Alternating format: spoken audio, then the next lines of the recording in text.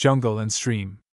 Or The Adventures of Two Boys in Siam by Geo Manville Fenn, author of In Honor's Cause, Cormorant Crag, First in the Field, etc.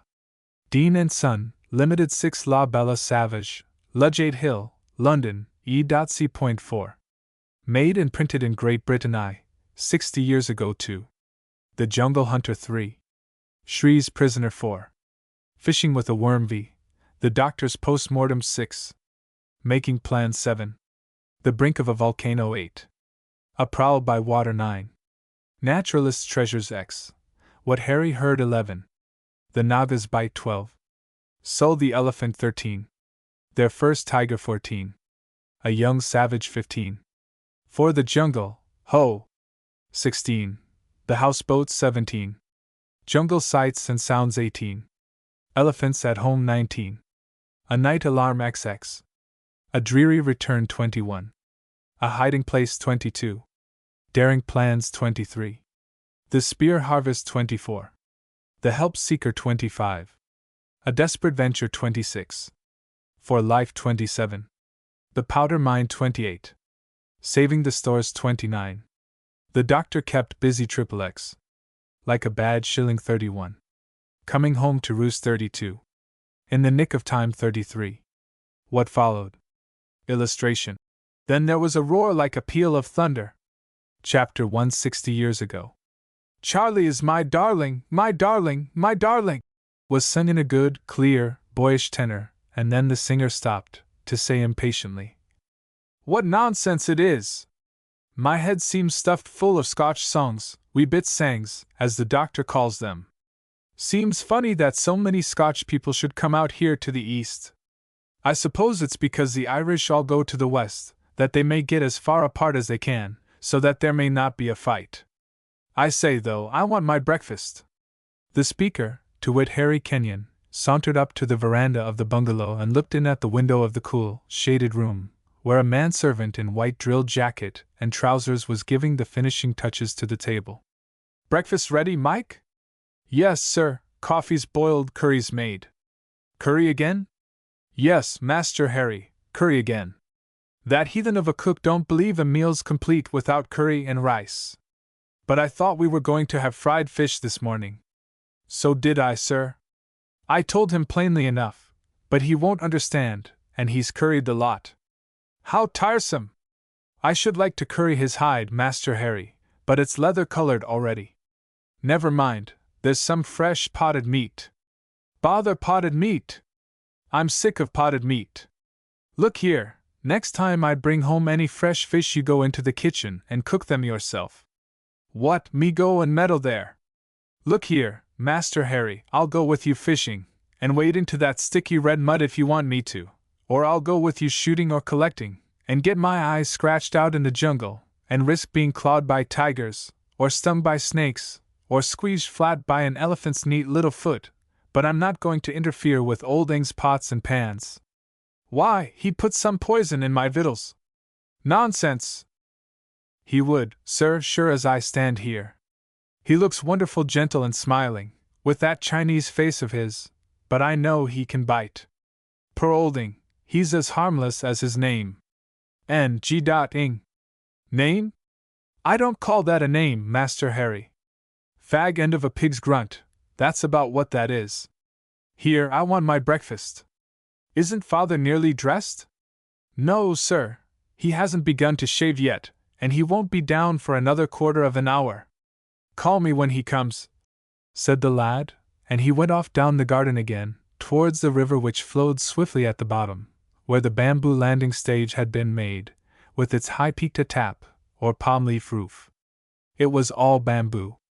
Big canes were driven into the mud for supports, others for pillars and beams, and the floor was of smaller ones, split and laid close together, and then bound in their places with long lengths of the rattan cane which grew so plentifully in the jungle, running up the great forest trees, and after reaching the top, going on growing till it swung down by the yard, and waited till the wind blew it into the next tree, where it held on by its thorns, and went on growing to any length.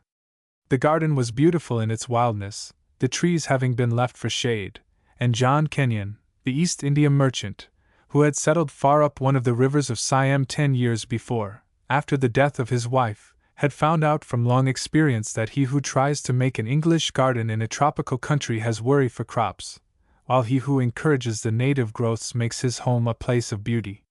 So Harry Kenyon sauntered down, keeping out of the hot rays of the early morning sun, hot enough, though it was only 6, for people rise early in the east, and made his way to the bamboo platform beneath which the river, here about 100 yards wide, looked like a stream whose waters had been transformed into a decoction of coffee and chicory, with the milk left out, or, as Harry once said, muddy soup.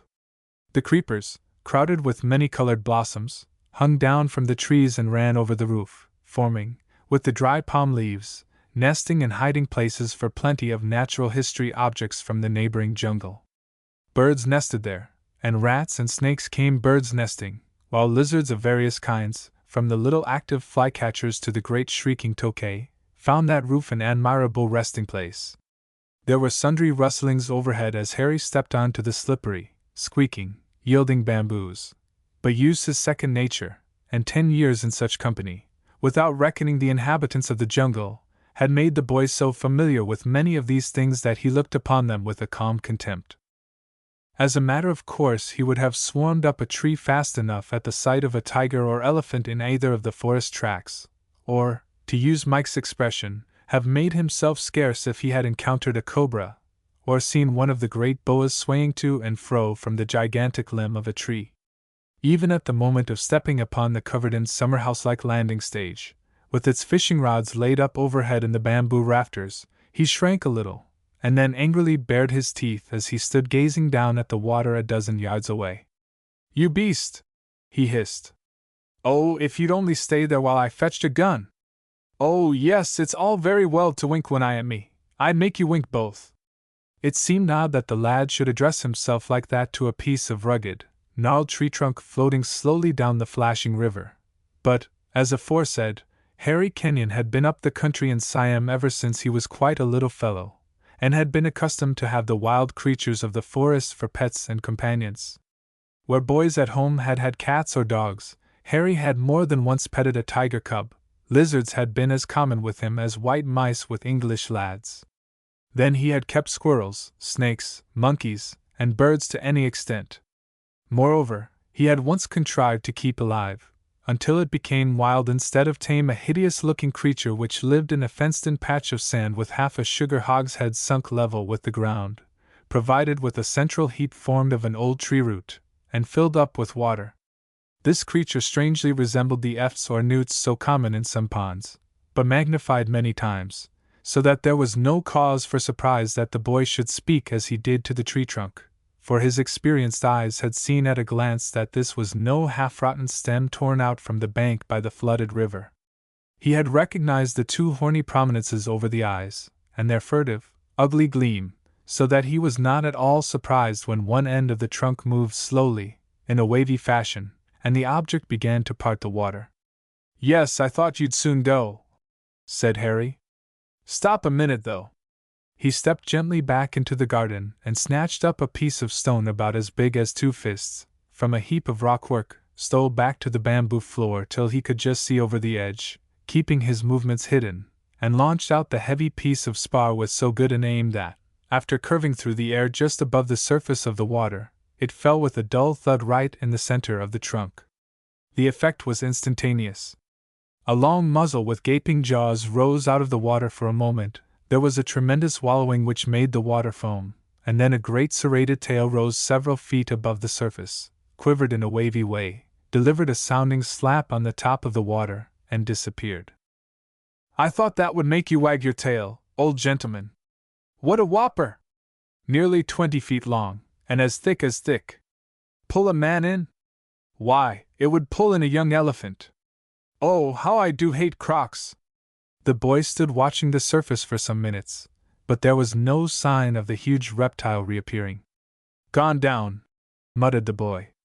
"Suppose, though, he has swum underneath here, and is waiting to dash out and grab me by the legs. Ugh!" he added with a shudder. "It does seem such a horrible death, only I suppose the poor people these creatures catch don't feel any more when once they're under the water." Wonder whether they do. Shouldn't like to try. His thoughts made him peer down through an opening between the warped bamboos, at where the river glided beneath his feet. But all was perfectly quiet there, and he glanced up at the fishing rods. Be no use to try now, he said. The brute would scare every fish away, and I've got no bait, and oh, I say, how badly I do want my breakfast. Is father going to lie in bed all day? Evidently not, for the minute after a cheery voice cried, Now, Harry lad, breakfast! Chapter 2 The Jungle Hunter. Harry Kenyon did not run up the slope to the house, which was erected upon an elevation to raise it beyond the flood when the river burst its bounds, as it made a point of doing once or twice a year during the heavy rains. People out in sunny Siam do not run much, but make a point of moving deliberately as the natives do, for the simple reason that it takes a very short time to get into a violent perspiration, but a very long time to get cool, besides which, overheating means the risk of chills, and chills mean fever. He walked gently up to meet the tall, thin, rather stern-featured, grizzly-haired man in white flannel and straw hat with puggaree, who had come out to meet him, and who saluted him heartily. Lovely morning, my boy, but quite warm enough already. How sweet the blossoms smell! Yes, father, said Harry, whose brain was full of the great reptile. But I've just seen such a monster. Crocodile? Yes, quite 20 feet long. With discount 25%, Hal? Said the father, laughing. No, father, really. One's eyes magnify when they look at savage creatures, especially at snakes. Oh, yes, I know, father, said the lad impatiently. But this was the biggest I've seen. Then it must have been 24 feet long, Hal, for I've shown you one of 22. I didn't measure him, father, he wouldn't wait, said the boy, laughing. But he was a monster. You threw something at it, I suppose? Yes, a big piece out of the rockery, and hit him on the back. It sounded like hitting a leather trunk. Humph, said Mr. Kenyon. Boys are boys all the world round, it seems. Here have you been in Siam almost ever since you were born, and you act just in the same way as an English boy at home. Act? How did I act?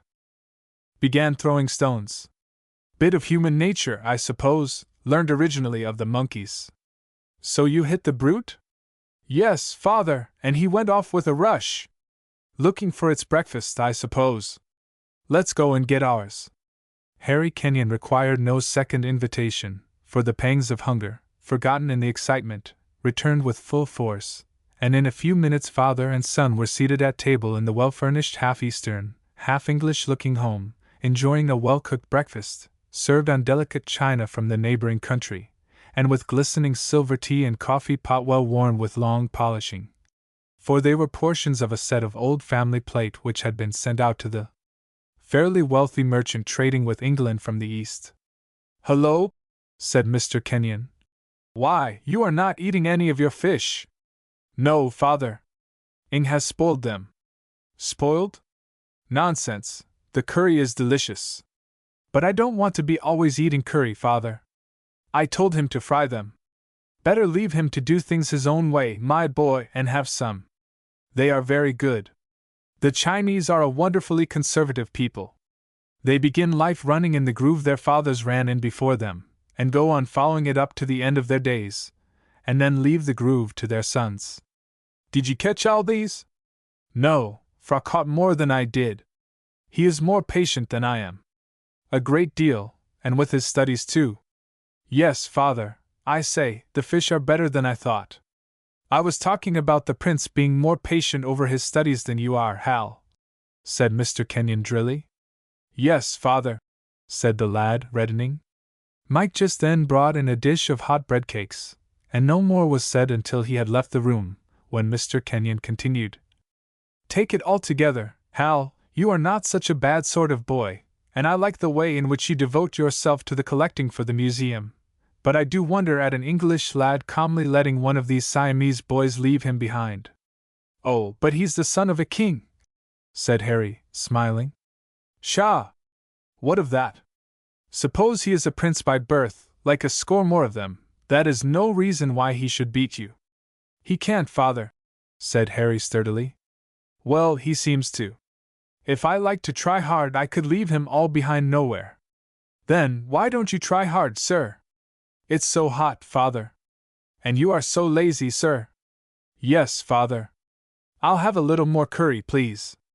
I wish I could have your classics and mathematics curried, sir, so as to make you want more of them, said Mr. Kenyon, helping his son to more of the savory dish. Yes, Mike? Old Shree is here, sir, with 2 bearers and a big basket. Oh! Cried Harry, jumping up. What has he got now? Sit down and finish your breakfast, Hal, said his father sternly. Don't be such a young savage, even if you are obliged to live out here in these uncivilized parts. The lad sat down promptly, but felt annoyed, and anxious to know what the old hunter employed by his father to collect specimens had brought. What has he in the big basket, Mike? Asked Mr. Kenyon. Don't know, sir, he wouldn't tell me. Said the sahibs must know first. Then he must have got something good, I know, said Harry excitedly. I expect it's a kua. One o' them big, speckled peacocks with no color in 'em, Master Harry? Said Mike respectfully. No, it isn't one o' them, the basket's too small. What is it, then? Don't know, sir, but I think it's one o' those funny little bears, like fat monkeys. May I send on for Fra Father? Yes, if you like, but perhaps they will not let him come. Oh, I think they will, and I promised always to send on to him when anything good was brought in. Very well, said his father quietly. Send. Run, Mike, said the boy excitedly, and the man made a grimace at him. Well, then, walk fast, and ask to see him. They'll let you pass. Then tell him we've got a big specimen brought in, and ask him, with my compliments, if he'd like to come on and see it. Yes, sir. And the man hurried out, while Mr. Kenyon, who had just helped himself to a fresh cup of coffee, leaned back in his chair and smiled. What are you laughing at, father? Said the boy, with his bronzed face reddening again. Did I make some stupid blunder? Well, I hardly like to call it a blunder, Hal, because it was done knowingly. I was smiling at the impudence of you, an ordinary British merchant's son, coolly sending a message to a palace and telling a king's son to come on here. Palace!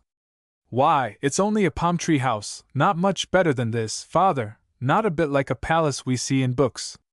And as to his being a king's son, and a prince, well, he's only a boy like myself. Of the royal blood, Hal. He can't help that, father, and I'm sure he likes to come here and read English and Latin with me, and then go out collecting. He said the king liked it too. Oh yes, he likes it, or he would not let his son come. For said his father wanted him to talk English as well as we do. And very wise of him too, my boy. This country will have more and more dealing with England as the time goes on. Harry sat watching his father impatiently, longing the while to get out into the veranda, where he expected that the old hunter would be. You are not eating, my boy, said Mr. Kenyon. Go on with your breakfast. I've done, thank you, father. Nonsense. You always have 2 cups of coffee. Get on with the meal. It is better to make a good breakfast than to wait till the middle of the day, when it is so hot. Harry began again unwillingly, and his father remarked upon it. You want to get out there, but you told me you did not wish to see what the man has brought till your friend came. Yes, I said so, father, but I should like Shree to tell me. Finish your breakfast, and you will have plenty of time. Harry went on, and after the first few mouthfuls his healthy young appetite prevailed, and he concluded a hearty meal. There, you can go now, said his father.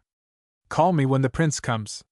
Harry Kenyon hurried out into the broad veranda, and then along 2 sides of the square bungalow so as to reach the back, where sat a little, wrinkled-faced, square-shaped, yellow-skinned man, with his face and head shaved along the sides as high as the tips of his ears, leaving a short, stubbly tuft of grizzled hair extended backward from the man's low forehead to the nape of his neck, looking for all the world like the hair out of a blacking brush stretched over the top of his head. His dress was as scanty as that of his 2 muscular young companions, consisting as it did of a cotton plaid sarong or scarf of once bright colors, but now dull in hue from long usage, and a good deal torn and tattered by forcing a way through the jungle. This was doubled lengthwise and drawn round the loins, and then tightened at the waist by giving the edge of the sarong a peculiar twist and tuck in, thus forming a waist belt in which in each case was stuck a dagger like kriss, with pistol-shaped handle and wooden sheath to hold the wavy blade, and a parang or heavy sword used in traveling to hack a way through the jungle and form a path by chopping through tangled rotan or tufts of bamboo, or lawyer cane. The three men were squatted on their heels, with their mouths distended and lips scarlet, chewing away at pieces of betel nut previously rolled in a pepper leaf, which had first been smeared with what looked like so much white paste, but which was in fact lime, made by burning the white coral, abundant along some portion of the shores, and rising inland to quite mountainous height. As soon as Harry came in sight, all rose up, smiling, and the elder man wanted to exhibit the prize contained within the great square basket standing on the bamboo flooring, while two stout bamboos, each about 8 feet long, were stood up against the house, a couple of loops on either side of the basket showing where the bamboo poles had been thrust through so that the basket could hang dependent from the two men's shoulders. "What have you got, Shri?" asked Harry in English, which from long service with Mr. Kenyon, and mixing with other colonists, Shri spoke plainly enough to make himself understood. "Big thing, Sahib. Very heavy." "Bear?" The man made a sign, and his two followers grinned with enjoyment, and seated themselves on the basket, which squeaked loudly. "What did you do that for?" cried Harry. "The young Sahib must wait till the old Sahib comes, and then he see." "Old Sahib, indeed!" cried Harry. "Why, my father isn't half so old as you. The young Sahib wait." "Of course I can wait," said Harry pettishly. "And I was going to wait. I only asked you what it was." The man smiled, and shook his head mysteriously, and just then Mike thrust his head out of the door. Got back, Mike!" cried Harry. "What did the prince say?" "Come on almost directly, sir, but I had no end of a job to get to see him." "How was that?" "Oh, those guard chaps, soldiers, I suppose they call themselves. They're a deal too handy with those spears of theirs. They ought to be told that they mustn't point them at an Englishman's breast." "Oh, it's only because they're on duty, Mike," replied Harry. "Wouldn't make any difference to me, sir, whether it was on duty or off duty if one of them was to go inside my chest." "Oh, you needn't be afraid of that." "Afraid? Oh, come, I like that, Master Harry, afraid. Not likely to be afraid of any number of the squatty, yellow-skinned chaps, but they oughtn't to be allowed to carry such things. Fancy Englishmen at home all going about carrying area railings in their hands." Harry shook his head, for his recollections of spear-pointed area railings were very vague. "Don't matter, sir," said Mike. "They don't know any better, but I know I shall get in a row one of these days for giving one of them a smeller right on the nose." "Nonsense! You mustn't do that, Mike." "Why not, sir?" "Couldn't do no harm. They're as flat as it is. You know what my father said about keeping on good terms with the natives." "Yes, sir, I know, sir, but fair play's a jewel. If I keep on good terms with them, they ought to keep on good terms with me, and sticking a spear point into a man's waistcoat aren't the sort o' terms I like, especially when you know the things are poisoned." "Nonsense! The prince assured me they were not." "Well, those ugly, twisty krises are, sir." "No, the only danger from them is their sharp point." "Well, that's bad enough, sir, but how about the thing you've got yonder?" "What is it, Master Harry?" he asked. "Come out and see. Don't stand there with your head just stuck out like a snake in the hole looking to see if it's safe." "Well, but is it safe, sir?" "Come and see. If it's safe enough for me to be out here, it's safe enough for you." Mike evidently considered this reply unanswerable, for he came out slowly and cautiously, the two men seated on the hamper-like basket evidently enjoying the man's timidity. They glanced at Harry inquiringly, and he gave them a quick nod of assent, with the result that as Mike was passing them, with divers suspicious glances at their seat, they made a sudden spring together, as if the occupant of the bamboo covering had suddenly and by a tremendous effort raised the lid. There was a loud creaking, and with a rush Mike was back through the door, which he banged to.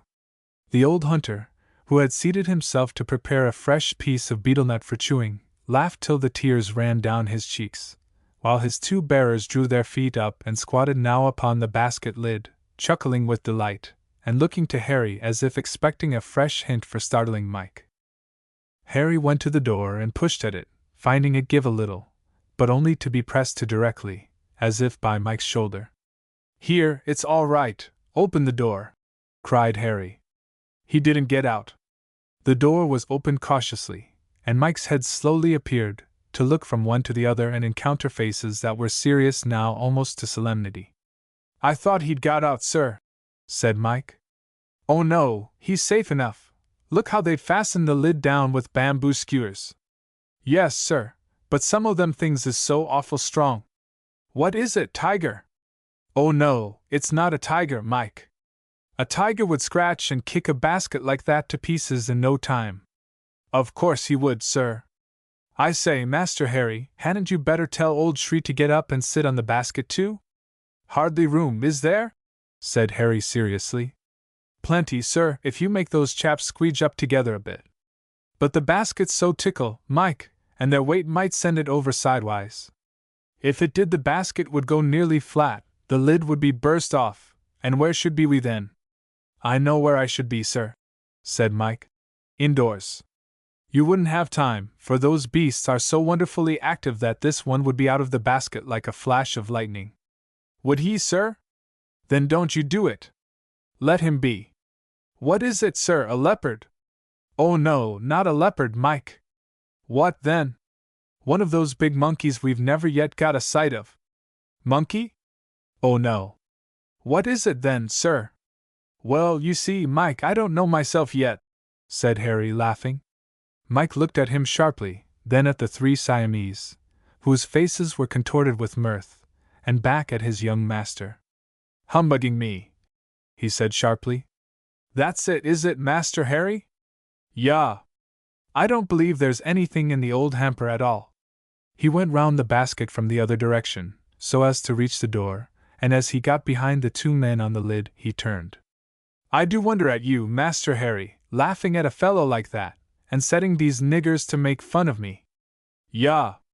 He raised one foot and delivered a tremendous kick at the bottom of the basket, startling the two squatting men on the lid so that one sprang up and the other leaped off onto the bamboo floor of the veranda, while a violent commotion inside the basket showed that its occupant had also been disturbed. "Something else for you to laugh at," said Mike, and he slipped in and closed the door. Harry smiled. The man returned to his perch on the lid, frowning and looking very serious, while the occupant of the basket settled down quietly again, making Harry more curious than ever as to what it might be, but he mastered his desire to go and peer through the split bamboos so tightly woven together, and waited impatiently for the coming of his friend and companion. "I believe it's a big monkey, after all," he said to himself. "Shree always said he was sure there were monsters right away in the jungle, just about the same as the one father saw at Singapore, brought from Borneo. It was precious quiet, though, till Mike kicked the basket. How savage it made him to be laughed at!" He glanced at the basket again, and then at the old hunter and his men, all three squatting down on their heels, chewing away at their betel nut, and evidently in calm, restful enjoyment of the habit.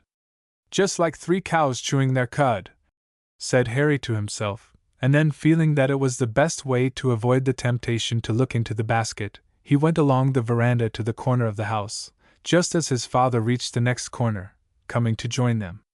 "Well, has Fra come?" he cried. "No, father, not yet." "Found out what's in the basket?" said Mr. Kenyon, smiling. "No, haven't looked." "Well done, Hal. I didn't give you credit for so much self-denial. But there, I think we have waited long enough. Let's go and see now what we've got." "No, no, don't do that," said Harry excitedly. "Fra would be so disappointed if we began before he had time to get here." "Ah, well, he will not be disappointed," said Mr. Kenyon, "for here he is." As he spoke, a boat came in sight, gliding along the river at the bottom of the garden, a handsomely made boat, propelled by a couple of rowers standing one in the bow, the other astern, facing the way they were going, and propelling the vessel after the fashion of Venetian gondoliers, their oars being secured to a stout peg in the side by a loop of hemp. Harry started off down the garden to meet the passenger, who was seated amidships beneath an awning, and as the men ran the craft deftly up to the landing place, a dark-complexioned, black-haired lad sprang onto the bamboo platform, looking wonderfully European as to his dress, for it was simply of white flannel. It was the little scarlet military cap and the brightly tinted plaid sarong with kris at the waist which gave the Eastern tinge to his appearance. "Well," he said, in excellent English, as he joined Harry, "what have they got? Something from their traps in the jungle? Don't know anything. There they are yonder. We waited till you came." "Oh," said the Siamese lad, with a gratified look. "I like that. I'm afraid I shouldn't have waited, Hal." "Oh, but then you're a prince," said Harry. The Siamese lad stopped short. "If you're going to chaff me about that, I shall go back," he said. "All right, I won't then," said Harry. "You can't help it, can you?" "Of course I can't, and I shan't be able to help it when I'm king some day." "Poor fellow, no, how horrible!" said Harry mockingly. "There you go again. You've got one of your teasing fits on today." No, I haven't. It's all right, Fra, and I won't say another word of that sort. Come along." "Good morning," said Mr. Kenyon, as the boys reached the veranda. "Come to see our prize?" "Yes, Mr. Kenyon. What is it you have this time?" "We are waiting to see. Harry here wanted it to be kept for you." The newcomer turned to give Harry a grateful nod and a smile, and then walked with his host along the veranda, and turned the corner. The moment he appeared, the hunter and the two men leaped up excitedly and dropped upon their knees, raising their hands to the sides of their faces and lowering their heads till their foreheads nearly touched the bamboo floor. The young prince said a few words sharply in his own language, and the men sprang up. "Now then, Mr. Kenyon," he said, "let's see what is in the basket." "What have you got, Shri?" asked Mr. Kenyon. "Very fine big snake, Sahib," was the reply. "A snake?" cried Harry excitedly. "Ugh! A big one?" said the merchant uneasily. Then, recalling the habit of exaggeration so freely indulged in by these people as a rule, he asked the size. "Long as 2 men and a half, Sahib," said Shri. "Very thick, like man's leg. Very heavy to carry." "Humph! 12 or 14 feet long, I suppose," said Mr. Kenyon. "Is it dangerous?" "No, Sahib. I find him asleep in the jungle. He too much, go to sleep for long time. Didn't try to bite when we lift him into the basket. Very heavy. What do you say, Prince?" said the merchant. "Shall we have the lid off and look at it?" "Yes. I won't be afraid," was the reply. "Will you, Hal?" "Not if the brute's asleep. But if it's awake and pops out at us, I shall run for your boat." "And leave your poor father in the lurch?" said Mr. Kenyon. "But you'd run too, wouldn't you, father?" "Not if the snake threw one of its coils round me." "Then I suppose I shall have to stay," said Harry slowly. "Perhaps it would be as well," said Mr. Kenyon drily. "You won't run, will you?" The young Siamese laughed merrily, and showed his white teeth. "I don't know," he said. "I'm afraid I should. Snakes are so strong, and they bite. I think it would be best to go with Harry." The hunter said something very humbly in the native tongue. "He says that he and his men would hold tight on to the snake if it were angry, and shut it up again, but I don't believe they could. They would all run away too." "I don't think there is any danger," said Mr. Kenyon gravely. "These things always try to escape back to the jungle, and they are, I believe, more frightened of us than we are of them. We'll have a look at the creature then, out here, for I have no suitable place for it at present. You could turn the birds out of the little aviary and let it loose there, father." "Good idea, Hal, but let's see it first. Look here, Shri, you and your men must lay hold of the brute if it tries to escape." "Yes, Sahib, we catch it and shut the lid down again." "That's right," said the merchant. "Yes, who's that?" "Oh, you, Mike. Come to see the prisoner set free? Come and stand a little farther this way." "Thank you, sir, yes, sir," said the man. Harry nudged the prince, and the nudge was returned, with a laughing glance. "No danger, is there, sir?" said Mike respectfully.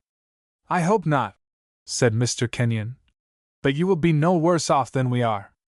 Like to go back before the basket is opened? Isn't time, sir, they've nearly got it open now. Run round the other way, Mike, cried Harry. Me, sir? No, thank you, replied the man. I don't want to run. Meanwhile, the two bearers were holding the lid of the basket firmly down, while Shri pulled out 8 stout elastic skewers of bamboo, which had held the lid tightly in place. And as one after the other was slowly and carefully extracted with as little movement of the basket as possible, so as not to irritate the snake if awake, or to disturb it if asleep, the interest and excitement increased till only one was left, when Harry glanced at Mike, who stood with eyes widely staring, cheeks puffed out, and fists clenched, as if about to start off at full speed. Shri looked up at Mr. Kenyon as the two men pressed down harder, and he stood ready to pull out the last skewer. Out with it, said Mr. Kenyon, and a thrill ran through all present as the last piece of bamboo was withdrawn. But still the lid was pressed down, and of this the hunter took hold, said a few words to his two men, who stood back right and left, ready to help if necessary, while their master had stationed himself at the back of the basket, facing his employer and the two boys. He held the lid with outstretched hands, and once more he paused and looked at Mr. Kenyon as if waiting for orders to proceed, his aim of course being to make the whole business as impressive as possible. Now then, off with it, cried Harry, and in spite of their excitement, to the amusement of the two boys the hunters took off the lid with a tremendous flourish, and stood back smiling with triumph. Just like Mike taking the dish cover off a roast peacock, as Harry afterwards said. It was too much for the last-mentioned personage. As the basket was laid open for the gentleman to see its contents, Mike took 6 steps backward as fast as he could, and with his eye fixed upon the open basket he was in the act of turning to run, when he saw everyone else stand fast. Lies pretty quiet at the bottom, said Harry, advancing with Mr. Kenyon keeping close behind. Only a little one, said the young prince, rather contemptuously. Here! I say, Shri, what do you mean by this? Cried Harry. Ha ha ha! Laughed Fra. This is one of your tricks, Hal. That it isn't, cried the boy. Where is the snake, Shri? Said Mr. Kenyon. The basket's empty. Chapter 3 Shri's Prisoner. The hunter took a couple of steps forward, looked down into the basket, looked up, half stunned with astonishment, looked in the lid, then outside it, lifted up the basket and peered under it, threw down the lid, felt in his sarong, and then, as there was no heavy boa 12 or 14 feet long in its folds, he turned fiercely to the two men in turn to ask them angrily in their own tongue what they had done with the snake. Both of them felt in their sarongs and began to protest volubly that they had not touched it, that it was there just now, for they had heard it and felt the weight. It was there, it must be there, and their master had better look again. It's a conjuring trick, said Fra, who looked annoyed. I had nothing to do with it then, said Harry. I hadn't, honor bright, he added hurriedly as his companion looked doubtingly at him. Here, Shri, have you begun to learn juggling? No, Sahib. It was a lovely snake, all yellow, with big brown spots and purple shadows all over the dark parts. One of these sons of wickedness must have taken it out to sell it to some ship captain to carry away. Surely Shri would not try to cheat the good Sahibs and his prince by playing tricks like an Indian juggler. Here, Michael, you heard the snake inside before the master came? Yes, said Mike, who looked quite brave now, as he approached and looked into the basket searchingly. I'm sure I heard it plainly, but there's no snake here now. There has been one here, though, for you can smell it. Yes, there has been one here, cried Harry eagerly. Then where is it gone? Something dreadful has blinded all our eyes, Sahib, so that we cannot see. Thrust in your hand and feel if it is there. Harry shrank for the moment, for the idea of feeling after a snake that had been rendered invisible was startling, but feeling ashamed the next moment of his superstitious folly, he plunged his hand down into the basket, felt round it, and stood up. There's nothing in there, he said. Well, you could see that there was not, said his father shortly. But there has been one there quite lately, said Harry. Smell my fingers, Fra. Poof! Serpent! Cried the young prince, with a gesture of disgust. It must have got away. Shri took hold of the basket, bent down into it, looked all round, and then to the surprise of all he stood it up again, turned it round a little, and then jumped in, to stand upright. The surprise came to an end directly, for Shri pointed downward, and as he did so he thrust his toes through the bottom of the basket, where no hole had been apparent, but which gave way easily to the pressure of the man's foot from within, thus showing that it must have been broken at that one particular place.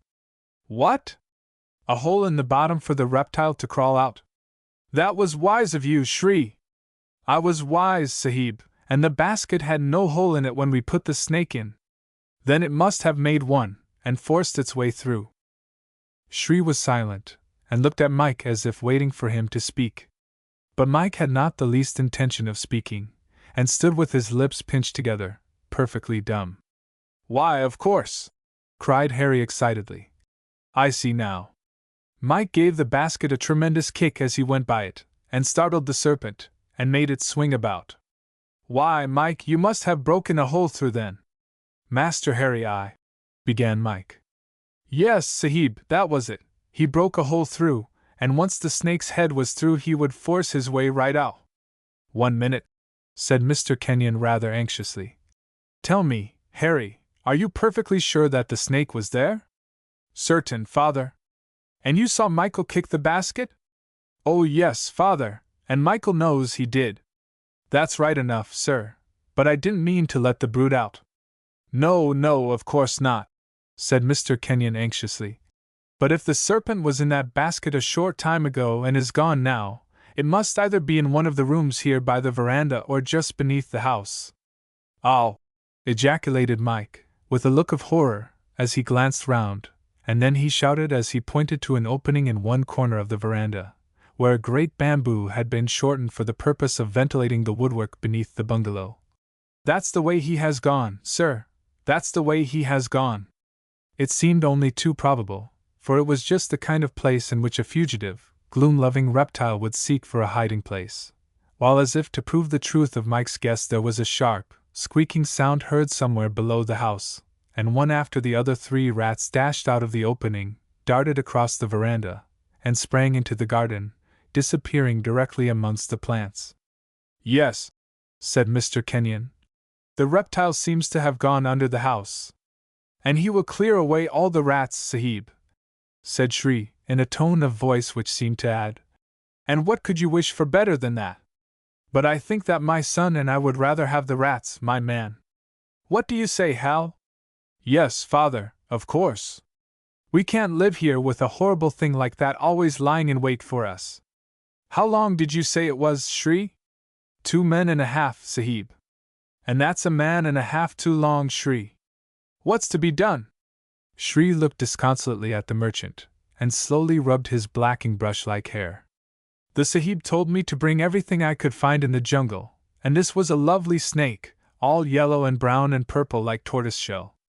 The Sahib would have been so pleased.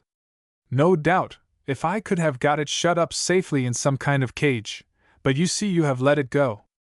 If the Sahib will pardon me, said the man humbly. Of course, yes, it was not your fault, but Michael's. Well, Michael, how are you going to catch this great snake? Me catch it, sir?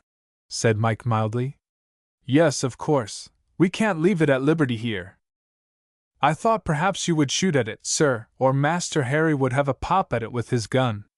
That's all very well, Mike, but it's of no use to shoot till you can see it, cried Harry. How can we drive it out, Shri? Said Mr. Kenyon. We must get rid of it somehow. Shri shook his head. I'm afraid it will go to sleep now, Sahib, he said. For how long? 3 weeks or a month, Sahib. Until it gets hungry again. Why not get guns and 2 of us stand near here to see if it comes out of this hole, while the others go from room to room hammering on the floor? That sounds well, said the merchant. And it would be good to try first if a cat would go down. Snakes do not like cats or the mongoose, and the cat might drive it out. Cats hate snakes. That sounds like a good plan too, Shri. Suppose we try that first. We have a cat, But what about a mongoose? Have you got one? I had one when I was in Hinduland, Sahib, but perhaps it is dead now. If not, it's of no use to us now, said Mr. Kenyon sarcastically. Here, Hal, go in and get the 2 guns hanging in my room. Bring the powder flasks and pouches too. Be careful, my lad, the guns are loaded. Come along, Fra, said Harry. No, I am going back for my gun. I meant to lend you one of mine, said the merchant quietly. You 2 lads ought to be able to shoot that reptile if we succeed in driving it out. Ah! Cried the young Siamese eagerly. Thank you. He looked gratefully at Mr. Kenyon, and then followed Harry into the bungalow. This is a nice job, said the latter. We shall never drive the brute out. This place was built as if they wanted to make a snug, comfortable home for a boa constrictor. There are double floors, double ceilings, and double walls. There's every convenience for the brute, whether he wants to stay a week or a year. Never mind, it will be good fun hunting him. Where are the guns? Here, in Father's room, said the boy, leading the way into the lightly furnished bedchamber with its matted floor and walls, bath, and couch well draped with mosquito net. One side was turned into quite a little armory, guns and swords being hung against the wall, while pouches, shot belts, and powder flasks had places to themselves. Take care, said Harry, as he took down and handed a gun to his companion, who smiled and nodded. Yes, he said, but it isn't the first time I've had hold of a gun. Well, I know that, Fra. You needn't turn rusty about it. I only said so because it comes natural to warn anyone to be careful. Hist! Listen, said the prince, holding up his hand. Harry had heard the sound at the same moment. It was a strange, rustling, creeping sound, as of horny scales passing over wood in the wall to their right. A look of intelligence passed between the boys, and they stood listening for a few moments, which were quite sufficient to satisfy them that the object of their visit within was gliding slowly up between the bamboos of the open wall, probably to reach the palm-thatched roof. But it was not to do so without hindrance, for after darting another look at his companion, Fra cocked his gun, walked close to the wall, and after listening again and again he placed the muzzle of his piece about 6 inches from the thin teak matting-covered boarding, and fired. The result was immediate.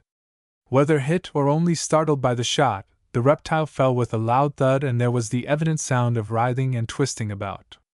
Well done, Fra! You've shot him, cried Harry. But if he dies there we shall have to take the floor up to get him out. What is it, boys? Have you seen the snake? No, sir. I heard it in the wall, and fired. Yes, and you have hit it too, said the merchant. Listen. The boys were quite ready to obey, and all stood attentively trying to analyze the meaning of the movements below the floor. It proved to be easy enough, for the violent writhing ceased, and the serpent began to ascend the side of the room again in the hollow wall. They went on tiptoe to the spot they had marked down, and as soon as they were still again they could hear the faint crick, crick, crick of the scales on the wood, as the serpent crawled from beneath the floor and extended itself more and more up the side, so that it was plain enough to trace the length upward, till evidently a good 6 feet had been reached. My turn now, said Harry, cocking his piece. Shall I fire, Father? No, it would only bring it down again, and if it dies beneath the floor or in the wall it will be a great nuisance to get it out. It will mean picking the place to pieces. Let it go on up into the roof, then. Yes, said Mr. Kenyon. If it gets up there it will be sure to descend to the eaves, and if we keep a pretty good watch we shall see it coming down slowly, and you will both get a good shot at it. They stood listening for a few minutes longer, and then the crick, crick in the wall ceased, and it was evident that a long and heavy body was gliding along over the ceiling. Now then, boys, out with you, and I think I'll bring a gun too, but you shall have the honor of shooting the brute if you can. By the way, I don't think Shri has exaggerated as to the reptile's length, and I shall be glad to get rid of such a neighbor. It's not moving now, said Harry in a whisper.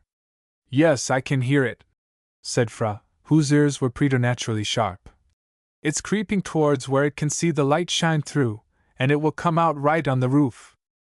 The little party hurried out to where Mike and the 3 Siamese were anxiously watching the hole in the corner of the veranda, the 3 latter armed with bamboo poles, and their long knives in their waist folds, while Mike had furnished himself with a rusty old cavalry sword which he had bought in London, and brought with him because he thought it might some day prove to be useful.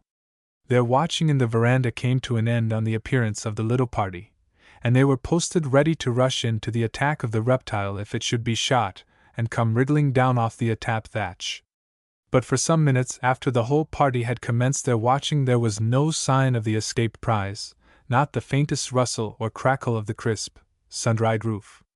Fro began to grow impatient at having to stand in the hot sun holding a heavy gun ready for firing, and Harry was little better, for the effort of watching in the dazzling glare affected his eyes. "Can't you send somebody inside to bang the ceiling with a stick, Mr. Kenyon?" said Fra at last. "Yes," said that gentleman. "This is getting rather weary work.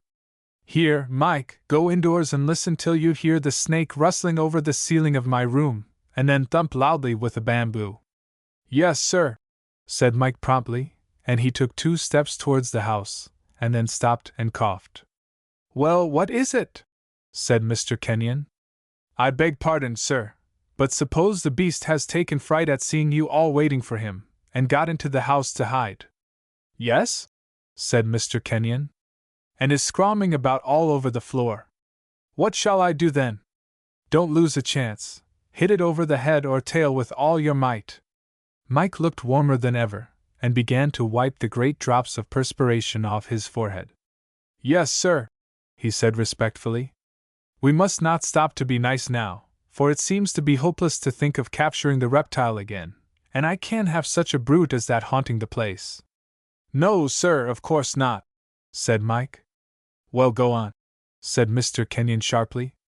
"You are not afraid, are you?" "Oh no, sir, not a bit, but—" Mr. Kenyon shrugged his shoulders and strode into the house, while the 2 lads burst out laughing. "I say, Mike, you are a brave one!" cried Harry. "Now look here," cried the man. "Don't you go making the same mistake as the master. I'm not a bit afraid." "Ha ha ha!" laughed Fra. "No, sir," said the man angrily. "Not a bit afraid, but I've got a mother in England, and I don't like to be rash." "You never are, Mike." "No, sir, and I won't be. I'm sure every one ought to look before he leaps when it's over a dangerous place, and look out, here he comes." There was a yell, too, from Shri and his 2 men, who dashed forward together, as all at once the great serpent seemed to dart suddenly from under a fold of the palm leaf thatch, make an effort to glide along the slope from the neighborhood of those who were waiting for it, and then, failing from the steepness of the incline, rolled over and over, writhing and twining, towards the edge where the bamboo supports formed the pillars of the veranda. "Here, hi! Stop!" roared the boys, but it was all in vain, for the excited Siamese men were deaf to everything save their own impulses, which prompted them to recover the escaped prize, and obtain their promised reward. "Here, I don't want to shoot one of them," cried Fra, stamping in his disappointment. "No, no, don't fire!" cried Harry, throwing up his gun.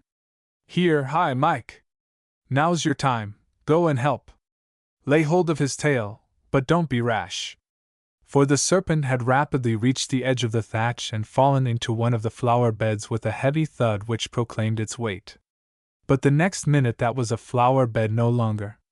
The serpent began the work of destruction by struggling violently as it drew itself up into a knot, and the 3 Siamese finished the work. They seemed to have not the slightest fear of the great glistening creature whose scales shone in the sun, but dashed at it to try and pinion it down to the ground.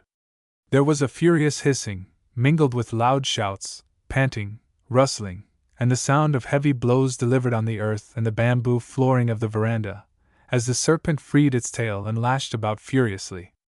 Then there was a confused knot composed of reptile and men, rolling over, heaving and straining, and a gaily colored sarong was thrown out, to fall a few yards away.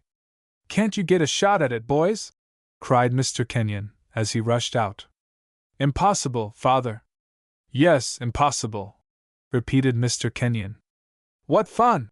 cried Fra excitedly. "They want to catch him alive. Look, Hal, look!" Harry was doing nothing else, and forgetful of all his repugnance, he approached so near the struggling knot that he had a narrow escape from a heavy flogging blow delivered by the serpent's tail, one which indented the soft earth with a froe. "Ugh! You beast!" cried Harry, kicking at one of the reptile's folds, which just then offered itself temptingly. But before the boy's foot could reach it, the fold was a yard away and the struggle going on more fiercely than ever. It was the fight of three stout, strong men against that elongated, tapering mass of bone and muscle, with fierce jaws at one end, a thick, whip-like portion at the other, and the men seemed to be comparatively helpless, being thrown here and there in spite of the brave way in which they clung to the writhing form.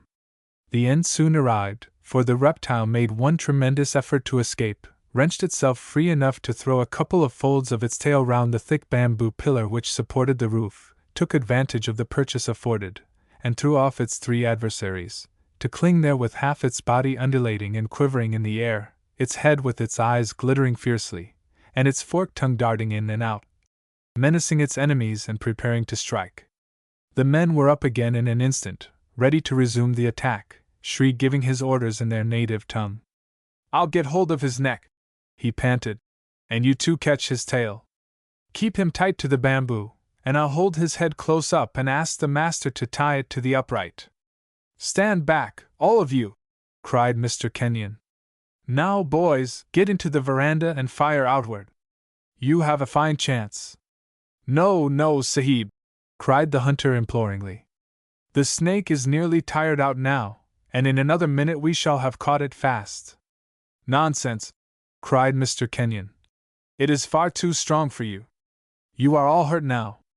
"A few scratches only, Sahib, and we could not bear to see so fine a snake, which the master would love to have, killed like that." "Thinking of reward, Shri?" said the merchant, smiling. Harry whispered something to Fra, who nodded. "Let them have another try, father," cried the boy. "Fra and I don't mind missing a shot apiece." "Very well," said Mr. Kenyon, and turning to the men. "Take it alive, then, if you can." From wearing a dull, heavy look of disappointment, the faces of the Siamese were all smiles once more, and they prepared to rush in at their enemy on receiving a word from Shri, who now advanced with one of the bamboo poles he had picked up, and held out the end toward the quivering, menacing head of the snake. The latter accepted the challenge directly and struck at the end of the thick pole, its jaws opening and closing, and the dart of the drawn-back head being quicker than the eye could follow. Shri was as quick, though. The slightest movement of the wrist threw the end of the pole aside, and the serpent missed it 3 times running. After that it refused to strike, but drew back its head and swung it from side to side till it was teased into striking once more. This time there was a sharp jar of the bamboo, as the reptile's teeth closed upon the wood, and the pole was nearly jerked out of the man's hands. But he held on firmly without displaying the slightest fear, swaying to and fro as the reptile dragged and gave. "Better kill it at once, Shri!" cried Mr. Kenyon. "Pray no, Sahib. He is very strong, but we shall tire him out. I am going to have his neck bound to the great bamboo pillar with a sarong." "My good fellow," cried the merchant, "if you do it will drag the pillar down." "And pull half the roof off," said Fra. "Yes, they are very strong, these big serpents." "I'm afraid he would, Sahib," said the hunter mildly. "Now, if I had time I could go into the jungle and get leaves to pound up and give him, and he would be asleep so that we could put him in the basket." "Well, hadn't you better go and fetch some?" cried Harry mischievously. "Here, Mike, come and hold this bamboo while Shri goes." There was a burst of laughter at this, in which the Siamese joined, for Mike's features were for a moment convulsed with horror. The next he grasped the fact that a joke was being made at his expense, and stood shaking his head and pretending to be amused. "We had better have a shot, my lads," said Mr. Kenyon. "It is too unmanageable a specimen to keep, and I shall be quite content with the skin." "Let them have another try, Mr. Kenyon," said Fra eagerly. "It is grand to see them fight. Perhaps they will win this time." "Very well," said Mr. Kenyon, smiling. "Go and help them, Fra," said Harry, laughing. "It's so hot," said the young Siamese, "and one would be knocked about so, and have all one's clothes torn off." Besides, you can't take hold, only by clinging round it with your arms, and snakes are not nice. But I will if you will. All right, said Harry. Only let's have the tail. Mike looked at the boys in horror, as if he thought they had gone mad. But at that moment Shri gave a sign to his two followers, after finding that the reptile was so much exhausted that he could force its head in any direction, for it still held on tightly with its teeth. There was a rush, and the two men seized the creature's tail and began to unwind it from the pillar by walking round and round. Hurrah! They've mastered it! Cried Harry, and they drew back as the last fold was untwined from the pillar, Mike drawing much farther back than anyone else, so as to give plenty of room. But the tight clasp of the teeth-armed jaws did not relax in the slightest degree, and the next minute, by the efforts of the three men, the creature was half dragged, half carried out into the open garden, limp apparently and completely worn out. Why, they'll manage it yet, father! Cried Harry. Here, Mike, bring that basket out here. Yes, cried Mr. Kenyon. Quick! Mike looked horrified, but he felt compelled to obey, and hurrying into the veranda, he was halfway to the men with the basket, when he uttered a yell, dropped it, and darted back. It was frightened of Mike, said Fra afterwards. Frightened or no, all at once when its captors were quite off their guard, the serpent suddenly brought its tremendous muscles into full play, contracted itself with a sudden snatch as if about to tie itself in a knot, and before the men could seize it again, for it was quite free, it went down the garden at a tremendous rate, making at first for the river, then turning off towards the jungle. The men, as they recovered from their astonishment, darted in pursuit, but stopped short, for Mr. Kenyon's gun rang out with a loud report, making the serpent start violently, but without checking its course, and it was half out of sight among the low-growing bushes when, in rapid succession, Fra and Harry fired, with the effect of making the reptile draw itself into a knot again, roll, and twine right back into the garden, give a few convulsive throws, and then slowly straighten itself out at full length and lie heaving gently, as a slight quiver ran from head to tail. The boys cheered, and after reloading in the slow, old-fashioned way of 50 years ago, went close up to the reptile. Shall I give him another shot in the head, Mr. Kenyon? Cried Fra.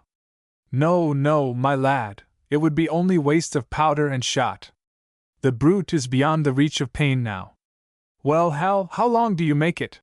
He cried, as that young gentleman finished pacing the ground close up to the great reptile. 5 of my steps, said Harry. And he's as thick round as I can span, a little thicker.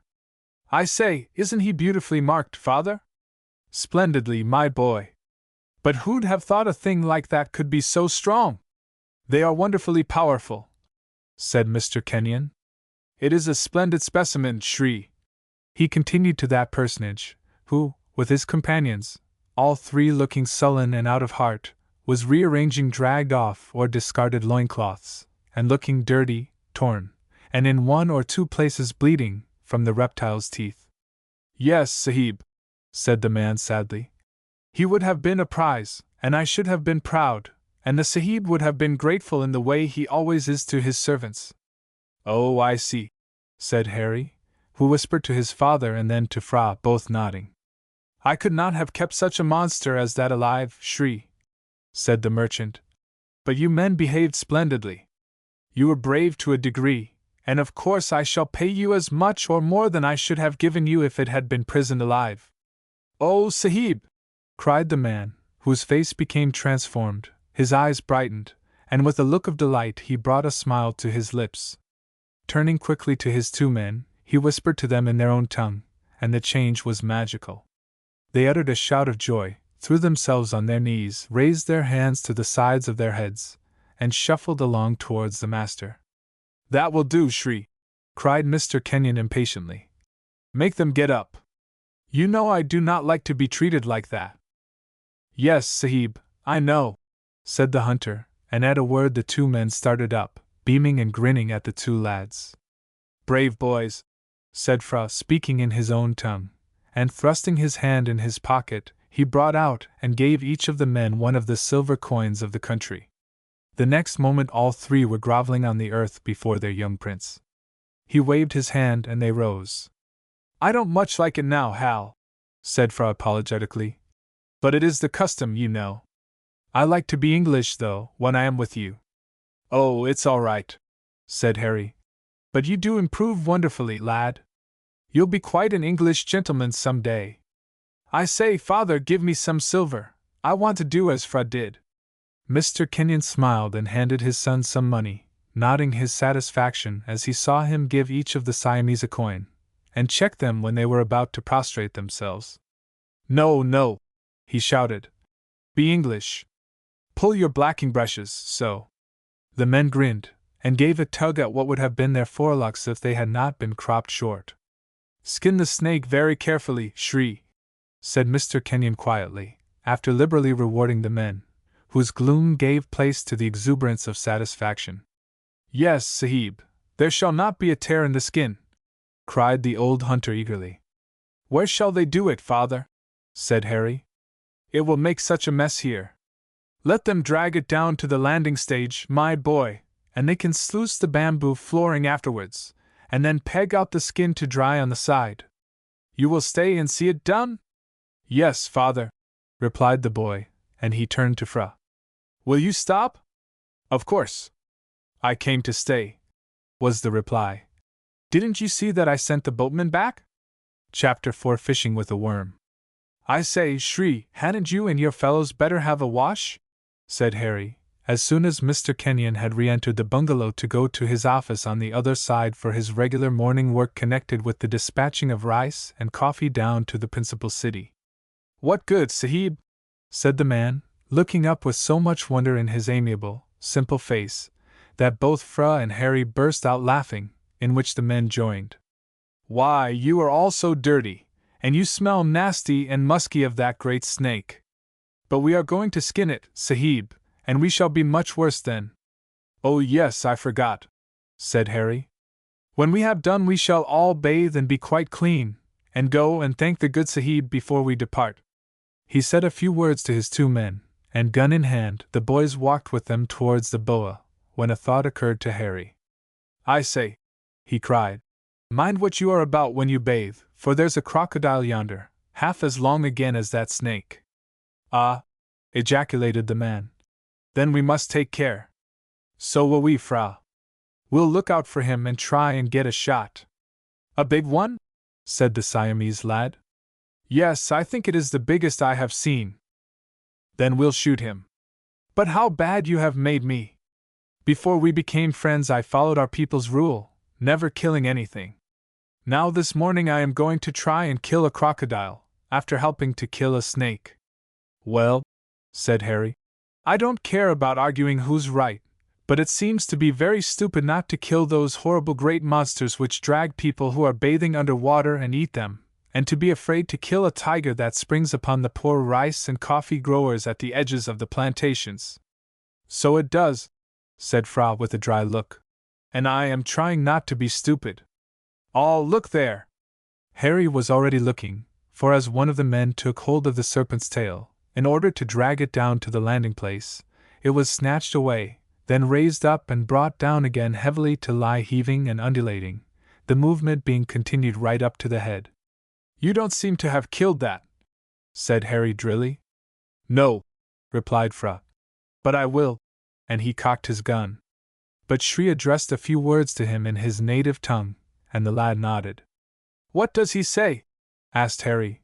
He can kill it more easily, without spoiling the skin? Yes. Look! What a while these things take to die! My father says that at home in England the country people say you can't kill a snake directly. It always lives till the sun sets. You haven't got snakes like that in England? Oh no, the biggest are only a little more than a yard long. But how can they live like that? What has the sun to do with it? Nothing. Father says it's only an old-fashioned superstition. Look! Shri's going to kill the snake now. He's a bad Buddhist. Never mind, he's a capital hunter. See what splendid things we've found when we've been with him, said Harry enthusiastically. He seems to know the habits of everything in the jungle. Harry ceased speaking, for Shri drew a knife from its sheath in the band of his sarong, or padam, whetted it on one of the stones of the rockery, and went to the head of the serpent, which was moving gently. Shri bent down, extending his left hand to grip the reptile softly behind the head, and give it a mortal wound which would afterwards serve as the beginning of the cut to take off the beautifully marked skin. But at the first touch, the reptile seemed to be galvanized into life, and coiling and knotting itself up, it began to twine and writhe with apparently as much vigor as before receiving the shots. "Did you ever see such a brute?" cried Harry. "Take care, or you'll lose him." "Oh no, Sahib, I will not do that. Only let me get one cut, and I will soon make him still." He waited for a few minutes till the reptile straightened itself out again, and then at a sign the two men followed their leader's example, throwing themselves down upon the forepart of the boa, which began to heave again, the lower part of the body writhing and flogging the earth. But Shri was quite equal to the occasion. He had pinned the reptile's neck down with one hand, and managed to hold it till with all the skill of an old huntsman, he had slit up the skin, inserted his knife, and cleverly divided the vertebrae just behind the creature's head. The moment this was done, the tremendous thrashing of the tail part began to grow less violent, then grew more gentle still, and finally it lay undulating gently. "He will die now," said the man, and the long, lithe body was dragged to the bottom of the garden and stretched out on the bamboo landing stage beneath the attap roofing. As soon as this was done, the three men went down to the water's edge, stripped off their sarongs, washed them, and spread them in the hot sun to dry, while, gun in hand, the two lads stood carefully scanning the river in search of enemies, so as to get a shot. But no great reptile was in sight then, and they remained looking on while Shri and his men cleverly stripped off the boa's skin and stretched it out to dry, before fetching a couple of brass vessels from the back of the bungalow, and using them to thoroughly remove all traces of their late work. Their next duty was to take a couple of bamboos and thrust off the body of the serpent. Shri, however, undertook to do this himself, telling his men to refill the brass vessels to sluice down the bamboo stage. But instead of thrusting the repulsive-looking reptile off, he stopped, thinking for a few moments. "What is it?" said Fra.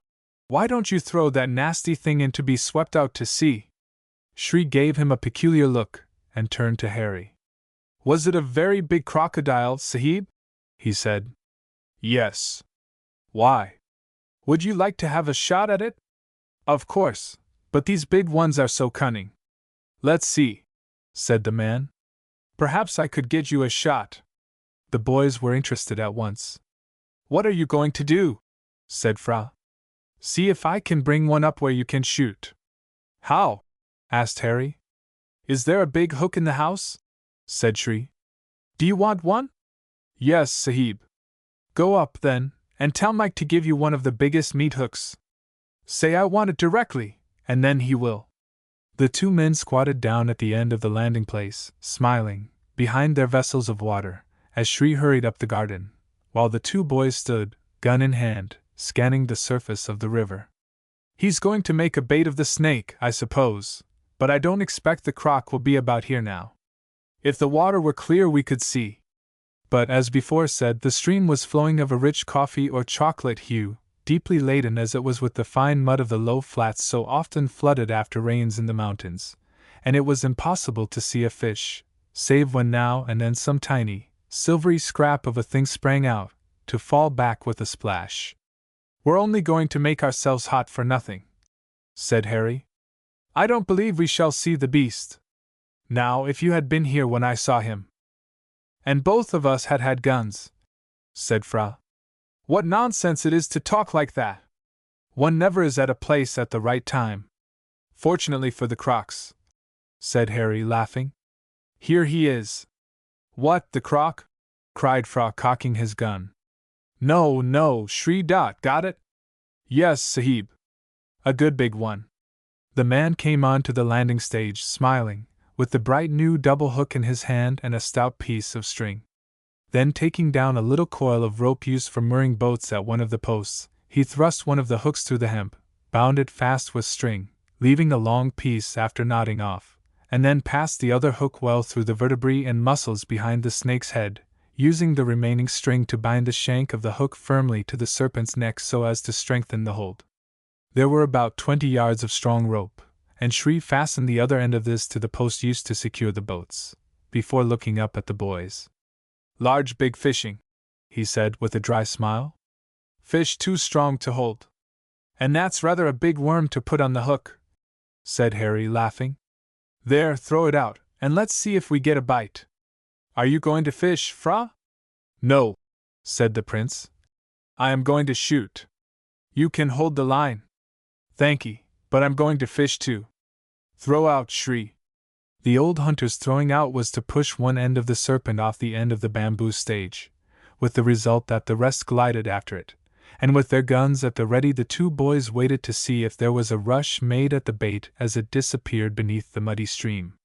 But all they saw was a gleam or two of the white part of the serpent, as it rolled over and over, then went down, drawing the rope slowly out till the last coil had gone, and then nothing was visible save a few yards of rope going down from the post into the water, and rising and falling with the action of the current. Shri squatted down by the post and went on chewing his beetle, his 2 men by the brass vessels doing the same. So 5, 10, 15 minutes passed away, with the boys watching, ready to fire if there was a chance. "Oh, I say, this is horribly stupid," cried Harry at last. "Let's give it up." "No," said Fra. "You want patience to fish for big things as well as for little. You have no patience at all." "Well, I'm not a Siamese," said Harry, laughing. "We English folk are not always squatting down on our heels chewing nut and pepper leaf, and thinking about nothing." "Neither am I," said Fra.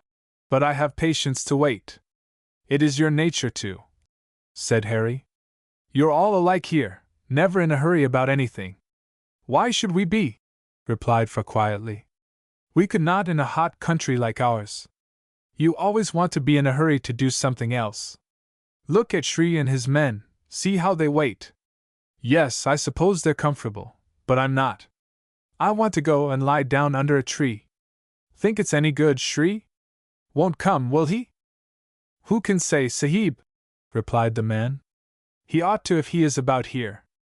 That bait is big and long, the bait must go far down the stream, and it smells well." "Smells well, eh?" said Harry. "Beautiful for a bait, Sahib." "You are sure you saw one this morning?" "Saw it, and hit it a fine crack with a big stone." "Then he ought to be there and take that bait, and he will, too, if you have not offended him by making his back too sore." "Offended him? Made his back too sore?" said Harry, with a chuckle. "What a rum old chap you are, Shri! You talk about animals just as if they felt and thought as we do." "Yes, Sahib, and that is what the Bonzes teach. They say that when people die they become crocodiles, or elephants, or birds, or serpents, or monkeys, or some other kind of creature. And that's all stuff and nonsense, Shri. You don't believe all that, I know." "It's what I was taught, Sahib," said the man, with a queer twinkle of the eye. "But you don't believe it, Shri. You don't think that someone turned when he died into that old snake, or else you wouldn't have caught it to sell to my father as a specimen. And then skinned it and made a bait of it on a hook to catch a crocodile," said Fra. "Not he. Look at him," cried Harry. "See how he's laughing in his sleeve. He hasn't got any sleeves. Well, inside then. His eyes are all of a twinkle. He doesn't believe it a bit. There, I shan't stand here any longer cuddling this gun, with nothing to shoot at. It is rather stupid, Hal." "Yes. Here, jump up, Shri, and take us where we can have a shoot at something, or go and fish, I don't care which." "Come and see the elephants," suggested Fra. "No, I want to be under the shady trees. What's the good of going to see the tame elephants? They're not white, after all. Chained by one leg and nodding their old heads up and down, till they see you, and then they begin sticking out their leeches." "Sticking out their leeches?" said Fra, looking at him wonderingly. "Trunks, then. They always look to me like jolly great leeches ready to hold on to you. Let's go. Pull up the hook and line, Shri, and get rid of that nasty snake." "Yes, Sahib," said the old hunter, beginning to haul on the rope, which came in heavily for a few feet. "It comes in slowly," said Fra. "Has something taken the bait?" "Wush? went the line through Shri's hands, and then whang! As it was snapped tight with such violence that the man started from it, for the stout post was jarred so that it quivered and seemed about to be pulled down, while the light bamboo and palm roof swayed, and the whole structure seemed as if it were going to be dragged over into the river. There was no doubting the violence of the wrench and the danger, for the two men sprang off on to the shore and stood staring, till Shri shouted to them to come back and help haul. "Why, we've caught him, Fra!" cried Harry, as soon as he had recovered from his astonishment. "Look out, lad, and be ready to fire as soon as he shows upon the surface. Pull, Shri, don't let him drag like that at the post again." "I can't move him, Sahib," said the man, who looked startled, and he was already hauling with all his might, but doing nothing more than slightly ease the strain on the post. But first one and then the other man got a grip of the rope, pulling together with such effect that whatever had seized the bait and become hooked began to jerk the line violently, as if it were throwing its head from side to side. "Be ready to shoot, Master Harry," said Shri. "He may rush up to the top of the water and come at us, or try to sweep us off here with his tail." "Nonsense!" cried Harry. "'Tisn't," said Fra calmly, as he stood like a bronze statue, ready to fire. "I saw a man swept off a boat once like that." "By a croc?" "Yes." "What then?" said Harry huskily. "I don't know. He was never seen again." "Ah, look out!"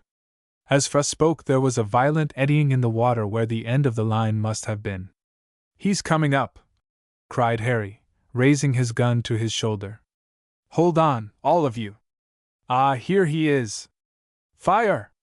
The two guns went off almost like one, for all at once the hideous knotted head of a crocodile appeared at the surface and came rapidly towards the stage, slackening the rope and making the two men quit their hold and, in spite of an angry cry from Shri, tumble one over the other ashore.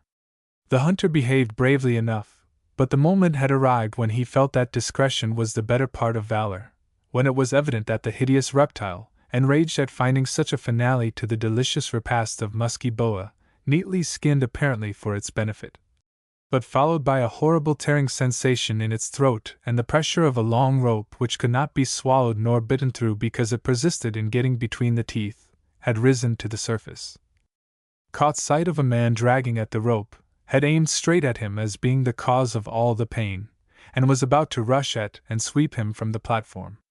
Under the circumstances, Shri was about to let go and follow the example of his men, but the firing checked the crocodile's charge, sending it rushing down below with a tremendous wallow and splash on the surface with its tail. The rope ran out again, and Shri proudly held on, congratulating himself on not having let go, but repenting directly after, for there was a jerk which seemed as if it would drag his arms out of their sockets. And if he had not let the rope slide, he must have gone head first into the river. Then came another drag at the post which supported the roof, and once more everything quivered, but not so violently as before, while Shri tightened his hold again and roared to his men to come. The movement of the rope now showed that the great reptile was swimming here and there deep down in the muddy water, while the two lads with hands trembling from excitement reloaded as quickly as they could, and as the two men resumed their places on the stage and took hold of the rope, the sharp clicking of gunlocks told that a couple more charges were ready. "Think we can kill him, Shri?" cried Harry. "I daren't say, Sahib. The rope may break by his teeth at any time, but we'll drag and make him come up again, so that you can have another shot." "What are you loaded with?" "Big slugs," cried Fra. "Ought to be bullets," said the hunter. "But we are very near, Shri," chimed in Harry. "Yes, Sahib, but an old crocodile like this is so horny." "Never mind, you must try. Say when you're ready." "No," said Fra hoarsely, and Harry stood with his lips pinched and his forehead a maze of wrinkles. Shri turned fiercely to his two followers, who had hold of the rope close behind him. "If you let go this time, I'll knock you both in," he cried, "and then you'll be killed and eaten, and come to life again as crocodiles." The men shivered at this to them horrible threat, and Harry and Fra exchanged glances. Meanwhile Shri was, so to speak, just feeling the crocodile's head, and as no extra strain was put upon the rope, the reptile kept on swimming to and fro, But the moment the rope was tightened and the three men gave a steady drag, there was a violent eddying of the water, the rope slackened, and the huge head and shoulders shot out as if the brute meant to reach its enemies in one bound. But once more the reports of the two guns came nearly together, and the gaping jaws of the reptile snapped together as the head disappeared. "Load again!" cried Harry excitedly. "Let him run, Shri!" The hunter nodded, and as soon as the guns were loaded, the drag and reappearance of the beast took place. Another couple of shots were received, and this time the reptile whirled itself round and, making good use of its favorite weapon, struck at the occupants of the landing stage, its tail sweeping along with terrific force. But the brute had miscalculated the distance. 6 feet nearer, and the two lads would have been swept into the river.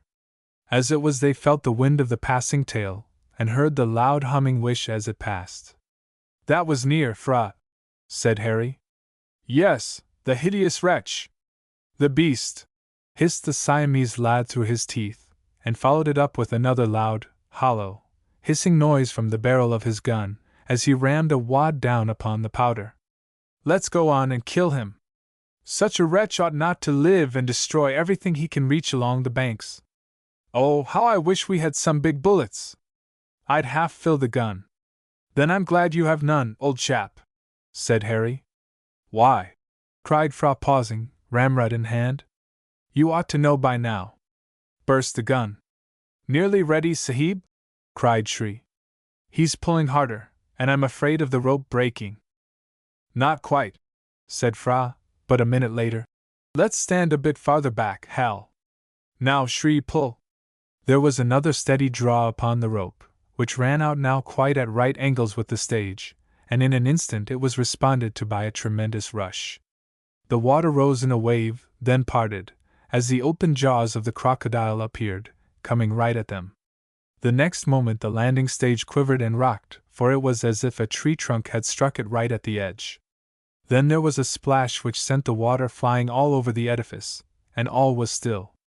The reptile's charge had its effect, for as it fell back into the water the three Siamese rose to their feet from where they had flung themselves off from the staging in among the flowering bushes, and Harry and Fra sat up on the path which led into the garden.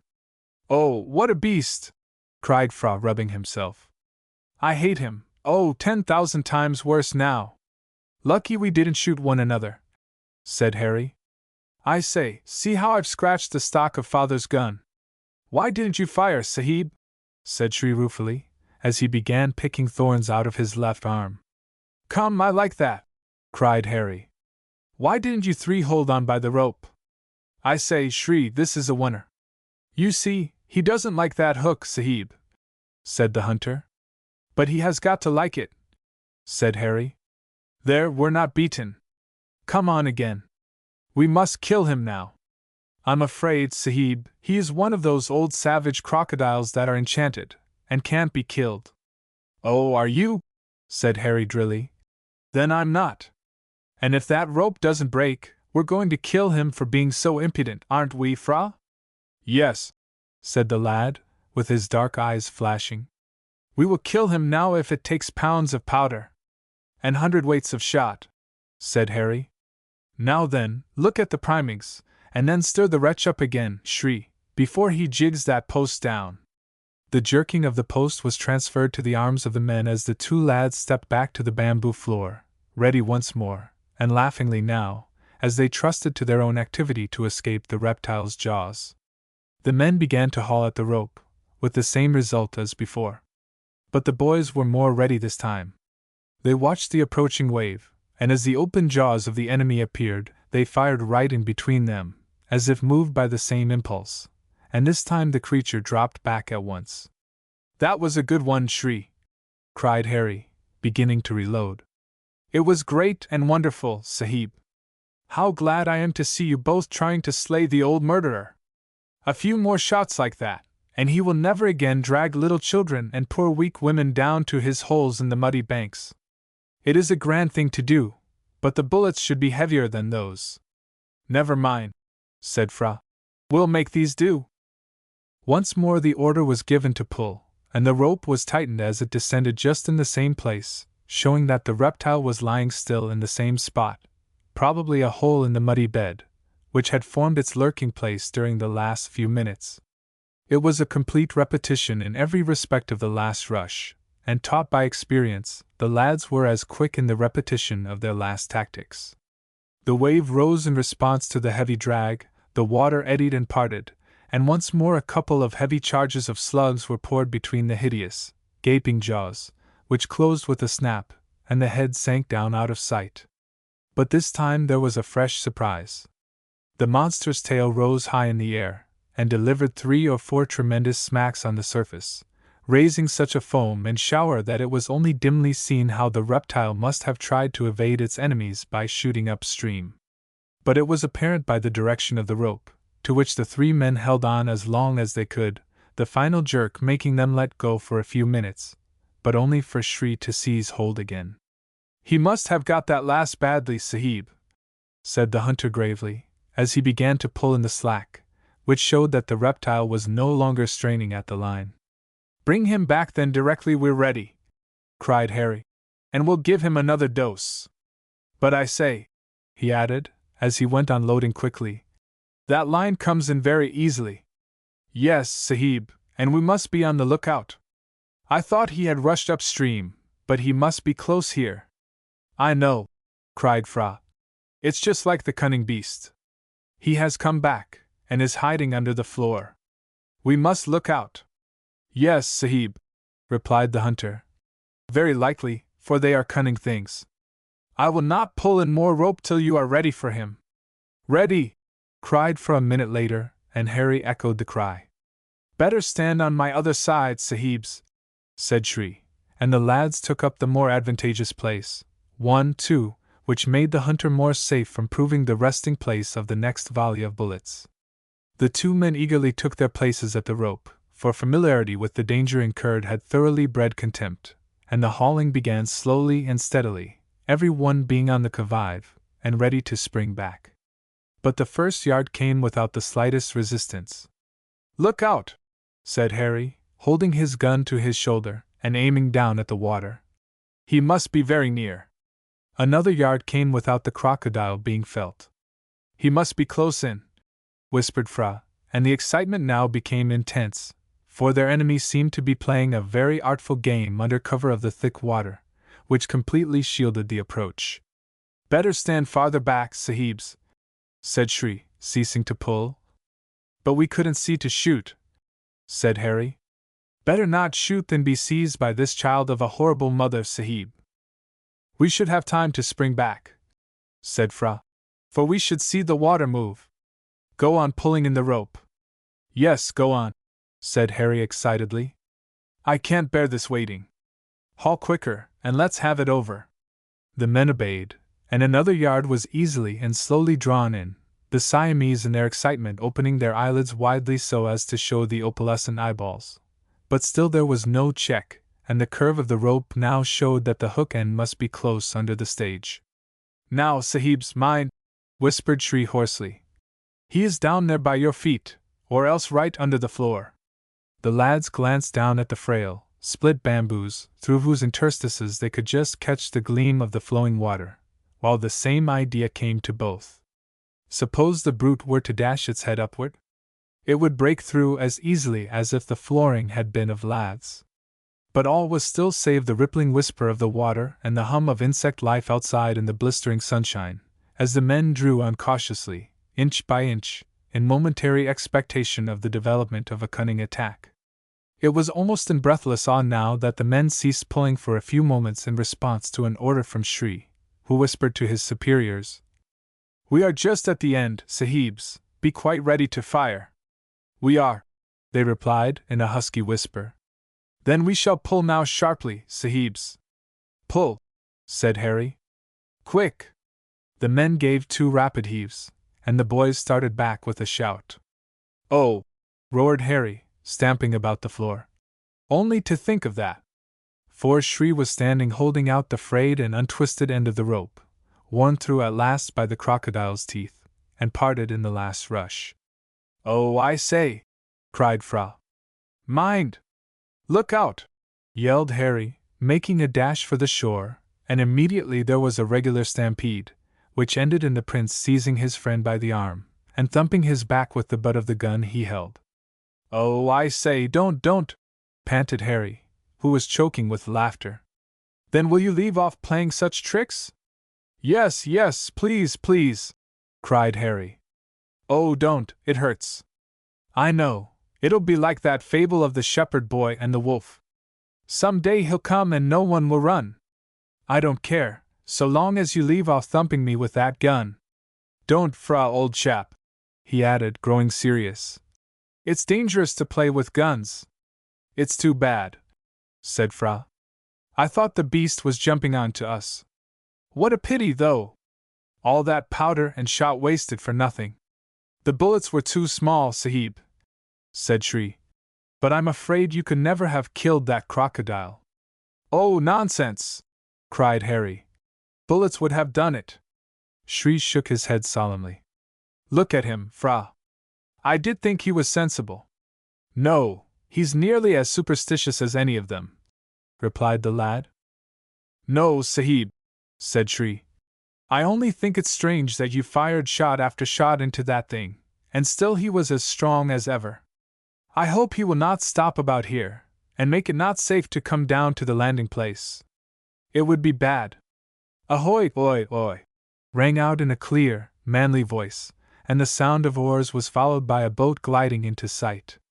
Chapter 5: The Doctor's Post-Mortem. "Morning, Mr. Cameron!" cried Harry heartily, as the boat, propelled by its fore and aft rowers, glided up to the landing stage, Shri handing the crocodile-catching rope to one of the men to make the boat fast, while the occupant of the seat beneath the central awning leapt out. He was a good-looking, lightly bronzed, red-haired man of about 30, tall, and active apparently as a boy, and as he strode over the yielding bamboo flooring, making it creak, he shook hands warmly. "How are you, my lads? Ah, Shri!" And the hunter salaamed. "I'm jolly, Mr. Cameron." Fra's bad. "Put out your tongue, old chap." Fra's reply was a punch in the chest. "Looks terribly bad," said the new arrival, who knew his friends. "Here, what does all this shooting mean?" "I came on to see." "Awful great croc," cried Harry. "Shooting at it?" "Yes, and the big slugs rattled off it like hail on a lot of dry thatch." "Then you did not kill it?" "Kill it? No, only wish we had." "Mr. Cameron, it was a monster." "So I suppose." 9 feet long, eh?" "9 feet long!" said Harry contemptuously. "Why, it was over 20. "You young romancer!" cried the newcomer. "How long was it, Prince?" "I've only seen its head," said Fra. "It was big enough for it to be 30 feet. "Then I beg your pardon humbly, Hal."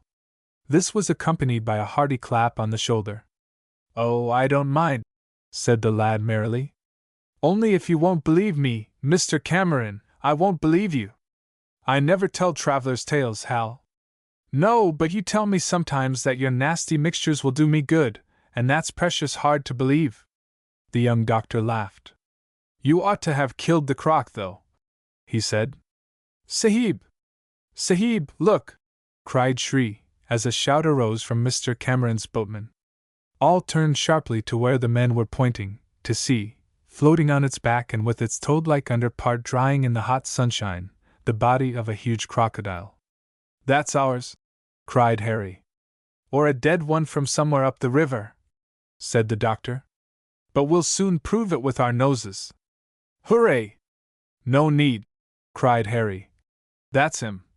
For all at once the great reptile undulated in the water, struggled, splashed, and turned over, swam round, and went up the river again, passing out of sight. "Well, you are pretty sportsmen. Why didn't you shoot?" "I never thought of the gun," said Fra. "Here, take us in your boat, and let's follow him, Mr. Cameron." There was another shout before the doctor could answer, for the men could see that the reptile's strength was exhausted, it being once more upon its back, floating down the stream. "We'll shoot this time," said Fra. "There is no need, master," said Shri. "I think it is dead now." "I came to have a chat with your father," said the doctor, "but I must make acquaintance with our friend yonder. Look here, Shri, take the boat and the rope and tow the brute ashore." Take care that it is dead first. Don't run any risks. No, Sahib, said the man, drawing his keen knife from his waist and trying its edge and point. Ah, I need not try to teach you, Shri. Here's father, cried Harry, as Mr. Kenyon came out of the open window of the bungalow and walked down to where they stood. Ah, Cameron, how are you? Glad to see you, man. How is the wife? Complaining about the heat. But look yonder. He pointed at the floating reptile, and the merchant uttered an exclamation of wonder. So that explains the firing, boys.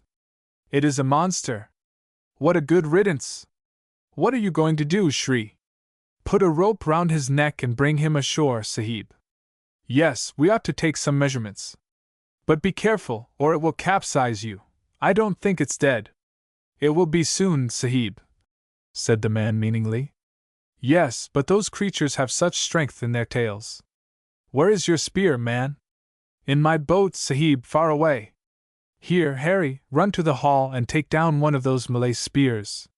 Harry ran, and after a moment's hesitation the young prince followed him, walking in a slow, dignified way. But long contact and education with an English boy had left its traces, and before he had gone many yards the observances of his father's jungle palace were forgotten, and he dashed off as hard as he could go, leaping in at the doorway and nearly overturning his companion. Here, mind where you're coming to, cried Harry. Bring 2 spears, cried Fra excitedly. Well, I am bringing 2, aren't I? Thought you'd like to have a go, too. Fra's arm went over his friend's shoulder in an instant. That's what I do like in you, he cried. You always want to share everything with me. You're just as stupid, said Harry drily. Here, catch hold. Which will you have? Make haste. Come along. Oh, I don't mind, said Fra. Better choose, said Harry, holding out the long, keen heads. This one's as sharp as that one, and that one's got as good a point as this. Which is it to be? I don't quite understand, said Fra, gazing in Harry's laughing eyes. Yes, I do. Either of them will do. How fond you are of trying to puzzle one! Make haste, boys, cried Mr. Kenyon.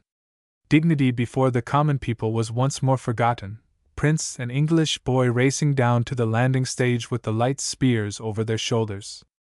Hullo, said Harry's father. I did not mean you to go. Oh, we must go, father, cried the lad.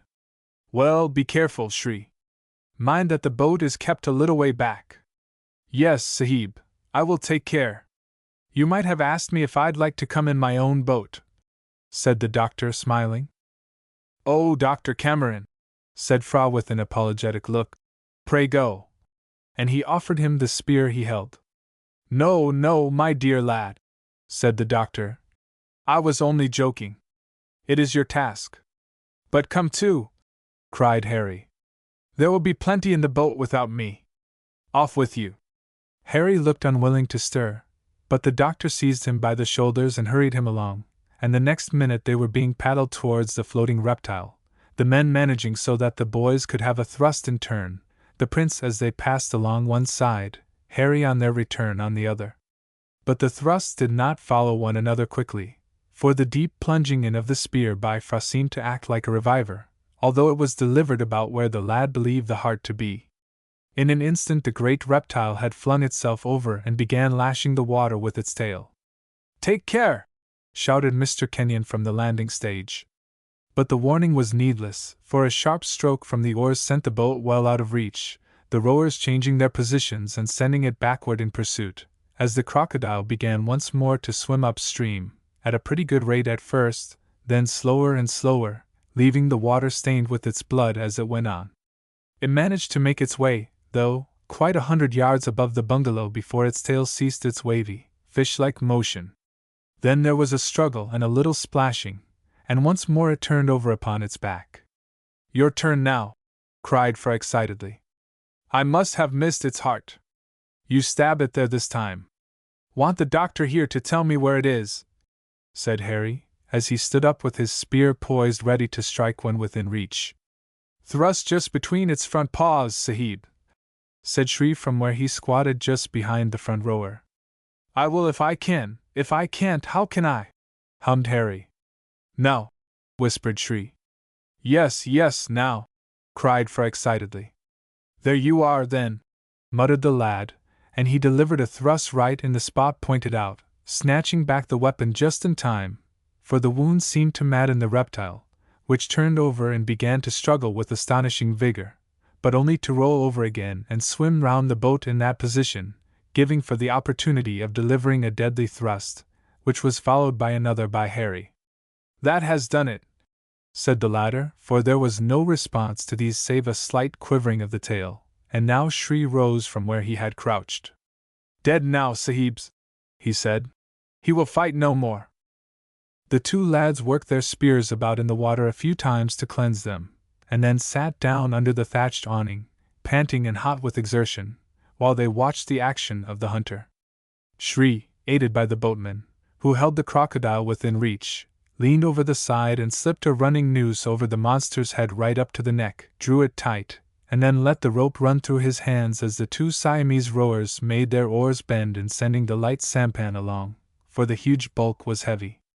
But the stream was with them, and a few minutes after, in obedience to the doctor's instructions, the crocodile was drawn up close to the muddy bank, some 50 yards below the merchant's garden. Here another rope was fetched out and made fast round one of the hind legs, both ropes being held by Shri's men, while their leader remained in the boat, the boys having sprung ashore.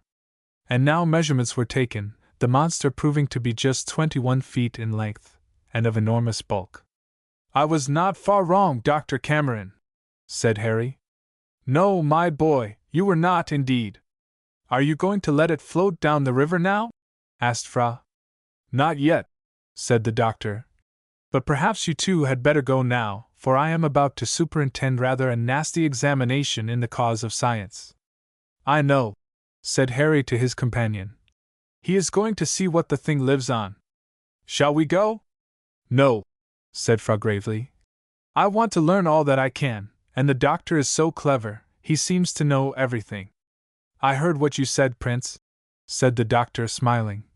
But I don't. I wish I did. Now, Shri, you know how to go to work. Let's get it over. The water will wash everything away.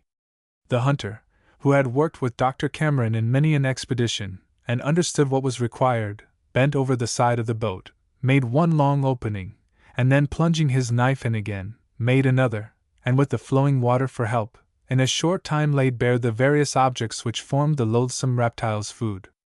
First and foremost there was, to the doctor's astonishment, the snake, and as soon as this had been sent floating down the stream there were fish, 7 of goodly size, besides some that were quite small. Then the boys were puzzled, but the cleansing water soon showed that what followed next were a couple of waterfowl, nearly as big as geese. That's all, is it? Said the doctor. No, Sahib, there is something else, something hard, said the hunter, and he searched about, gathering something in his hand, rinsed it to and fro a few times, and carefully threw 4 objects ashore. Harry shuddered and felt a horrible, sickening sensation for a few moments, but it was swept away directly after by the feeling of rage which made the blood run hot to his temples. I've been thinking what brutes we were, killing things as we have been this morning, but oh, the beast! I should like to kill hundreds. Ugh!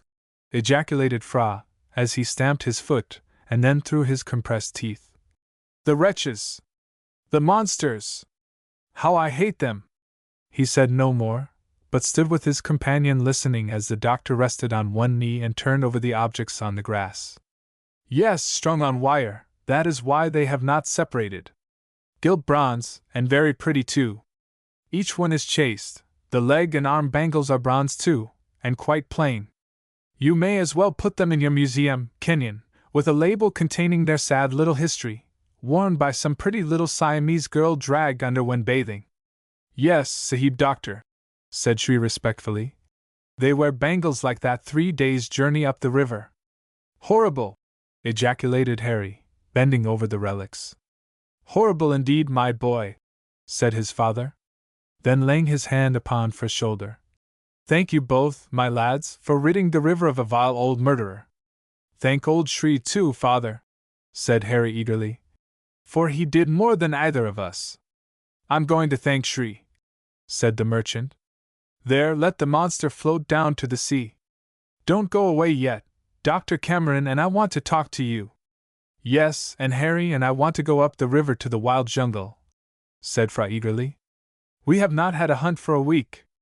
Come along, then, said Mr. Kenyon, laying his hand on the prince's shoulder. We'll talk it over, and perhaps we can join forces. What's that, Shri? The crocodiles from below are coming up, Sahib. They have smelt the blood. Yes, look at that, said the doctor, as there was a wallow and a splash not 10 yards from the monster's head. Take care, said Mr. Kenyon excitedly. Don't try to untie those ropes, Shri, or you may have your hands seized. Cut them, and let the reptile go. Shri obeyed, dividing the strong cords with a couple of cuts. Then taking an oar from one of the boatmen, he forced the boat along past the crocodile, giving the latter a thrust, when the current bore it outward, and directly after another of its tribe, of about half the size, raised its head out of the water, and drew itself partly on the bulky body, which rolled over toward it, and then sank back out of sight. But it was not gone, and the agitation of the surface about the floating body showed that others were there, tearing at it as it floated away. I should hardly have thought that we had so many of these brutes about here, said the doctor. They come and go, Sahib, and they hide so. There are plenty more, and that dead one will never reach the sea. It's a warning to you two boys never to attempt to bathe off here, said Mr. Kenyon. Bathe, father! Cried Harry, glancing down at the bronze rings and the necklace lying in the grass. I feel as if I shall never like to bathe again. And Fra curled up his lip, as he once more ejaculated, Ugh! Chapter 6, Making Plans. It was pleasantly dusk and shady in Mr. Kenyon's museum, where the party had gathered, glad enough to get away from the glare of the sun after the exertions of the morning. For Siam is a country beautiful enough, but one where the sun has a bad habit of making it pretty often somewhere near 99 in the shade. The natives revel in this, and grow strong and well, though it has a tendency to make even them a quiet, deliberate, and indolent people. What wonder, then, that an Englishman should feel indisposed to work? All the same, there was not much idleness in the Kenyon's bungalow, for the merchant was an indefatigable businessman, who had built up a fine business, at the same time finding time for gratifying his intense love for natural history, in which he had an energetic companion in the young doctor, who had been encouraged to settle at Dakok by one of the kings. As for Harry, his restless nature made him set the hottest weather at defiance unless he was checked, for, to use his own words, I'm not going to let Fra beat me out of doors, even if he was born in the country. There had been a few words in connection with his restlessness when the lads bore in the guns and spears, all of which were handed over to Mike to be cleaned and carefully oiled. You lads had better sit down now and have a good rest in here. It's cool and shady. Your face is scarlet, Hal. Make Fra stay and have a bit of dinner with us. I should like to, said the young prince eagerly. Of course he will, father, but you and Dr. Cameron want to talk. About what will interest you as well, I dare say. What were you going to do? For Harry had made a sign to Fra, and was sidling towards the door. Oh, I don't know, father. Look about and do something along with Fra. Do you hear him, doctor? Did you ever see such a restless fellow? He's spoiling the prince too. Oh no, said Fra. I'm just as bad as he is, sir. I begin to think you are, cried Mr. Kenyon. Look here, Cameron, they've had a fight with the boa whose skin I showed you, and another with that crocodile. That ought to satisfy any two boys who love adventure for quite a month. Well, it is a pretty good morning's work, said the doctor, laughing. Take my advice, lads, and have a rest till dinner time, and another afterwards. As it happens, Kenyon, I told the wife I shouldn't be back to dinner. You wouldn't have gone back if you had not, said Mr. Kenyon, laughing. Oh, by the way, have you completed your collection of fireflies? No, there is one which gives out quite a fiery light, very different from the greeny gold of the others. I've seen it 3 times, but it always soars away over the river or up amongst the lofty trees. I know that one, said Fra eagerly. I've seen it once, said Harry. Old Shri would get you one. I've asked him, But he has not succeeded yet, said the doctor. We'll try then, said Fra, springing up, an action followed by Harry. But the fireflies are best caught by night, said Mr. Kenyon drily. Of course, cried Fra, reddening through his yellowish-brown skin, and he dropped back in his chair, with Harry following suit. But in spite of the heat, the boys could not sit still, and began fidgeting about, while Mr. Kenyon and his friend chatted about the state of the colony. For want of something else more in accordance with their desires at the moment, the two boys began to go over the various objects in the large, high-ceiled room, which were the result of 10 years' collecting. There were bird skins by the hundred, pheasants with the wondrously shaped eyes upon tail and wing, which had won for them the name Argus, others eye-bearing like the peacock, but on a smaller scale, and then the great peacock itself, the Javanese kind, gorgeous in golden green where the Indian kinds were of peacock blue. Every here and there hung snake skins, trophies of the jungle, while upon the floor were no less than 6 magnificent tiger pelts, each of which had its history, and a black one too, of murder committed upon the body of some defenseless native. Leopard skins, too, were well represented. Elephants' tusks of the whitest ivory, and one strange-looking object stood on the floor, resembling a badly rounded tub about 20 inches in diameter, and formed out of the foot of some huge elephant. Skulls with horns were there, and skulls without, cases and drawers of birds' eggs, and lovely butterflies and moths, with brilliant, metallic-looking beetles, and the boys smiled at one another as they paused before first one thing and then another in whose capture they had played a part. Here, too, was another stand of weapons that would be suitable for the attack upon some tyrant of the jungle, or for defense against any enemy who might rise against the peace of those dwelling at the bungalow. The boys were interested enough in the contents of the museum they had helped to form, but at last the weariness growing upon them became unbearable, and they moved towards the door, expecting to hear some remark made by either Mr. Kenyon or the doctor. But these gentlemen were too intent upon the subject they had in hand, and about which they were talking in a low voice. They didn't hear us come out, Fra, said Harry. Here, let's run and see whether old Shree has gone yet. I hope Mike Dunning has given them all plenty to eat. He was told to, said Fra quietly. Yes, he was told to, said Harry. But that does not mean that he always does as he's told.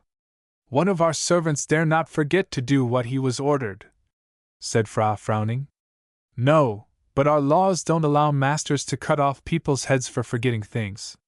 By this time they had passed round the house, to find right at the back Shree and his 2 men busy at work cleaning and polishing the guns and spears that had been used that morning, while Mike, whose task it was by rights, lounged about giving orders and looking on. Have you given those men their dinner, Mike? Asked Harry. Oh yes, sir, such a dinner as they don't get every day, replied the man. That's more than you know, Mike, said Harry. Hunters know how to live well out in the jungle, don't they, Shree? We always manage to get enough, Master Harry, said the man, smiling. For there is plenty for those who know how to find it in the jungle, out on the river's edge, or in the water. And you know how to look for provisions if any man does. But here you, Mike, they've no business cleaning these things. You finish them. I want to talk to Shree. Mike took the gun Shree was polishing without a word, and went on with the task, while the hunter rose respectfully, and stood waiting to hear what the boys had to say. We want to have a day in the jungle, said Harry. What is there to shoot? A deer, Sahib? No, said Fra, frowning. They are so hard to get near. They go off at the slightest noise. The young Sahibs might wait and watch by a waterhole, said the hunter. It is easier to catch the deer when they come to drink. But that means staying out in the jungle all night. Yes, Sahib, it is the best way. No, said Fra. What else, Shree? Asked Harry. The Sahib said he would like 2 more kuhs. Would the Sahibs like to lie in wait for them? I could make them come near enough by calling as they do, Ku-ah. Ku-ah. The man put his hands before his mouth and softly imitated the harsh cry of the great Argus pheasant so accurately that Fra nodded his head and smiled. Yes, that's like it, cried Harry. Ku-ah. Ku-ah. And that isn't a bit like it, said Fra laughingly. You would not have many come to a cry like that, Would he, Shri? No, my prince, replied the man, shaking his head. The great birds would not come for that. Very rude of them, cried Harry merrily. For it's the best I can do. Well, shall we try for the coup, H.S.? What else do you know of Shri? Asked Fra. There was a leopard in the woods across the river yesterday, my prince, but they are strange beasts, and he may be far away today. Oh yes, I don't think that's any good, said Harry. I should like to try for an elephant. There are very few near, just now, Sahib, replied the man.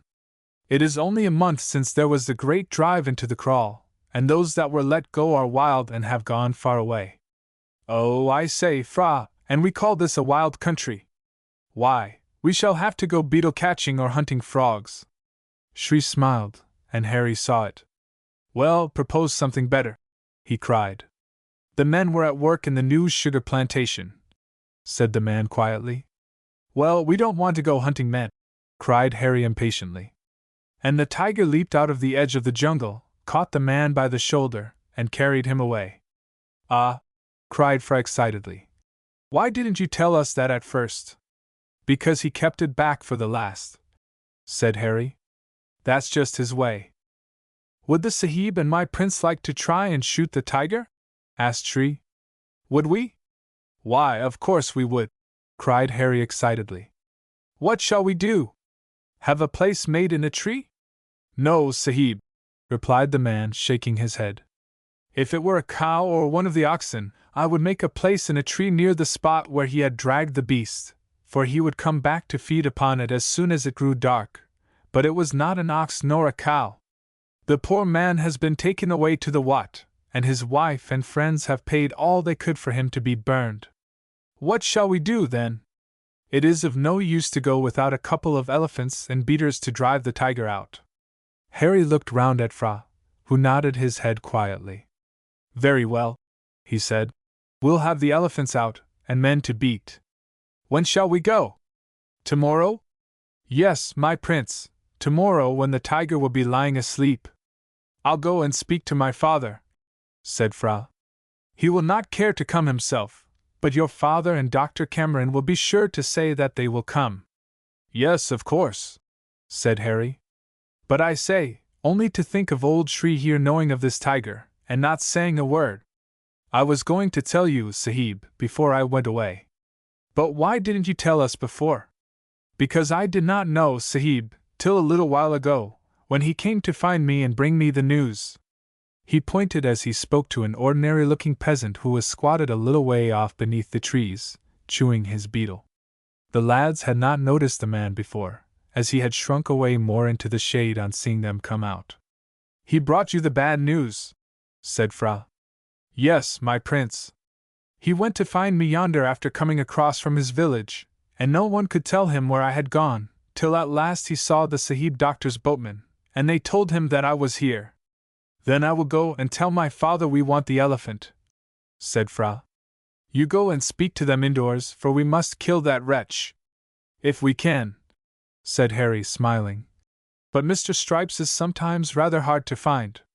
Fra nodded, and went across the garden on his way to the palace, while Harry went back into the house, Mike waiting till his young master's back was turned and then handing the gun he was finishing to the old hunter. You may as well do this, Shri, he said. You clean guns so much better than I can. The old hunter smiled, as he waited to examine the points of the spears his men had been polishing, and then good-humoredly took the gun to finish after his own fashion, for there was a good deal of truth in what Mike Dunning had said. Chapter 7: The Brink of a Volcano. The boys were quite wrong in imagining that their act of escaping from the museum had passed unnoticed, for as soon as they had passed out of hearing the doctor nodded his head and threw himself back in his cane chair. Now we are alone, he said to Mr. Kenyon. I may as well tell you what I have heard. Nothing serious, I hope? No, yes. It may be either, replied the doctor. I would not say anything before the boys, for it might make Fra uneasy. And Harry? Said Mr. Kenyon. No, I think not. I don't believe he would give the matter a second thought. You are hard upon the boy, said Mr. Kenyon, rather sternly. Not in the least, said the doctor, smiling. It is his nature. I don't think the matter is really of any consequence, but it would have upset Fra, who is as sensitive as a girl, and he would be worrying himself, and thinking about it for weeks, beside exaggerating the matter on his father's account. What is it, then? Some trouble with our friend the other king? Friend, eh? I believe that if he could have his own way, every European would be driven out of the country, or into the river, he added to himself, before we were 24 hours older. What is the fresh trouble now? Nothing fresh about it, Kenyon. It is the stale old matter. Here we have two parties in the country. Yes, and worse still, two kings, interposed Mr. Kenyon. Exactly, each having his own party. The one wants to see the country progress and become prosperous and enlightened, the other for it to keep just as it was 500 years ago, and the worst of it is nearly all the people are on the standstill side. Yes, said Mr. Kenyon. The old traditions and superstitions suit the indolent nature of the people, and the progress the king is making offends their prejudices. You mean the prejudices of the bonzes, said Mr. Kenyon sadly. Exactly, that is what I do mean, and they are getting so thick with the second king that I sometimes begin to be afraid that we shall have trouble. You have had that idea for a long time now, but the reigning king holds so strong a position that his kinsmen dare not rise against him. He is as gentle and amiable a man as could exist, but there is the old Eastern potentate in him still, and our friend number 2 knows perfectly well that if he attempted to rise he would be pretty well sure to fail, and then his head would fall as surely as if our old Harry VIII were on the throne. But would he fail? All the bonzes are on his side. Yes, said Mr. Kenyon, laughing. And they tell him to go on and prosper, but they would not fight. No, they would not fight, said the doctor musingly. Do you think there is a regular conspiracy? I really do sometimes, and it makes me uneasy. That is because you are a young married man, and fidget about your wife. Well, and quite naturally. Yes, quite naturally, of course, but when you have been here as long as I have, you will not be so nervous. I don't think I am nervous, Kenyon, but it would be very horrible if there should be a rising amongst the people. Horrible, but not likely, my dear sir. But if there were? I suppose I am right in looking upon ourselves as being favorites. Certainly. Well, then, should we not be among the first whom the people would attack? That is quite possible, but I suppose we should defend ourselves, and be defended as well by the people who remain staunch. I have thought of all that, but if trouble did come it would be sudden and unexpected, and we should be taken by surprise. We might be, or we might have ample warning. I think the latter, for these people are very open and wanting in cunning. But don't you think we, or say you, having so much influence with the king, would do wisely if you warned him, told him of our suspicions? No, I think not, said Mr. Kenyon. Why? Because, quiet and studious as the king is, he happens to be very acute and observant. I feel certain that nothing goes on in the city without his being fully aware of it, and though he seems to take very little notice, I am pretty sure that nothing important takes place except under his eye, or which is not faithfully reported to him by one or other of his counselors. Perhaps you are right, said the doctor, and I have been unnecessarily nervous. I feel sure that you have been. I would speak to him, but he might look upon it as an impertinent interference on my part in connection with private family matters. Take my advice and let it rest. We should have ample warning and ample protection, I feel sure. But I am glad you spoke out, all the same. But bah! Nonsense! You would not be hurt, you, the doctor who has done so much good among the poor people. Why, doctor, they look upon you as something more than man, they idolize you. For the few simple cures I have effected. Few? Hundreds. Well, hundreds then. But what has it done? Made you friends with every one in the city. Made me a number of bitter enemies, sir. Why, the native doctors absolutely hate me. My word! I should not like to be taken ill and become helpless. They'd never let me get well again if they had the doctoring. Don't be too hard on them, said Mr. Kenyon. Not I, my dear sir.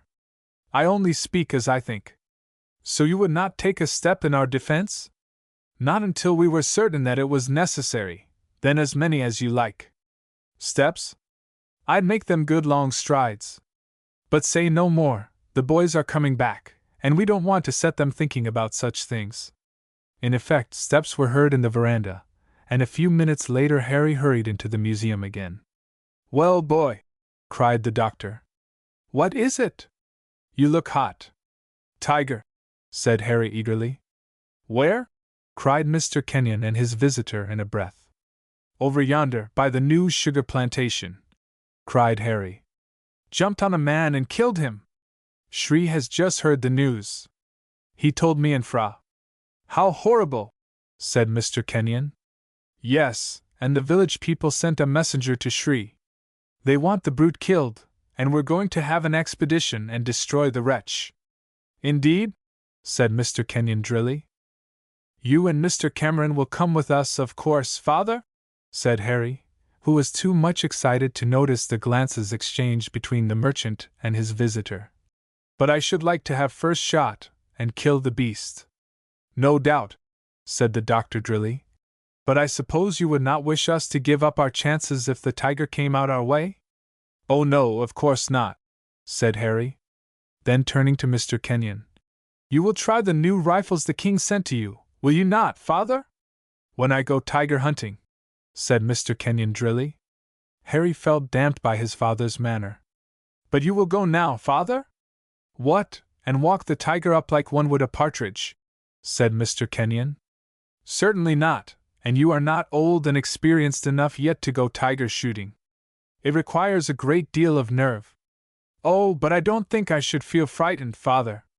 Perhaps not, but you would be too much excited, and might shoot the doctor. We could not spare him, Hal. I shouldn't, father. You taught me how to handle a gun, and if I can do that I ought to be able to handle a rifle. Possibly, but, as Mr. Cameron will tell you, we could not risk going on foot. We're not going on foot, father, cried Harry excitedly. We're going to have 2 elephants, and you and Doctor could go on one, and Fra and I on the other. Oh, that alters the case, said Mr. Cameron eagerly. Has the king offered to lend us elephants? Said Mr. Kenyon. No, father, but he will, said Harry. Fra has gone to tell him, and he is sure to say we may have them. Indeed? I doubt it. He always lets Fra and me have anything we ask for. Yes, he is very indulgent to you both, my boy, too much so sometimes, but I notice that there is a certain amount of wisdom in what he does. What about the rifles? Well, he gave us the rifles, father. With certain restrictions, Hal. They were to be placed in my charge, and I was to decide when it would be right for you to use them. Oh yes, father, he did say that. Yes, and I think it was not until you and Fra had been waiting nearly 2 years that they were sent. It was a long time, certainly, agreed Harry. The king is a wise man in his way, and I feel pretty sure that he will refuse to lend the elephants. What do you say, Cameron? I agree with you. What, and let the tiger lurk about that great plantation and keep on killing the poor fellows who are hoeing? Cried Harry indignantly. I'm sure he wouldn't. He's too particular about protecting people. He will most likely get up a big hunt to destroy the tiger, said the doctor. But I don't believe he will let you 2 boys go. Oh, cried Harry, who seemed as if he could hardly contain himself in his keen disappointment. Anyone would think it was wicked and contemptible to be a boy. One mustn't do this and one mustn't do that, because one is a boy. One mustn't do anything because one is a boy. It's always, you are too young for what one wants to do. Oh, he cried passionately. Who'd be a boy? I would, for one, said the doctor, laughing. I don't believe it, doctor, cried Harry. You wouldn't like to be always kept down. Perhaps not, boys never do. They're too stupid. What? Cried Harry. Too stupid, said the doctor again, while Mr. Kenyon lay back in his creaking cane chair with his eyes half closed, listening, with an amused expression of countenance. Why, I was as stupid as you are, Hal, at your age. But you did not think so, retorted Hal. Of course I did not. I did not know any better. I could not see that by being a thorough boy for so many years, and being boyish and thinking as a boy should think, I should naturally grow into a thorough manly man. I don't quite understand you, sir, said Harry rather distantly. But I'm speaking plainly enough, Hal. Come, confess, my lad, you want to be a man, and to be treated as if you were one? Harry hesitated. Speak out frankly, sir, said Mr. Kenyon sternly. Well, of course I do, said the lad. And you can't see that if we treated you as you wish to be treated, said the doctor earnestly, that we should be weak, foolish, and indulgent, for we should be doing you harm? Oh, Mr. Cameron, what nonsense! Think of this some day in the future, Hal, my lad, said the doctor warmly, and you will find then that it is not nonsense. Look here, my lad, a boy of 17, however advanced and able he may be in some things, is only a boy. Only a boy, said Harry bitterly. Yes, only a boy, a young green sapling who must pass through years before he can grow naturally into a strong, muscular man. Some boys fret over this and the restraints they undergo, because of their youth, and want to be men at once, want to throw away 4 or 5 of the golden years of their existence, and all through ignorance, because they are too blind to see how beautiful they are. You told me all that once before, Mr. Cameron. Very likely, Hal, for I am rather disposed to moralize sometimes. But it's quite true, my lad. Yes, said Mr. Kenyon. It's true enough, Hal, for boys are wonderfully boyish. Naturally, too, my lad, he added, with a laugh. But there, don't build any hopes upon this expedition, for I should certainly shrink from letting you go. Oh, father, I would be so careful, and I'll believe all Dr. Cameron said and won't want to be a man till I am quite grown up. I'll be as boyish as I can be. I think I'd shrink from any promises of that kind, Hal, said the doctor, smiling. Don't tie yourself down to rules of your own invention. Look here, aim at being natural, at hitting the happy medium. I suppose that's the unhappy medium for the boy, isn't it? Not at all, my lad, it's the way to be happy. Leave it to nature, she will set that right. Don't be too boyish, and don't aim at being an imitation man, in other words a prig. Be natural. Yes, said Mr. Kenyon. The doctor's right, Hal. Be natural, and you will not be far wrong there. I always am as natural as I can be, said Harry, throwing himself into action, and looking as gloomy and discontented as a boy could look. But no one gets to be so disappointed and sat upon as I am. Mr. Kenyon's brow clouded over, but he said nothing. So sure as I set my mind upon anything I'm sure to be balked. Poor fellow, said the doctor gravely. Yes, doctor, it's all very well for you to make fun of me. You can do just as you like. Of course, said the doctor gravely. And I see that does make a difference. One sees things from such a different point of view. Yes, that you do, said Harry. Exactly, continued the doctor slowly. And you see, as you say, I do exactly as I like, have everything I wish for, never suffer the slightest trouble, enjoy the most robust health, am as rich as a man need wish to be, in fact, I am the happiest man under the sun. Are you, doctor? Said Harry. I'm glad of it. I didn't know it was so good as that. And of course, that is about how you'd like to be, Hal? Well, said the boy, hesitating. Something like that. I don't want to be greedy. Don't want to be greedy? Cried the doctor, changing his manner, as he sprang up and began to pace the museum. Why, you miserable, discontented young cub! There's not one boy in 1,000 leads such a life as you do, a good home, surrounded by friends, with plenty of time for study, and plenty of time for the necessary amusement. Yours, sir, is an ideal life, but it has spoilt you, and I'm afraid it is from having a too indulgent father. Oh, come, Cameron, I must speak in my own defense, said Mr. Kenyon. And you ought to speak in mine too, father, cried Harry indignantly, as he gazed at the doctor with blazing eyes and flaming cheeks. I can't, Hal, said his father, smiling. There's so much truth in what he says, my boy, and your words were uncalled for, unjust. I beg your pardon, Kenyon, said the doctor. I had no business to speak as I did. I had no right. But I'm such a hot-headed Scotsman, and Master Hal here put me out. There is no begging pardon needed, said Mr. Kenyon quietly. You see, I could not help comparing Hal's lot with mine, a poor, raw lad on the west coast who lived on potatoes and porridge, with a broiled herring or haddie once in a way for a treat. But there, once more, I had no right to interfere. I say, granted, and thanks. Then I shan't beg your pardon, Hal, boy, cried the doctor. For I honestly believe what I say is the truth. Take it all as so many pills, and if you'll come along the river to my place tomorrow morning I'll give you a draught as well, to do you good, my dear boy, to do you good. I think I've had physic enough, said Harry sulkily. And you don't seem to like the taste, eh? Said the doctor, laughing. Never mind, it will, as people say, do you good. You will be sure to have some bit of luck to take the taste out of your mouth, a bit of sugary pleasure, my lad. Aha!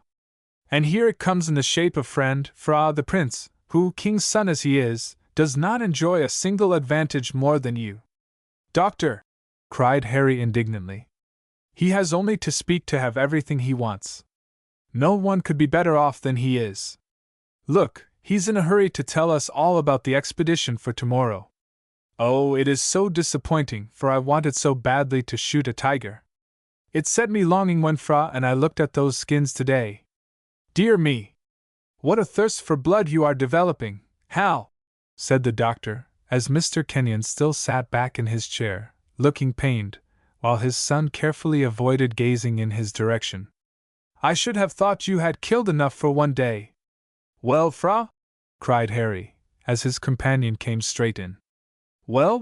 Said the boy, with a mocking smile. What did your father say? Fra was silent for a few moments, and then he spoke quietly. That I was too much of a boy yet to think of going after tigers, said the lad slowly, and then he started and frowned. For the doctor had thrown himself back in one of the cane chairs, which gave vent to a peculiar squeaking noise, while its occupier rocked himself to and fro, literally roaring with laughter. I am very sorry if I have said some ridiculous thing, sir, said Fra gravely. I speak English as well as I can. Ridiculous thing! Cried the doctor, springing up and seizing the young Siamese by the shoulders. Why, it was splendid! Look at him! He cried, half choking with laughter. Look at Hal! Oh, dear me, how you have made my sides ache! But I don't understand, said Fra. Then you soon shall, cried the doctor. My lord there has been in a tantrum because, oh dear me, I shall be able to speak directly. Fra looked in a puzzled way from the laughing doctor to his friend, who sat frowning and biting his lips. Because, continued the doctor, Mr. Kenyon here has told him that he should not like him to go to the tiger hunt. Mr. Kenyon told him so? Cried Fra quickly. Yes, because he is too young. Oh, I am so glad, cried Fra, showing his white teeth. Harry started as if he had received a blow. What? He cried fiercely. I say I am so glad, because that is just what my father said to me.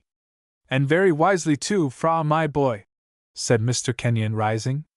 You lads had better wait a bit longer before you indulge in a sport which is very risky even to one mounted upon an elephant, especially if the elephant is timid.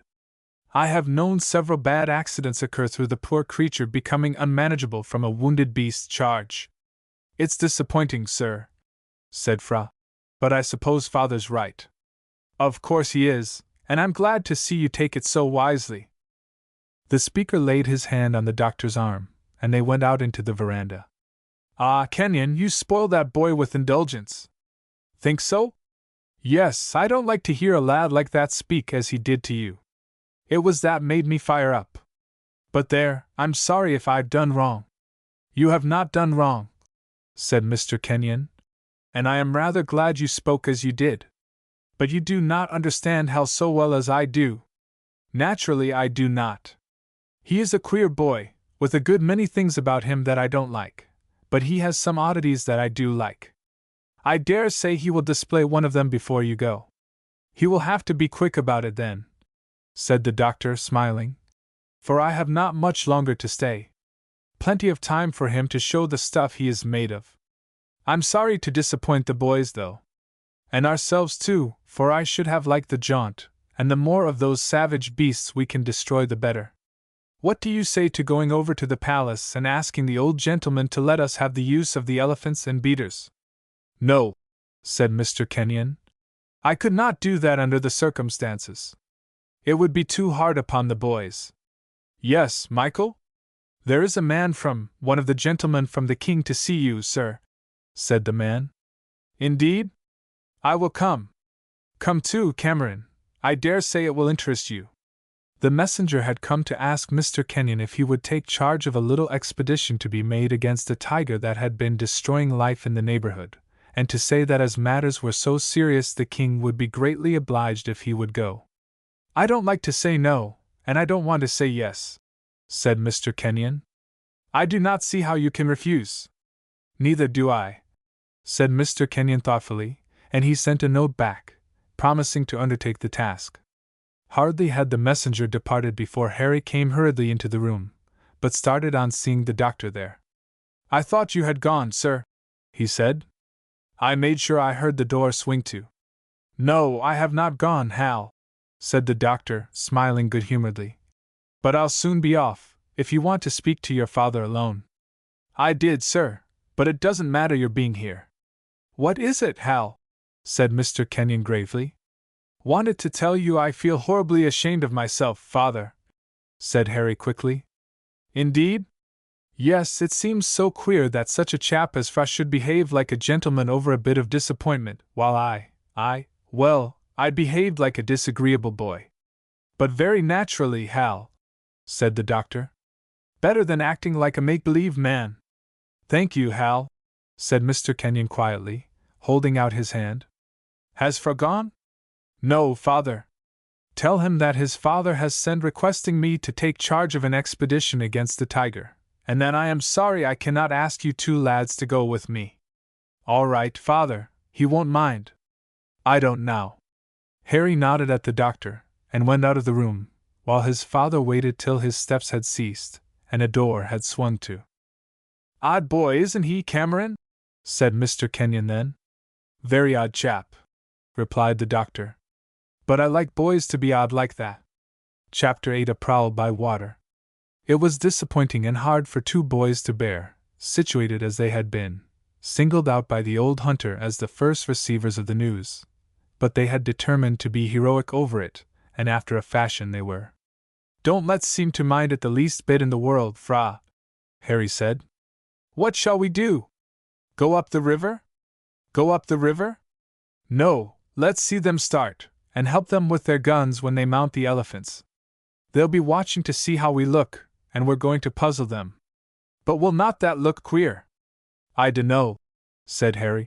And I don't care, but that's what I've made up my mind to do. What do you mean to do?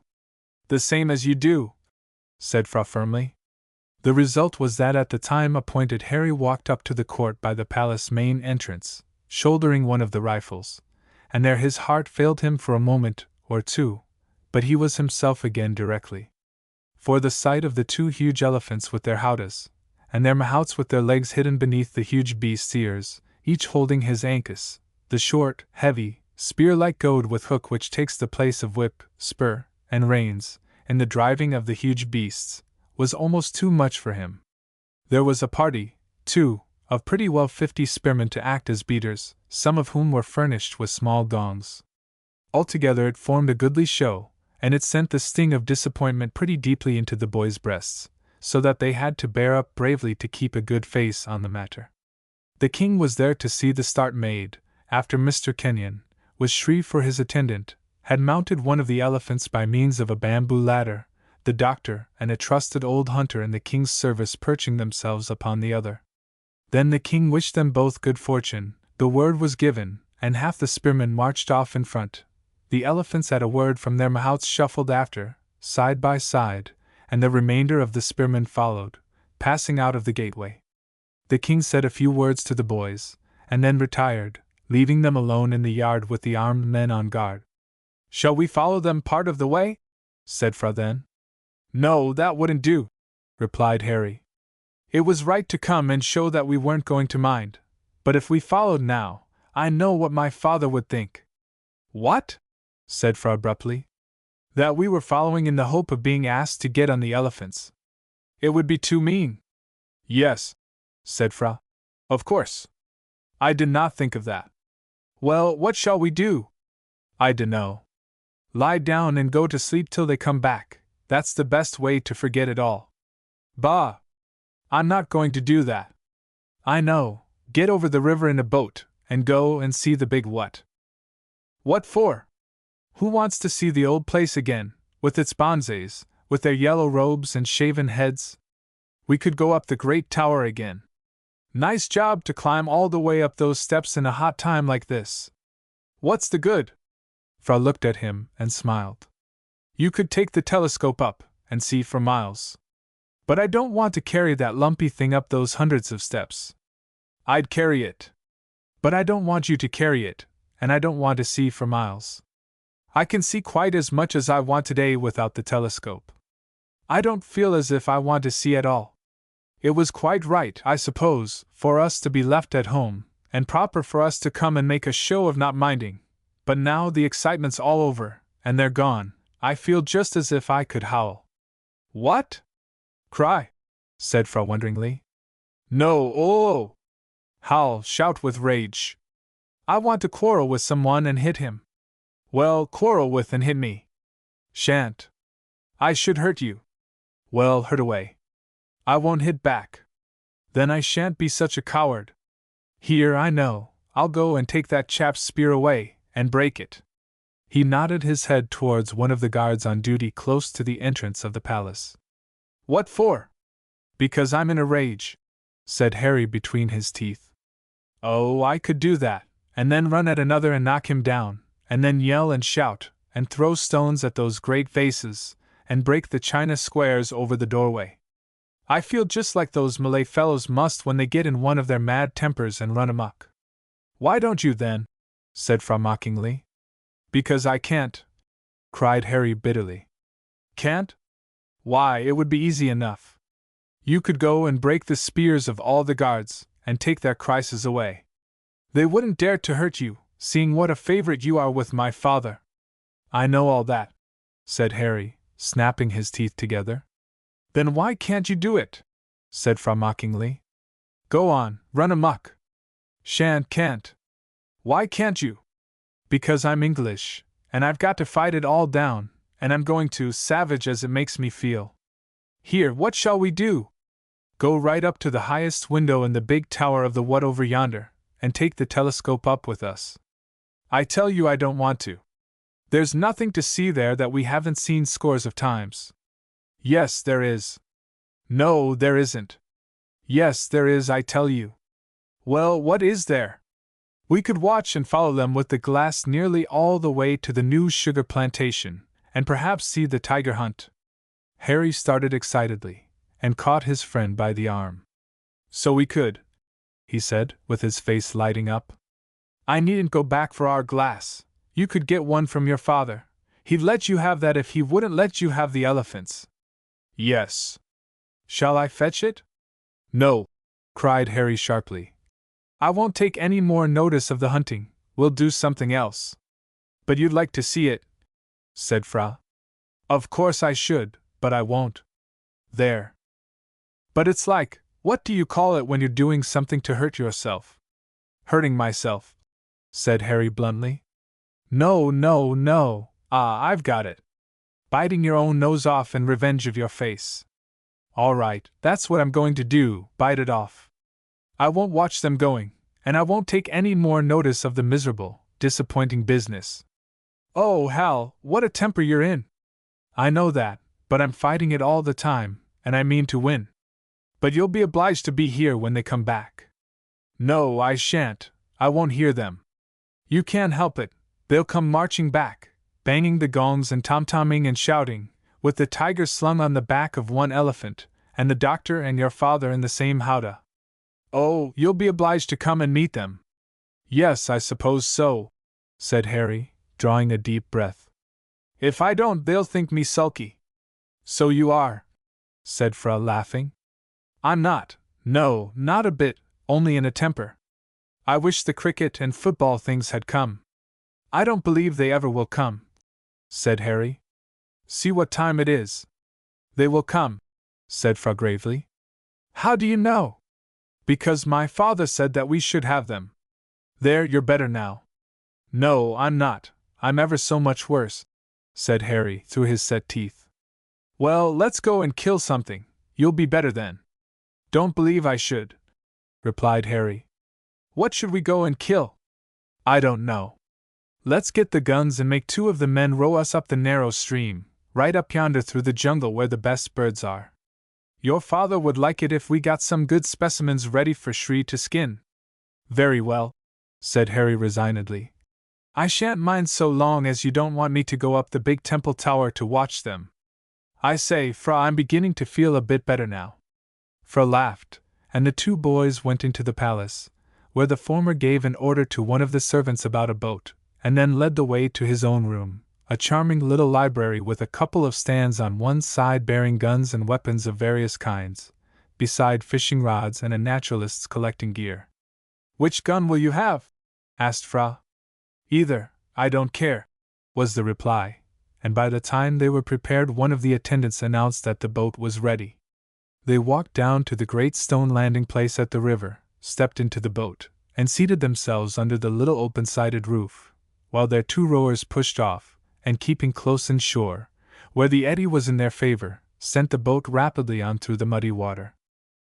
For some distance the forest lay back away from the river, while the bank on their right was pretty well hidden by a continuous mass of houseboats, so close together as almost to touch, but at last these were left behind, and the trees on their left began to encroach upon the fields and fruit gardens, where melons, pines, and bananas grew in wonderful profusion, and the air was full of life such as would have delighted an entomologist. By degrees cultivation ceased, and the wild jungle came close down to the stream, and in places even overhung and dipped the tips of branches in the water. Now and then, a small crocodile scuffled off the muddy bank and plunged into the river. Fish began to be more plentiful, little shoals showing on the surface, and in 2 or 3 places a heavy fellow springing out in pursuit of its prey and falling back with a splash. Birds, too, began to be seen.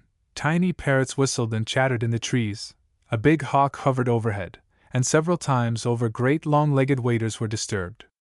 But no attempt at firing was made, the 2 lads sitting quiet and thoughtful beneath their sheltering roof, musing over the expedition, and wondering whether it was being successful. In imagination Harry seemed to see it all. The men spread out to beat some fairly open space and drive the tiger towards where the 2 elephants would be stationed some 50 yards apart, with their occupants, rifle in hand, watching for the slightest movement in a clump of bushes or tuft of reeds. Oh, what would I not give to be there? Said Harry to himself at last. I wish I were not such a boy. The color came a little, though, into his cheeks, or it might have been caused by the heat of the sun, at any rate it was there, as he thought of what the doctor had said, and of his own words to his father. And as these thoughts came, he felt something like shame at his feeling of dissatisfaction with what he had, and his striving after that which he had not.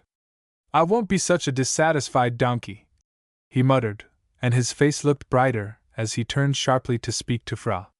His change affected his companion, who brightened up too. We're getting close to the mouth of the little river, he said. I'm glad of it, said Harry cheerfully. I say, they have been quick, it's hot work for them. Yes, said Fra, but they'll have a good rest soon while we're going slowly, and there will be nothing to do but steer, going back. I say, suppose they get back first with the tiger. I hope they will not, cried Fra. But it isn't likely.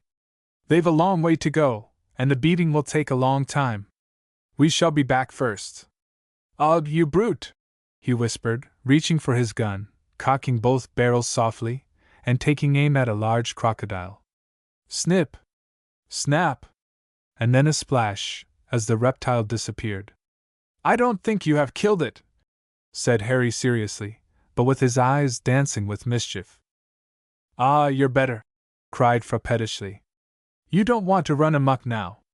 How could I be so stupid? I never thought about not being loaded. Better think about it now, said Harry, beginning the operation in the tedious, old-fashioned way that ruled so long before the cartridge was invented for a sportsman's use. But we were only to shoot birds, I thought. Yes, birds, and only beautiful specimens, replied Fra. I couldn't help being tempted to fire at the brute, though. I shall always be shooting at them now. Here we are, said Harry, and at a word from Fra the light sampan was guided into a sluggish side stream only some 20 yards or so wide, while on either side the trees rose like a wall of verdure, the water lapping the leaves, which dipped and played up and down with the motion of the stream. You take that side and I'll take this, said Fra, and then giving the order to the rower in front, the man ceased paddling and made his way right astern, to squat down on the little platform beside his fellow, who cleverly propelled and steered the light craft with his one oar, leaving the lookout forward free for the gunners. Hullo!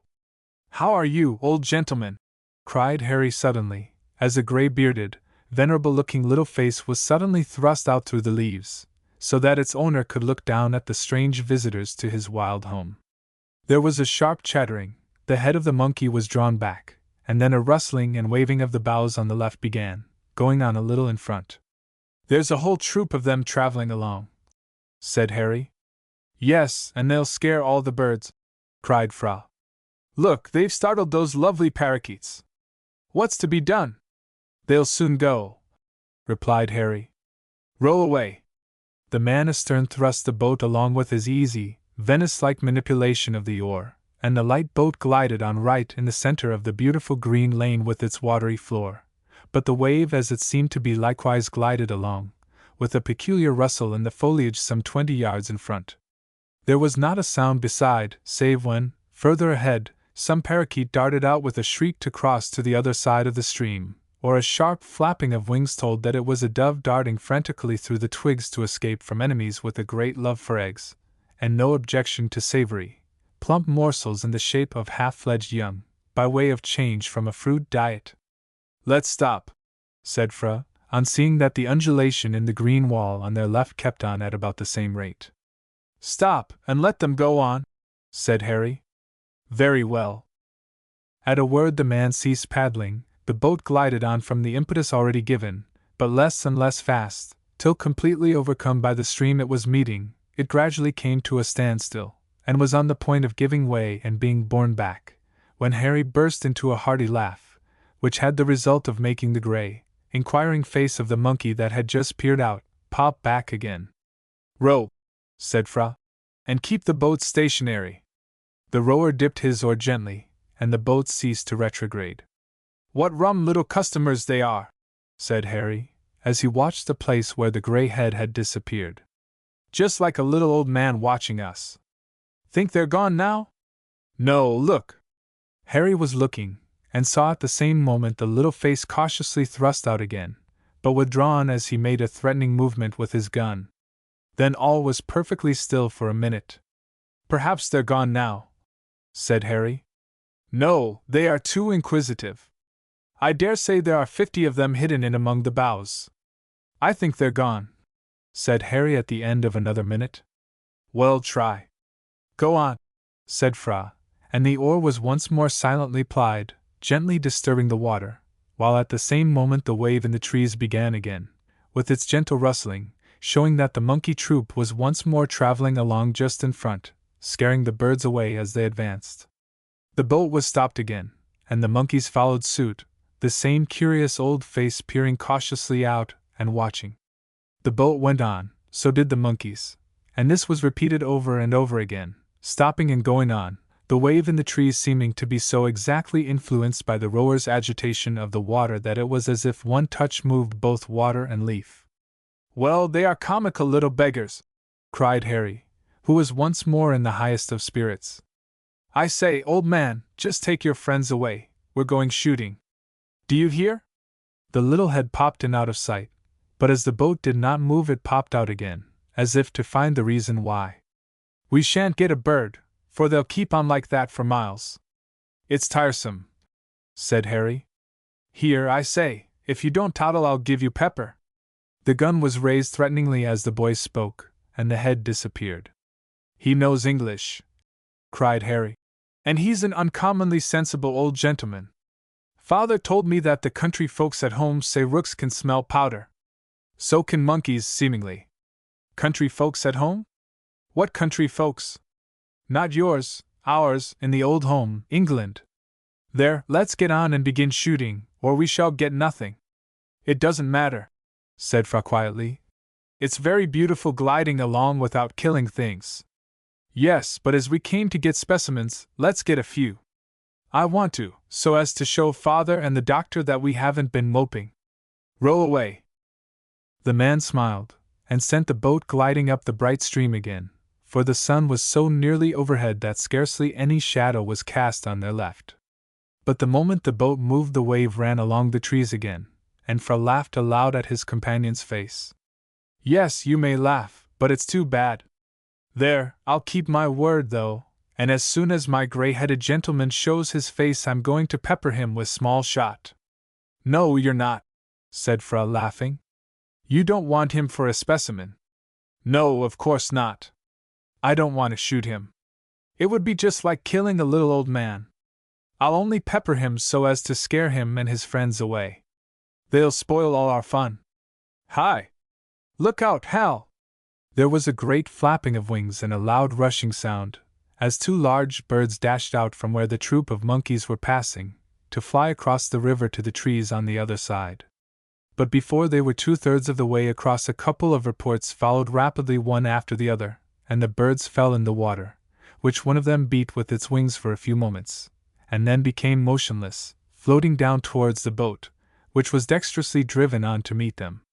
The birds were carefully lifted in, and with their plumage smoothed down, laid in a kind of locker, proving to be a finely developed pair of the great hornbills, no beauties as far as feathering was concerned, but singular as specimens, from the enormous development of their bills, and the great addition in form which has earned for them the sobriquet of rhinoceros. That's capital, said Harry. Father was saying he wanted a good specimen or two, for ours were very poor. The boys were loading again now, and the boat was once more advancing. The monkeys did not drive those away, said Fra. No, just drove them outright for us. Did as well as dogs, but hullo! Where are they? The boys stared up at the great green wall on their left, but the trees were motionless in the hot sunshine, not a leaf stirring, the only movement visible being in one spot where a gigantic wreath of some flowering creeper hung down from far on high, spreading to the sunshine hundreds of trumpet-shaped white blossoms, and among these somewhere about a score of tiny sunbirds were hovering and darting, the brilliant, metallic, scale-like plumage of head and breast looking as if the diminutive creatures wore helmet and gorget of wonderfully tinted and burnished metals, others approaching in luster the polish of brilliant gems. It was a beautiful sight as the little creatures darted about, their rapidly beating wings almost invisible, but giving the birds the appearance of being surrounded by a soft haze. Here one would be apparently motionless beneath a hanging blossom, into which its long thin beak was thrust to probe the nectar like a gigantic bee. There a couple would be engaged in chase and flight, with flash after flash of metallic light reflected from the surface of their plumage as they darted about in full career, turning different portions of their plumage to the sun's rays. Again one would seem to be of the most sober colors, almost dingy, till it moved, and then as it caught the light at some other angle it flashed into a thing of beauty, dazzling in its tints of ruby, sapphire, and purple. The boys had seen these tiny representatives of the humming birds in the New World scores of times, but always found satisfaction in watching them, and for the time being the monkeys were forgotten. What a chance! Said Harry, as the boat was sent in close to the burdened tree without disturbing the sunbirds in the least. If Father wants any more specimens of these, we couldn't come to a better place. But next time we come by, that bush will not be in flower, and there will be no sunbirds there. But they would be somewhere else, said Harry philosophically. Look at that one with the red band across his breast. What a beauty! I say, next time we want any I vote that we don't shoot them with sand or water, but try a butterfly net. Couldn't reach, said Fra. Could if we had it at the end of a long bamboo. No, said Fra decisively. You could not handle it quickly enough then. It would be too clumsy, and the bird would be as quick again. couldn't do it, Hal. Suppose not, said the boy thoughtfully. I say, look at that one with the rose-colored head. Am looking at it. I don't think I ever saw such a beauty. Oh dear, said Harry, with a deep sigh. What's the matter? I was thinking what poor, stupid things our stuffed skins are. They don't look a bit like these tiny beauties all in motion, and seeming to be a fresh color every time they move. They're so soft and round, and so quick. And see how they fly, too. I say, Fra, it seems a shame to shoot them. Horrible! Nothing could be more beautiful, said Fra thoughtfully. Hummingbirds are more beautiful, observed Harry. Ever seen any? No, but my father says they are. He has seen them stuffed, and they are so beautiful then that they must be wonderfully lovely alive. Let's go on, said Fra thoughtfully.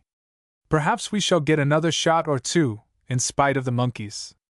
The man set the boat gliding on again, and Harry sat with his gun cocked, waiting to see the little gray face peer out from among the leaves. I wouldn't pepper him, Harry, said Fra. Not going to, was the reply. I've only put some powder to frighten him. That's right, but I don't see anything moving. They'll show themselves directly. Then we'll stop, and when the little old fellow shows his face I'll fire. But the shots already fired had been sufficient, sending the troop away through the trees at the quickest pace they could command, and the two boys looked in vain. Soon after, they had capital chances at different kinds of parrots, but did not lift their guns, these birds being abundant, and the little museum amply supplied with their skins. But upon coming abreast of an opening, the boat stopped, for it seemed a likely place for something novel. Hist! Whispered Fra, pointing. That's a bird you've not shot yet. Yes, like the one you missed that day. Let me try for this one. How tiresome! It's gone in beneath the bushes. It was evidently a bird of secretive habit, for it had dived into a dense place. But just as Harry was about to give up, and tell the man to go on, the bird came into sight again, rose from the top of a low tree, and was in the act of flying across the opening, when Harry raised his gun quickly and fired. Down? He said. I couldn't see for the smoke. No, said Fra. It flew right away yonder. Oh, it couldn't. I took such a careful aim. Did you see it? He asked the men. They both replied in the affirmative, and Harry looked puzzled. It seems queer, he said, beginning to reload his gun. I don't know how I could have missed. I know, cried Fra. You loaded to frighten the monkey. And did not put any shot in, cried Harry. Oh, how stupid! At that moment Fra raised his gun and fired at a similar bird, as it crossed the river, and dropped just at the edge of the opening. A turn or two of the oar sent the boat alongside, the bird was retrieved, and Harry was in ecstasies with its beautiful shades of turquoise blue, pale drab, and gray. It's the kind father was saying he was so eager to get a specimen of, cried Harry. Do you think any more will come if we wait? I don't think so, was the reply. But let's try.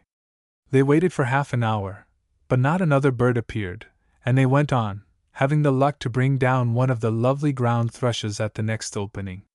After this Fra shot one of the scarlet-breasted trogons, a beautiful insect-eating bird, nearly allied to our goatsuckers and cuckoos, with, in addition to its rosy, scarlet breast, a delicate penciling of gray and black, while the greater part of its back was of a fine metallic green. Flycatchers with inordinately long tails were the next trophies, and Harry was beginning to think that enough had been secured for Shri to skin and preserve, when Fra pressed his companion's arm, and pointed to what looked like a streak of vivid blue being drawn in the air just above the water. It was too far off to fire, so the boys strained their eyesight to note where the beautiful object settled, but without result, so the boat was urged gently forward, and, finger on trigger, the boys watched the spot where they had last seen the bird. It has a splendid tail, Hal, said Fra in a whisper. You had better fire. No, it's a beauty. Then you fire. You are so much surer than I am. I'll hold my shot in case you don't bring it down. They were in momentary expectation of seeing the bird rise to continue its flight up the watery way, but there was no sign of it, and the lads were getting in despair, when there was a flash from a spot least expected. Fra, in his excitement at seeing it going away without Harry getting a good view of it, fired, though it seemed to be too late. However, the bird fell into the river, and another rose at the report, skimmed along just above the surface, and was getting almost beyond range, when Harry drew trigger, and the bird dropped. "I shan't shoot any more today," said Harry excitedly, as the two birds were retrieved and laid for their plumage to dry, being two perfect specimens of the racket-tailed kingfisher, whose azure adornments render it one of the most lovely birds of that part of the world. "I say, what beauties! We have done well. We've shot those birds often," said Fra, as he raised one of the kingfishers by the beak, and drew it softly through his hand, removing part of the water which remained, and straightening the produced feathers of the tail, each with its narrow, almost naked shaft ending in a lovely blue ellipse of web. This done, he laid the damp bird in the sunshine to dry, adding, "But I don't think we ever shot better specimens, or hurt the plumage so little." A low, hissing noise drew the boys' attention to the man who was not rowing, and, as he caught their eyes, he pointed to something in one of the overhanging trees. "What is it?" said Harry. "I can't see." And he cocked his piece, quite forgetting his words of a short time before. "Only nests," said Fra. "We don't want them." In effect, there was a cluster of about a dozen pensile nests, formed like a chemist's retort by the clever bird weavers, and hanging neck downward from the ends of thin branches, where they were perfectly safe from the intrusion of active, long-armed monkeys. There was, in fact, something attractive at every few yards, for when birds were not in sight magnificent butterflies or day-flying moths came flitting out of the openings into the forest, one of which was the atlas, as much as 10 inches across the wings. And now, the tension of seeking for choice specimens being over, the boys sat back carelessly, watching the various objects which came into view. Now it would be fish, temptingly suggestive of the sport that might be had up this lovely stream, did they feel disposed to bring tackle. A little farther on the boat was stopped for a cluster of beautiful orchids to be secured, but they were rejected on account of their being inhabited by a colony of virulent ants. "I say," said Harry suddenly, "this would be just the place for fireflies. Let's tell Dr. Cameron, and we'll have a trip up some night. We might shoot some of the queer night birds." "Yes," said Fra, "and something else too. There are tigers up here, they say." "So much the better. We should get a chance to shoot one then by accident. I say, where should we come to if we kept right on as far as the river ran?" "To the place it started from." "Well, I know that, but where is it?" "Oh, it's all our country. There are mountains there, and plenty of elephants, Shri says. Let's have an expedition right up then, and bring a tent and plenty of provisions. We ought to be able to get all kinds of new specimens." "I'm willing," said Fra. "But hadn't we better turn back now? Think they will be coming back from the tiger hunt?" "Most likely. I say, Hal, it hasn't been a bad time, has it?" "No," said Harry with a sigh. "Tell him to go back." At the order, the man who had been resting returned to the fore part of the boat, and seized his oar, making that the stern now, while his companion laid in his oar, and squatted down for his rest. "Hullo! Look!" cried Harry. "There's another of those queer-looking old chaps."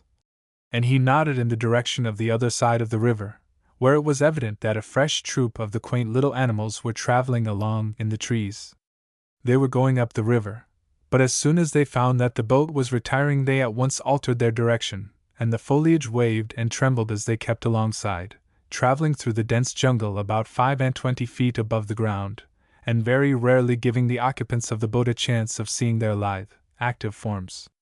How far these eager, inquisitive little fellows would have followed them, if left undisturbed, it is impossible to say, but after watching their movements and the eager, excited face of their leader for some time, Harry grew tired of their company. "Send a shot over them, Fra!" he cried. The boy raised his gun, pistol fashion, in the air, and fired it, while Harry watched the wall of verdure. Just as the gun was fired, the little old face of the leader was being reached out from the extremities of the boughs, the monkey holding on in what proved to be a very precarious position, for the suddenness of the report frightened it out of its small wits, and made it give such a bound that the next moment collapsed into what looked like a ball fringed with white, it came rushing through the leaves, splashing into the water, making the occupants of the boat roar with laughter. "What is fun to you is death to us," said the frogs to the boys, in the fable, and this was nearly the case with the monkey. For as soon as the rower saw the beginning of the mishap, he gave a tremendous sweep with his oar, changing the direction of the boat and giving it greater speed at the same time, so that it might glide in close to where the trees dipped, and pick up the monkey before it was drowned or succeeded in dragging itself up. The movement was cleverly conceived and carried out, but it had a different culmination from that which was expected. Full of excitement now, the boys were watching for the monkey to rise from its deep plunge, and so well had the boatman judged his distance that the swiftly moving prow was within a yard of the little unfortunate when it rose to the surface.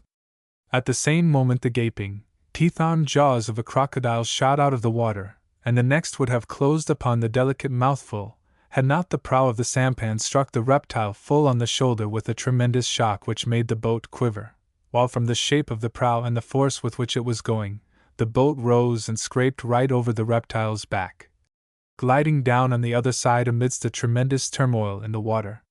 The boys held on by the sides, fully expecting to be capsized, but not a drop of water was shipped, and when they turned to look back it was to see that the unoccupied man had snatched at the monkey and lifted it on board, while the crocodile, a creature of about 12 or 14 feet long, was lashing the water into a foam with its tail. "Here, take us back," cried Harry. "I must have a shot at that brute." The man reversed the movement of the oar he handled, and the sampan began to glide back. "Mind!" said Fra excitedly. "It will be horrible if we are capsized." "I'll capsize him as soon as I get close enough," said Harry between his teeth, and he knelt ready in the boat, as it approached nearer and nearer. The monkey seemed to be in an utter state of collapse from fear, as it crouched in its captor's lap, huddled into a drenched ball, till it caught sight of the crocodile, when it was literally transformed. In an instant its eyes were flashing and teeth bare at the sight of its hereditary enemy, the murderer of hundreds of the unfortunates which from time to time played and slipped, or descended to the ends of branches to drink from the river. Its dull state of helpless weakness had gone, and before the man who held it could grasp what was about to happen, the little creature uttered a shrieking, chattering cry of anger, bounded to the end of the sampan, and raged at the reptile. That was enough. The crocodile responded to the angry challenge and monkey-like, violent language apparently being heaped upon it, and made a dash at the sampan. But as it reached the prow the monkey bounded on to the top of the palm-leaf roofing, while, reaching backward, Harry discharged his piece right between the reptile's eyes. Firing as he did, with the muzzle of his piece not above a yard away, the effect of the charge of small shot was much the same as would have been that of a heavy bullet the diameter of the fowling piece bore. The rower was on his guard too, and as the lad fired he forced the light sampan away so that they were quite clear of the violent blow given by the creature's tail, as it swung itself round and then sank like a stone. The effect upon the monkey was again startling to a degree. At the report of the gun it leapt upward from the roof of the shelter, and instead of coming down in the same place it dropped on all fours close to Harry, who caught it by one arm. "Mine!" cried Fra warningly. "They can bite very sharply." "Oh, I don't think he'll hurt, poor little chap," was the reply, and the boy drew his little prisoner close to him, laid down his gun, and patted its shoulder. "Shall we keep it as a pet?" "No," said Fra. "It would pine away and die. You must get a young one if you want them to keep." "Yes, of course," said Harry. "Isn't he comic? I wish I'd got something to give him. He's ready to make friends." "So he ought to be," said Fra. "We saved his life. That croc would have swallowed him like we do Dr. Cameron's pills. That he would. What a narrow squeak! I say, have you got anything you can give him?" "No, give him his liberty. I'm going to. Poor little wretch, how he shivers! He's too much frightened to bite or do anything. Hi! Old gentleman, get up there on the top." He lifted the monkey up, and it went slowly onto the hot roof, gazing back at its captor with wondering eyes. "Now run the boat in close to the trees," said Harry, as he patted and stroked the utterly cowed prisoner.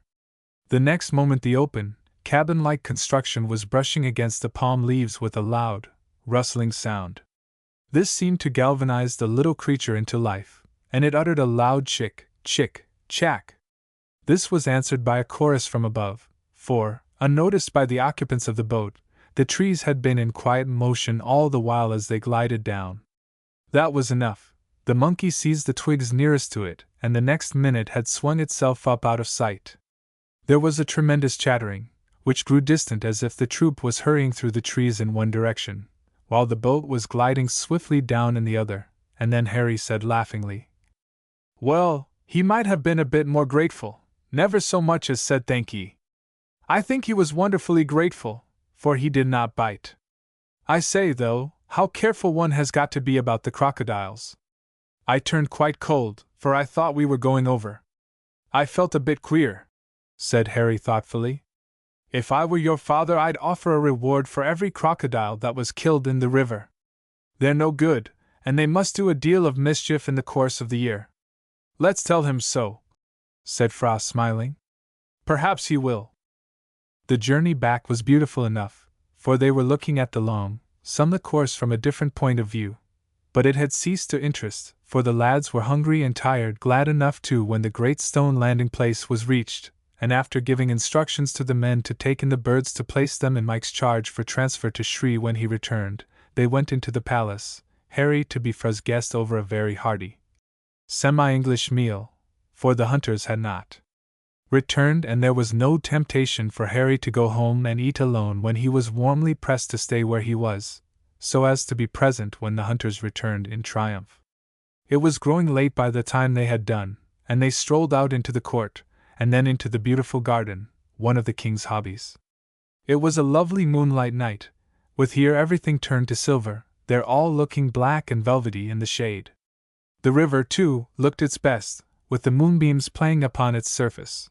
But the boys were growing too weary to admire the beauties around, or to heed the buzzing, croaking, and booming that came from across the river. "Look here," said Harry at last.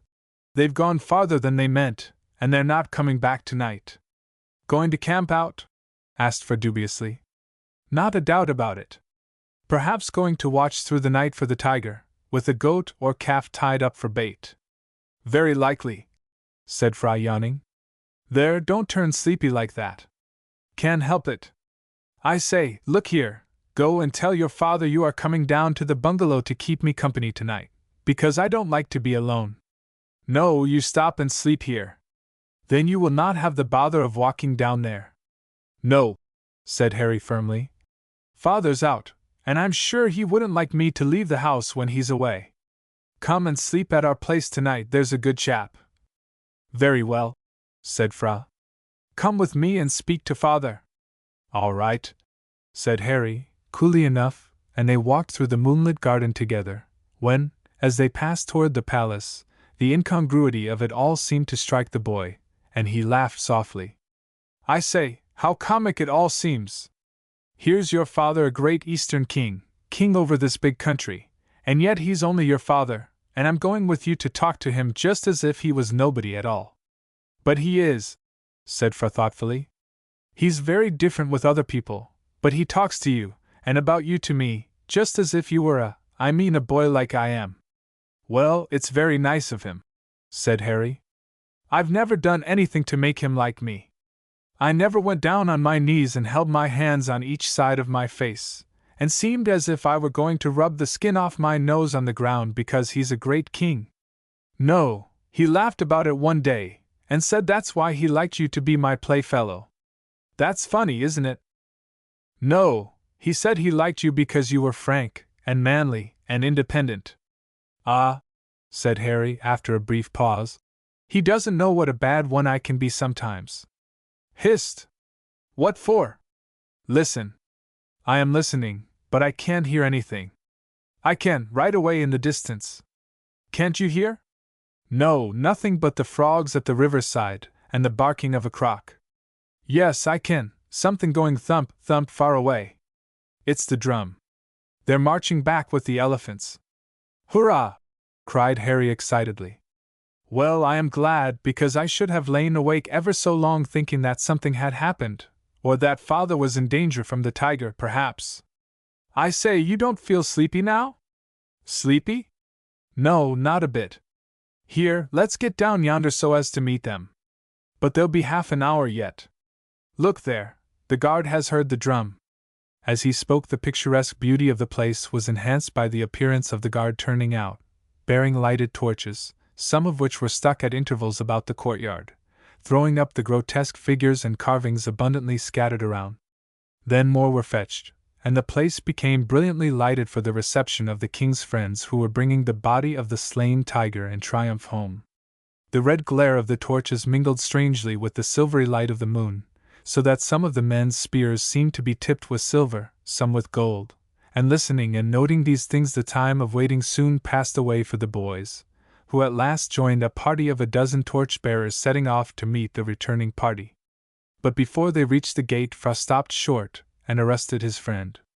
No, he said in an earnest whisper. Don't let's go. Very likely my father will come out, and he would like us to be near to seem to be honoring and paying him respect. Very well, said Harry shortly, for it was against his grain. Yes, there he comes, said Fra eagerly, as the palace entrance was lit up by numbers of lantern-bearers, and the king came and stood on the terrace to welcome his English friends. At last the party of spearmen in advance marched in, with the elephants shuffling along side by side behind, but each bore its load the same as when it started, no alteration having been made. Harry ought to have let the elephants go close up to the terrace and kneel before the king, to whom the result of the hunt should have been first communicated, but in his excitement he forgot all about court etiquette, and ran up to the side of the nearest beast. Well, father, where's the tiger? He cried. Over the hills and far away, cried the doctor. Yes, my boy, said Mr. Kenyon. We have seen nothing but his pug, the marks of his feet. Chapter 9 Naturalist's Treasures.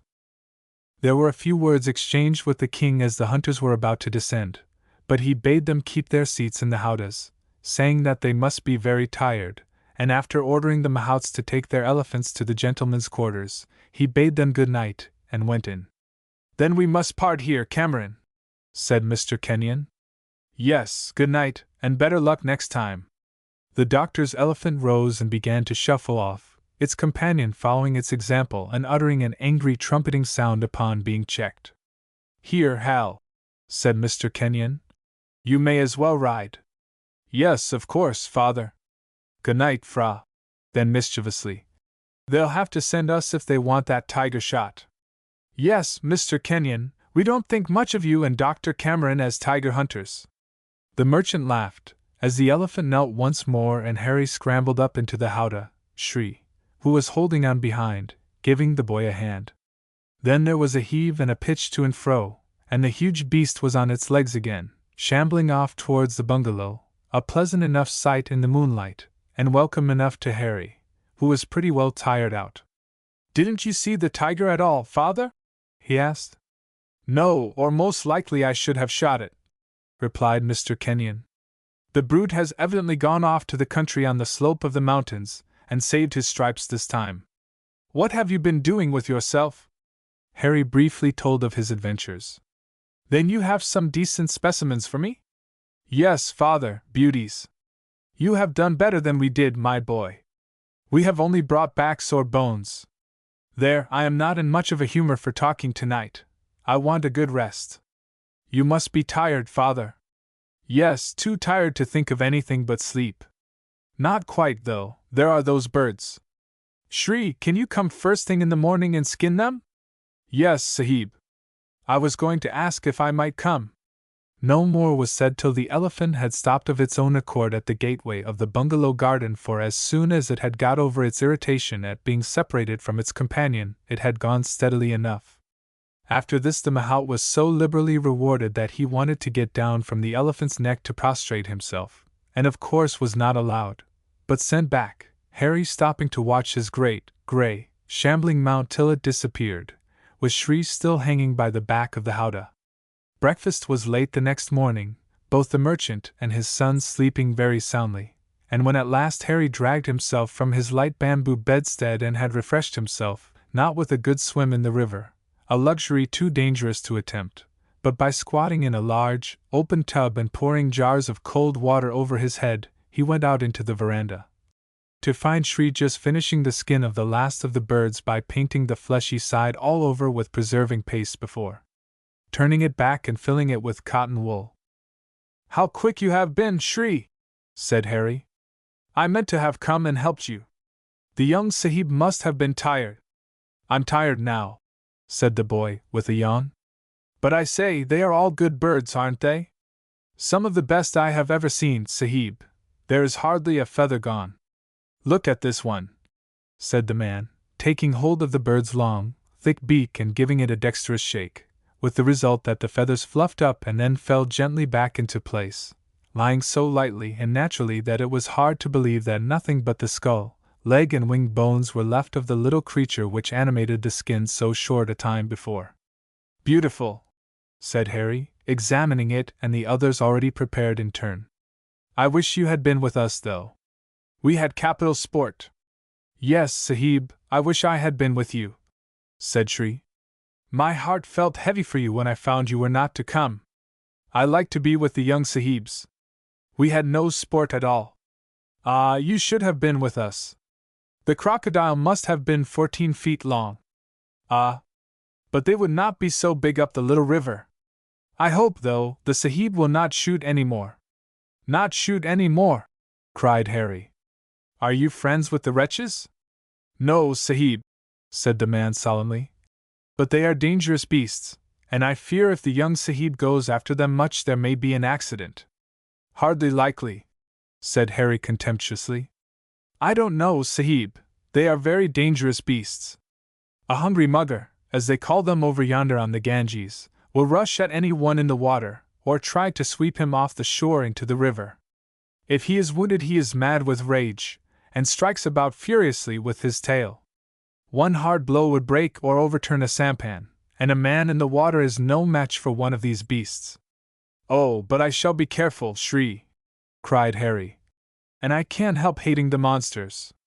"We all hate them, Sahib, except some of the foolish people who would think it a sin to hurt a crocodile. Do not be rash." "Oh no, I shan't be rash," said Harry. "But you should have been with us yesterday. It was rare fun with the little gray-whiskered monkey. It was frightened nearly to death, what with the noise of the gun and the fall plump into the water, and the ducking, and then being so nearly snapped up by the crocodile. It would be frightened, too, on finding it was a prisoner, Sahib. He looked just like a withered-up old man, not much bigger than a baby." "Yes, Sahib, they are strange little beasts," said Shri, who was still busy with the skins, giving delicate touches here and there to the plumage, with a small needle made of ivory. "I never kill one if I can help it, because they are so much like very wild old men." "That is a lovely skin, Shri," said Harry, bending over the blue and gray thrush. "Yes, and these are hard to find, Sahib." "Father will be delighted with those, I'm sure," said Harry. Then turning off to the old hunter's last remarks. "So you don't like shooting monkeys?" "No, Sahib, I never do. It does seem a shame, for they're such merry, happy-looking little chaps, swinging and playing about in the trees. How they enjoy the fruit, too! They seem to have quite a jolly life." "Oh no, Sahib, they have their troubles too," said Shri seriously. "And many of them." "Monkeys do?" cried Harry, laughing. "Why, what troubles can they have?" "Muggers waiting under the trees to catch any that fall, Sahib." "Then they ought to know better than to play in the branches which overhang the river. That is where the best fruit grows, in the open sunshine, Sahib, and it is often when they go down to drink that the muggers catch them or sweep them into the water with their tails." "Ugh! The beasts!" cried Harry. "Then there are the leopards lying in wait up in the trees, and some of the big wild cats, too, staring at them. Monkeys are very quick, but the leopards are sometimes quicker. Yes, it's wonderful how active those spotted, cat-like creatures are. I say, Shri, have you ever seen one of the very big monkeys that live in the islands?" "Only once, Sahib. It was when I went to Borneo with a Sahib from India. We were a long time hunting in the woods before we found one, and then it was high up in a tree, going along hanging by his hands. He seemed to be a very quiet, tame sort of beast, only trying to get away, but the Sahib shot him, and he hung from a great bough, oh, very high up, till the Sahib shot again, and then he let go and came down, dropping from bough to bough till he fell dead, nearly at our feet. Was it very big, Shri? Very, very big, Sahib, nearly twice as big as I am. Really? Oh yes, Sahib. Not so tall as I am, not higher than the Prince Fra, but so big and broad, big head, big face with great swellings behind the cheeks, big shoulder, and big arms that reach down nearly to his feet. And such hands and feet, Sahib! So big and strong. Much like a man, Shri? Like what a wild man might be, Sahib. And yet no, not like a man, he was more like a wild beast, all hairy. The poor people here, some of them, believe that when we die, if we have been wicked we shall turn to monkeys or crocodiles. And do you believe that, Shri? The man looked up and smiled, as he shook his head. Oh no, Sahib, I don't believe anything of the kind. It is all nonsense, but monkeys are very curious little things, and very cunning. They have plenty of sense. Think so? Oh yes. Did not you say that the one you caught was angry with the crocodile, and danced about and called him names?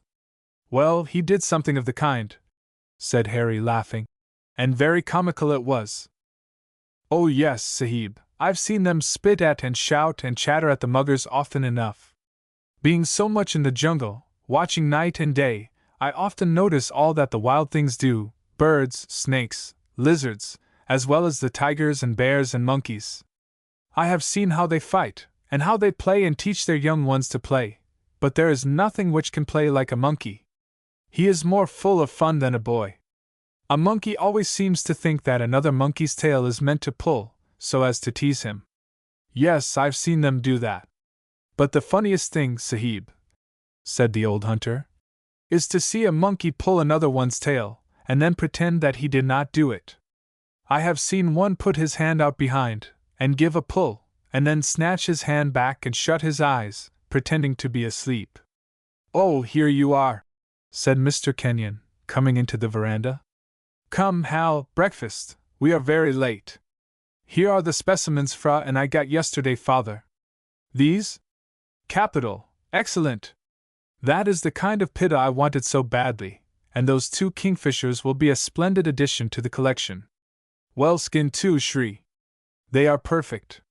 Over the breakfast Mr. Kenyon related their adventures of the previous day, but there was nothing much to tell save of wearisome wanderings here and there through rugged, thorny ground where the tiger's pugs could be traced. Hollows were carefully beaten, and patches of reed and grass driven, while the hunters waited for the coming of the cunning beast which was not there. Then at last they found unmistakable traces of his having gone off, and weary and disgusted, they had turned back. Harry Kenyon and his father led a very pleasant life in that curious country, for their position was a favored one, though a great deal was due to the latter's enterprise. At first their existence was lonely, but it was not long before their position became a good deal talked about through correspondence which followed their arrival, and by degrees a happy little colony had grown up in the neighborhood of the palace.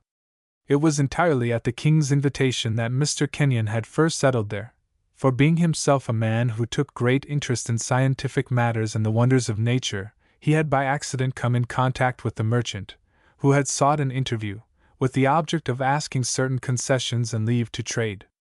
The result was that Mr. Kenyon was taken quite by surprise on discovering that the king, whom he had expected to find much on a par with so many of the barbaric chieftains of the East, was a man who cared nothing for war and aggrandizement, either for decking himself out in diamonds, emeralds, and pearls, but who was dressed in the simplest manner, loved to study chemistry, and surrounded himself with beautifully made microscopes and telescopes, obtained at great expense from London and Vienna.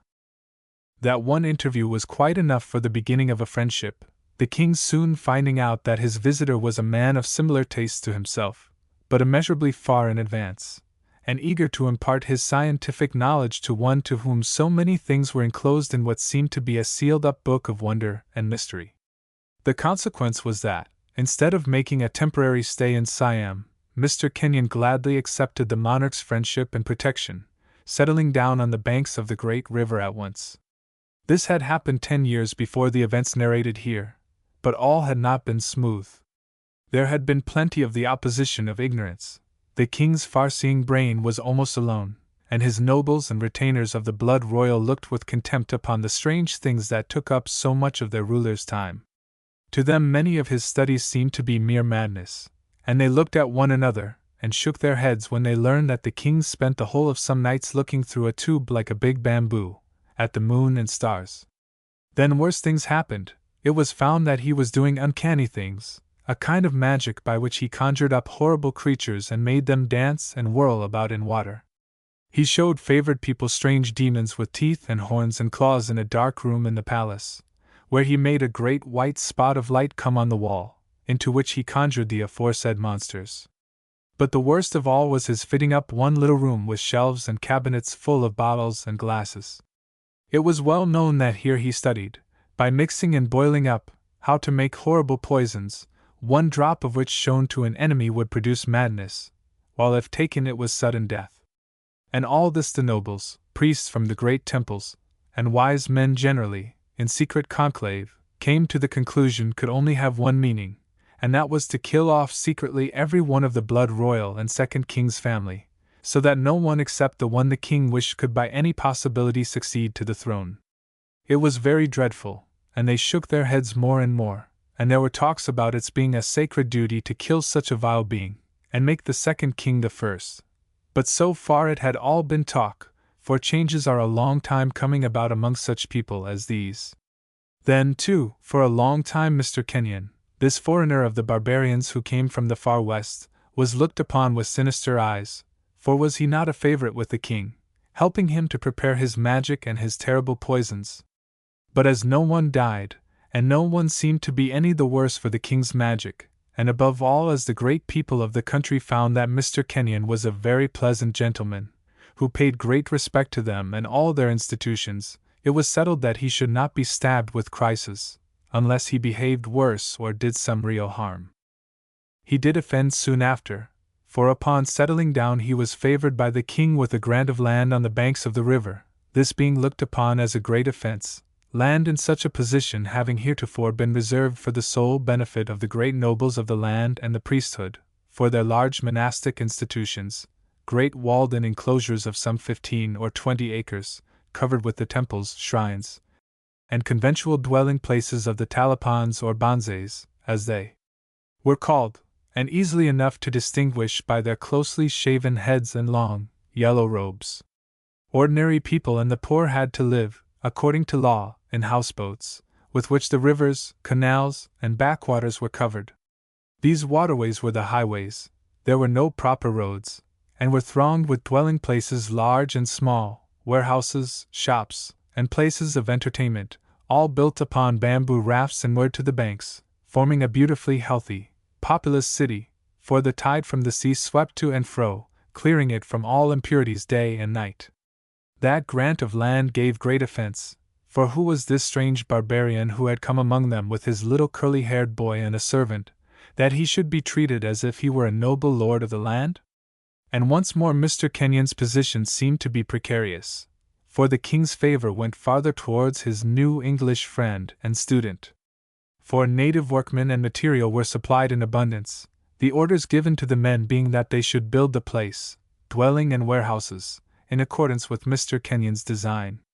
All this proved a great gain to both, for while Mr. Kenyon prospered wonderfully in his trading ventures, and had ample opportunity for collecting the strange products of the country in connection with his favorite study, the king found his revenues increase and his capital become more enlightened by the introduction of Europeans, who were attracted there through finding that they were protected, treated with respect, and encouraged to trade. This was forgiven, and all went well till the doctor came, when the native medicos grew alarmed and threatening, for this Englishman, or Scotchman, knew better than they. As the years went on the friendship grew firmer, and the king gladly seized the opportunity of letting his son share young Kenyon's studies, for his desire was that his boy should become an enlightened ruler, who would carry on his plans for the improvement of the country over which in all probability he would some day reign. Mr. Kenyon, who was a highly cultivated man, gratefully entered into the king's plans and invited a clever university man from Oxford to come out and act as tutor to the two boys, with the result that the young prince passed a good half of his existence with Harry at the bungalow, sharing his studies and amusements, while Harry was always as welcome a guest as his father at the palace, having only to express a wish to have it gratified, whether his want took the form of books, fishing, tackle, guns, men, elephants or boats for some expedition in jungle or open stream.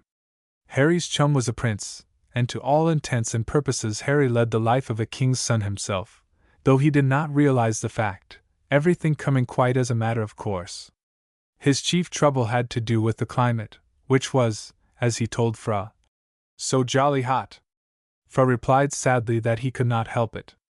No, said Harry thoughtfully. You can't help it, but it's jolly hot all the same. Chapter 10. What Harry heard. No more was heard of the tiger, but the boys laughed and talked about it together, for they could not help enjoying the ill luck which had attended those who went in its chase. I know how it is, said Harry, with mock seriousness. The tiger heard who was coming to shoot him, and he went off to wait until Prince Fra had grown up old enough to go tiger hunting in proper style. Yes, that's it, said Fra drily. But you may as well say how you know. The tiger came and told you, I suppose? Oh, never mind that, said Harry. I wish you wouldn't talk about it. I say, when's that chest coming from London? Don't know, some day, said Fra. It was pretty well on to half a year from the time of the order being given to the day when the big chest was delivered at the palace, being brought up by one of the royal barges, with its many rowers in scarlet jackets, from the vessel lying at the mouth of the river, right up to the stone landing place in front of the palace, from which it was borne, attached to a couple of great bamboos, by a dozen men, preceded and followed by guards bearing spears. Such a jolly fuss, said Harry, frowning. Why, you and I could have each taken hold of an end and carried it up to our house and opened it there. Well, no, said Fra. You see, it is my father's, and he is king, and it is only proper for the box to be brought up like this. Is it? Said Harry contemptuously. All right, only I thought the box was for us. So it is, said Fra. But father has not given it to us yet. Oh, all right, only it does seem so stupid, and if a lot of English boys could see, I dare say they'd laugh like fun. If one of them laughed at my father he'd repent it, said Fra hotly. Pshaw! They wouldn't laugh at your father. I should like to catch him at it. I should have something to say then. Fra caught his friend warmly by the arm, and his eyes brightened. They might, though, said Harry solemnly, if they saw him sitting under that big umbrella, with his silk padang on, looking like an old woman in a petticoat. That he doesn't, said Fra warmly. And I'm sure a padang is a much more comfortable thing out here in a hot country than a pair of trousers. Oh, I don't know, said Harry. But it is jolly hot. You don't know, because you have only put one on just for fun, but I often feel disposed to give up wearing trousers, and to go back to a padang again. What, go back to being a barbarian? Cried Harry. You ought to be ashamed of yourself. Well, I'm not, said Fra warmly. It's much cooler and more pleasant. Oh, you savage! You'd better say it's cooler to go without anything at all.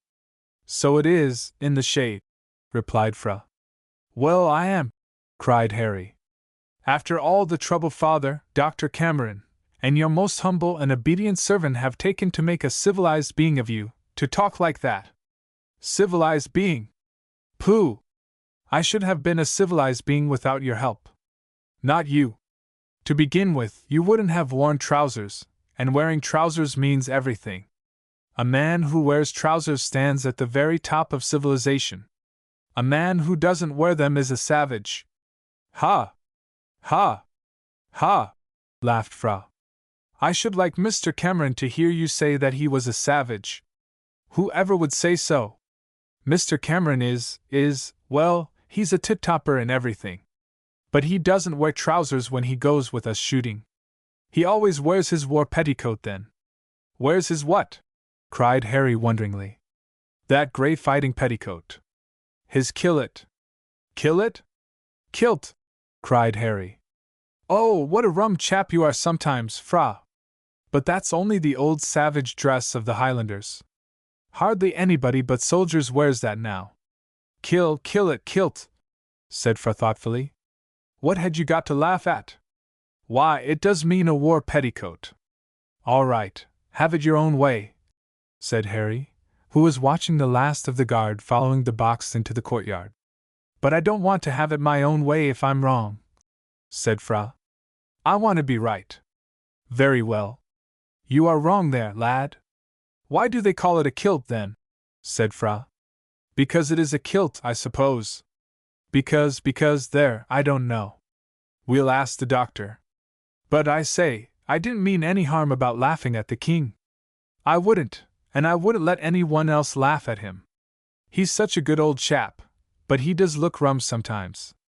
Well, I know that, said Fra hurriedly. And I don't like it, Hal, and I wish he would do as English gentlemen do, but he can't altogether. Why? Because he's king, and the people wouldn't like it.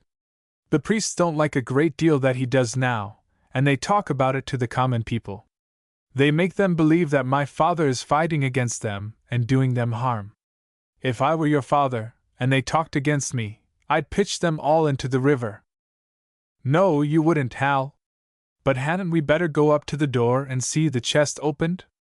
Yes, come on, cried Harry eagerly, and they followed the guard, going by sentries armed with spear and kris, who smiled solemnly at the two boys, and made way for them with every show of respect.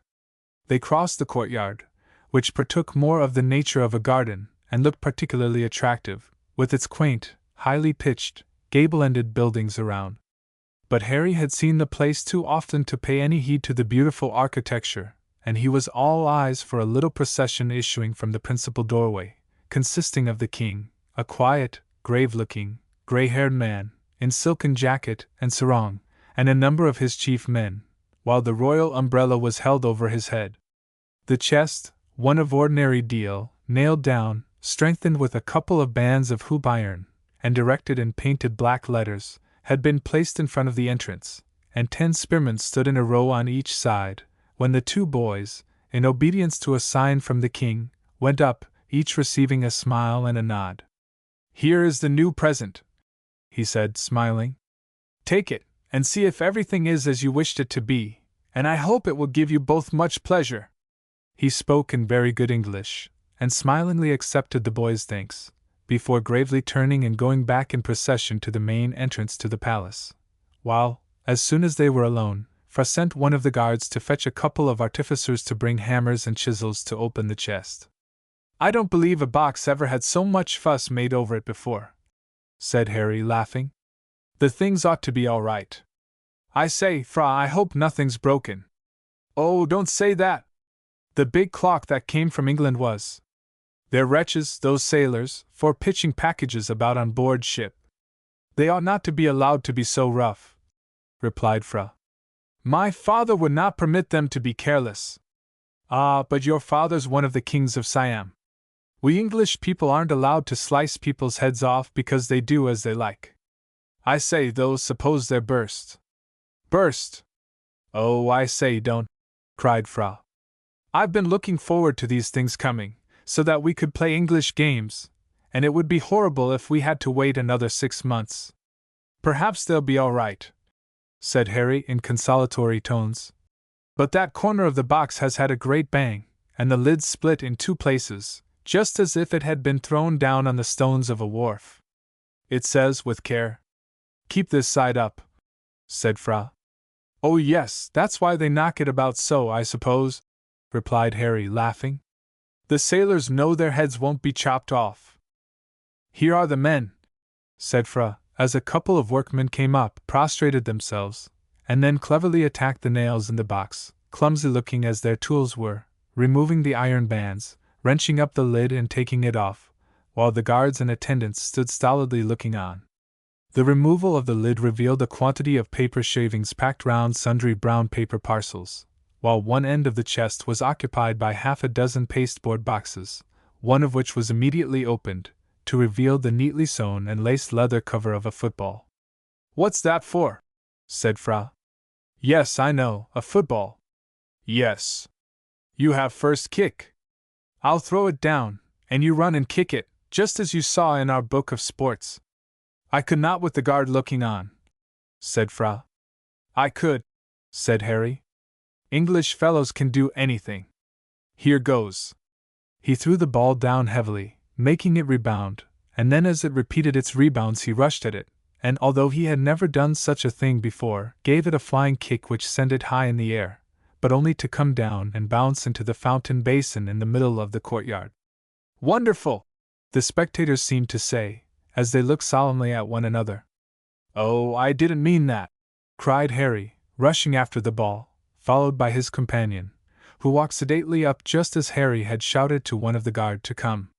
Here, he said in Siamese, fish out that ball. The man smiled, reached out over the basin, and in another moment would have transfixed the football on his keenly pointed lance. But Harry was too quick for him, and gave the lance shaft a thrust. Not like that, he cried. You'd kill it, let all its wind out.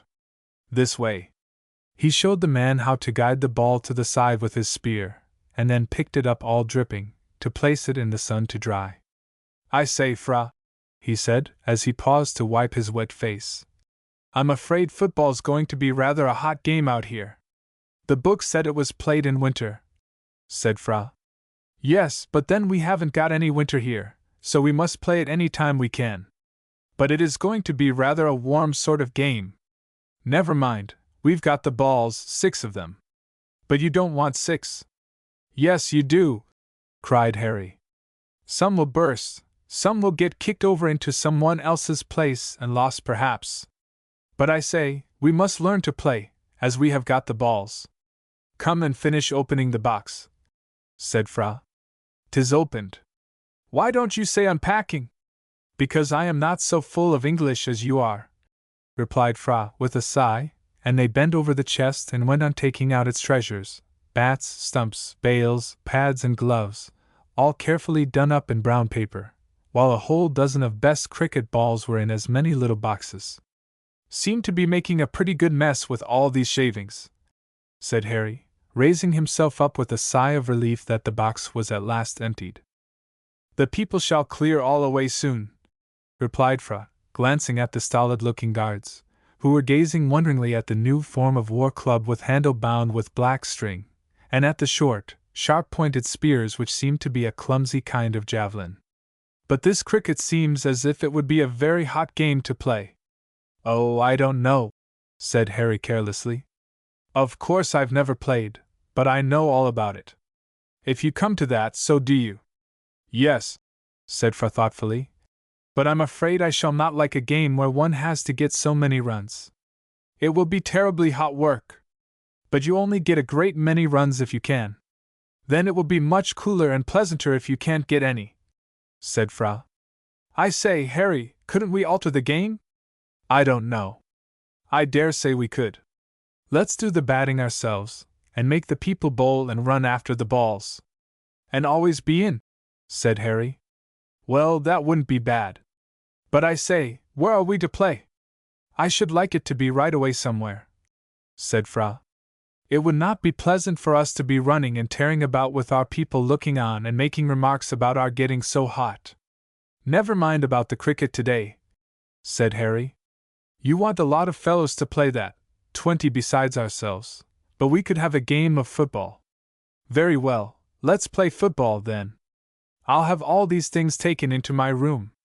Only let's get right away. I don't care about playing here. Why not? It will be a capital place if we take care not to kick the ball into the fountain. I don't like playing here, with all the men looking on. It seems so silly to be running after a ball and kicking it, as if you were cross with it for being on the ground. I never thought of that, said Harry. But let's see, why do we kick it? I wish we'd been the same as other boys. Well, so we are, only you were born in India, and I was born here. I don't mean that, cried Harry. I mean the same as other English boys are. They go to big schools where they learn all sorts of games when they're half as big as we are. But let's see, we want to know why everything is. Why do we kick the football? To make it bounce, of course. That isn't all. We kick it to make it fly through the air. For exercise, said Fra. That's something to do with it, I suppose, but there's something else. It's to try who's best man. Don't you see? No, said Fra. I only know that we've got to learn to play football and cricket. Never mind about cricket now, let's get to play football first. But we don't know anything about it, said Fra. And it seems so stupid. Let's ask Mr. Cameron to show us how. That we just won't, cried Harry. He'd only laugh at us. What, he'd say, don't know how to play football. Why, I thought every boy could play that. I don't like to be laughed at, said Fra. Of course you don't. I don't either. That's the worst of people too. Just because they know something that you don't know, they think themselves so awfully clever, and laugh at you because you don't know the same as they do. Well, how do we play? Do you know? I know something about it. You make sides because it's going to be a fight. Then it's a cowardly game, cried Fra. Why? Said Harry in astonishment. Because in a fight you ought to use your fists, you taught me so, and this is all kicking. Oh, what a chap you are, Fra! If I didn't know what a straightforward one you were, I should think you were making fun. Can't you see this is not a fighting fight, but a fight in fun, to see who's to get the best of it? So's a fighting fight, said Fra. Yes, but this is play. There ought to be a lot of fellows on each side, but I don't see why two can have a game. I'm sure they'll get more kicking. Now we're going to play. I'm against you, and you're against me. I see. I'm against you, and you're against me. Well? We begin out in the middle of a place, with the ball between us. I've got to kick it to the hedge on your side, and you've got to prevent me. You've got to kick it to the hedge on my side, and I've got to prevent you. That's easy enough to understand, isn't it? Oh yes, I understand that, but I shan't play here. Why? Because we're sure to fall out over it and fight, and I don't want our guards to see me and you fighting. Oh, we shouldn't be so stupid. I don't know whether it's stupid, but I know how you are when you get hurt a bit, Hal. No, I shan't play here. Very well, come on home with me. There's plenty of room at the bottom of the garden, and there'll be no one to see us there except Mike, and I'll take care he is sent somewhere else. That will do, said Fra. How many balls shall we want? Only one, of course. Why not have two? Said Fra. One apiece, then we shouldn't fall out. And we shouldn't be playing at football. This ball will do. Come on. Fra made no further opposition, but he hazarded the remark that it was rather hot to play. Yes, this is the hottest place I was ever in, said Harry. There couldn't be any place hotter. But come along, English boys don't study about its being hot or cold when they want to do anything. I'm glad Dr. Cameron is nowhere near. He'd be interfering and dictating about the game directly. That's the worst of him, he knows so much. It will be much nicer for us to learn how to play well before he sees us at it, and then we shall know as much as he does. The boys trudged off, with the sun shining down upon them as it can shine down in Siam. It was somewhere about 100 degrees Fahrenheit in the shade, and it may readily be set down as being 120 in the sun, so that Harry was quite right in his remarks about Dr. Cameron, for if he had been present he most assuredly would have interfered to the extent of making them put the football away, and ordering them into the shade. But there was no one to interfere, as they trudged on, and entered by the gate of the bungalow, finding all very quiet till they got around to the back, where a peculiar noise came through the open jalousies of one window, making Harry step forward on tiptoe till he could look in. This done, he stepped cautiously back to his companion. Only Mike, he whispered, lying on his back fast asleep, and snoring like a young thunderstorm in the distance. Come along, we shall have it all to ourselves. Where's your father? Gone down to the port in a boat, to see the captain of one of the ships. 5 minutes later they were in a good-sized field, well hedged in with native growth, and displaying a very respectable lawn-like greensward, one which had cost Mr. Kenyon years of trouble to get something like an English meadow. It was a capital place, and having settled which were to be the goals, Though Harry did not call them so, they walked into the middle of the enclosure to make a start. "Now," said Harry, "of course we don't know exactly how to begin, but—" "Why didn't we read what it said in the book?" said Fra. "What book?" "The one that came in the chest." "I didn't see any book in the chest."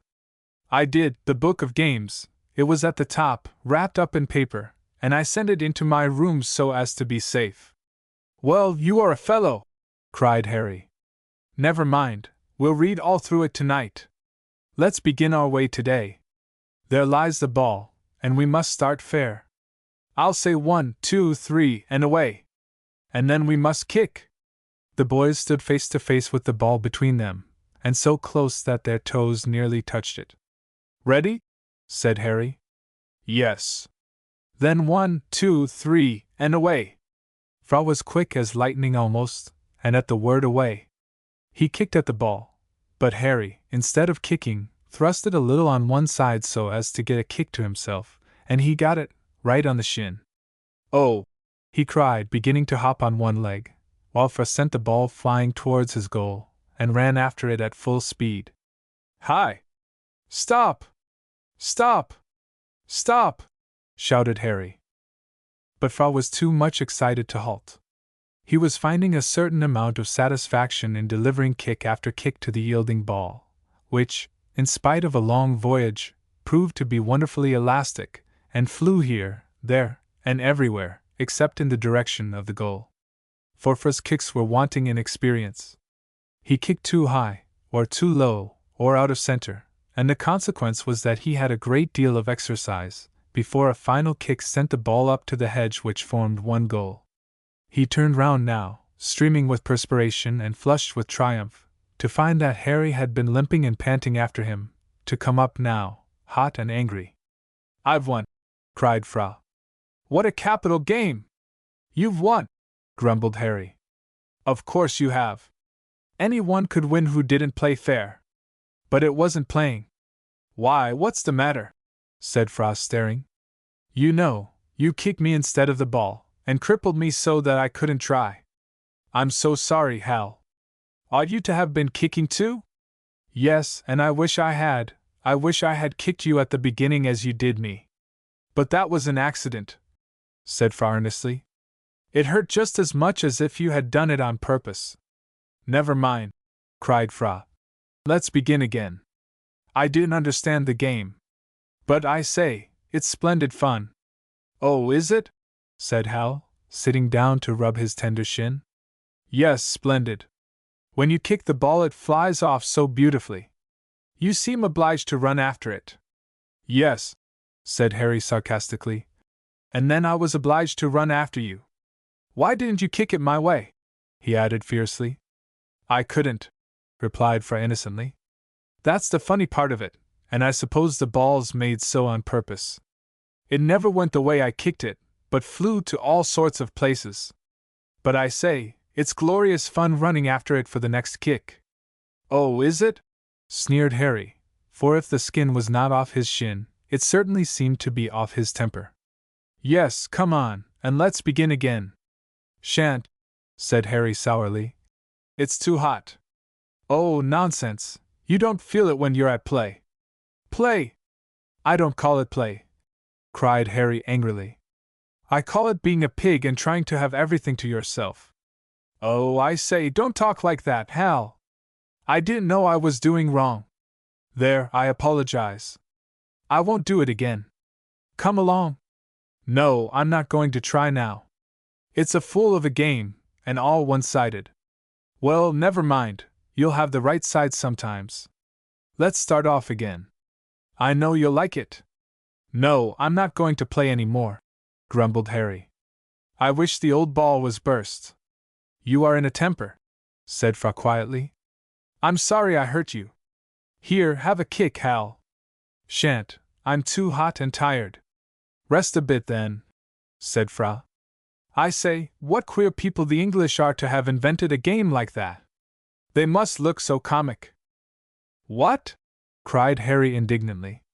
"Well, I do like that.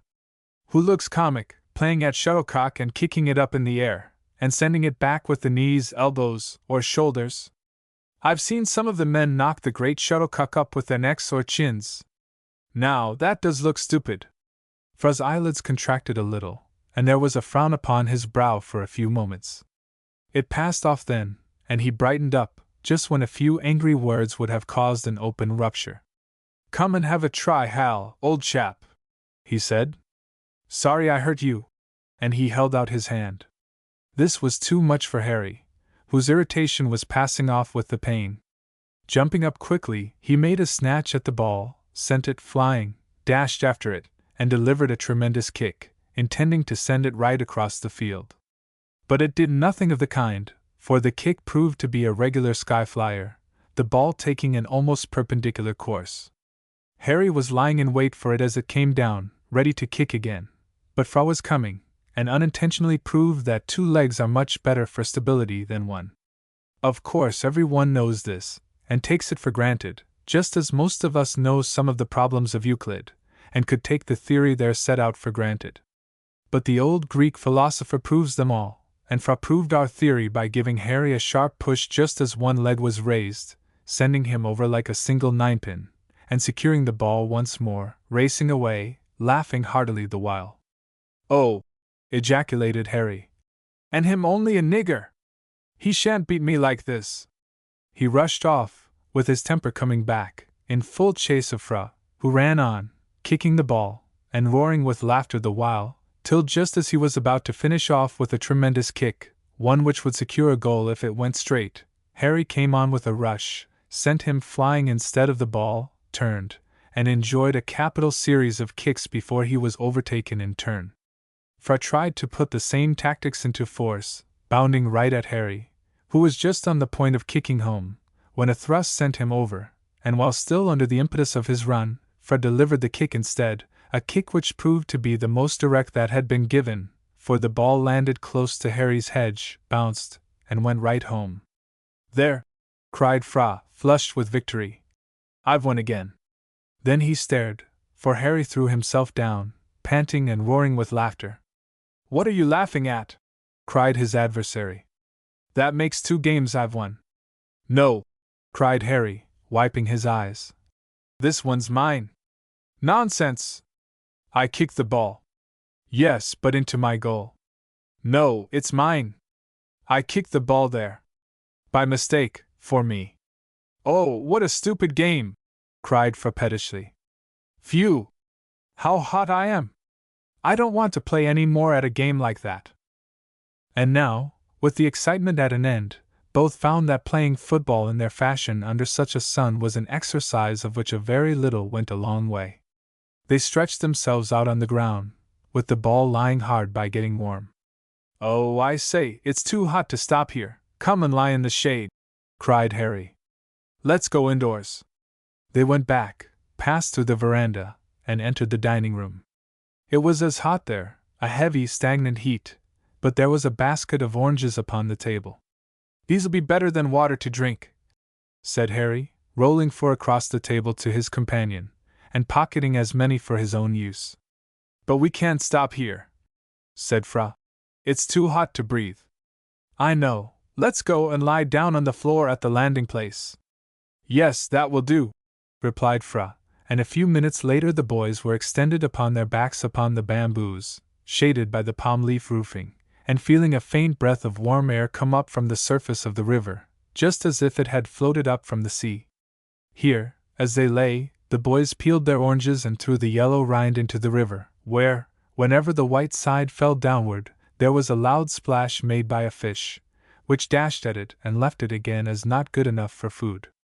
The oranges were not good, they were small and pithy, as if the sun had dried all the juice out of them, but they were the best the boys could obtain, and they were eaten in silence, neither feeling disposed to talk. And then the natural thing occurred to 2 boys hot and tired upon a torrid day when there was a sleepy hum in the air in and out beneath the shade in which they lay. 5 minutes after the last orange was eaten, a heavy breathing could be heard. "Asleep, Fra?" said Harry softly. A repetition of the breathing was the reply, and Harry lay with his hands clasped under the back of his head, gazing up at the palm thatch, where all looked softly light, though it was in the shade, the reason being that the sunshine was reflected from the surface of the water and played in a peculiar, mazy way upon the inner part of the roof, as if a golden net were covering the palm leaves and being kept in continuous motion. There was a good deal to be seen up there. Flies were darting about, and often faring badly, for every now and then a lizard ran along, looking like a miniature crocodile, the sunny reflections in full motion resembling the water. The dart of one of these lizards upon an unfortunate fly was too quick for the eye to follow. One minute the curious little creature in its glistening armor would be creeping up to within a few inches of a fly busy at work brushing its head and wings with a care and nicety that suggested great pride in its personal appearance. The next moment there would be what seemed to be a faint streak upon the palm thatch, and the lizard would be where the fly was preening itself, but the fly was gone, and it had not been seen to fly away. It was there still, but securely enclosed, and ready to be transmuted into food. They are quick, thought Harry, but his attention was taken off the lizards to the action of something gliding along among the loose leaves of the thatch, something long and pale green and gray. It seemed to be so insecurely placed that it appeared to be on the point of falling, and if it had dropped it must have been upon the sleeping figure of Fra. But somehow it held on by means of the long plates or scales at the lower part of its body in one or two places, while the rest hung in limp, unsupported folds. It was very interesting to follow the sinuous movements of this snake, a gracefully thin creature of about 4 feet long, and over again Harry laughed to himself, thinking how Fra would jump when he felt the thin, twining reptile drop upon him. But there was no fear of its falling, for it had the instinct of self-preservation strong within its fragile body, and it always appeared to be holding on tightly by one part, while the other was gliding forward seeking a fresh hold. It was nothing new to the watcher, for Harry had seen snakes of this kind often, both living and dead, and his father had pointed out to him that it was of a perfectly harmless description, the head being softly elliptical and gently graduated off in its junction with the long, thin neck, showing no sudden swellings out caused by the possession of poison glands, which give to the dangerous little serpents the peculiar spade-shaped or triangular head with the corners bluntly rounded off.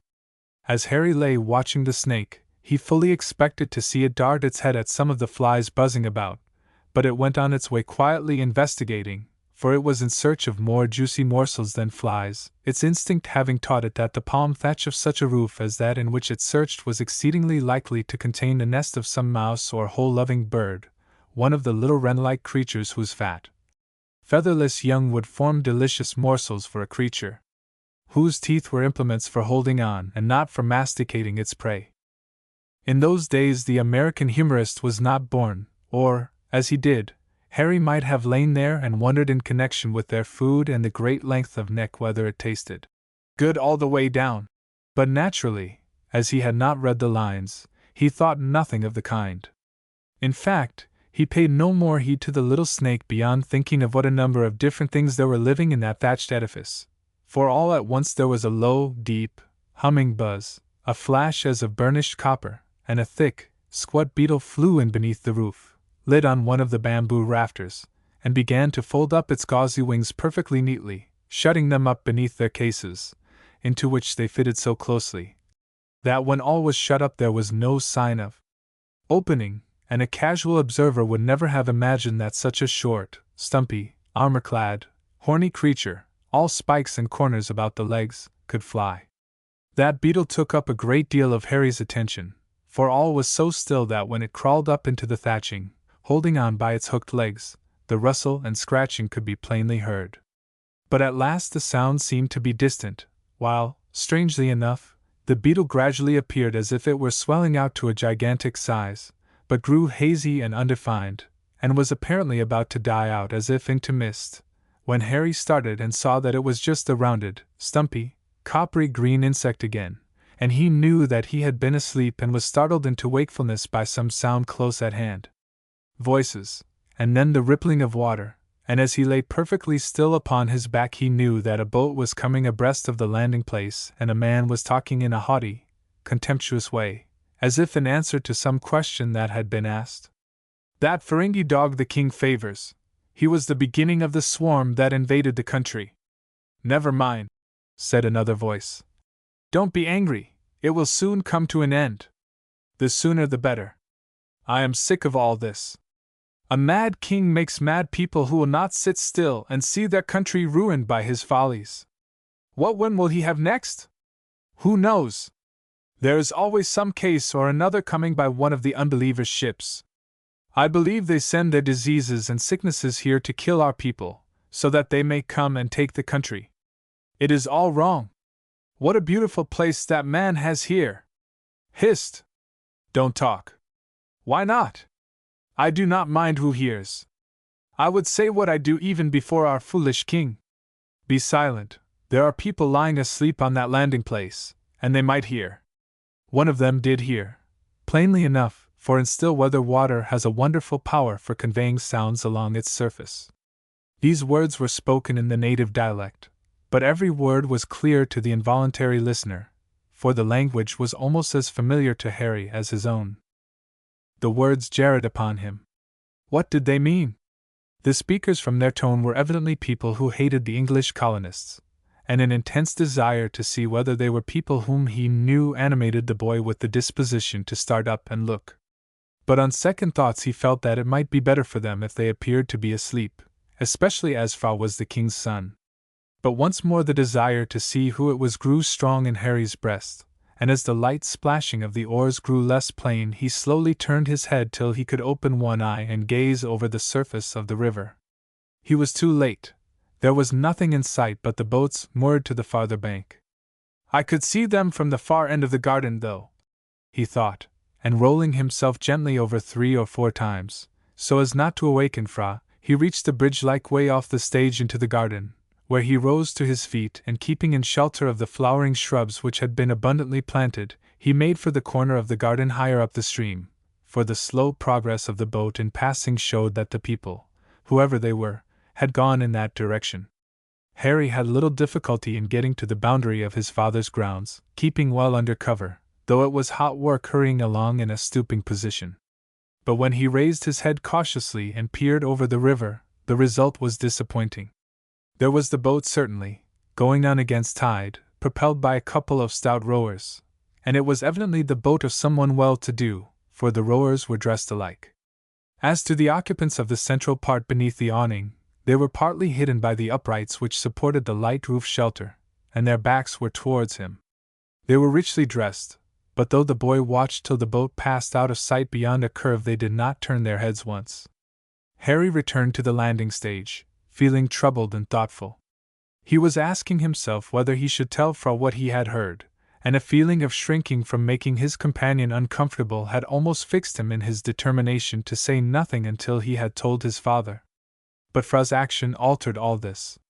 For just as he was about to set foot upon the stage, Frau leaped up and began to rub his ear frantically. "What did you do that for?" he cried fiercely. "Do what?" said Harry, laughing at the boy's antics. "You put that nasty little beetle in my ear." "I didn't," cried Harry, bursting into a roar of laughter. "Yes, you did. There it is," cried Frau angrily, as he stamped upon and crushed a little round insect about the size of the smaller ladybird. "Tickle, tickle, tickle! Why, if I hadn't woke up, the horrible little creature might have eaten its way into my brains, and killed me." "Nonsense! Nothing would do that." "Well, you had no business to play such silly boy's tricks. It's enough to make me hit you. Yes, you can laugh at me, but if I were regularly angry, you would be ready to run." "Run away?" said Harry merrily. "Yes, run away. Oh yes, and never come back again. You frightened me horribly. You're mocking at me, but I tell you it was very cowardly and stupid." "No, it was not, for I did not do it, my boy." "What?" "Why, I woke up and caught you just as you were going to run away." "No, I was coming back." "Oh, hell! That's what you call a cracker, and that's more cowardly still. When I went to sleep you were lying down beside me, and when I woke up you were standing over there." "That's right," said Harry. "And when you woke up you felt mischievous, and caught that little beetle to put in my ear." "That's wrong," said Harry sturdily. "Why, I felt it directly it was in, and you must have done it." "Oh, of course, because beetles have no legs to crawl, and no wings to fly, and you weren't lying ear upwards so that it could drop in off the roof. You may argue as long as you like, and as I was asleep, of course I couldn't quite tell how you did it, but there's the beetle. See? Oh yes, I can see, said Harry thoughtfully. But I didn't put it there. It got into your ear while I was away. Oh Hal! And oh Fra! To say you were coming back when you were just going to slip away. Wasn't going to slip away. I tell you I was coming back. I don't believe you. Very well, said Harry. Don't. I mean, I beg your pardon, Hal. There was no reply. Tell me why you went away, said Fra, who felt that he had gone too far. It's of no use. You will not believe me, said Harry, taking out his knife and beginning to carve his initials on one of the big bamboos. Yes, I will, cried Fra. I dare say I was wrong. I was cross with being woke up like that, and I felt sure you had done it. And you feel sure now? Said Harry coldly. No, not sure, said Fra frankly. Only doubtful. Then you ought to be ashamed of yourself for feeling so. It's not as if I were a Siamese fellow, they say anything. An English boy doesn't like to be doubted. Beg your pardon, Hal, so sorry, said Fra penitently. Shake hands. Not I, said Harry stiffly. I'm not going to shake hands with a chap who doesn't believe my word. Hal, cried Fra, with a pleading look in his eyes. We'd better not be friends any more, and you'd better go away and have nothing more to do with us English people. Why? What makes you say that? Harry was silent, and stood frowning there, hacking at the bamboo, but the quick-witted Siamese lad seemed to grasp the idea that there was something more behind the fit of annoyance, and began to press his companion. And the more silent and mysterious Harry proved to be, the more he pressed. For a time he obtained nothing but mysterious hints and bitter words about things not being as they should be, and at last the boy said angrily, Look here, Hal, I'm sure you are hiding something. I woke up and saw you there, and I felt sure you had been playing some trick. You know you often do. Yes, often, said Harry quietly. Then you told me you had not, and I begged your pardon for saying things when I was cross. I know you well enough now. You can't keep up anything of that sort. You get in a temper sometimes, but it's all over soon and you shake hands, or even if you don't, it's soon all right again and forgotten. But now you keep on talking about our not being friends any more, and I'm sure there's something the matter. Now, isn't there? Harry nodded and looked gloomy as he went on cutting in the hard wood, and spoiled the shape of the K he was carving. What is it, then? Why don't you tell me? Don't want to make you uncomfortable. Then it's something serious? Harry nodded again. You're not going away, Hal? Cried Fra excitedly. It seems as if we'd better, said Harry gloomily. No, that you shan't, cried Fra angrily. Who says that? I know, it's your father's offended about something. But I won't have it. Harry smiled. You're not king, he said. No, but I shall be some day, and till I am, my father will let me have anything I like, so long as it's wise and good. It's quite right for you and your father to stay here, for it's doing you both good, and us too. Father said only the other night that it was a grand thing for the country to have wise Englishmen here to instruct us in everything. Do you think so, Fra? Of course I do. Why, look at last year, when that dreadful plague came and the people were dying so fast till Dr. Cameron made them keep the sick people to themselves, and had their clothes and things burnt. Father always says he stopped it from going any further. It's so with everything, if people would only learn. But they don't like us, said Harry. The sensible ones do. It's only the silly, obstinate, old-fashioned folk who like to go on always in the same way, and who think that they know everything and that there's nothing more to be learnt. Here's something you never heard. Some of the other king's people put it about last year that father was making poisons in his rooms so as to kill the people. Oh yes, I know it, said Harry bitterly. And they say the bad diseases come in the cases father has from England. I dare say they'll think that there's another plague come in our case with the cricket bats and balls. They do say so, said Harry. How do you know? Cried Fra sharply. Heard 'em. When? Just now, when you were asleep. Ha! Then that's it, cried Fra, and it all came out. The Siamese lad heard his companion to the end with a look of haughty contempt which made him look years older, and when he had finished he said slowly, "Per silly idiots! Those are the sort of people who would say that a blowpipe was better than a rifle. What does it matter? Matter? Why, it is bad for you and your father to be friendly with such people as we are." "How absurd!" cried Fra. "The weak, silly, ignorant people are so stupid about things they do not understand. But these were not common, ignorant people, but noblemen." "Very likely," said Fra, with a shrug of his shoulders. "It is as father says, many of the old noblemen of the other king's party are too proud to learn anything, and they pretend to believe he deals in magic and is mad." "Yes, that's how they talked," said Harry. "Well, let them talk. I'm glad my father is so mad as he is, and wants to learn all about the wonders of the world, and to get me to learn them too. And I do like it, Hal. I'm ever so fond of learning about all these strange things. Of course I like playing games too, and even your games that you teach us are wonderful and clever." "Pooh! Let the silly people talk till they learn to know better." But these men in the boat spoke threateningly of it all having an end, just as if they meant to attack the king and drive us all away. "Bah!" ejaculated the lad. "Attack my father? Pooh! They dare not.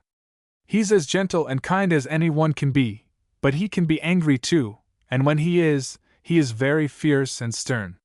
He won't believe that anyone would dare to attack him. I don't believe it either. But if you had heard those two men talk? Well, then I should have heard two men talk, that's all. What is talking? A mere nothing. But suppose they were to begin to act?" said Harry, who was looking at his friend admiringly. "What do you mean, fight?" "Yes. I hope they will not," said Fra rather sadly. "Because it would be so terrible. They would fight because they don't know better, and they will not learn. But they would learn then when it was too late. What would happen?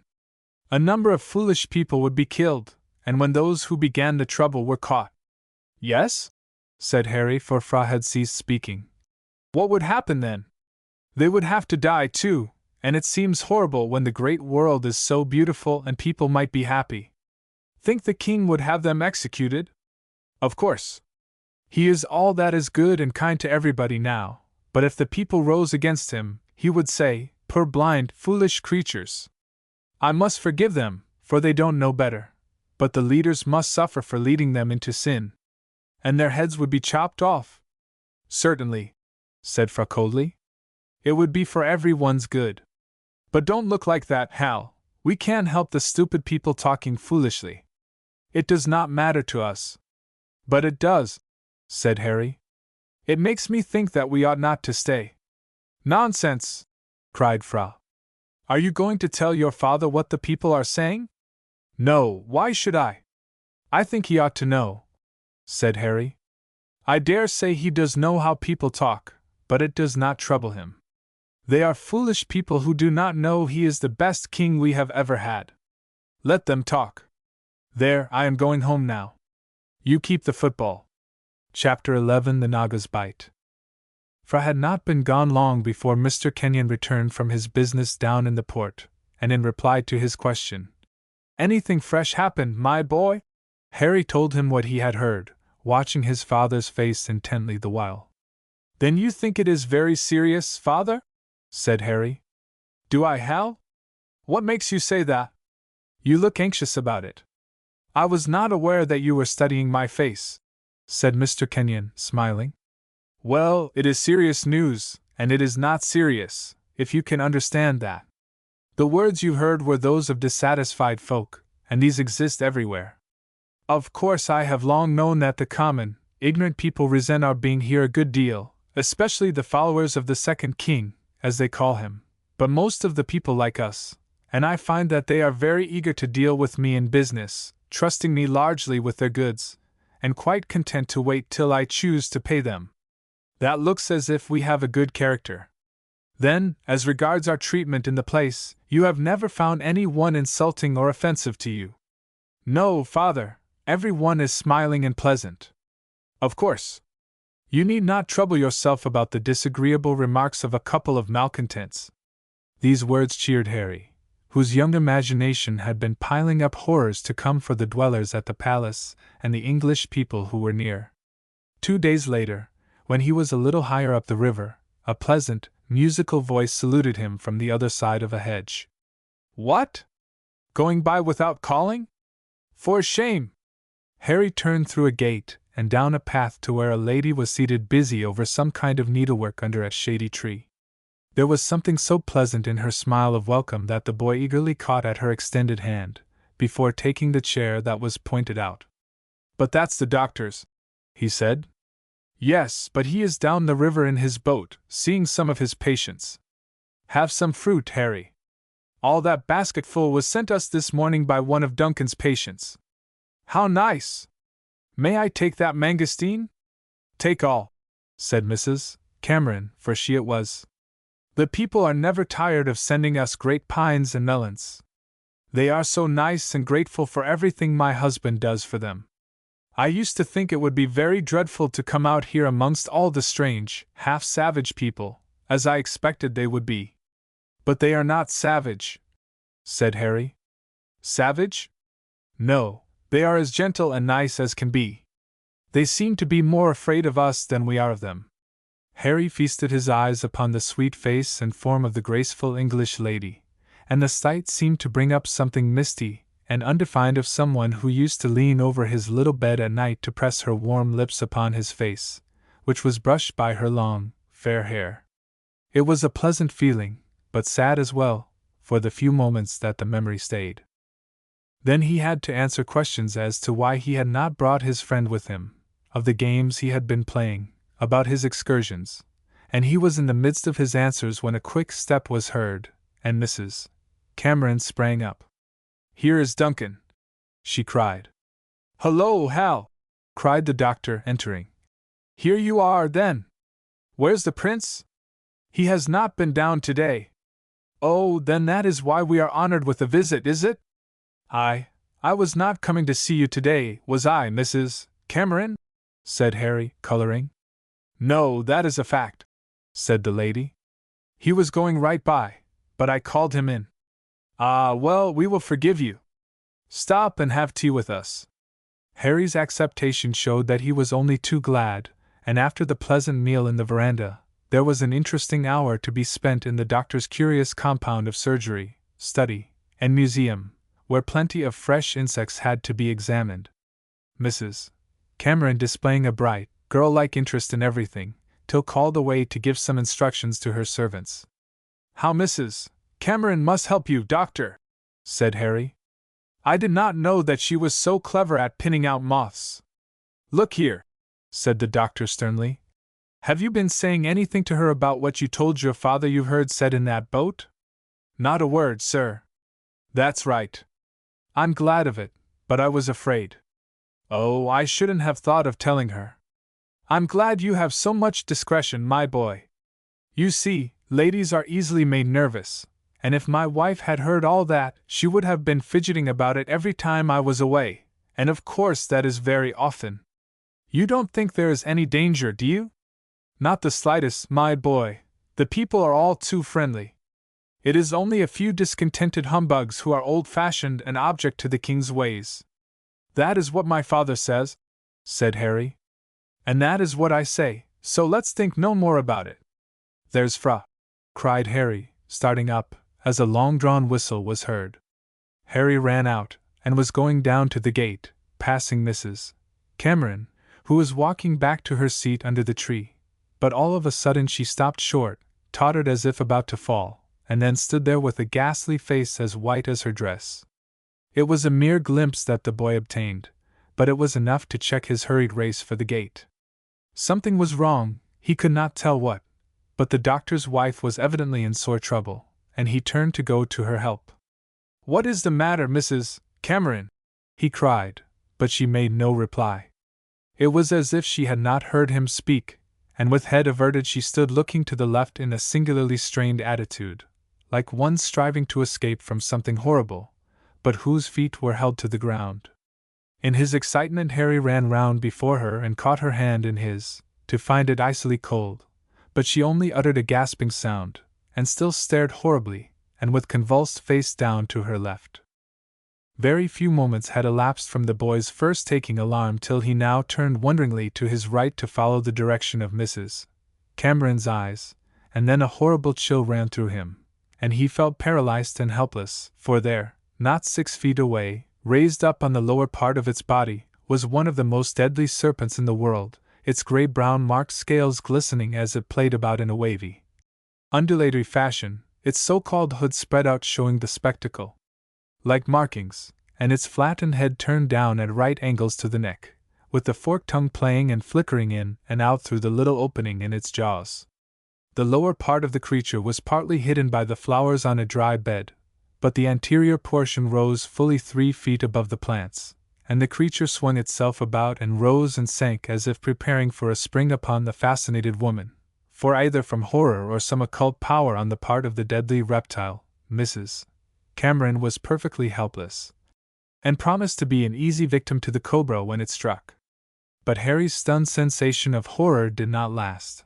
He stepped back for a moment or two, looking sharply about for a weapon, but looked in vain, for there was nothing near but a small bamboo stool. It was better than nothing. He caught it up by one leg, and raising it above his shoulder he stepped quickly between Mrs. Cameron and her enemy, prepared to strike with all his might, while the cobra's eyes seemed to burn, and it drew back as if about to spring. At that moment, released from the influence of the reptile by the interposition of Harry's body, the power of movement returned, and uttering a low, sobbing cry, Mrs. Cameron sank slowly to her knees upon the ground, where she crouched, watching the movements of her champion, but not daring to look again at the serpent. The sobbing cry behind him drew Harry's attention from his enemy for a moment, but only for that space of time. Then he was once more on guard, fully realizing the danger of his position, but so strung up by the emergency that he felt not the slightest fear. Harry's was but a momentary glance back, but it was an opportunity for the enemy. Quick as lightning it struck. There was the darting forward as of a spring set free, the stroke and the rebound, and as the reptile was about to strike again Harry delivered his blow, which crushed down the hissing creature with such effect that the next moment it had writhed itself out from among the plants, to lie clear to receive blow after blow from the stool, till the latter flew into fragments, while the cobra twined and twisted and tied itself into knots in its agony, close to the lad's feet. He did not attempt to shrink away, only looked round for something else to seize as a weapon, and then he stared strangely at Mrs. Cameron, who had sprung up. "Harry! What is it?" she cried hoarsely. "Did it bite you?" "Don't know," he said, in a curious, husky voice. I think so, but I've killed it." "But where? Show me where?" panted Mrs. Cameron wildly. For answer Harry drew back the cuff from his right wrist, and held it up. "There," he said. Without a moment's hesitation Mrs. Cameron caught the lad's hand and arm and raised it to her lips, sucking the tiny puncture with all her power, and then, as she withdrew her lips for a moment, she shrieked out, "Duncan! Duncan! Help, help!" before placing her lips to the bite again. "What's the matter?" cried Fra, running to them from the gate. "Mrs. Cameron! Hal! What is it?" "Snake," said Harry faintly, just as Fra caught sight of the writhing creature, struck at it, and watching his opportunity crushed its head into the ground with his heel, the reptile in its dying agonies twining tightly about his ankle and leg. Mrs. Cameron took her lips from the wound again, and her lips parted to shriek once more, but her cries had been heard, and the doctor came running down to her side. There was no need to ask questions, he saw what had happened at a glance, and the dangerous nature of the wound was told by the swollen shape of the snake's neck by Fra's boot.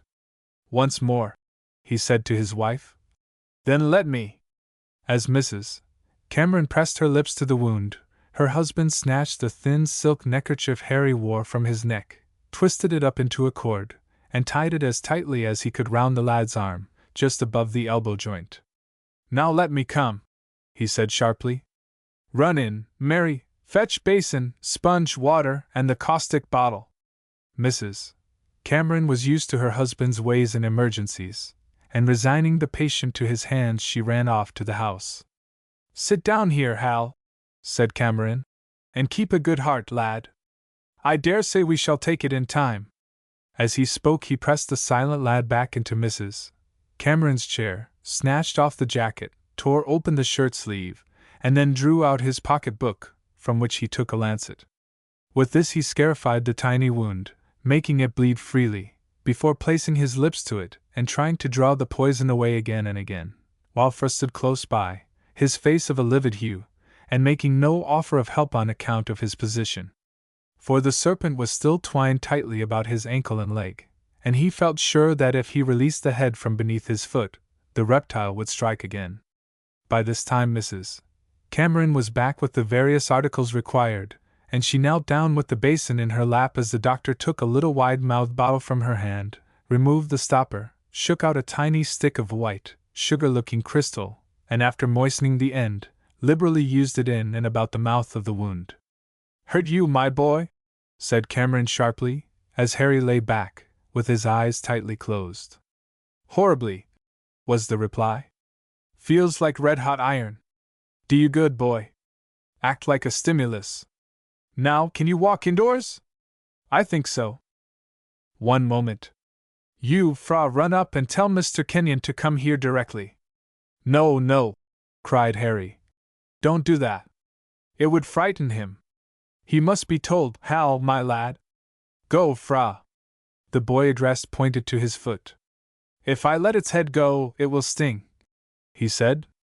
"Oh, I see," said the doctor coolly, and taking a knife from his pocket, he opened it, bent down, and with one cut passed the knife blade through the cobra's neck, with the result that the long, lithe body was set free, as if it had been held in its place by the position of the head, and Fra's leg was released. But he took his foot very cautiously off the head, which even then moved, as if still connected with the slowly writhing body, for the jaws opened and shut 2 or 3 times, the vitality in the creature being wonderful. But Fra did not stay to see. He stepped quickly to Harry's side and caught his left hand, to hold it for a moment against his throbbing breast, and then ran off as hard as he could go. Meanwhile, supported on either side by the doctor and his wife, Harry was led into the former's room, the boy looking rather wild and strange. Here he was seated upon a cane couch, while a draught of ammonia and water was prepared and held to him to drink. "Not thirsty," he said, shaking his head. "Never mind, drink," cried the doctor, and the lad hastily tossed off the contents. "Nice?" said the doctor, with a smile. "Horrid, like soap and water," replied Harry. "May I go to sleep?" "Yes, for a time if you can. But I say, look here, doctor, when father comes, don't let him be frightened. I'm not going to be very bad, am I?" "I hope not, Hal. You see, we have taken it in time." "That's right," said the boy, with a deep sigh, and he closed his eyes at once and let his head subside on the pillow, sinking at once into a kind of stupor, for it was not like sleep. "Oh, Duncan," whispered Mrs. Cameron, as soon as she felt satisfied that the patient could not hear. "Surely he will not die?" "Not if I can help it, dear," he replied. "That was very brave of you to suck the wound. It may have saved his life. Poor, brave, darling boy!" she cried, bursting into a convulsive fit of sobbing, as she sank in her husband's arms, utterly giving way now. "He saved me from the horrible reptile, and was bitten himself. Ha! God bless him for it, and spare his life," added the doctor to himself. "That was it then?" "Yes, dear," sobbed Mrs. Cameron. "I was going back to take up my work when I heard a rustling sound among the flowers, and looking round I saw the horrible thing dancing and waving itself up and down as they do when a snake charmer plays to them. I couldn't stir, I couldn't speak.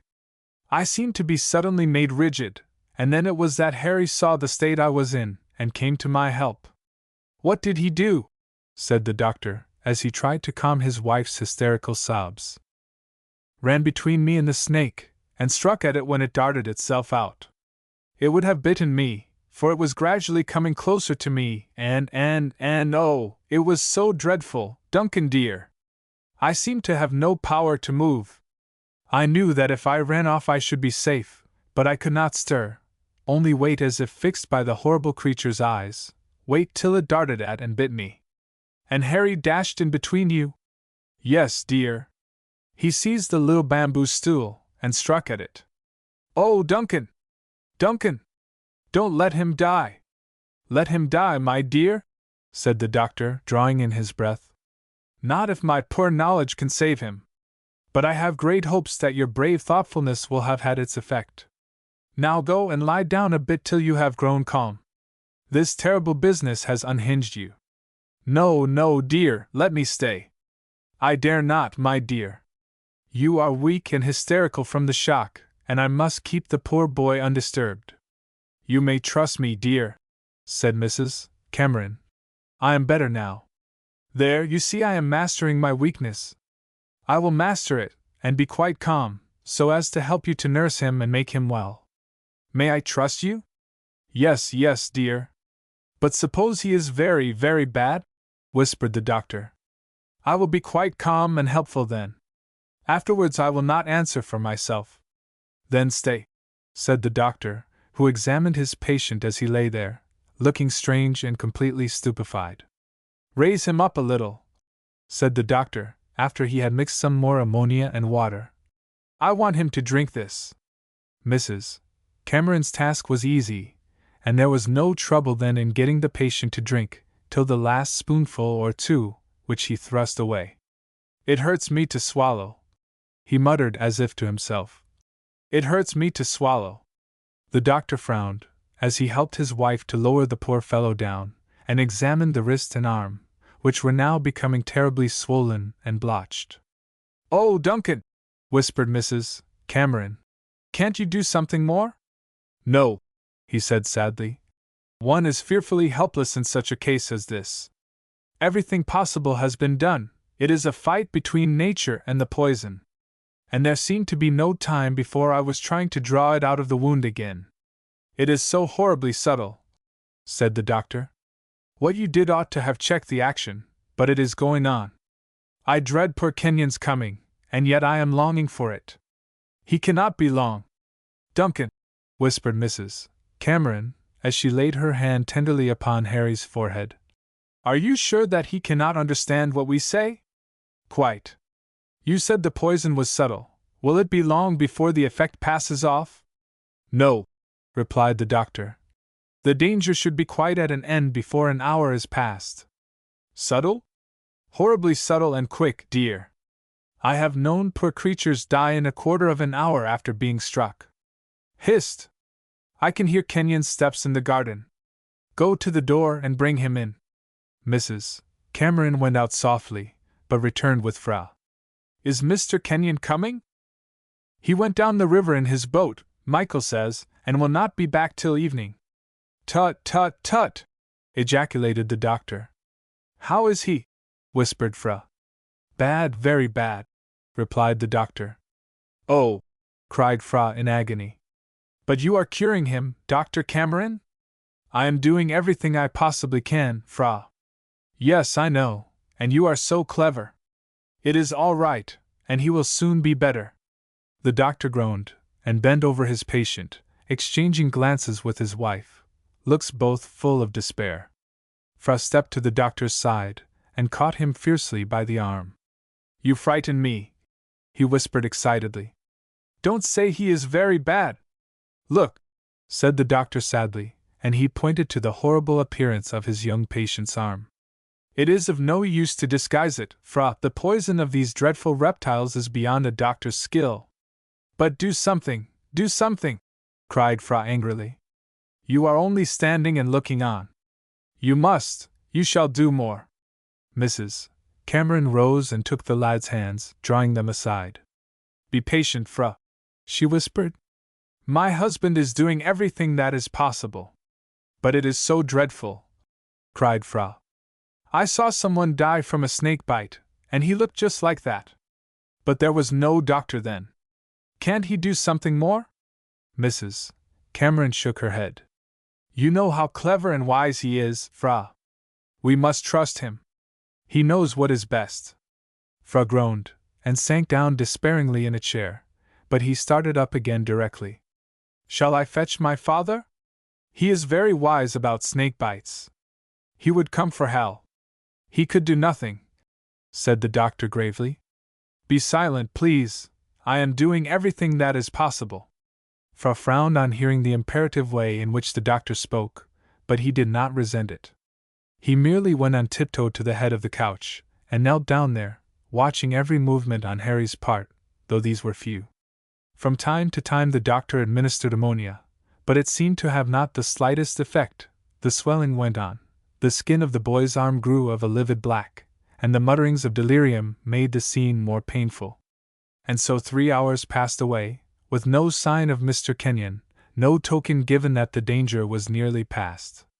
Every one was indefatigable, striving the best to render Harry's sufferings lighter, but all seemed in vain, and at last, as she read truly the look of despair in her husband's face, every palliative he administered seeming to be useless, Mrs. Cameron, after fighting hard to keep back her grief, threw herself upon her knees by the side of the couch, and burst into a hysterical fit of sobbing. This was too much for Fra, who, to hide his own feelings, hurried out into the garden, unable as he was to witness Mrs. Cameron's sufferings unmoved. And now in his utter despair the doctor made no effort to check his wife's loud sobs, feeling as he did that they could do no harm, and after attending to his patient again, he was about to walk to the window to try and think whether there was anything else that he could do, when to his astonishment Harry opened his eyes, stared round vacantly, and said in sharp tones, "Yes." "What is it?" "Who called?" The doctor was at his side in an instant, and caught his hand. "Harry, my lad," he said, "do you know me?" The boy stared at him strangely, but he had comprehended the question. "Know you?" he said. "Yes, why shouldn't I know you?" "What a ridiculous question! But here, what is the matter with that lady? Is it? My head aches, and I can't think," he added, after looking wonderingly about. "What has been the matter? Dr. Cameron, has someone been ill?" "Yes, someone has been very ill," said the doctor, laying his cool hand upon the boy's forehead and pressing him back upon the pillow. "Someone has been very ill. Who is it? Can't be Father or Mike. Why am I here? I'm not ill. Here, something hurts me, doctor, something on the wrist. Just look, it hurts so that I can't lift it." The doctor took hold of the frightfully swollen arm, and made as if examining the injury, saying quietly, "Oh, it's only a bite, it will be better soon. I'll put a little olive oil to it. Will you get some, my dear?" Mrs. Cameron rose from her knees quickly, and hurried out of the room, keeping her head averted so that Harry should not see her face. He noticed this, and his eyes filled with a wondering look. "I don't understand it," he said. "I'm not at home." "No," said the doctor quietly. "You are here, at my house." "Of course, and that was Mrs. Cameron who went out to get the oil, and—" He stopped short, and looked about him for some moments. Then in a puzzled way, "There's something I want to think about, but I can't." "Don't worry about it then. Lie still till you can." "Yes, that will be the best way." "Ah, here she is." Mrs. Cameron was back with the oil, and he made her lips quiver, and she had hard work to keep back her tears, as he said, "That's good of you to fetch it." "Thank you, doctor." "What was it bit me? One of those big mosquitoes?" "Ah!" He uttered a wild cry, and his face grew convulsed with horror. "What is it, my dear boy?" said the doctor. "I know now," he said in a low, passionate, agitated voice. "It has come back. The snake. I was bitten by that snake." "Yes, my boy, but the effect is all passing off," said the doctor soothingly. "No, no, you are saying that to keep me from thinking I shall die of the bite, and—" His voice sank to a whisper, as he murmured despairingly, "Oh, father, father! What will you do?" "I am not cheating you, Harry," said the doctor, leaning over him. "It is the simple truth. You were bitten by the virulent reptile, but fortunately we were close by, and the poison has yielded to the remedies. Ah, you gave me something? We did, of course, said the doctor gravely, giving his wife a glance. You have been delirious and insensible, but the poison is mastered, and you have nothing to do now but get well. Thank God! The boy took the last words literally. He closed his eyes, and they saw his lips move in the silence which lasted for some minutes. Then he opened his eyes, and spoke quite naturally. I can recollect all about it now. But tell me, are you sure Mrs. Cameron was not hurt? Hurt? No, Harry, said that lady, taking his hand to press it to her lips. I have you to thank for saving my life. He imitated her action, and said with a smile, No, no, Dr. Cameron would have cured you as he did me. But ugh! What an arm! He cried, hastily drawing the sleeve over the discolored, swollen skin. I say, doctor, it won't stop like that, will it? Oh no, that will soon pass away. At that moment Fra's piteous face appeared at the window, looking inquiringly in, for he had been puzzled by the voices he had heard, and as soon as he grasped the state of affairs, he uttered a wild cry. Hal! It was as he rushed in through the window and dashed across the floor, to pretty well fling himself upon his companion. Then, with simulated anger, to choke down the burst of sobs striving for exit. Oh, you wretch! He cried. To frighten us all like that! Doctor, what doesn't he deserve? Rest and quiet, Fra, my lad. Steady, please, he is a bit weak yet. Yes, I understand. But oh, Hal, old chap, you have made me feel bad. So sorry, said the boy, and so glad you all felt like that. But, Fra, I want you to do something. Yes, what is it? Cried Fra eagerly. I want you to go up to our place and wait till Father comes back. Then tell him I'm better. I shouldn't like him to hear I had been bitten by a naga without knowing the whole truth. Yes, I'll go, cried the boy, pressing his friend's hand. But tell me first, doctor, he is ever so much better? Quite out of all danger now, was the reply, and Fra started off, but only to find that he was too late, for before he had gone 100 yards he met Mr. Kenyon and Mike, running. Ah! Cried the merchant wildly, catching Fra by the arm. Tell me quickly, the truth, the truth. Better, getting well fast, said Fra quickly. Mr. Kenyon stopped short and laid his hand to his breast, and stood panting for a few minutes before speaking again. Mike told you as soon as you came ashore, then? No, he came down the river in a boat to fetch me, as soon as he heard the news. But come, quick, I must see for myself. As Mr. Kenyon entered the room, the doctor and his wife just said a word, and then went softly out, Fra grasping the reason and following them into the garden. Yes, I see, he said softly. To let them be alone. They all three turned down one of the paths amongst the thickly planted bushes, and then stopped short in wonder, for there just before them was Mike, crying like a child, and wiping his eyes. He was aware of their presence, though, almost as soon as they were of his, and making a pretense of mopping his face with the handkerchief he held, he hurried up. Awful hot, sir, he said. You want me? No, not yet, said the doctor, ignoring the tears. But in 2 or 3 hours I think we can get your young master home. I think you had better see about a palanquin and bearers by and by. Or perhaps you might as well go now, and tell the men to be here in 2 hours' time. Yes, sir, of course, sir, but what is it? Said the doctor. Could I just go and say a word to the young master, sir? I think not now, Mike. His father is with him, and we have left them so that they might be alone. Of course, sir, and quite right too, said Mike. I'll be off at once, sir, but it is amazing hot. Mike hurried away, and as soon as he was out of hearing, Fra said quickly, See how he'd been crying, Mr. Cameron? Yes, Fra. That's because he liked our Hal so. Everyone likes Hal. Chapter 12 So the Elephant. Bother the old cobra! Don't say any more about it. I hate to hear the thing mentioned. Well, there, quite well, thank you. How do you do? But you might tell me, Hal. Why, I am telling you. I'm quite well again. Don't you feel anything? Oh yes, just a little. My arm feels pins and needlesy, just as if I had been to sleep on it in an awkward position, and it looks as if it was turning into a snake. What twists and twines about? No, oh. What nonsense!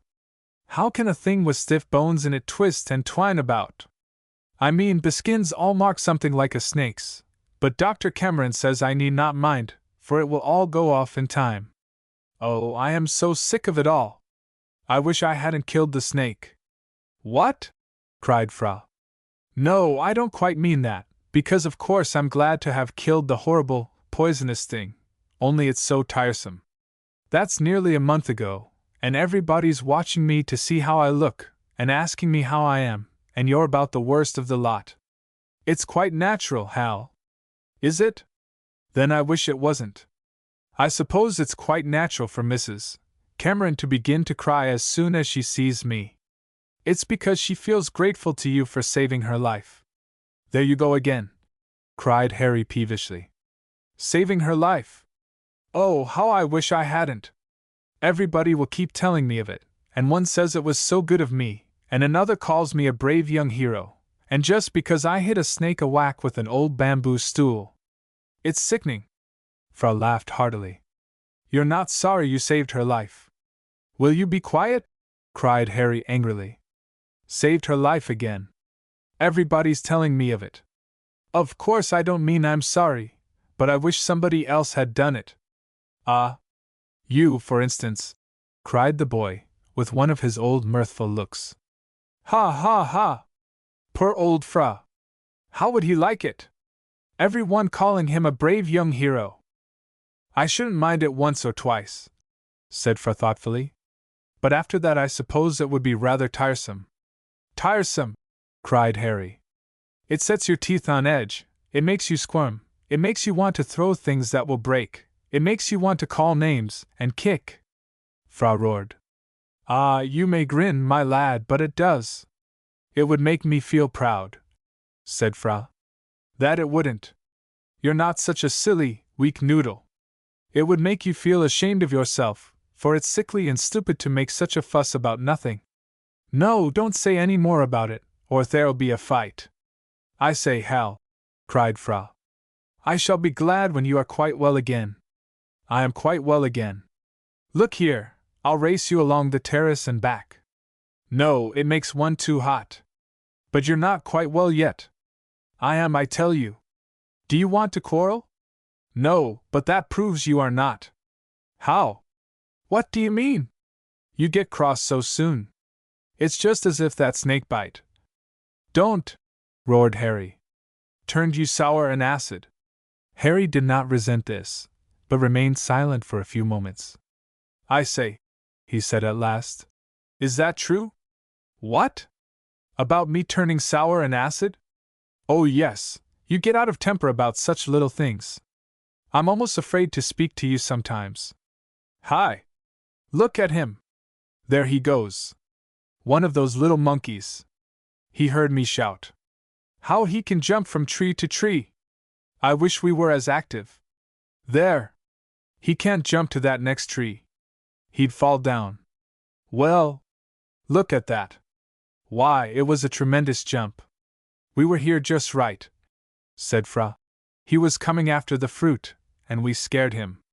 Harry was silent, and walked on by his companion's side in the beautiful gardens of the palace.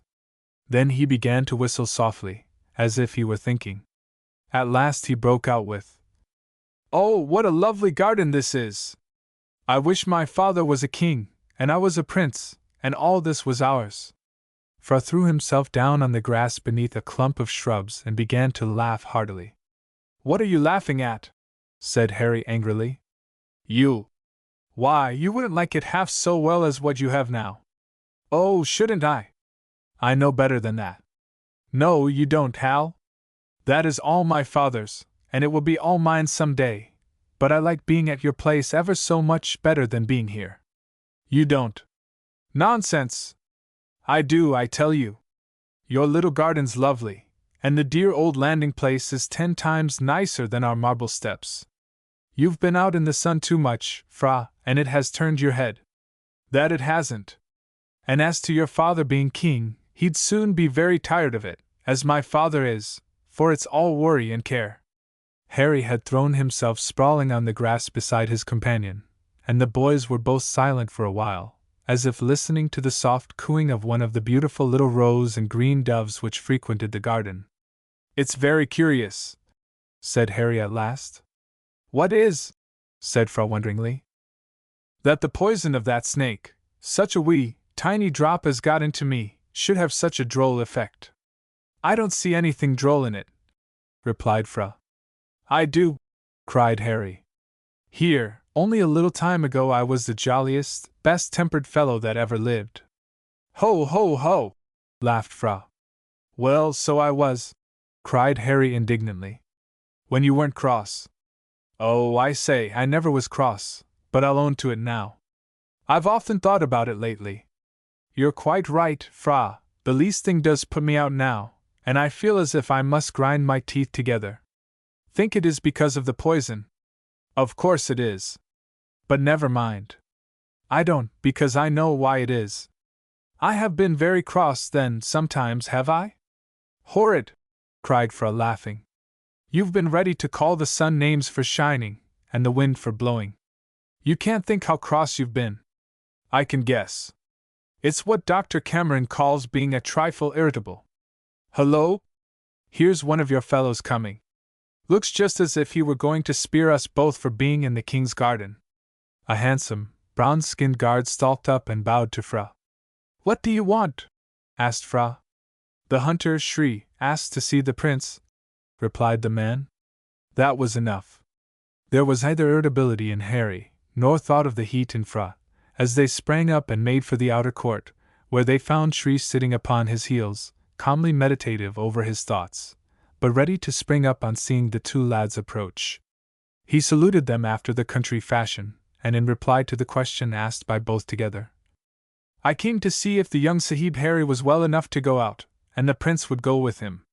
Of course I'm well enough, cried Harry.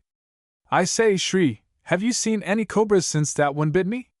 Fra turned sharply round, with his face full of the mirth he tried to hide.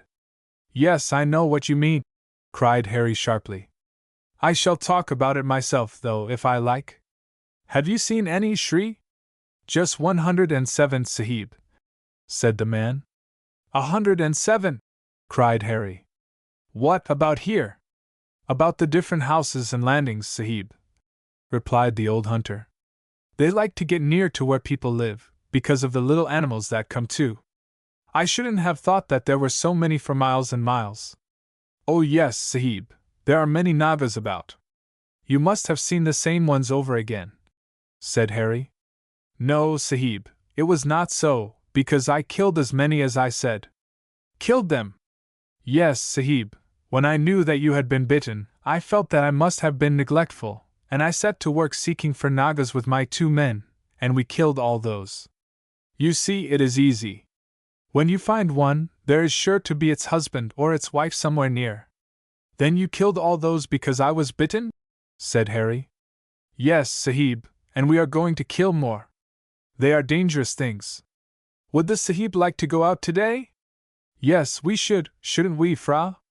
Yes, if you. Fra got no farther, on account of the sharp look Harry darted at him. Have you anything particular you have tracked down? I have done nothing but hunt Nagas lately, Sahib, because I did not know when the Sahib would come again. But the jungle is full of wild creatures, and the river the same. Would Sahib Harry like to go right up the river in a boat, or would he like a ride through the jungle with an elephant? What do you say, Fra? Asked Harry. We had a boat out last time, said Fra. Which you like, though. But could you get an elephant? Would your father? Of course, said Fra eagerly. How soon shall we go? I should like to go directly. Then we will go directly. I'll order an elephant to be brought round at once. He went towards the palace, and Harry followed him with his eyes. It's nice, he thought, to be able to order everything you want like that. To tell the people to bring round an elephant, just as I might give orders for a donkey. Well, it's just the same, only one's bigger than the other and costs more to keep. It is nice, after all, to be a king or a prince. Fra says it isn't though, and perhaps one might get as much fun out of a donkey, and if he kicked it wouldn't be so far to fall. He turned suddenly, to find that the old hunter's eyes were fixed sharply upon him. Does the young Sahib feel any pain now from the snake bite? Harry frowned at the allusion, but the question was so respectfully put that he replied quietly. A good deal sometimes, Shri, but my arm is better. Be out in the sun all you can, Sahib, and let the hot light shine upon it to bring life and strength back to the blood. Harry nodded. There is death in the serpent's poison, but life in the light of the sun, Sahib. Shri's heart was sore within him when he heard the bad tidings, for he feared it meant that the young Sahib's days were at an end. But you never came near me, Shri, while I was bad. But I knew, Sahib, and I was busy, oh so busy. 107 of the little wretches. Oh yes, said Harry. I had forgotten that. But come along, the prince is coming out again. By the time they reached the court, Fra was there, with men carrying out guns, belts, and flasks, with net bags to hold anything they might shoot, and before this was quite done a peculiar scrunching sound was heard, and directly after the prominent-fronted grey head of a huge elephant appeared, as the great quadruped came on, walking softly, and swaying its long trunk from side to side, while upon its neck sat a little ugly man not bigger than a boy, hook-speared goat in hand, and with his legs completely hidden by the creature's great, leathery flappers. You've got the biggest one, Fra, said Harry. Yes, he takes longer strides, and I like him, don't I, Sul? Said the lad, giving the U in the animal's name the long, soft sound of double O. The elephant uttered a peculiar sound, and twining his truck round Fra's waist, lifted him from the ground. No, no, I am going up by the ladder, said Fra laughing, and at a word the huge beast set him down again, and raised his trunk to receive a petting from Harry, who was an old friend. It seemed strange for the great beast with its gigantic power to be so obedient and docile to a couple of mere lads, and the insignificant mahout perched upon its neck. But so it was. At a word the elephant knelt, a short bamboo ladder was placed against its side, and the boys climbed up. The guns and ammunition were handed in by Shri, who was particular to a degree in seeing that everything was placed in the howdah that was necessary, and then he took his own place behind the lads. Without being told, a couple of the men drew the ladder away, and the mahout grasped his silver-mounted goad, all attention for the word. Fra gave this, and then it was like a boat mounting a wave and plunging down the other side, as the elephant rose, and without seeming to exert itself in the least, began to shuffle over the ground. Just like two pairs of stuffed trousers under a feather bed, as Harry termed it. Shri gave the mahout his directions, and very soon the river was left far behind, and they were following one of the elephant tracks through the wooded district which lay between the river and the jungle proper, the primitive wild, much of which had never been trodden by the foot of man. Here the trees had gone on growing to their full age, and fallen to make way for others to take their places, the roots of the young literally devouring the crumbled-up touchwood over which they had spread their boughs, while creepers and the ever-present climbing and running palm, the rotan, bound the grand, forest monarchs together, and turned the place into an impenetrable wild, save where the wild elephants had formed their roads and traversed them even to taking the same steps, each planting its huge feet in the impressions made by those which had gone before. Are we going to begin shooting at once, Shri? Asked Harry. No, Sahib, not here. Too many people have been about, and everything is shy and hides. Wait till we get into some of the open places in the wild jungle. This was while they were in the more open woodland, but soon this was left behind, and they were in the twilight of the great forest, going through a tunnel arched over by big trees, and with very little more than room for their huge steed to pass without brushing the sides. Every here and there the gloom was relieved by what looked like a golden shower of rain, where the sun managed to penetrate, but, as soon as this was past, the darkness seemed deeper than before. The first part of this savage wild lay low, and the huge footprints made by the wild elephants were full of mud and water, but Sul did not seem in the least troubled. According to the custom of his kind, he chose these holes in preference to the firm ground between, his feet sometimes descending with a loud splash a couple of feet or so, and being withdrawn with a peculiar suck, while the huge beast rolled and plunged like a boat in a rough sea. "Do you mind this?" said Fra, turning to his companion, as they were shaken together. "No, I like it," replied Harry. "I say, what a place this must be for the big snakes, and how easily one might dart down half its body and twist round one of us. Don't you feel a bit scared?" "No, but I heard of a hungry one doing that once. I dare say we should know if one was near." "How?" "The elephant seems to see and know whenever he is near anything dangerous." "Oh, only when there is a tiger or buffalo, Fra. This one notices everything, doesn't he, Shri?" "Yes, Prince, he is a wonderful beast," replied the hunter, who, in spite of the rolling about, had carefully charged the 4 guns that had been brought, and replaced them lying upon the hooks within the howdah, ready to be seized at a moment's notice. "We shan't see anything here," said Fra. "Too thick," replied the hunter. "But there are plenty of beasts on either side now. In an hour, though, we shall reach a part where the sun can shine through." "Hist! Something before us," whispered Fra, stretching out his hand for a gun, an act imitated by Harry, for the elephant had suddenly stopped, thrown up its trunk, and as it gave vent to a rumbling sound which ended in the loud, highly pitched cry which is called trumpeting, it shook its head from side to side, striking the branches with the ends of its long, sharp-pointed tusks, which were hooped in 2 places with bands of glistening silver. "You had better take a gun too, Shri," said Harry, in a low voice, and the old hunter eagerly availed himself of the permission. "Mind not to hit the mahout," whispered Fra, for the little turbaned man kept on anxiously looking back. "And you had better be looking out, Hal, for Sol may spin right round and run away." They sat watching and listening for some minutes, expecting moment by moment to see the cause of their stoppage approaching along the dusk tunnel, and at last, as the elephant ceased to make uneasy signs, Shri handed the gun to Harry. "What are you going to do?" asked the latter. "Slip down, Sahib, and go forward to see what startled the elephant." "Is it safe?" "Oh yes, Sahib. I should run back if there was danger, and you would fire over my head. But you had better have a gun." The old hunter smiled, and the next minute he had lowered himself down by the ropes which held on the howdah, reached up for the gun, which was handed down to him, and they saw him go slowly forward, carefully examining the pathway, which fortunately was here fairly free from water, though the earth was soft enough to show the footprints of whatever had passed along.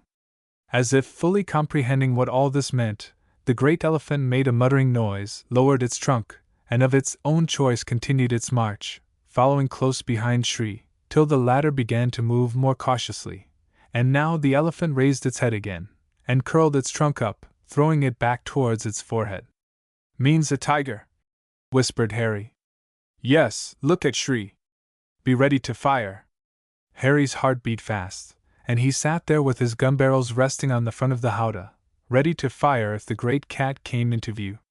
The elephant was shifting its weight from foot to foot, giving itself an awkward roll that would be rather bad for a marksman, but otherwise it made no further uneasy signs. "Tiger!" cried Fra, and Shri nodded sharply, before running some little distance on in a stooping position, displaying the activity of a boy, till he was nearly out of sight. But before he was quite so he turned sharply and ran back, stopping about a dozen yards in front of the elephant's head. "Look, Sahibs," he said, pointing down. "Tiger. He came out of the low bush just on your left, and trotted along to here, and then crossed to yonder, 20 paces farther, where he went in among the trees on your right." "Come back, then, and mount," said Harry anxiously. "The brute may be crouching somewhere ready to spring on you." "No, Sahib," said the man, smiling. "He has gone right away." "How can you tell that?" asked Harry. "Look at Sol, Sahib. He would not stand quietly like that if the tiger was near." "Yes, that is right," said Fra quietly, and he bade the mahout tell the elephant to kneel. "Couldn't we follow and get a shot at it?" said Harry excitedly. "No, no, of course not in a place like this," he hastened to add, for unless the path was followed it was next to impossible to move. The next minute the elephant had knelt, and Shri had scrambled back to his place behind the howdah. "As there was one here," There may be his mate, Sahib, he said. So we will keep a good lookout. Yes, of course, said Harry, as the elephant strode along quietly enough. But I say, Fra, we did not come out after tigers, did we? No, but by accident we are where we may get one. Did you find the pugs as easily as this, when you were out with my father that day? No, Sahib, it was all hard work, and very few footmarks to be found. Did you bring us this way hoping that we might shoot a tiger? No, Sahib, I brought you along here so that you might shoot a deer for us to take back. I would not purposely take you where there are tigers, but if we have one tracking us, of course we must shoot unless you would like to go back. Ask the prince if he would, said Harry. I mean to go on. Go on, of course, said Fra. I don't think we shall see any more signs of tigers. And in fact, they went right on now along this winding tunnel through the jungle without seeing anything, and hearing nothing but the shrieking of parrots now and then, far above their heads, where the tops of the trees spread their flowers or fruit in the bright sunshine, but produced semi-darkness in the jungle beneath. At last, though, the path grew drier and drier, and it was evident that they were ascending a slope, which being pursued for another quarter of an hour, they had the satisfaction of noting that the trees were of less growth, and every now and then there were rays of light streaming down, till all at once there was a patch of bright sunshine right in front, showing that comparatively open ground lay before them. While directly after Harry had a glimpse of something dusky 50 yards away, there was the sound of a rush and the breaking of twigs, and then all was silent again. Buffalo, wasn't it? Said Fra. Yes, Sahib, replied the old hunter. Scared away, but they may return. There were 4 of them. Be ready, for they might come back and charge at the elephant, big as he is. But no more was seen of the game they had disturbed, and a few minutes later they were out in full sunshine, the track before them being a wide expanse of park-like ground extended on either slope of a valley, through which a stream ran, half hidden by overhanging bushes and reeds. Here and there the sun flashed from the running water, but for the most part the stream was invisible. When they broke out of the jungle they entered a dense patch of grass, which immediately found favor with the elephant, and it began tearing it up in bundles as large as its trunk would embrace. But this enjoyment was stopped at once, for at a word or two from Shri, the mahout started the animal onward, uttering mild remonstrances the while. We will keep along here on the slope, Sahibs, said the hunter. Be quite ready to fire. It was an unnecessary order, for both boys were keenly on the lookout, while as soon as he had got over his disappointment at not being allowed to tuck small trusses of the succulent grass into his capacious maw, Sol showed how well trained a hunting elephant he was, taking up the beating in the most matter-of-fact way, and as if thoroughly entering into the spirit of the chase. What shall we get along here, Shri? Asked Harry, as they rode on, with the long grass and bushes rustling and snapping about the elephant's feet. Who knows, Sahib? Perhaps pig, which will make for the low ground yonder by the stream, or peacock, and they will rise and fly to our left for the shelter of the jungle. Maybe it will be a buffalo, who will charge us, and then it will be better that I should fire too, for the great obstinate brute ought to be stopped before it reaches Sol. He would take the buffalo on his tusks, but these beasts are so strong that he might be hurt, and that would be a pity. It makes an elephant unsteady. I thought you said we might get a deer, said Fra. It is very likely, Sahib, replied the man.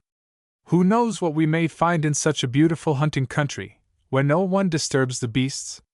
Ah, look! For at that moment Sol uttered a warning sound which can best be represented by the word thunk, and stopped short, but without curling up his trunk out of the way of some charging enemy. The boys raised their guns to their shoulders, and waited for a chance to fire, but there was nothing seen save the waving and undulating of the long grass to their left, as if something were making for the jungle, something long, like a gigantic serpent. Shall I fire? Said Fra. It is of no use, Sahib, replied Shri. The cover is too deep. What is it? Said Harry hoarsely. A boa? No, Sahib, a little troop of small monkeys following an old one. They have been down to the water to drink, and they are running back to the jungle trees. Oh, we don't want to shoot them, said Harry. Go on. The elephant obeyed a touch from the goad, and shambled along, making the long grass swish, while he muttered and grumbled as if dissatisfied at there being no firing. But before they had gone 100 yards farther he gave warning again, and almost at the same moment there was a loud grunting, a rush to the right, and 2 reports rang out as both boys fired. This was followed by a sharp squeal, but the undulation of the grass did not cease, and from their position high up the 2 lads caught sight from time to time of the blackish-brown backs of 3 or 4 good-sized pigs. "We hit one!" cried Harry excitedly. "Send Sul on. It must be lying dead."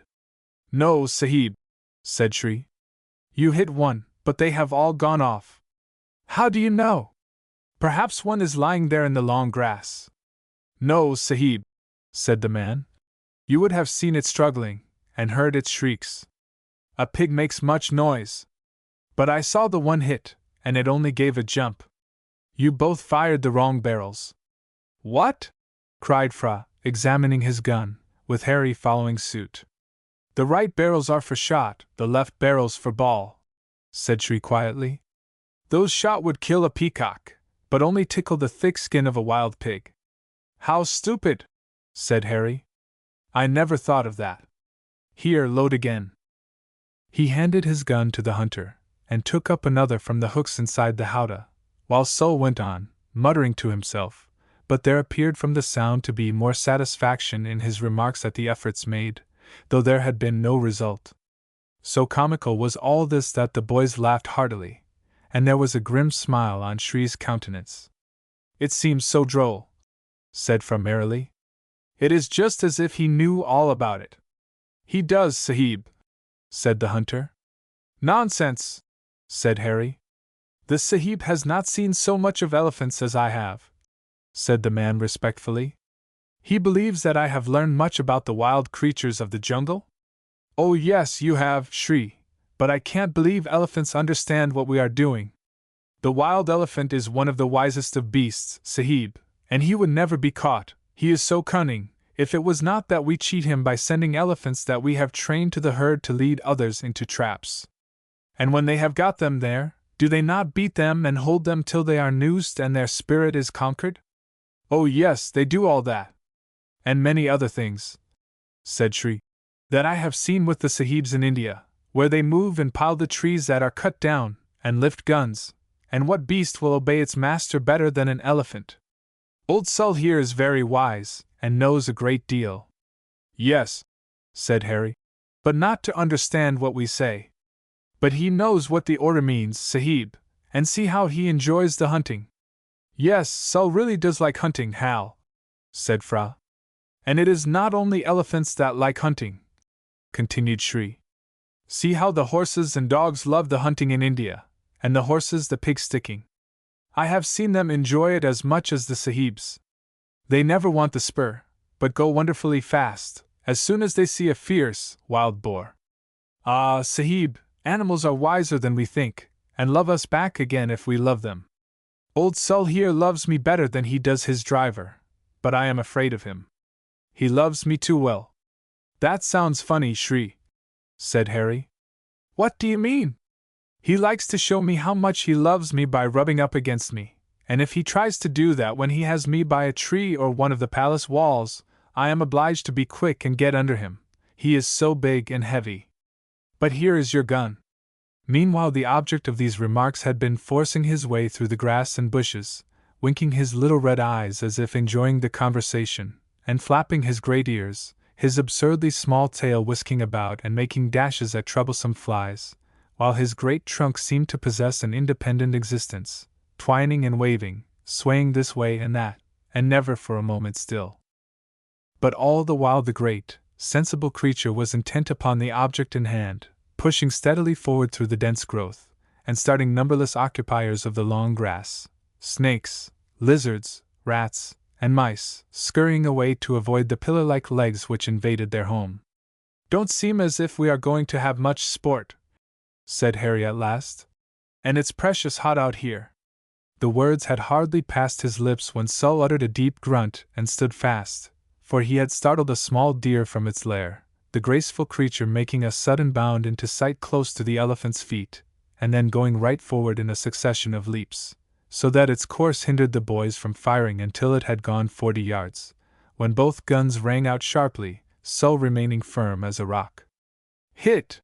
cried Shri, for the deer fell heavily, struggled in the thick growth for a few moments, then gained its feet and made another bound into sight, a bound which paralyzed the arms of the two lads and made them hold their breath, for as the deer made what was veritably its death leap, something of a tawny yellow and brown mingled made a tremendous bound on to it, bringing it down among the bushes with a dull, crashing sound, and then all was still. Chapter 13. Their first tiger. Though the two boys seemed to be turned to stone, others were active enough. Shri leaned over the back of the howdah and took the boys' guns from their hands. "Quick, Sahibs!" he cried. "Take the other guns and be ready." The boys obeyed mechanically, while Shri began to recharge the empty barrels, calling to the mahout to turn the elephant and go back.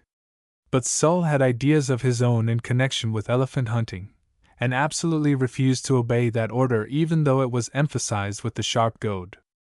Understand or no, according to Shri's theory, he had sense enough to decline doing what many of his kind would have done under the circumstances, to wit, turning tail. For Sol seemed to know that though his insignificant tail with its tuft at the end was a formidable weapon to deal with teasing flies, that end of his person was absurdly useless for fighting tigers, whereas his other end, when his trunk was thrown up out of the way, with its two sharp-pointed clear lengths of ivory, was about the most formidable object the great, ferocious cat could encounter. Consequently, as soon as in obedience to Shri's orders the goad was applied, Sol uttered a shrill remonstrance, curled up his trunk, threw his head from side to side, and then, as if declaring that he didn't care a so for the biggest tiger that ever grew, he trumpeted out defiance and began a performance that was wonderfully like his idea of a war dance, which threatened to shake the occupants out of the howdah. "Turn him back and get away!" cried Shri angrily, in the Siamese tongue. "Says he won't go and wants to fight," replied the mahout. Sol uttered a fierce cry, and ceasing his dance opened his ears widely, and began to advance. "You must turn him back!" cried Shri excitedly, as he finished ramming down bullets in every barrel. "I can't!" came back from the mahout, in a helpless tone. "Never mind!" cried Harry. "Let's go on!" And he changed his gun for one that had been reloaded. "But it is too dangerous for you, Sahibs!" cried Shri. "It is a big tiger. Do you hear me? Turn the elephant back." "No," said Fra hoarsely, as he stood up in the howdah. "I say he shall go on." Sol trumpeted again, while Shri rammed down bullets in the other guns, and in answer to the elephant's challenge the hidden tiger uttered a deep, muttering roar. "We can't help ourselves, Hal," said Fra through his set teeth. "We must go on." "Yes," replied Harry, cocking both barrels of his gun. "I wouldn't have tried for it, but we must hunt this beast." There was only one way of avoiding the encounter, and that was by sliding off over the elephant's tail, which would have been a far wilder proceeding. But this neither of the boys had the slightest inclination to do, for the elephant was still moving cautiously forward, and fully realizing now that there was nothing to be done but to assume the offensive, Shri became silent, contenting himself with cocking both the guns he held and standing ready either to hand them to the boys or fire himself. Harry, too, set his teeth as he looked over the elephant's flapping ears towards the spot where he knew the tiger must be crouching upon the stricken deer, and while, step by step, as if to give his masters the opportunity of using their deadly weapons, Sol slowly advanced, the tiger raised its head from its prey and uttered a warning roar to frighten the elephant back. "Oh, if he would only show himself!" thought Harry. But the elephant did not respond to the threat by turning back, for he meant to fight, and was ready to impale his enemy should he get a chance, and to this end he still went on, till all at once, about a dozen yards from his head, the tiger leaped up into sight and stood lashing his sleek, glistening sides as if to add to the number of stripes with his tail. The words were on the old hunter's lips. "Fire! Fire!" But before they were uttered 2 reports rang out, there was a terrific, snarling yell, and the tiger leaped high in the air and then dropped back, crouching out of sight. "Good, good!" whispered Shri, and forgetting entirely now all about the objections to the boys joining in a tiger hunt, he was about to bid the mahout advance. But the order was unnecessary. Sol was as eager as the boys, and he moved steadily on, while the latter leaned forward, seeking for the first sign of the striped skin, so as to fire again. They had not long to wait, for Sol had advanced but very few yards before with a terrific roar the tiger rose and leaped forward. The sudden advance checked the elephant, which stopped short, giving the boys a steady shot each, but without the slightest effect upon the tiger, which made 2 or 3 bounds and then launched itself at the elephant's head. But Sol was ready for it, and caught the savage brute on his tusks and threw it back as easily as a bull would toss an attacking dog. Cat-like, the tiger fell upon its feet, and crouched to spring again, but before it could launch itself forward a couple more shots cooled its savage ardor, and it crouched down, turned its head, and bit angrily at one shoulder, from which the blood was starting. Sol seized the opportunity and rushed forward to crush his enemy beneath his feet. But wounded though it was, the tiger was aware of the attack, and leaping aside let the great animal thunder by, and then, following quickly, made a tremendous leap and lighted on the elephant's hind quarter, holding on by tooth and nail. Sol uttered a terrific blast and continued his course, shuffling along at a tremendous pace, forcing those who rode in the howdah to think of nothing but preserving their position and keeping the guns from being shaken out. But at the end of a few moments the peril in which Shri stood came strongly to Harry's attention, for the man could do nothing but hold on by the back of the howdah, after thrusting the gun he had been loading forward by Frau's side. It was a perilous task, and required plenty of nerve, but Harry mastered his shrinking. He glanced over the back of the howdah, to find himself face to face with the tiger, whose wildly dilated eyes seemed to be blazing with rage, and for a moment or two he shrank away. But recovering himself a little he made sure of the gun he held being cocked, and catching tightly hold by the side of the howdah, he rested the gun barrels on the back, holding the stock as if it were a pistol. But now he was so insecure that he felt as if at any moment he must be pitched over backward on the tiger, and firing seemed quite out of the question. Still it had to be done, and he knew that he must do it, and at once. Dropping on his knees, he shuffled himself close to the back, bringing himself so near to the tiger that as he reached over with the gun he could touch the savage brute with the muzzle. He knew that if he stopped to think he should not dare to do it, while as he leaned over he was saluted by a savage roar, and the tiger began to claw its way up to leap at him. But there was not time, for Harry rested the muzzle of his piece between the creature's eyes, feeling it pressed back towards him.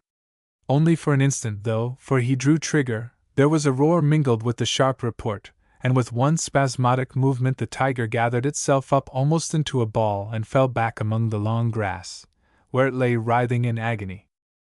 The effect on Sol was immediate.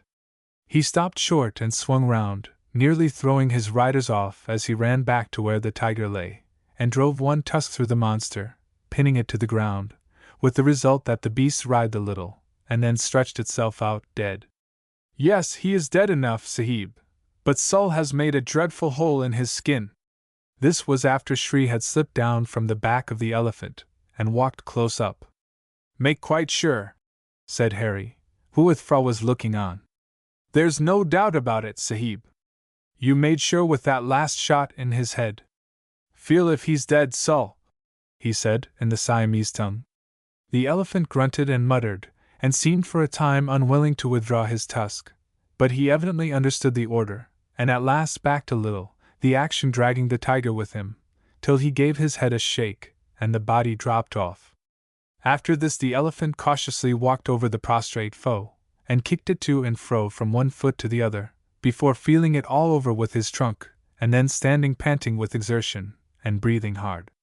"Get off and help see to his hurts," said Shri to the mahout, who ordered the elephant to kneel, and then climbed along his back by holding on to the sides of the howdah, till he reached the places where the tiger's teeth and claws had been struck into the thick hard skin.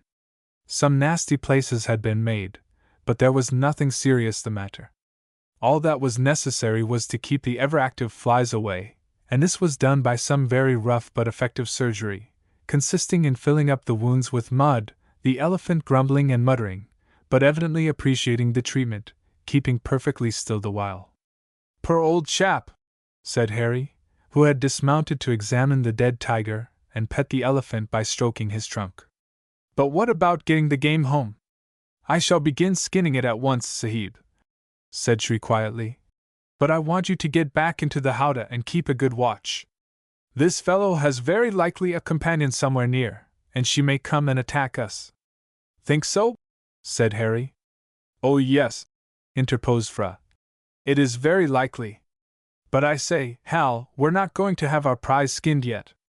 No, that's what I thought. We must take it home for everyone to see. Sol would carry it home on his back. I don't know, he has never been taught, but we'll try.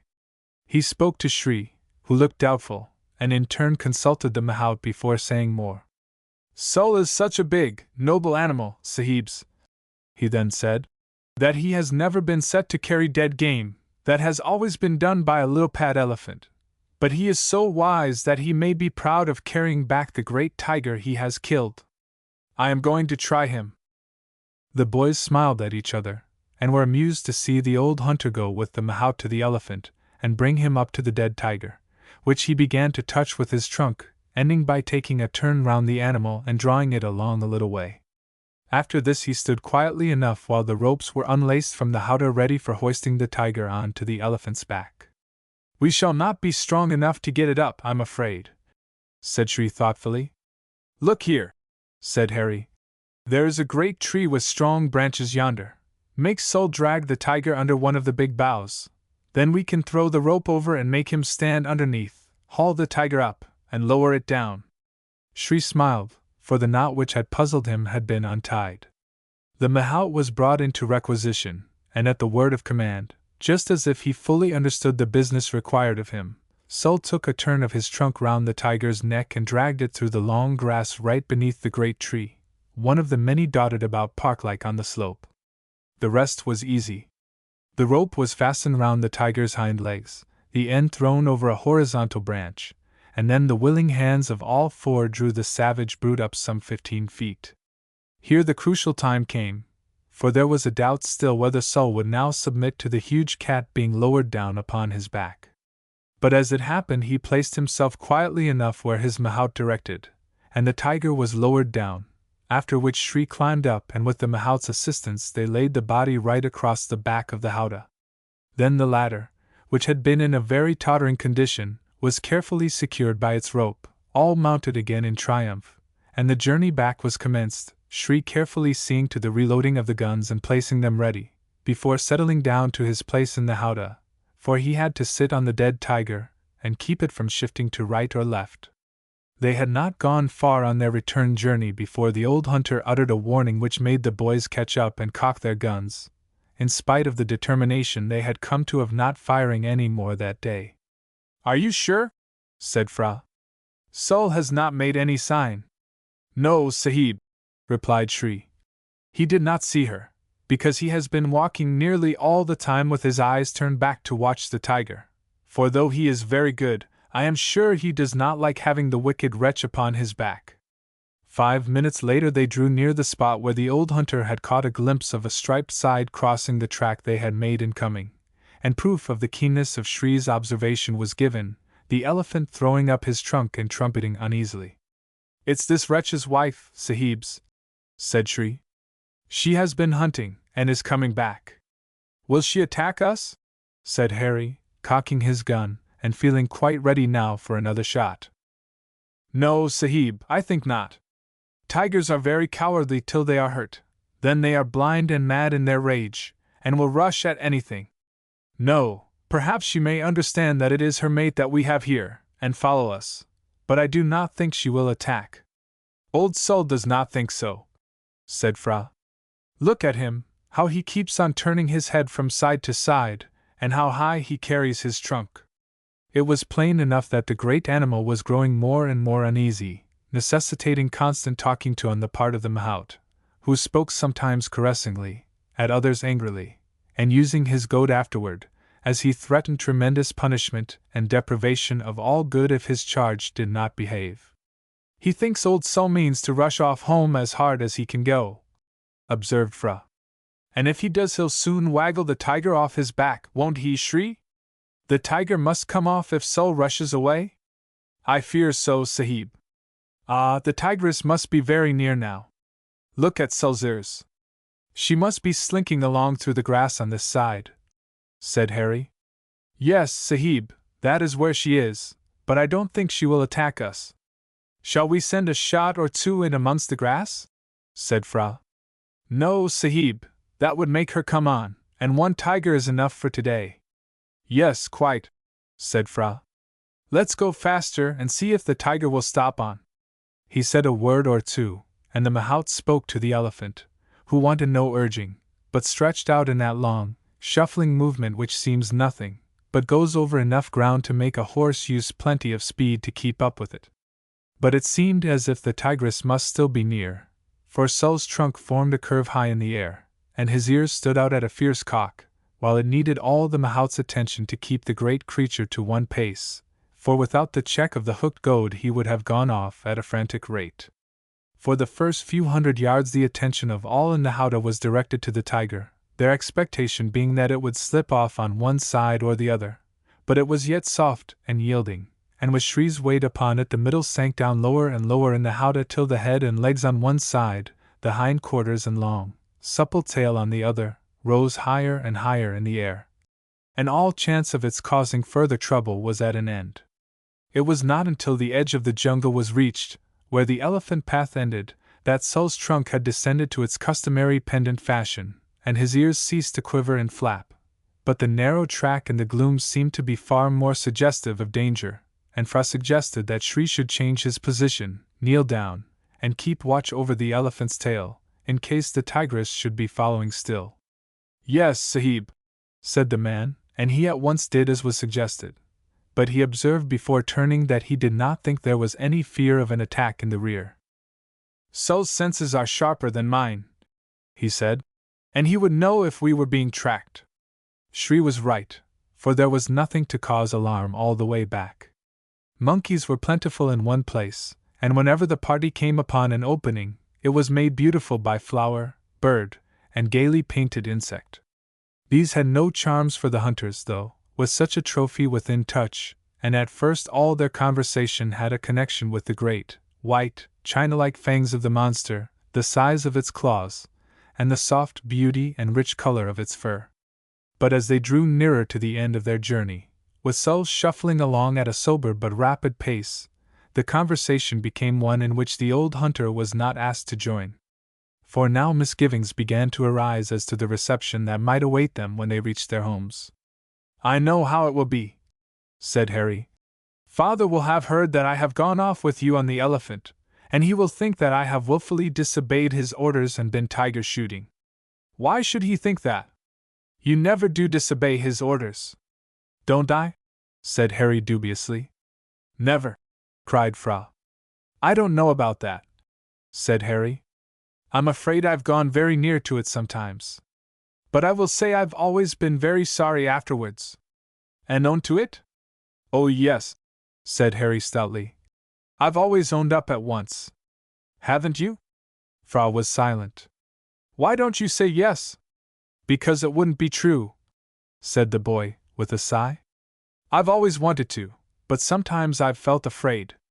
You see, my father isn't like yours. He's a very nice old chap, said Harry.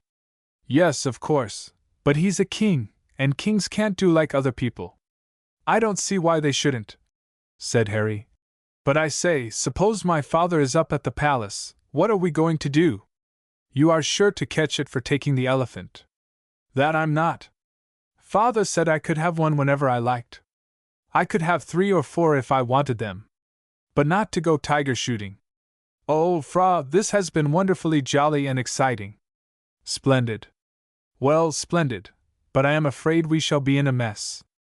We can't be if we speak out. I'm sure I can say honestly that I hadn't the least thought of shooting a tiger when we set off, can't you? No, said Harry bluntly. I began to feel tigerish as soon as I got in the howdah, and I couldn't think of anything else all the time. I wasn't a bit surprised to see old Sol begin to show signs. No, I can't say right out that I didn't think about tiger hunting. But we didn't go on purpose, said Fra. Well, no, said Harry, hesitating. Not quite on purpose, but I couldn't help wishing we might see one. Well, you had your wish, but I wish we weren't so late. It was all an accident, though, said Harry. I say, Shri, wasn't it all by accident that we came across a tiger today? Yes, Sahib, quite an accident, but we have got one, and I feel very proud of the way in which you two young gentlemen behaved. No old tiger hunter could have done better. But I'm sure father won't like it. He will know it was all as it happened, Sahib. You were obliged to shoot the wicked beast. If anyone is to blame, it is old Sul, for forcing you to go on. Ah, to be sure, cried Harry, laughing merrily. It was all his fault, Fra, and we'll say so. Yes, it's all very well to say so, said Fra rather gloomily. But will they believe what we say? My father will believe what I say, said Harry stoutly. So will yours. I hope so, said Fra sadly. But I don't feel sure. I don't think the Sahib Kenyan can be angry, said Shri respectfully, because it is such a splendid tiger. Why, that's just why he will be angry, cried Harry. He'll be quite furious with me for going out and getting a grand tiger like this when he and the doctor went out as they did, and tried till quite late, and never had a chance. Well, said Fra philosophically, we are very nearly home now, and we shall see. But I wish we hadn't brought the tiger back. I don't, said Harry. It really was an accident. Very little more was said till they came in sight of the palace, where something important was evidently going on, for they caught sight of the glint of spears and a body of men.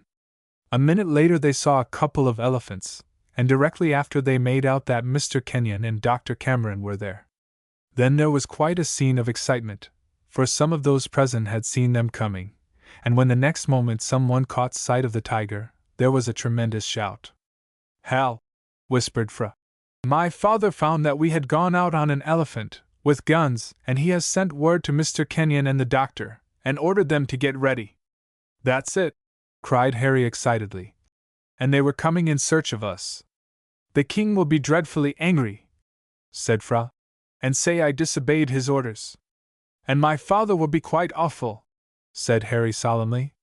Then changing his tone and speaking with an assumption of lightness which he did not feel. I don't care, it really was an accident, and we're in for it, and it can't be helped. But here, I say, Sul, you ugly old double-tailed deceiver, do you know you've got us into an awful mess? Sul, I say, do you hear? And the elephant said, Thunk. Chapter 14 A Young Savage. The great elephant approached the group in the courtyard with slow and majestic step, as if proud of the load he bore, and of now being surrounded by a little crowd of spearmen, cheering and shouting loudly. As they drew near, the two elephants that had been prepared, as was rightly surmised, to go in search of the wanderers, challenged their big companion loudly, Sul sounding his trumpet in reply, but without allowing the excitement around to increase his advance in the slightest degree. The young rascals, said the doctor to Mr. Kenyon. It's a magnificent tiger, apparently. Yes, but Harry ought not to have done this, said Mr. Kenyon. I am disappointed in him. Are you going to give him a talking to now? Rather awkward while he is being made a hero of by the people. I am going to wait till I get him home. Well, I'm glad to see them safe back again, said the doctor. I felt certain that they must have met with some mishap. But it is hard that we should be disappointed, and that they should have all the luck. Hush! Whispered Mr. Kenyon, for the great elephant had knelt down before the king, ladders had been placed by the attendants on either side, the boys had descended, and helped by some of the men, Shri had slid the tiger off, to be half borne, half dragged, to the king's feet. But Fra's father did not even glance at it. He gave Harry an angry glance as he approached with his companion, and then fixed his eyes sternly upon his son, who bent down before him. You know, sir, he said in their own tongue, that it is the duty of my people to obey my commands. Yes, father. How can we expect them to do so when my own son sets my orders at defiance? I told you I wished you not to go in chase of tigers, did I not? Yes, father. Who is to blame for this, you or your companion? Neither of us, sir, broke in Harry, in his blunt, English, outspoken way. We only went deer shooting, sir, but the tiger charged us, and of course we were obliged to shoot. Old Sol was most to blame. The king looked more stern than ever, all but his eyes, which refused to keep his other features in countenance. What have you to say, sir? Said the king, turning again to his son. The same as Harry Kenyon, father, replied the boy. The elephant rushed at the tiger, which had struck down a deer we shot. Where is the deer you shot? Said the king. Fra turned to Harry, for the deer had been quite forgotten, and Harry turned to the old hunter, who was kneeling by the tiger. Here, Shri, he cried. What became of that deer we shot? The man made a gesture with his hands and shook his head. We forgot all about it, sir, said Harry, laughing frankly. We had so much to do with killing the tiger and getting it on Old Sol's back that we never remembered it any more, did we, Fra? No, said the latter gravely. It was all an accident, sir, indeed, said Harry, who was speaking in English. We were obliged to shoot, sir, really. I'm sure you would have done the same if you had been there. That is enough, said the king quietly. I am glad to hear it was so. It is a painful thing, Harry Kenyon, to feel that one's own son is not to be trusted. Your father felt the same. Oh, but he doesn't now, sir. Do you, father? No, Hal, I am quite satisfied. A very fine tiger, said the king, going close up to the dead beast. A splendid specimen. Let it be carefully skinned, and the skin properly dressed. Shri bowed his lowest, so that his forehead would have touched the ground had not the tiger been there. As it was, he thumped his head against the animal's ribs. Who fired the first shot? Said the king, smiling. The boys looked at one another. Both fired together, father, replied Fra. Then you will give way to your friend, my son, said the king. Harry Kenyon, it is yours. Harry was about to protest in his blunt way, but his father was at his elbow. Silence, he said softly. Now your thanks. Harry obeyed, and the king turned to where the little party of English people were standing. I am glad it has turned out so well, Kenyon, he said gravely, and with great dignity, as the eyes of all his people were upon him. But it is disappointing for you and the doctor to see these two boys have such good fortune. You shall have another trial, and we must do away with our objections now. I think the boys deserve to be admitted to the ranks of tiger hunters. Oh! Ejaculated Harry, and the king turned to him. You make a bad courtier, Harry, he said, with a very faint smile upon his lip. I feel that there is no one in my country less afraid of me than you are. He saluted them, and making a sign to his son to follow, passed into the palace, for giving his friends a quick nod of the head and a smile, and then he was hidden from sight by the king's attendants. Then we may go back home now, I suppose, said Mr. Kenyon. Yes, replied the doctor, and the sooner the better. As soon as the sun goes and we seem to be in the shade. All is bright and warm while the king is near, but when he goes every one seems to scowl. Mr. Kenyon gave his friend a meaning look as if saying, No more now, and laid his hand upon Harry's shoulder. You have had quite an exciting time then, Hal? He said quietly, as they walked away. Oh, wonderfully, father, cried the boy. Enjoyed yourself? Well, I don't know that it was enjoying oneself, but I liked killing such a dangerous, mischievous beast. And all the time the king and I were fidgeting ourselves and beginning to think, as it grew so late, that some terrible accident had happened to you.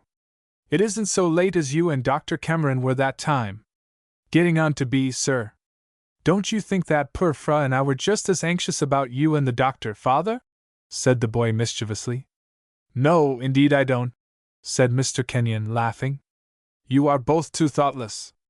And look here, young gentleman, you forget yourself horribly. I never heard anything like it. You must not speak to the king in that free and easy way, just as if he were your equal, before all his people. Free and easy? Said Harry, staring. I thought I was speaking very nicely, father.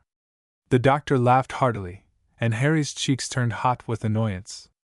Why, what did I say that was wrong? It was not the words but the way, my boy, said Mr. Kenyon gravely. Of course, one does not look upon the prince of a barbaric country like this as one would upon a European monarch, but in the presence of his followers we must not forget that he is a king. I did, said Harry frankly. I felt as if I were speaking to Fra's father and your friend. Humph! Ejaculated Mr. Kenyon, as he glanced at the doctor. That's right enough, Hal, said the latter, but we must not presume on the king's kindness to us. No, of course not, said Harry thoughtfully. I'll be more careful, especially as some of the people seem to be jealous of our being so much in favor. That's right, Hal, be more careful, for all our sakes. Do you think there is any danger, father? Said Harry. Danger of what? Said Mr. Kenyon sharply. Of the people turning against us and the king. Hush! Mind what you are saying, my boy. No, I do not think there is any real danger, and I feel that the best thing for everyone is to completely ignore the unpleasant looks we are getting now and then. We are in the right, and I want for our conduct to be such as will gain the respect of the people for our just consideration and honest treatment of them. But there is that second king. I say, father, it seems curious for there to be a second king. It is the custom of the country, my boy, and in every land there are quaint fashions and I may say parties who are opposed to the ruling power. And jealous of the king? Yes, Hal, and of the people he favors. That's not pleasant, father, said Hal sharply. Not at all, replied Mr. Kenyon. But I don't think it need trouble us, for we are not arrogant to the people because we are in high favor. I'm sure we do our best at Cameron? That we do, said the doctor heartily. As for me, I should be a rich man if I charged ordinary fees for what I do, instead of getting disliked, said Mr. Kenyon. Oh, but father, cried Harry, I know lots of people who almost worship Dr. Cameron for what he has done for them. Yes, Hal, and so do I, but unfortunately he offends the native doctors through knowing so much better than they do, and curing patients whom they have condemned to death. It's a pity that people will be jealous of those who are more clever. It's a natural failing, Hal, my boy, said the doctor, laughing. But never mind, even those who dislike us are bound to pay us the respect we have earned. But you remember what I told you about the people talking in the boat? Said Harry. Perfectly. You don't think that there will be a revolution, and an attack upon the king and the English people, do you? No, Hal, my boy, said Mr. Kenyon. I do not, so don't trouble yourself about it. Let's change the conversation. I'm glad you are to have the tiger's skin. Yes, I don't think Fra will mind. It is a beauty. Was he very hard to kill? Horribly, father.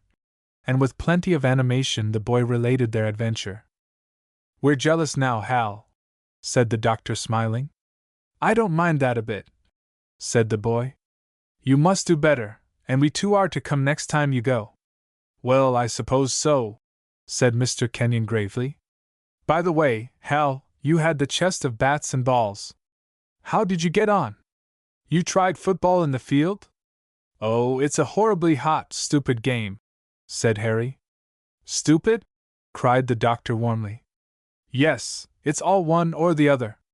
If Fra gets the ball, one does nothing but run after him, and if I get the ball, he has to run after me. And oh! Wasn't it hot? When did you play? Said the doctor. Oh, in the afternoon. You are quite right, my lad, said the doctor drily. A game at football between two boys with the thermometer standing at over 100 in the shade must be a very stupid game indeed. Did you ever play it? Said Harry. I think I've heard you say you did. Did I ever play it? Said the doctor scornfully. I should think I did, and with a couple of good teams. But the thermometer was not at 100 in the shade, but 35 or 40. I wish you would play with us next time, doctor, said Harry eagerly. Thank you, my lad, but I would rather be excused. Will you show us how to play cricket, then? Yes, but you must get up your two sides. Have you read up anything about it in any book of games and sports? Oh yes, and it says you have 11 and an umpire on each side, but that's nonsense, of course. Kenyon, said the doctor with mock solemnity, do you call this bringing up an English boy properly? It sounds to me quite dreadful. He talks like a young barbarian, as if he had never had any education at all. What did you say, sir? He continued, turning to Harry. What about there being 11 on a side, and that being nonsense, of course? I said so, said Harry, who felt half amused, half annoyed.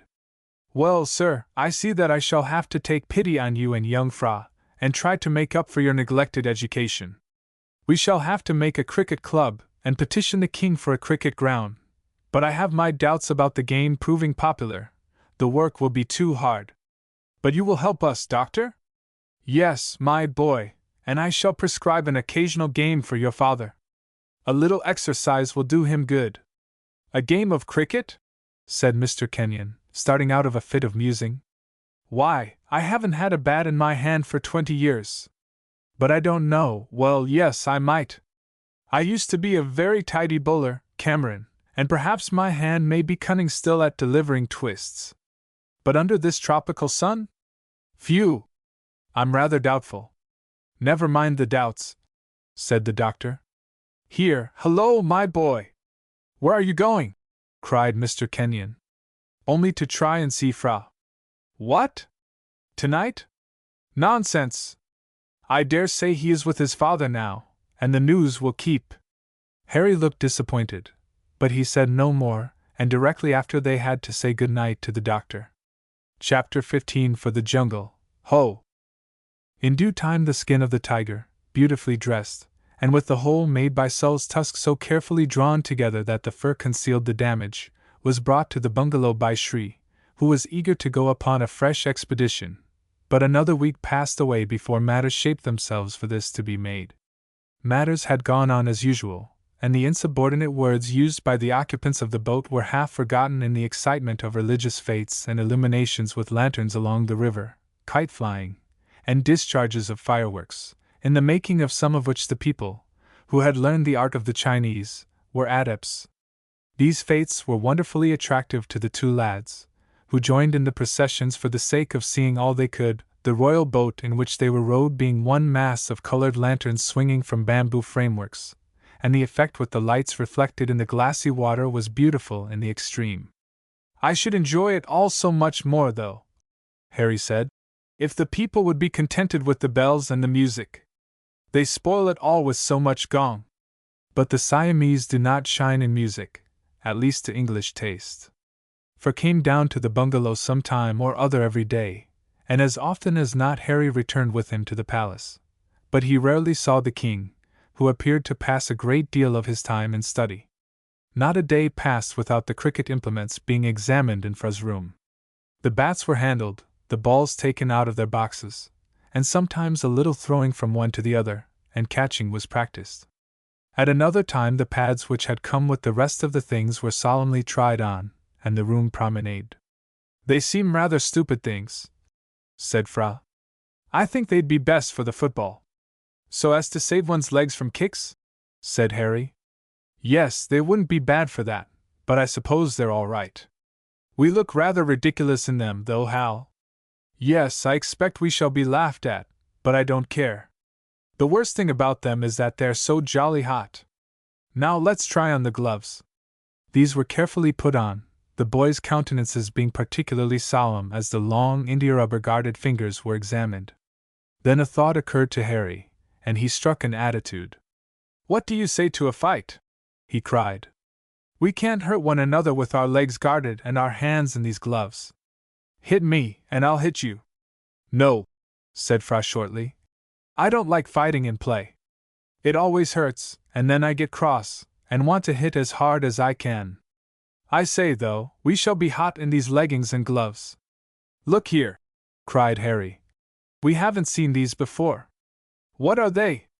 Gloves, of course, all stuffed and soft. Here, let's look at the book and see what it says about them. The book of games was examined, but they found no mention of the wicket-keeper's gloves, but plenty of other information which was puzzling. It's all very well to call this thing a book of games, said Harry at last, but there doesn't seem to be much fun in it. It's as puzzling as old Euclid with his circles and straight lines and angles. Here, let's put all the things away. I can't understand. We'll make the doctor show us. That's the easiest way. And so it was time after time, nothing more being done, for it was decided that there should be no genuine commencement till the doctor was ready, and though he was reminded pretty well every day, he always replied that he was not ready yet. But there is no occasion to waste time, he said one day. You boys have the book, so you cannot do better than well study it up, rules and all. Then you will thoroughly know how to play cricket. All you will want is practice. We shall have to study up the book, Fra, said Harry after parting from the doctor, and I know it's going to be a hard job. But never mind, when you've got to take physic, it's best to swallow it down at once. Come along. Fra nodded, set his teeth hard, and they went up to the palace through the hot sunshine, to enter its cool precincts and find Fra's room refreshing in its semi-darkness after the glare without, where Harry said it was hot enough to frizzle up the leaves into tea. The book was brought, Cricket turned to, and they sat down side by side with the book on the table. Let's begin at the beginning, and go steadily through it, proposed Fra. No, we'll just skim it first. Very well. What's this, popping grease? Why do they pop grease? 'Tisn't. It's popping crease. The popping crease must be 4 feet from the wicket, and exactly parallel with it. Bother! I shan't read any more of that. Parallel! Why, it's geometry. Look at something else. The wickets must be pitched. Read, Fra. What for? To keep off the wet, I suppose? No! It means pitched into the ground, to make them stand up. But I say, what a lot there is to learn here, Hal. See what names they call the players by. Here's wicket-keeper. That's the one who attends to the gate, I suppose? Short slip. What's he got to do? I don't know.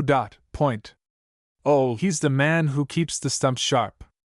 No, he must be a good catcher, cried Fra, and he went on.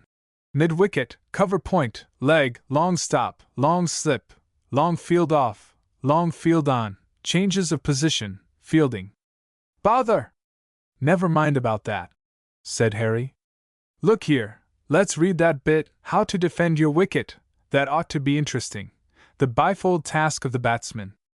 Bang went the book, as Harry shut it up. What did you do that for? Cried Fra, staring. Because it makes me feel so hot and stupid.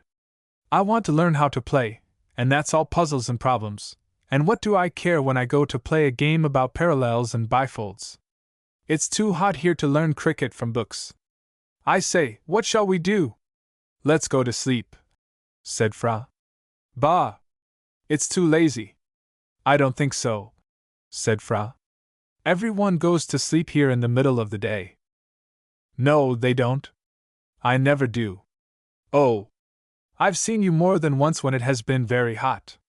Well, it was an accident then. It seems so stupid to go to sleep when it's light. Here, come along out again, and let's try and find old Shri. Who's to find him? Why, he may be miles away in the jungle. But I want him to arrange about going up a long way in a boat. Let's go up that little river again, and see how far we can get. Look here, I know what we'll do. We'll start as soon as it's light, and take plenty to eat with us, and have the next size larger boat out, with 4 men to paddle and 4 to rest, and then we can go right on. You'd have Shri? Of course. He knows the way everywhere.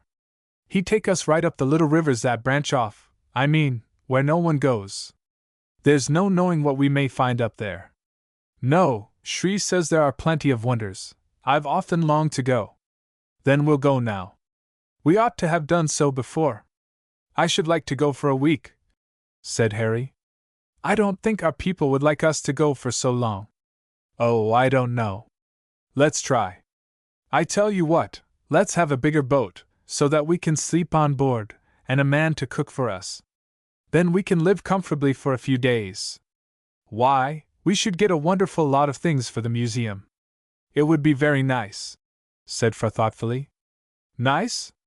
It would be grand. Here, I shall go home and speak to my father at once. Then I'll ask mine. He'll say yes, because he'll think he can trust us. I say, Fra, I wish we had thought of this before. The boys separated, and Harry did not feel the heat as he hurried home to lay his plans before his father. "For a week?" said Mr. Kenyon, with a look of doubt. "That's a long time, Hal. Not forgetting a good lot of things, father. You know, whenever we've been up the river before, directly we have begun it has been time to come back." "Yes," said Mr. Kenyon thoughtfully. "And if you were up the jungle river at daybreak, you would have far better chances for getting scarce birds, and it would be a most interesting experience for you." "Then you'll let me go, father?" cried the boy excitedly. "I must talk the matter over with the king first. If he feels that you do not object, father, he is sure to say yes." Mr. Kenyon was silent and thoughtful, looking so serious that Harry began to lose heart. "What are you thinking, father?" he said at last. "That it's a long time since I had a change." "Yes, father." "That I have nothing particular to do." "Father!" "And that the doctor has been saying that he would like to make an expedition up the country." "Then you think—" "Yes, Hal, I do think that I should like for the doctor and me to join in your trip. It would only necessitate a larger boat." "Oh!" cried Harry excitedly. "That would be splendid." "Better than you two alone?" said Mr. Kenyon quietly. "100 times better, father." "But think of that." "Think of what?" said Mr. Kenyon. "Dr. Cameron putting us off day after day because he had not time to teach us cricket, when he can find time to go up the country." Mr. Kenyon smiled. "My dear boy," he said, "I do not wonder at his putting you off. Cricket is not a very attractive game at this time of year, in a country like this." "Never mind the cricket," cried Harry. "Look here, father, will you go?" "I am very much tempted to say yes." "Say it then, father." "I say, you'd take Mike, wouldn't you?" "Certainly. He would be very useful. Here, I must go and tell Fra." "There is no need. Here he comes." For the lad was crossing the garden, and as Harry met him with his face lit up with excitement, Fra's countenance was dark and dejected. "It's all over, Hal," he said. "My father says it is out of the question for us to go alone." "He said that?" cried Harry. "Yes, and that if your father and Dr. Cameron were going too, it would be different." "They are going too, lad," cried Harry, slapping him on the shoulder. "They, your father and Mr. Cameron?" "Yes, isn't it splendid?" "Here, I must go back at once," cried Fra, and regardless of the heat, he set off at a trot. Harry returned to the museum, where his father was seated. "Where's Fra?" said the latter. "Gone back to tell the king." "To tell him what?" "He said that it was out of the question for us two boys to go upon such an expedition alone." "I expected as much. But if you and the doctor had been going, it would have been different." "Indeed?" "Yes, father." "Poor old chap! He did look disappointed, till I told him that you two were going, and he has gone to tell the king." "Tut, tut, tut!" muttered Mr. Kenyon. "What a rash, harum-scarum fellow you are! You shouldn't have taken all I said for granted, sir. Even if I fully make up my mind, we don't know that Dr. Cameron would be able to leave." "But you said, father—" You said, look here, sir, you are far too hasty. The doctor only said he thought he should go." "That's enough, father," said Harry, laughing. "As soon as he hears that there is going to be such an expedition, do you think he will not manage to go with it?" "Well, I must say I should be surprised if he did not come." "So should I, father." "I say, it will be capital. The king is sure to say yes now, and we can have the pick of his boats, and which men we like. I say, I wonder whether we can get a man who will find Old Shri, because we ought to start tomorrow morning." "Stuff! Rubbish!" cried Mr. Kenyon, laughing. "If we get off in a week, we shall do well. But I think I will go. I should be very glad of a change." "So you may go and see the doctor and chat the matter over with him, not telling him that we are going, but that we are thinking of such a trip. You can then hear what he says about it. Go now, father?" "If you like." Harry did like, and was off at once, to find Mrs. Cameron under the tree, as he had seen her on that terrible day, but with the doctor seated back in another long cane-seated chair, fast asleep. "Doctor not well?" said Harry, after the customary salute. "Not at all well, Harry," said Mrs. Cameron with a sigh. "He has been working too hard lately over his native patients, and he is quite done up. He must have a change." "That's what I've come about," said Harry excitedly, and he told her what was proposed. "I should not like losing him for a week, but I think it would do him a great deal of good." "Quite set me up, dear," said the doctor, opening his eyes. "Did you hear what I was saying, doctor?" cried Harry wonderingly. "Pretty well every word, my boy. It will be the very thing for me, for I am completely fagged. A long ride day after day up the river will be rest and refreshment. But I can't take you, my dear." "I shall not mind, Duncan," said his wife. "Nothing could be better." "Yes, you must go." He sat up, and then sank back again, closing his eyes. "It is of no use to fight against it, Mary," he said sadly. "I am doctor enough to thoroughly grasp all my symptoms. I really am overdone, and there is nothing for it but to try change, such a change as this. I wish it did not look like going for a thorough holiday and leaving you behind. It does not seem right." "You will make me unhappy if you talk like this," cried Mrs. Cameron. "How can you think I should be so selfish as to mind your doing what is for your health?" "It will do him good, Mrs. Cameron," said Harry, who was not enjoying the scene. "Of course," she cried. "You may go back and tell Mr. Kenyon that the doctor will be delighted to make one of the party, for he wants a change badly." "Look here, Harry, I don't think I ought to go," said the doctor. "He ought, Harry, and he shall," cried his wife. "You take that message. Harry, lad, this is a horrible piece of tyranny. I am not very well, and my oppressor treats me like this. But there, it is of no use to protest, so I give in. I'll come." Full of excitement, the boy hurried back to the bungalow to announce the result of his visit, his father hearing him silently to the end, and then looking so serious that Harry asked anxiously what it meant. "This is very disappointing, my boy," said Mr. Kenyon. "After you had gone I began to be in hopes that the doctor would not go, and now he says he will." "Yes, that he will, father." "Then I suppose we shall have to go." "I don't know, though, there is another chance. The king may refuse to sanction the journey, and of course you would not care to go without Fra." "Well, no," said Harry, in a hesitating way. "It would not seem fair to go without him." "Ah, here he is, Dot. Well, what does he say?" "That he thinks it will be a very interesting trip, and that he wishes he could leave all the cares and worries of his affairs and come with us. Dot, my father says, Mr. Kenyon, that you are to choose whichever boat will be best for the journey, and select as many men as you think necessary, and store the boat with everything you want." "Then this means going," said Mr. Kenyon. "Of course, father." "Shall we start tomorrow?" "Can we be ready? Can we be ready?" cried Harry scornfully. "What do you say, Fra?" "Oh, yes, we can be ready, only what about Shri?" "I forgot old Shri," cried Harry. "We must have him, and he's somewhere up the jungle."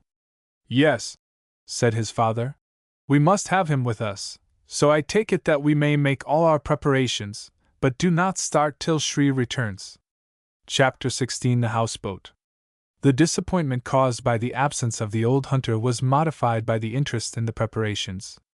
These filled the two lads with excitement, for a journey into unknown parts in such a land as Siam was full of the suggestions of wonders. The first thing seen to was the choice of a boat, the requirements being that it should be light, strong, drawing very little water, and well provided for the accommodation of 14 or 16 people, with a fair amount of room, night and day. Then there would be boxes containing stores for a week, cooking apparatus, and cases for containing the specimens of all kinds that were to be saved. But in a country like Siam, where houseboats are necessities of domestic daily life, there was little difficulty.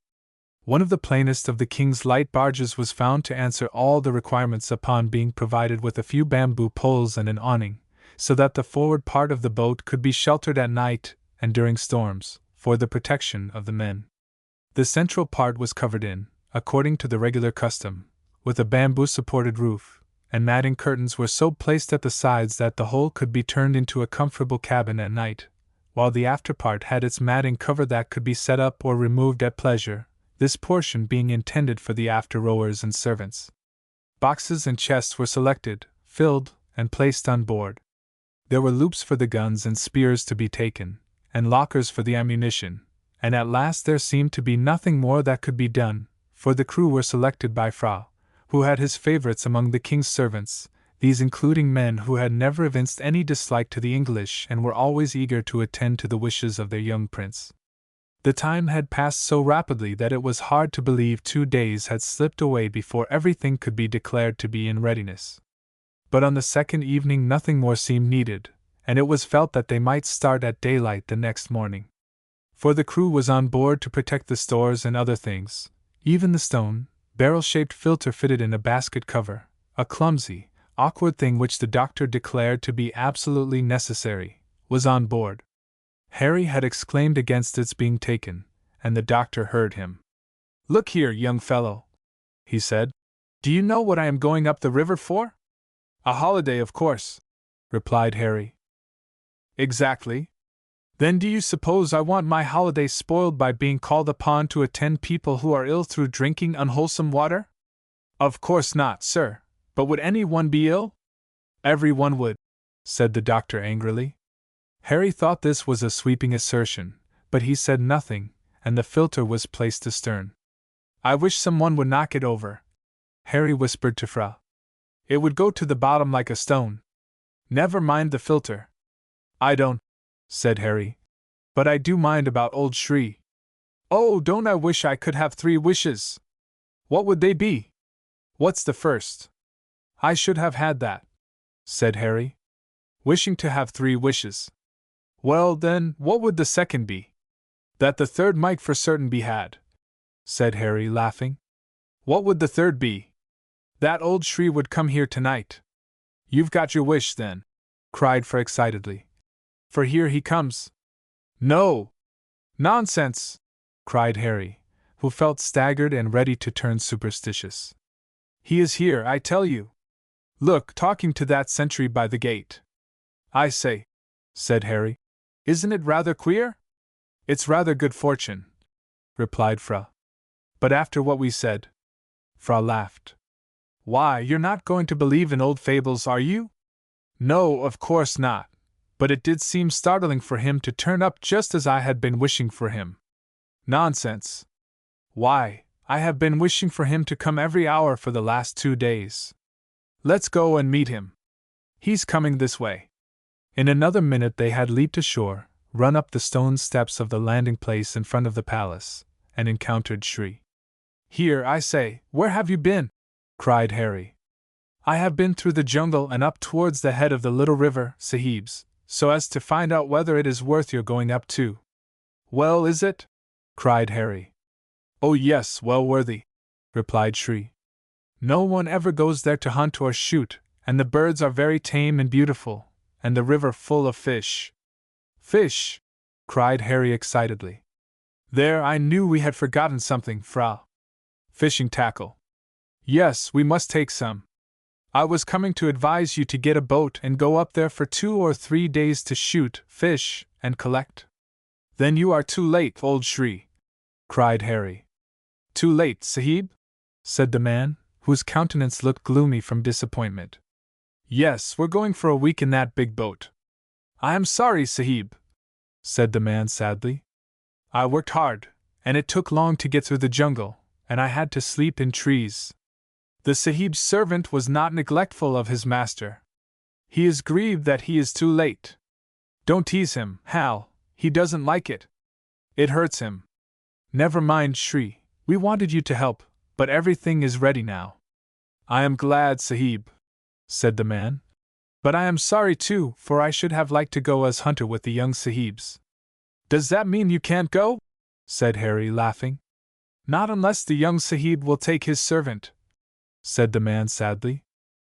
"Why, of course we shall take you," cried Harry. "And we are as glad that you have come. Here, let's go to the boat, Fra. I want Shri to see everything, so as to say whether we ought to take anything else." The old hunter brightened up on the instant, and hurried with the boys to the boat, where for the next hour he was examining arrangements and suggesting fresh places for some of the articles, so that they might be stowed where they would be handier and yet more out of the way. He was able to suggest a few more things too, notably a stout net to hang by hooks from the roof of the cabin, ready to place specimens in to dry, or hold odds and ends for common use, more baskets, and a coil of rope, and a stout parang or two for cutting a way through creepers or canebrakes. At last, with a smile full of content, Shri announced himself as being satisfied, and having received permission from Fra, took possession of one corner at the back of the cabin, while Harry went to see the doctor respecting starting quite early the next morning, and then returned home. Chapter 17 Jungle Sights and Sounds. The heavy dew lay thick on leaf and strand, and the sky in the east was still gray, as the little party met at the landing place, where the men were on the lookout and ready for the start, while when they pushed off and 4 oars sent the boat well up against the stream, past the houseboats clustered against the farther shore, nothing could have looked more peaceful and still. The men eagerly worked at their oars in their peculiar Venetian, thrusting fashion, standing to their work, and it was a satisfaction to see that, in spite of its size and load, the boat was wonderfully light, and rode over the water like a duck. The calmness and peace of everything was most striking as it grew lighter, and when the eastern sky began to glow, and the tips of the towers and spires of the different temples became gilded by the coming sun, both Mr. Kenyon and the doctor expressed their admiration, declaring the king's city to be, after all, in spite of its lying in a flat plain, beautiful in the extreme. Then the sun rose, shedding its glorious light around and giving everything a beauty it did not really possess. For sordid-looking boats, with nothing but a few mats hung from bamboo poles, looked as if they were made of refined gold, while the trees which fringed the water, and hung their pendant boughs from the banks, shed a wondrous luster, as if flashing gems from every dewy leaf. The river, too, in spite of its muddy waters, seemed more beautiful than ever, and the boys were reveling in the new delight of their journey upstream, when sundry preparations being made by Mike in the extreme after part of the boat changed the bent of Harry's thoughts to quite a different direction from that of admiring the beauty of the scene through which they were passing. It was just as his father exclaimed, "Are you noticing how beautiful all this is, Hal?" "Oh yes, father, I've been looking at it ever so long. But when are we going to have breakfast?"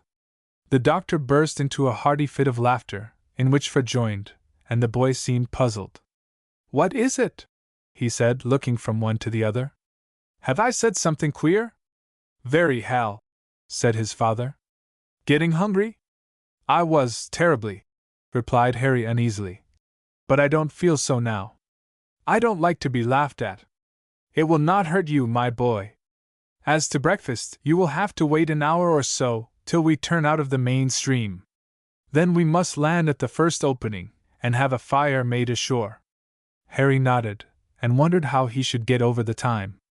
There proved to be so much to take his attention, however, that he was ready to wonder when the boat was run in between 2 magnificent clumps of trees soon after they had turned off into the lesser river and entered the jungle by one of its water highways.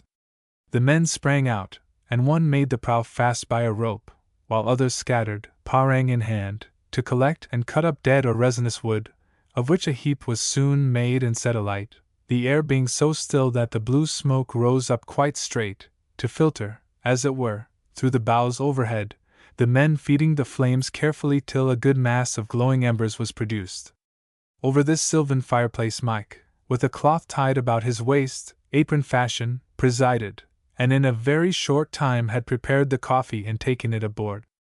There had been no preparations, no hunting for provisions, to add to the toothsomeness of the breakfast, but eaten out there in the open boat, under the shade of the majestic trees, with the river gliding by, the strange cries from the jungle heard from time to time, and the attention of the lads constantly attracted to bird, insect, or reptile, they were ready to declare that they had never enjoyed such a breakfast before.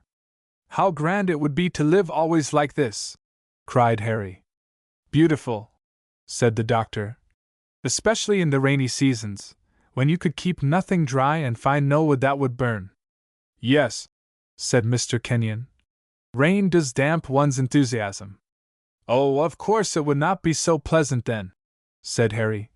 "But generally it would be glorious, wouldn't it, Fra?"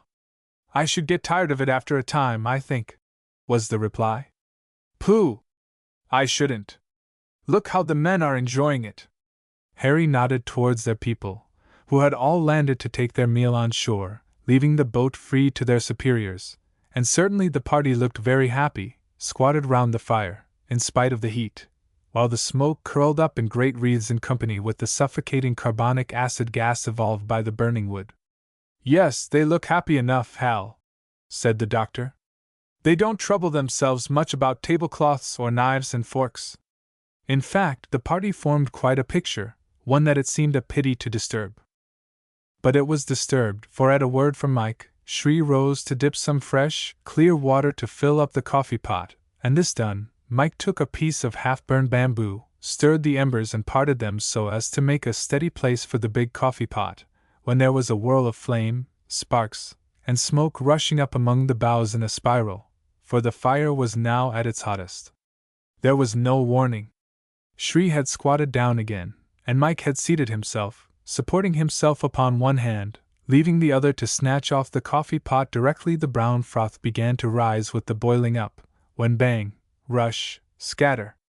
Something fell suddenly from high up among the boughs overhead right into the fire, and as the men turned and rolled themselves away in every direction, they were bombarded, as it were, by showers of red-hot embers and half-burned sticks, which were driven after them by the object which had fallen from the tree, and was now writhing, twining, and beating the burning wood and ashes till the fire was scattered over a surface some yards across. The matter needed no explanation, it was all plain enough. After the manner of such reptiles, a good-sized boa had tied itself up in a bundle of curves, knots, and loops on a convenient bough, after a liberal meal probably of monkey, and had been fast asleep exactly over the spot where the fire was made.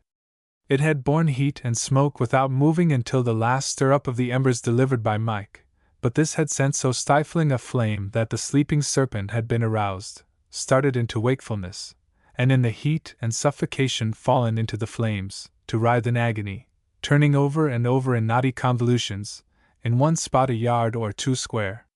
The doctor was the quickest to grasp the position. Rising from his seat, he took down one of the ready-charged guns, and waited for a few moments till from out of the writhing knot the reptile's tail rose quivering and thrashing the ashy ground.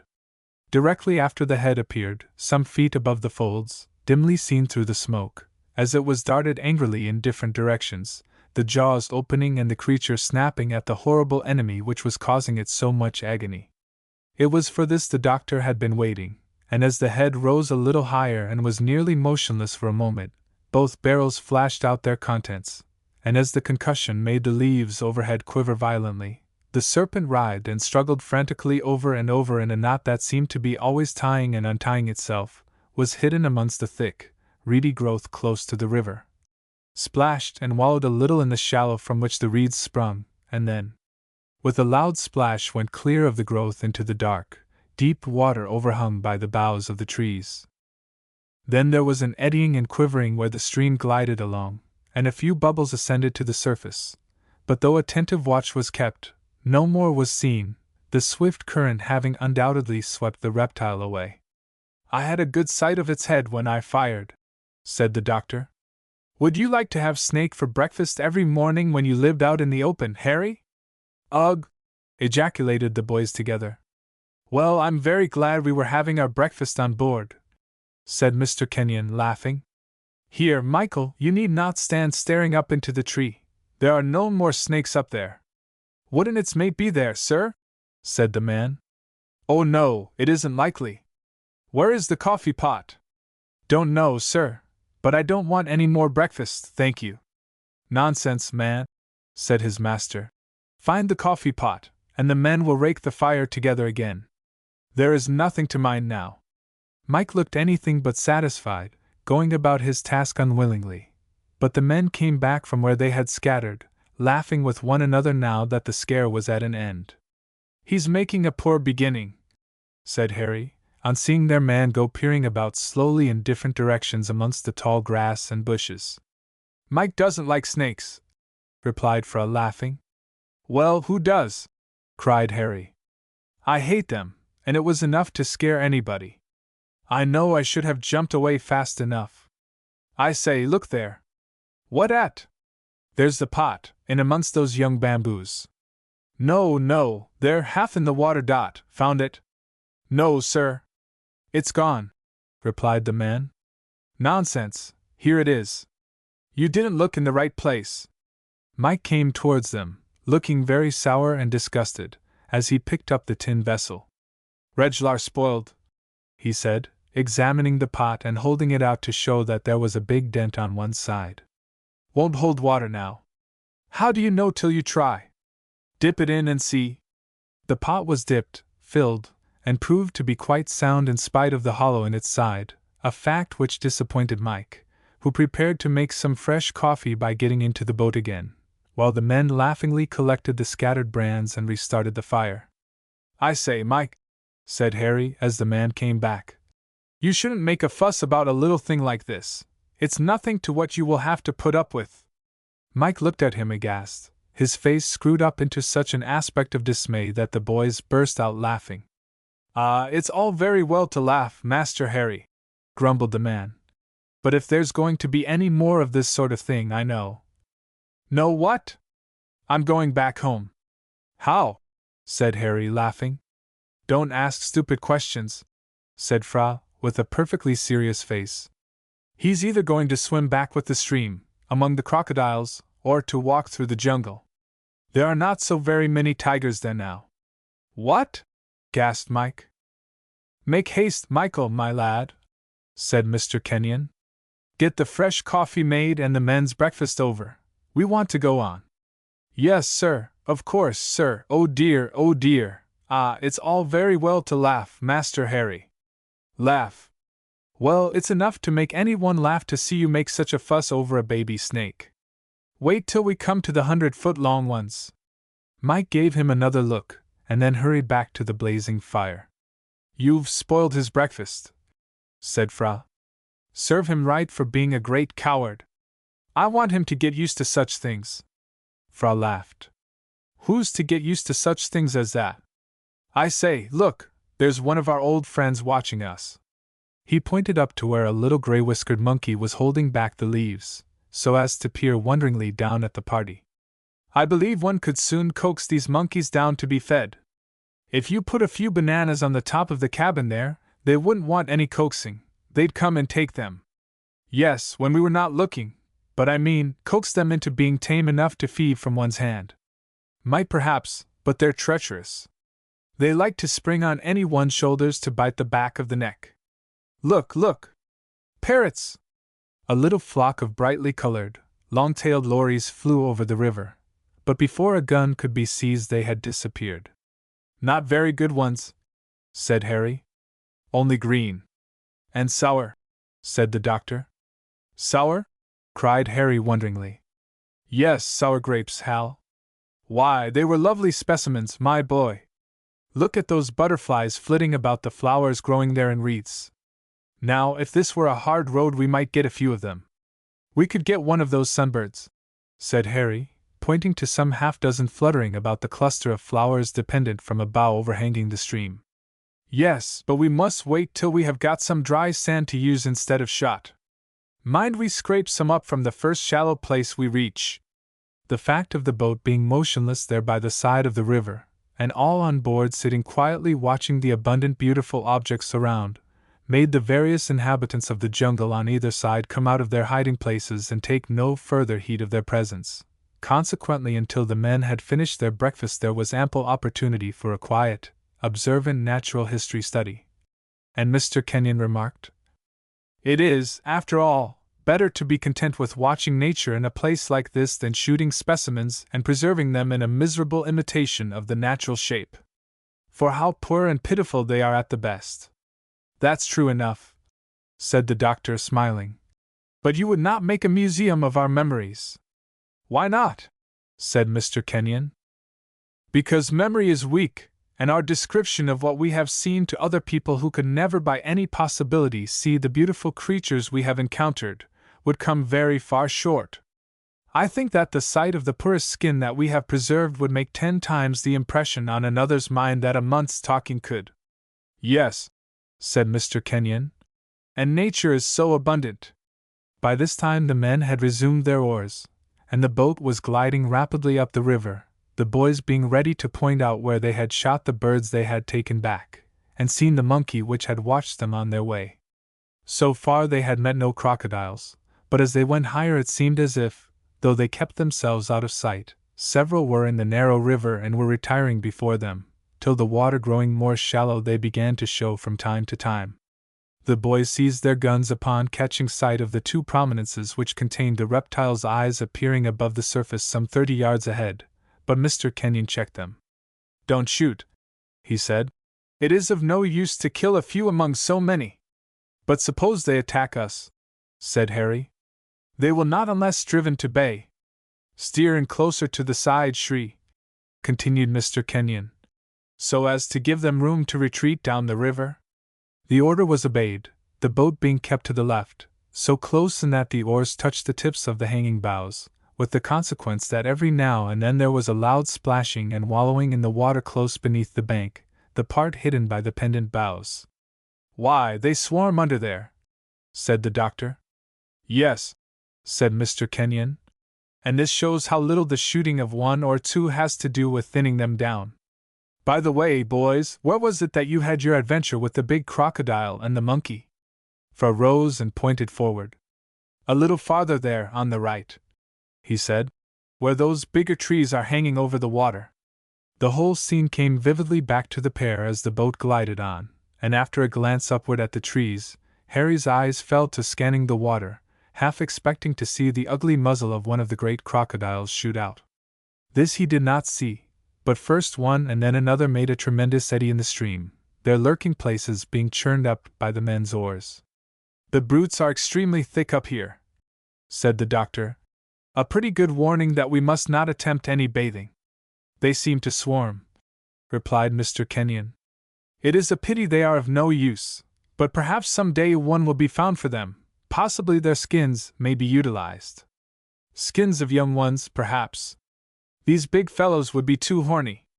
As he spoke, a huge reptile rushed from a mud bank into the river with a tremendous splash, sending a wave along the surface, which made the boat rise and fall.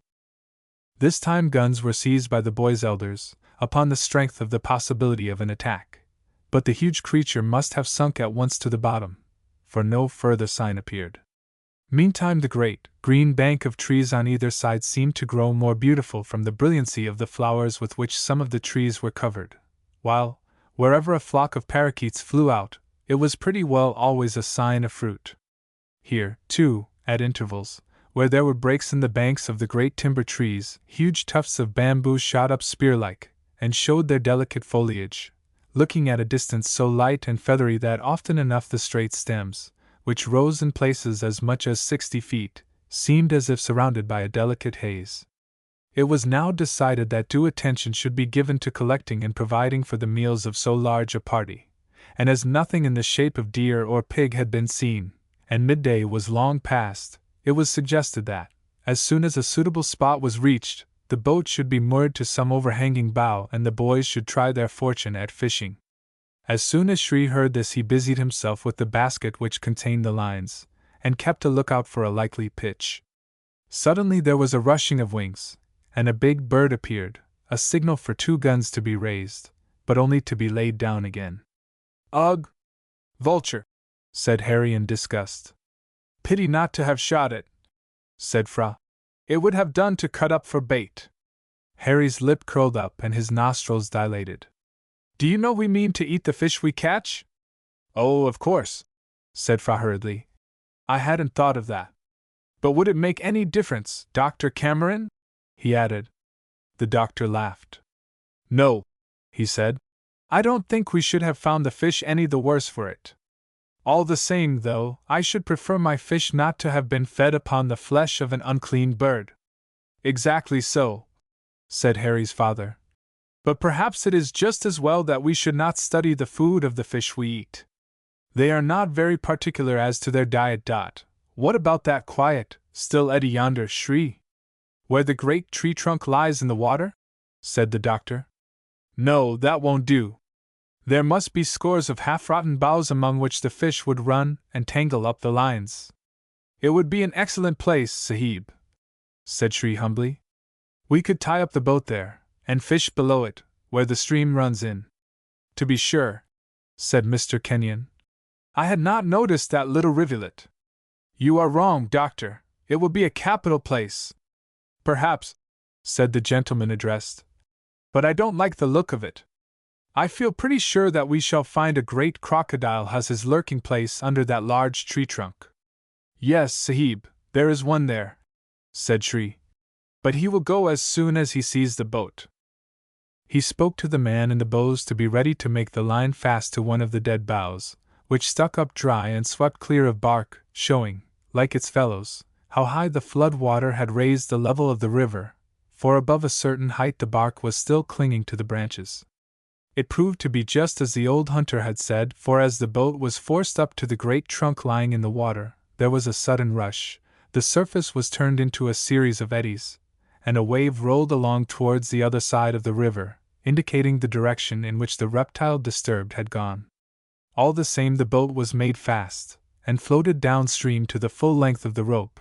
The men's oars were laid in, and those astern joined their companions forward, to squat together talking in a low tone and chewing betel, while Mr. Kenyon and the doctor settled themselves comfortably in the open cabin. Won't you fish, father? Asked Harry. No, my boy, he replied. You shall fish for me. But you will fish, Dr. Cameron? Said Fra politely.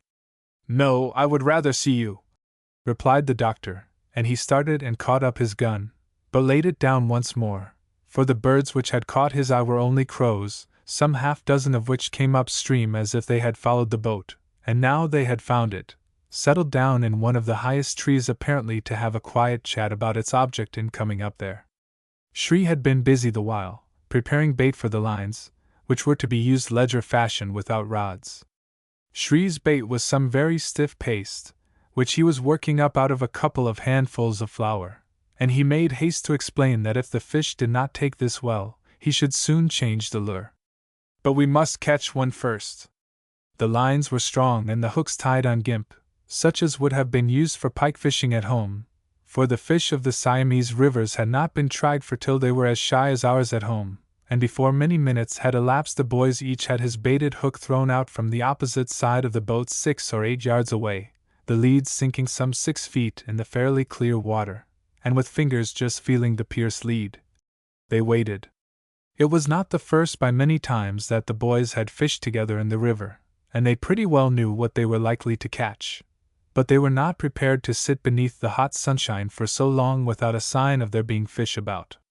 Come, be sharp, cried the doctor banteringly.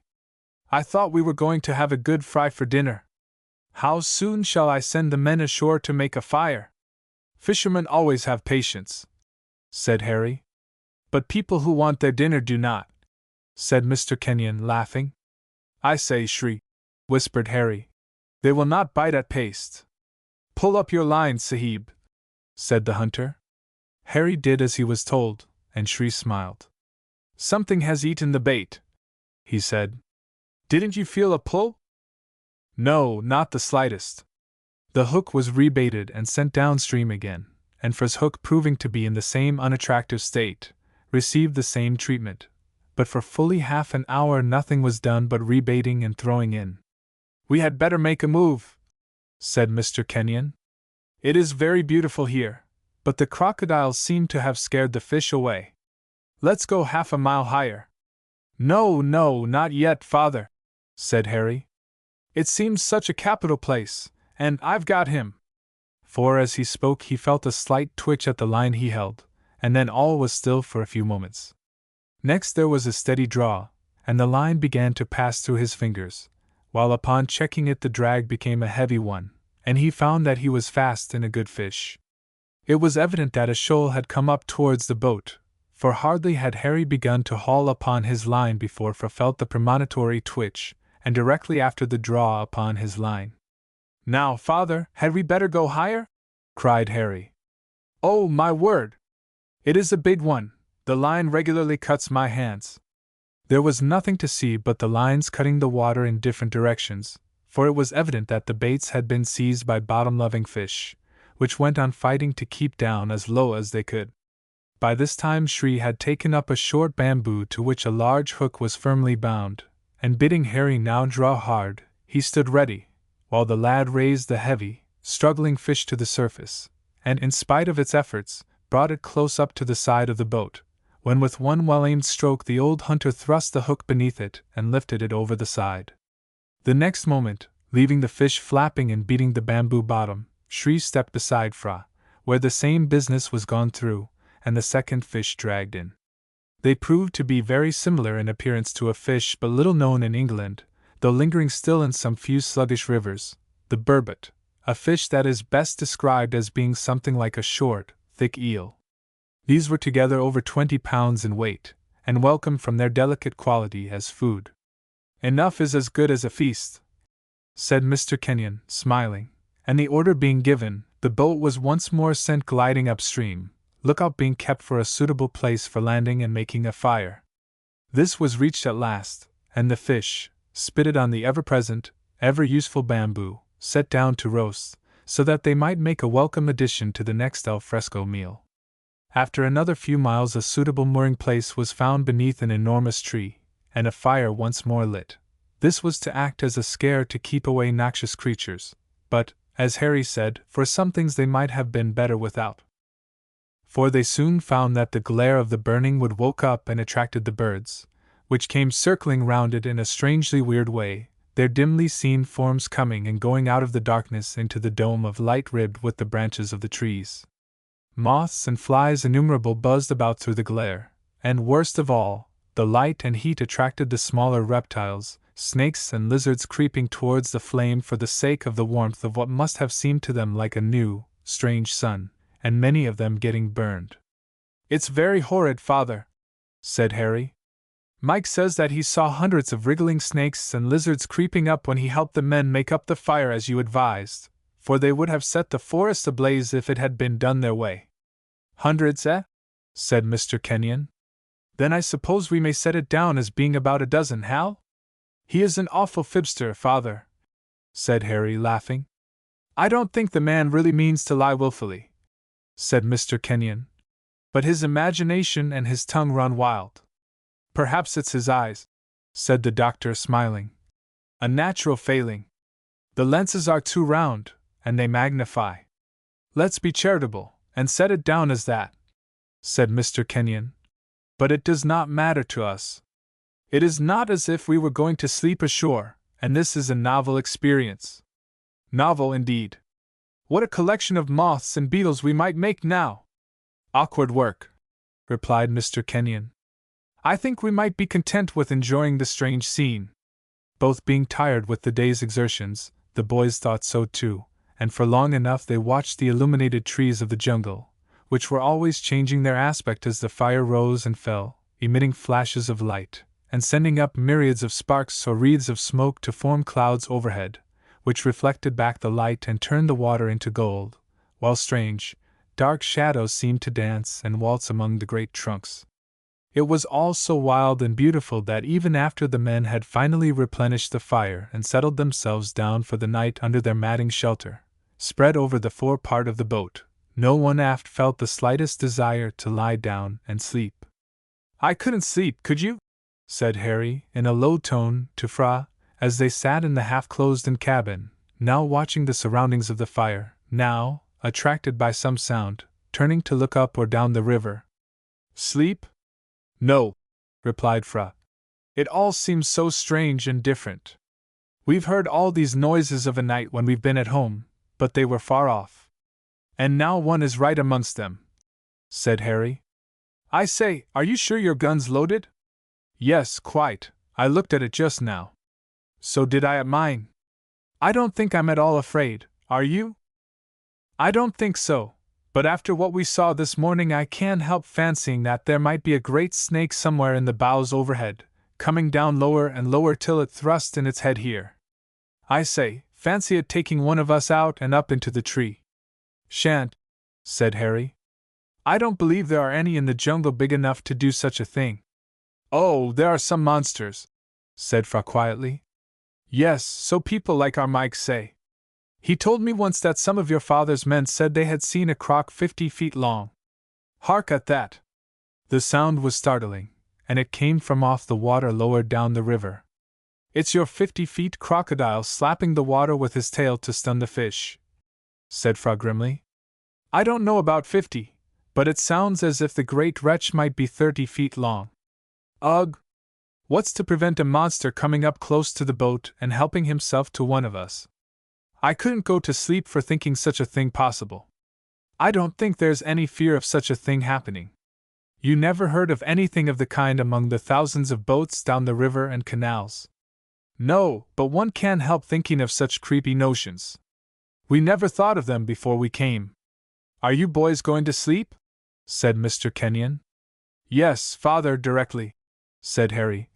I mean, going to try. Off with you, then, so as to be ready for a good day's work tomorrow.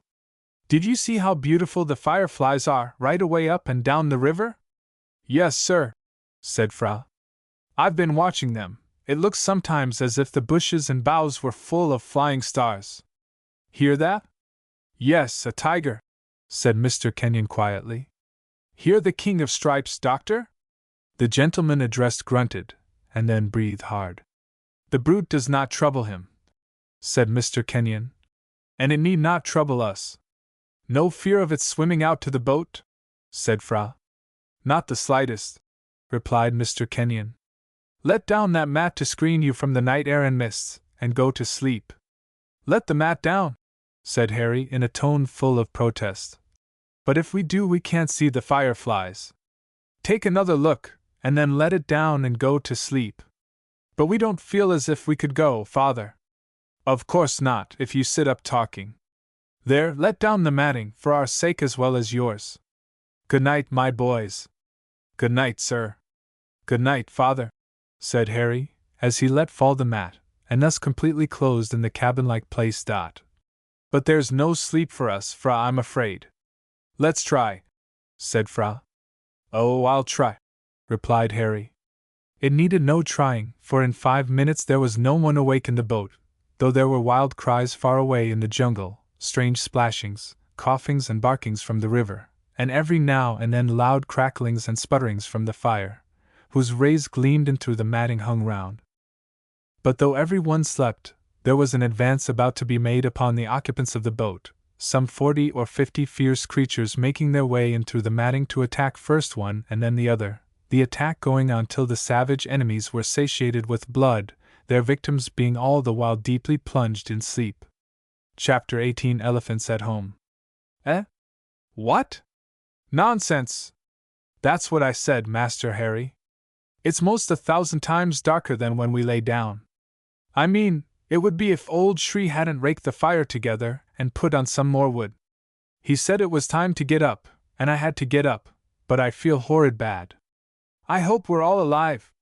Did Shri say it was tomorrow morning, Mike? Yes, sir, but I don't believe it. Here, Fra, wake up. Do you hear? Mike says it's tomorrow morning.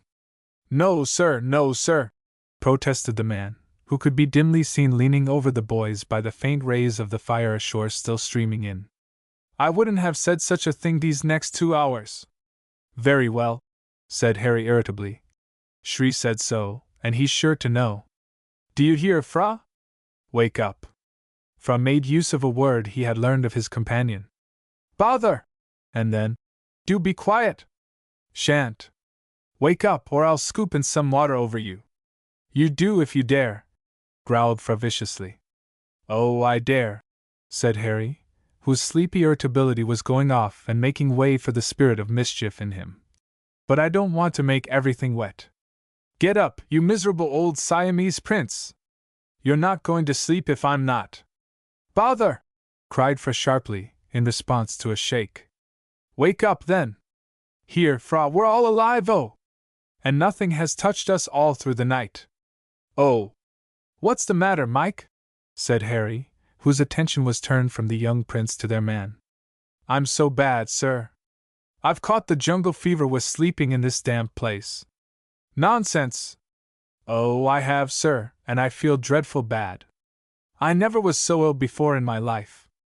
I don't believe it, but I'll wake Dr. Cameron. I dare say he brought some quinine with him. What? That horrid bitter stuff, sir? No, no, don't please. Bah! Making a fuss about some physic. But you must have it. We're not going to have our trip spoiled by your turning ill. I say, doctor! No, no, Master Harry, don't say anything, please, whispered the man. Not till after breakfast. I couldn't eat a morsel if I had to take that horrid bitter quinine. Oh, you must be bad, said Harry, with mock sympathy. Here, I know a little. How do you feel? Pain in your back? A little, sir, where it rested against a big bamboo in the night. That sounds bad, said Harry. Does it, sir? Oh dear! What else? Headache? No, sir, but I've got it, and I can feel my face all covered with spots. It's the mosquitoes, cried Fra, sitting up suddenly. Hello? You awake? That's it, Mikey. Oh no, sir, groaned the man. It's worse than that. 'Tisn't. His Royal Highness Prince from Malacrom Priya says it's mosquitoes, and he's right. How many spots have you got on your face? 1,000,000? Well, no, sir, I don't think there's as many as that, but my face is full, and they itch and sting horrid, and my eyes are swelled up and stiff. Just you feel. No, thanky, Mike, but I'll have a look as soon as it is light. I say, though, I wonder you haven't got 1,000,000 bites. There, don't be such a baby. Go and get the breakfast ready. I'll wake the others. He ain't a bit o' feeling in him, sighed Mike to himself, and he went out of the cabin. What does it look like, Fra? Said Harry, for his companion had passed his head out beside the matting. Come and see, it's lovely. Harry thrust his head out on the other side of the mat, to gaze up and down the river, to see overhead the stars growing pale and feeble, while the river bed was filled up by a soft, dark gray flood which rose about 10 or 15 feet up the black wall of trees opposite to them. On the other side and overhead there was a warm glow which lit up the thin mist, giving it a roseate hue, while the cloud of smoke was gathering more and blotting out the faint stars half across the river, its underside ruddy too with the fire-reflected light. I never saw the river look like this before, cried Harry. Looks jolly, doesn't it? Beautiful and calm, and just as if the earth was waking up, replied Fra. Birds, you mean, said Harry. Parrots are whistling, and here, I say, hark at that coo-ah, coo-ah. Hear that? Yes. Argus pheasant, said Fra eagerly. Let's take the guns and go and see if we can't get a shot at it. What? Try and get through the jungle now it's all dripping with dew. Never thought of that, said Harry. Would be sloppy, wouldn't it? Sloppy? Why, we should be drenched before we'd gone 10 yards. And I don't suppose we could go 10 yards. Let's go and ask old Shree if he can call the birds over, so that we can get a shot at them. They stepped carefully out into the forward part of the boat, and then Harry thrust back his head to carry out his promise. Father! Doctor! He cried. Morning. Yes, thank you, said Mr. Kenyon, and the doctor grunted. Fra had by this time reached the mooring rope and begun drawing the boat's prow close up to the prostrate tree trunk to which it was moored, for prostrate trees were plentiful along the banks, and in one place two falling nearly opposite from either bank of the stream had almost formed a barricade to stop the way. Be careful, Sahibs, said a voice out of the gloom, the old hunter having left the group of rowers gathered round the fire. The tree trunk is slippery with the dew. Oh, it's you, Shree, said Harry. Isn't that the coo-ah calling? Yes, Sahib, I have heard it many times. Could we get near and manage a shot at it? No, Sahib, it would hear us before we were halfway, and be silent. Then we should not know which way to go. Besides, you would find the grass and trees too wet. Would it come if you called to it? No, Sahib, not unless we were in a deep, dark part of the jungle. Oh well, never mind, said Harry. It wouldn't be pleasant before breakfast. Here, let's go ashore now we're so near, Fra. Anything burned in the fire last night? Yes, Sahib, I've found 4 dead birds under the trees, and some lizards and snakes that had been too close. Some of them were only half dead. They had scorched themselves and then crawled away. The boys went up to the blazing fire, to find Mike busy cooking the men's breakfast, the latter making way for the lads to come close up to the pleasant glow, which dissipated the chilly mist floating around. As they went round the fire, Shri pointed out the remains of several reptiles, one of which was still moving and writhing slightly. This, part of a long, thin snake, Shri stooped to twitch into the hottest part of the glowing fire. "Oh, I say, Shri, how horrid!" said Harry. "No, sir, better dead than living in such pain. It could never get well. This one might," he added, dragging another from among the low growth close by, with the result that it came to and bit at a bamboo staff the man held. "It's poisonous," cried Fra. "Mind!" "Yes, Sahib, I'll take care," said Shri. "It is a good deal scorched, but it might live and do mischief. It is a very bad kind, almost as poisonous as the naga."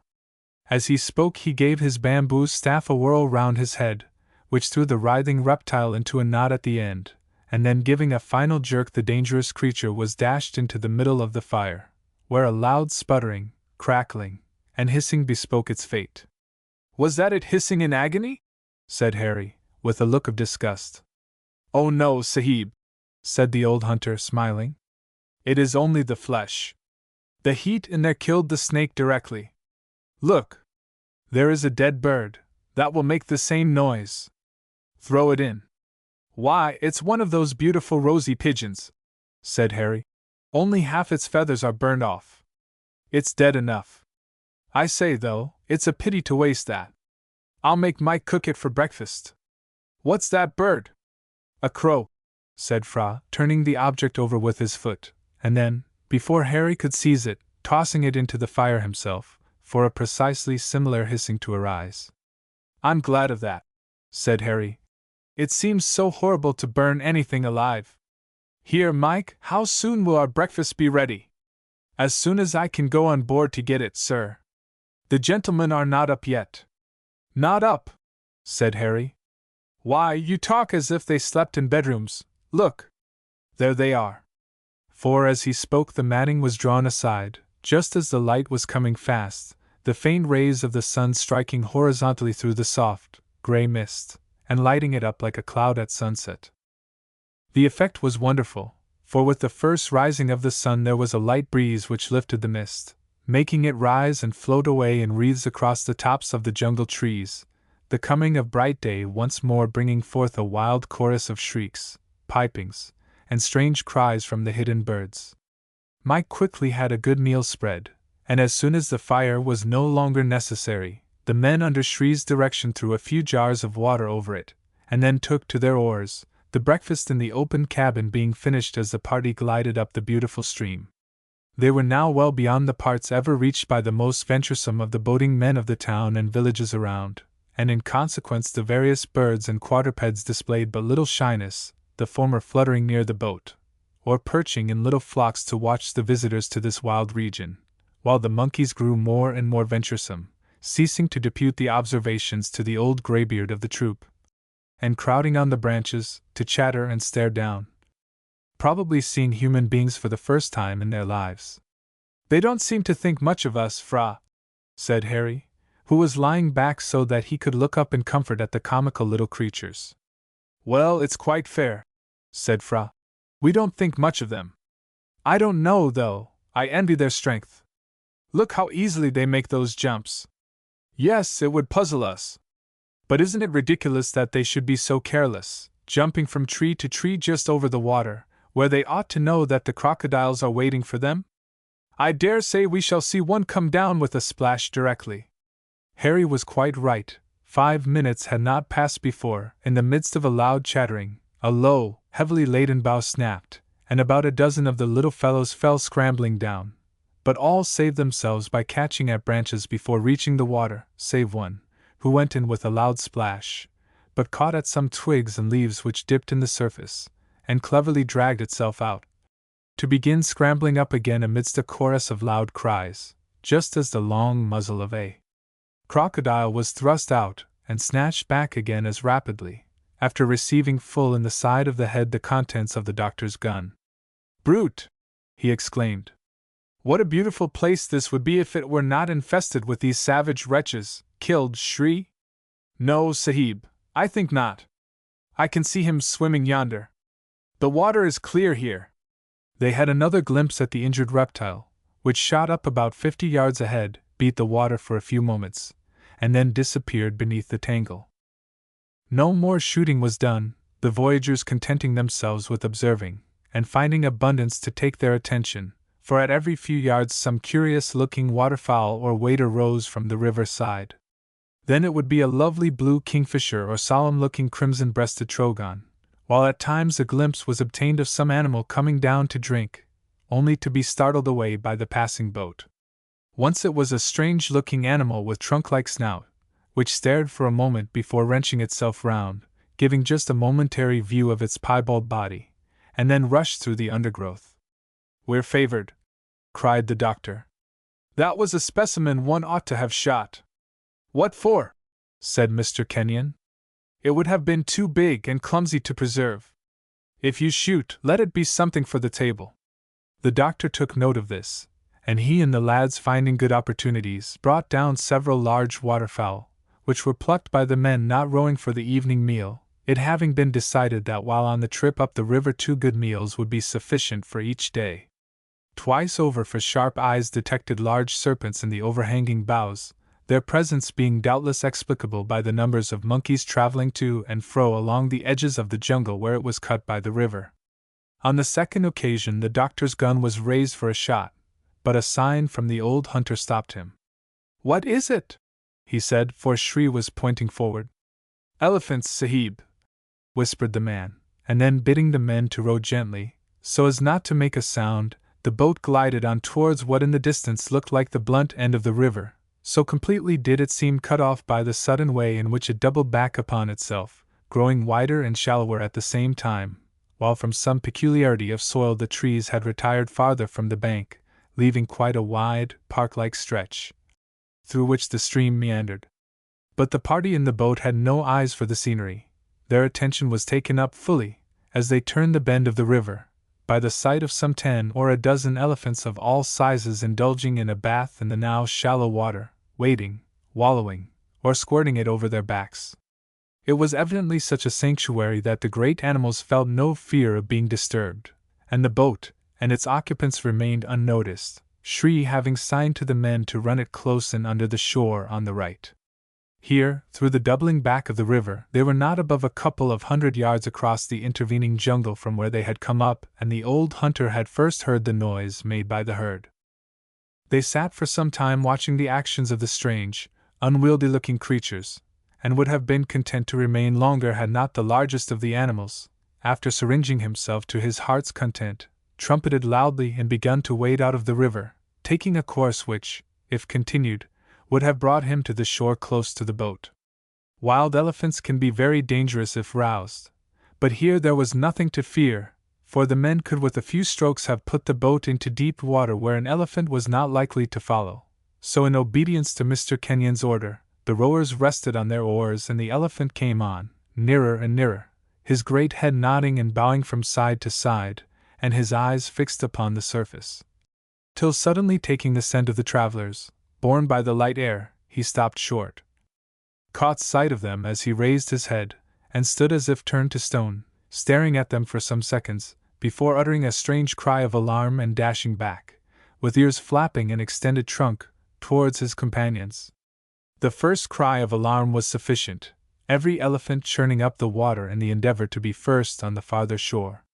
The party watched till the last beast had disappeared, the first making straight for the jungle and plunging right in through a hole it made apparently in the great wall of greenery, the others following in single line after it, and according to custom using its footprints, till the biggest, who appeared to be as massive as Old Sol, passed through, and the elastic stems and vines seemed to spring back in their places. "Why, Fra," said Harry, "I did not know that we had wild elephants so near." "Did you know, Shri?" "Yes, Sahib.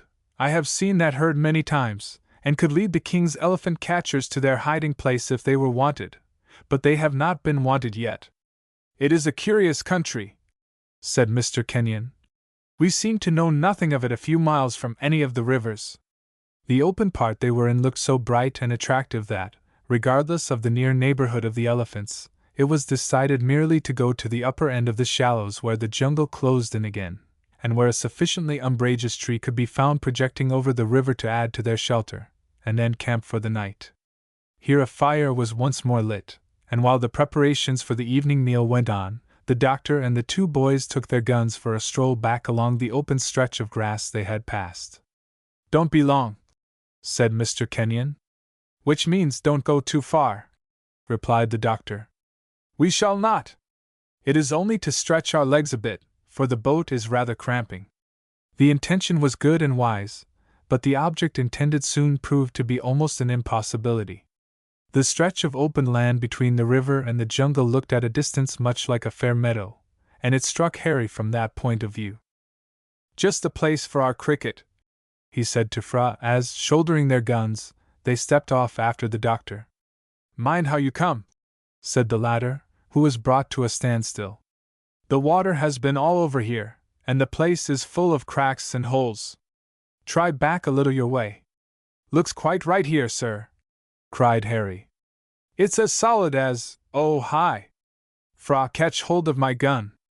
The boy laid his own piece down, caught at the barrel of Harry's, and pulling hard, his companion, who had sunk up to his knees and was steadily going lower, was able to struggle back. "Oh, here's a mess!" he panted, stamping to get rid of the mud. "You didn't choose the right direction, Hal," said the doctor, laughing. "No, sir," said Harry meekly. "Will you go first?" "Yes, I think I can do better than that, my lad. Let's strike right across here towards where the elephants went out of sight. The ground must be firmer there." The boys prepared to follow, as the doctor led off, but Harry directed a malicious glance at his companion, which seemed to say plainly, "Look out, and see if he doesn't go in." But Harry felt disappointed and ill-used, as well as wet and muddy about the legs, for the doctor strode off steadily for about 20 yards, the boys following over perfectly firm ground. "You should pick your way in a place like this, my lads. It only needs care," the doctor was about to say, but he did not, for all at once, to Harry's intense delight, his leader uttered a sharp ejaculation, and throwing himself flat on the ground, began to roll over and over, with his gun held upright against his breast, till he was close to the boy's feet, where he sat up, drew the stout hunting knife he wore at his breast, and began to scrape the mud off one leg. "Was it soft there, sir?" said Harry, with mock seriousness. "Soft!" cried the doctor. "Oh, you're laughing at me, eh? Well, I'm fair game, I must own. Here, step back. Quick! Both of you. We're sinking." It was quite true, for there was a bubbling, hissing, and gurgling sound arising from among the grassy growth, and the black water began to ooze up among the stems, so that as the boys ran back it splashed up, and the doctor followed, none too soon. "Why, the whole place is a marsh," he said, looking back as soon as the ground felt more solid. "It is just as if the water of the river spread right up to the jungle and this part had become covered with weeds and plants till they were matted together and looked like a meadow." "But," cried Harry, "I want to know how the elephants managed. There must be a sort of causeway of firm ground somewhere out in the middle there," replied the doctor. "I dare say we should find it so if we went back with the boat to where the great creatures came out of the water. And we couldn't have the boat now, I suppose," said Harry, glancing in the direction of camp. "No, but it does not matter. We should only find a muddy, elephant path, full of holes." "Sorry I was so stupid, Doctor," said Harry. The doctor turned to him sharply and nodded. "Yes, you have me on the hip there, Hal. Take it as a warning to yourself not to be in too great a hurry to condemn other people." Fra smiled. "What are we going to do?" he said. "It's too soon to go back." "Well, we can't walk on this floating green carpet," replied Harry. "Could we get along by the river?" "We could try," said the doctor. "Or go up along the edge of the jungle. We ought to find something worth shooting there." "Let's try the edge of the jungle," said the doctor. "The ground must be firmer there." Striking up to their right, they managed to get about 50 yards nearer the edge of the forest. But then they had to turn back and make for a point nearer the little camp, where 2 or 3 huge trees stood out like sentinels in front of the vast army of vegetation packed closely as trees could stand. Here the earth proved to be firm, and for a few dozen yards they managed to progress among the trees at the very edge of the jungle. After that the way was stopped by the interlacing creepers and thorny rotans, and after a few minutes' trial it became evident that without the help of stout men with their parangs to clear the way, further progress was impossible. "Let's go back again," said Harry. "One does get so hot and fagged." "Better keep walking till your legs are dry," said the doctor. "I don't want you down with a feverish cold." "They're nearly dry now," said Harry, "and they'll be quite dry by the time we get back." "Yes," said Fra. "It's farther off than we think for, and will take longer." "Back again, then," said the doctor. "But I do not like to be beaten like this.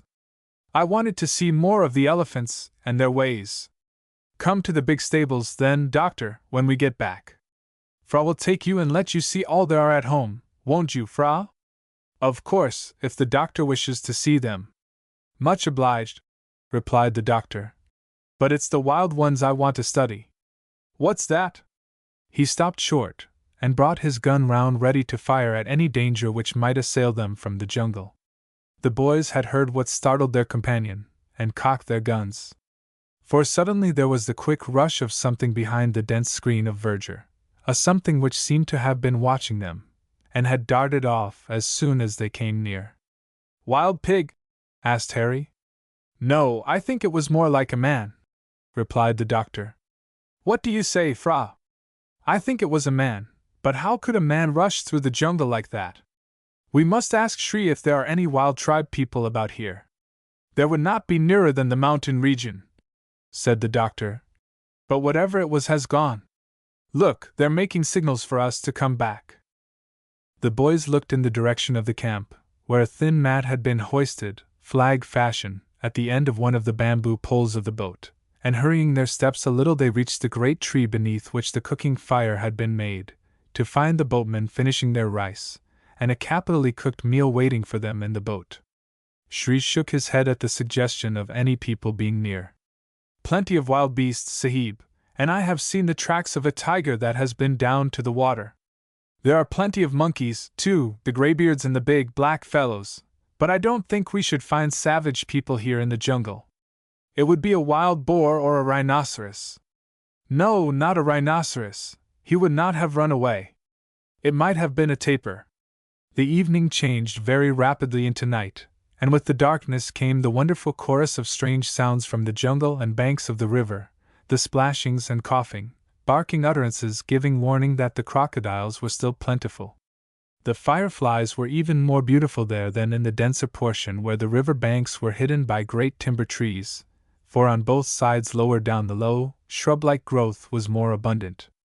The scene was very beautiful, with the star-studded, clear, dark sky above, and the reflection as it were of another star-spangled heaven in the smooth, gliding water at their feet, while the myriads of fireflies suggested the existence of another intermediate star-sphere in constant motion, now scintillating, now dying out, and again as if floating along the opposite shore like a low cloud of tiny orbs, golden-green, golden, pale lambent, and occasionally ruddier than Aldebaran or some kindred star. There was less disposition for sitting up talking that night, and soon after the fire was well replenished, and its necessity made plain. Fra was the first to call attention to the distant cry, which was exactly that of some enormous cat far away in the jungle. "Calling his mate," said Mr. Kenyon. "Perhaps the tiger whose tracks Shri saw in the soft mud this evening," said Harry. "I suppose he will not come near our fire, or try to get on board. Think we ought to keep watch, father?" "Oh no, my boy. We are floating out here a good 30 feet from the land." "But suppose the boat drifts to the side in the night?" suggested Fra. "It is not probable, for we are right where the stream sets off the shore. We are not likely to be disturbed, boys. There is the proof." Mr. Kenyon pointed to where the men had spread the mats over the horizontal bamboo, and were settling down to sleep. "Yes, that is a pretty good sign," said the doctor. "The men would not take matters so coolly if there were any danger from tigers." "Did the Sahibs hear the big tiger calling?" said Shri, thrusting his head out from beneath the men's awning. Yes, quite plainly, said Harry. Think he'll come prowling about the fire, so as to give us a shot? No, no, Sahib, replied the man, shaking his head. He will be too careful. That was a clever way of putting it, Hal, said the doctor drily. You did not say, is there any fear of the tigers swimming out to us? No, why should I tell him that I was a bit nervous? Replied Harry frankly. Even if one does feel a bit scared, I can't help it, can I, father? No, my boy, it is quite natural to feel a little nervous, and to make sure that one's gun is loaded and close at hand. But we must get used to these noises. We can't expect to come out here and live in such a wild place without being a bit startled sometimes. Good night, boys. But you have not fastened down that mat to shut out the night air. Just going to, father, replied Harry. I don't think, though, that we shall have so much mist here. The final good nights were said just as the last murmurs of the men's conversation forward died out, and then all was still, the darkness being relieved by the rays from the fire, which crackled and burned merrily, the light coming quite brightly at times through the interstices of the mats, and then, as the smoke rolled up, decreasing again, while after shifting his position to get into a more comfortable attitude, Harry Kenyon drew a long, deep breath, with a touch of a yawn in it, and then told himself that he did not mean to feel in the slightest degree nervous about the strangeness of their position, but was going to have a good, long night's rest. Chapter 19 A Night Alarm. Sleep comes and sleep goes, and always seems beyond our control. Sometimes the weary one drops off soundly the moment his head has been comfortably settled upon the pillow. At other times, however tired he may have been before going to bed, the very fact of having undressed has so thoroughly wakened him up that the object for which he has come to bed has been completely banished. It was so with Harry Kenyon in some respects that night. He had not undressed, and he had not gone to bed, only made himself as comfortable as he could on a mat pillow two thwarts of the boat, using his hand as a pillow. As comfortable as he could. But it was not very comfortable, for the bottom of the boat was as hard as the one quill which the Irishman put beneath him to try what sleeping on a feather-bed was like. There was too much light in the open cabin, and he could hear the pinging of mosquitoes above him in the roof. He shut his eyes tightly, but every now and then he could see that his eyelids looked translucent. The water was making quite a loud, rushing noise against the sides of the boat, and the barkings, croakings, and indescribable noises from jungle and river banks seemed to be increasing minute by minute.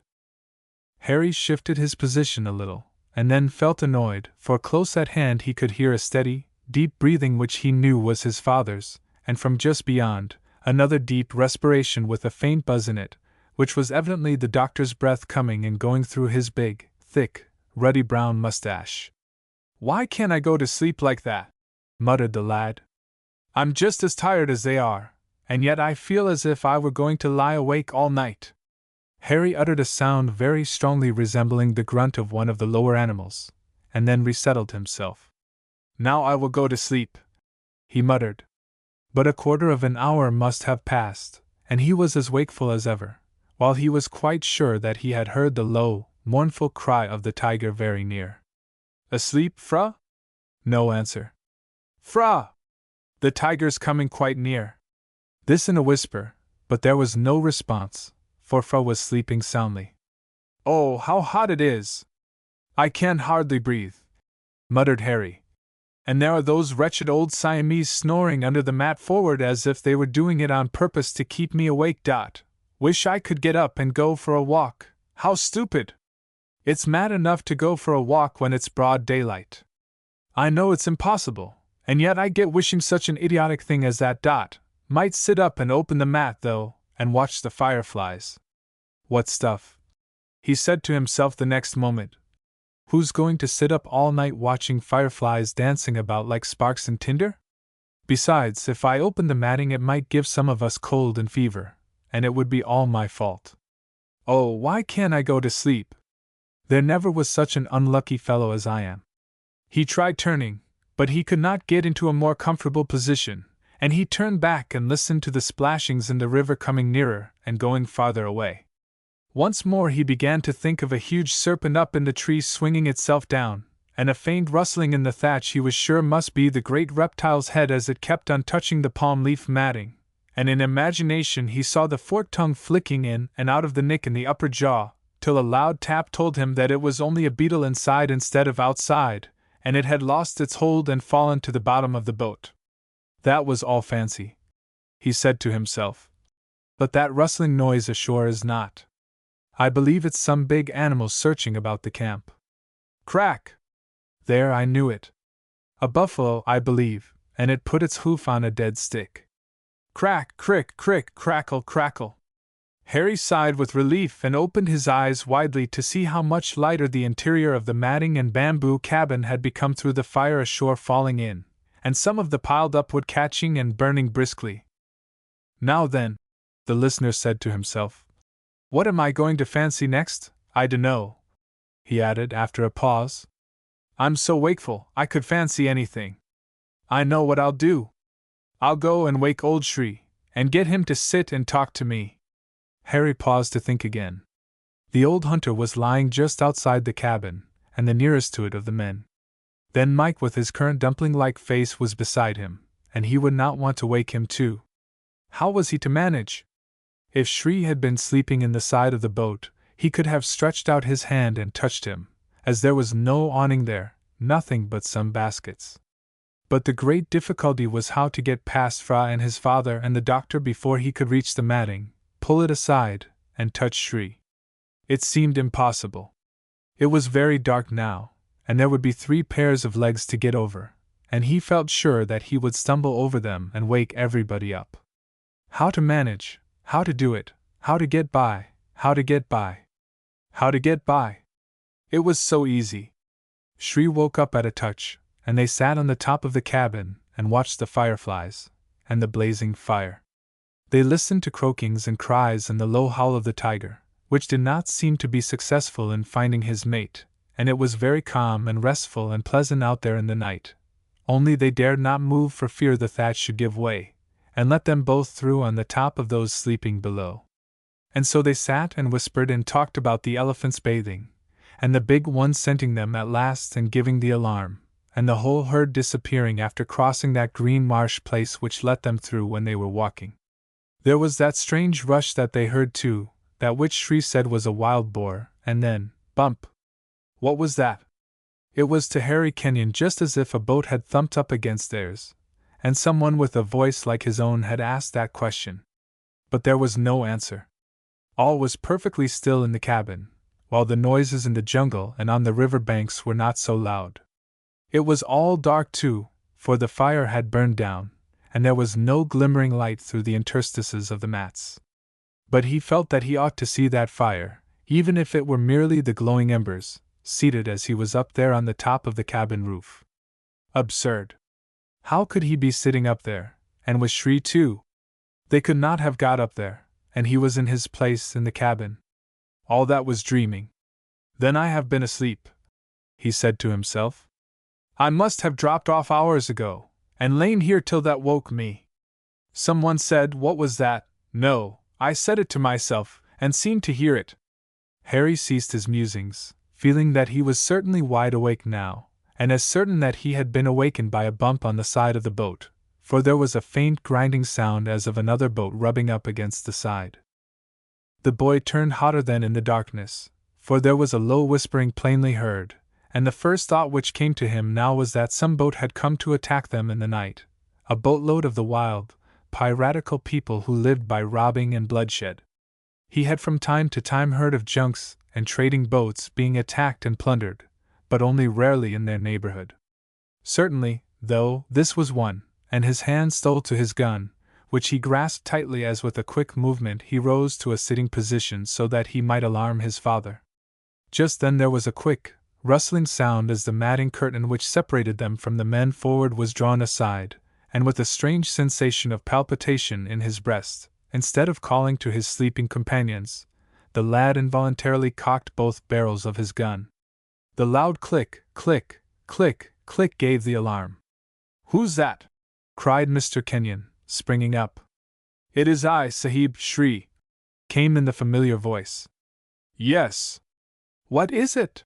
Said Mr. Kenyon, and as he spoke the clicking of gun-cocks, in company with a quick movement, told plainly enough that the other 2 occupants of the cabin were awake, and well on the alert for whatever danger there might be.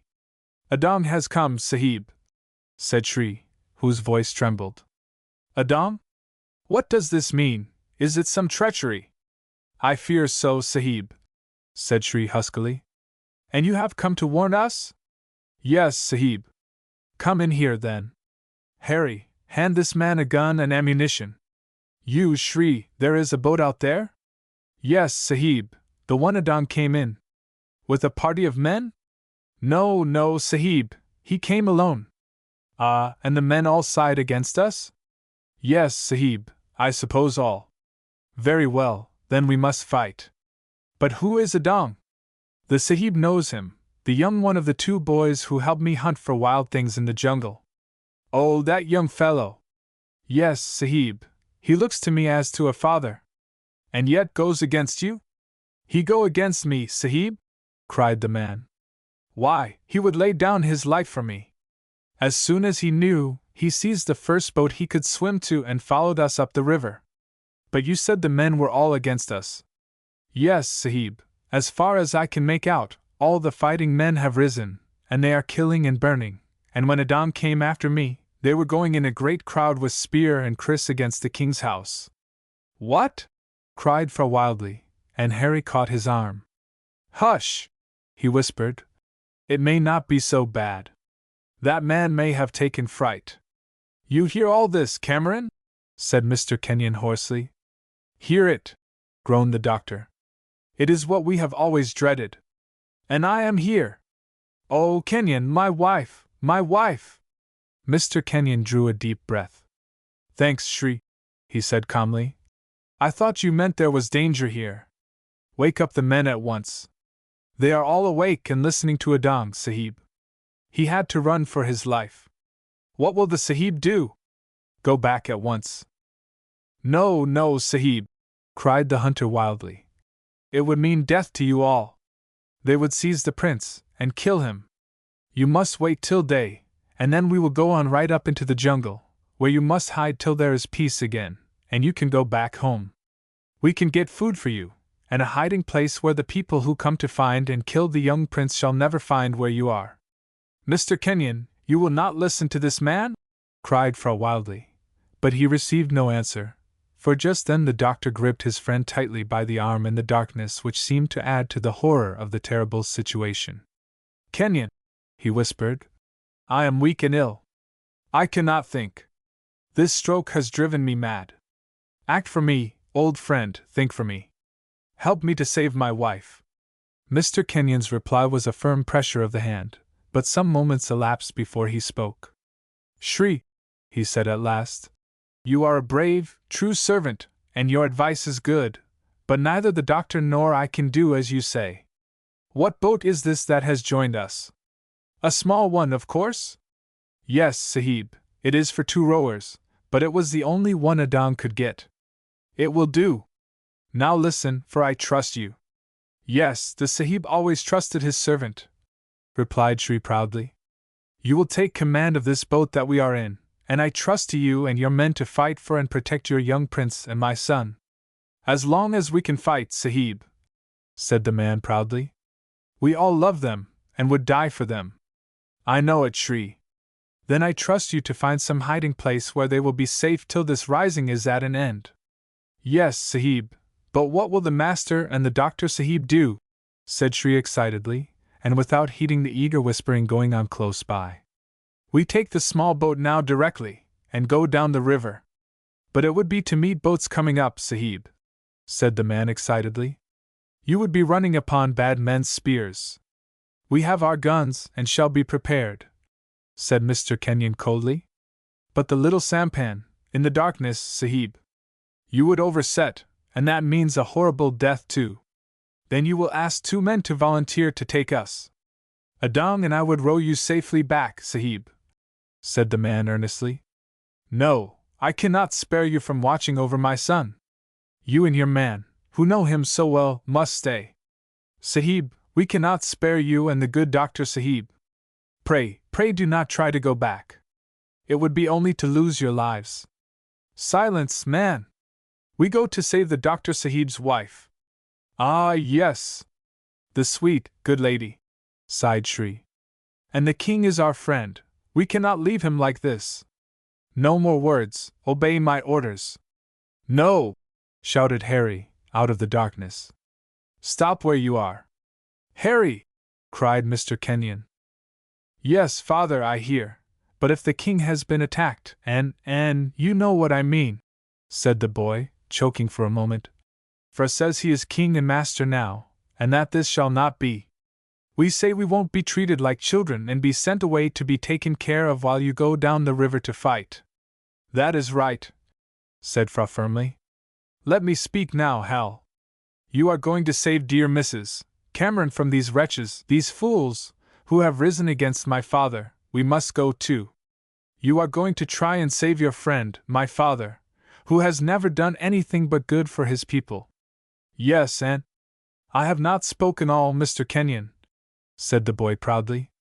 You are going to try and save him. Well, I am his son.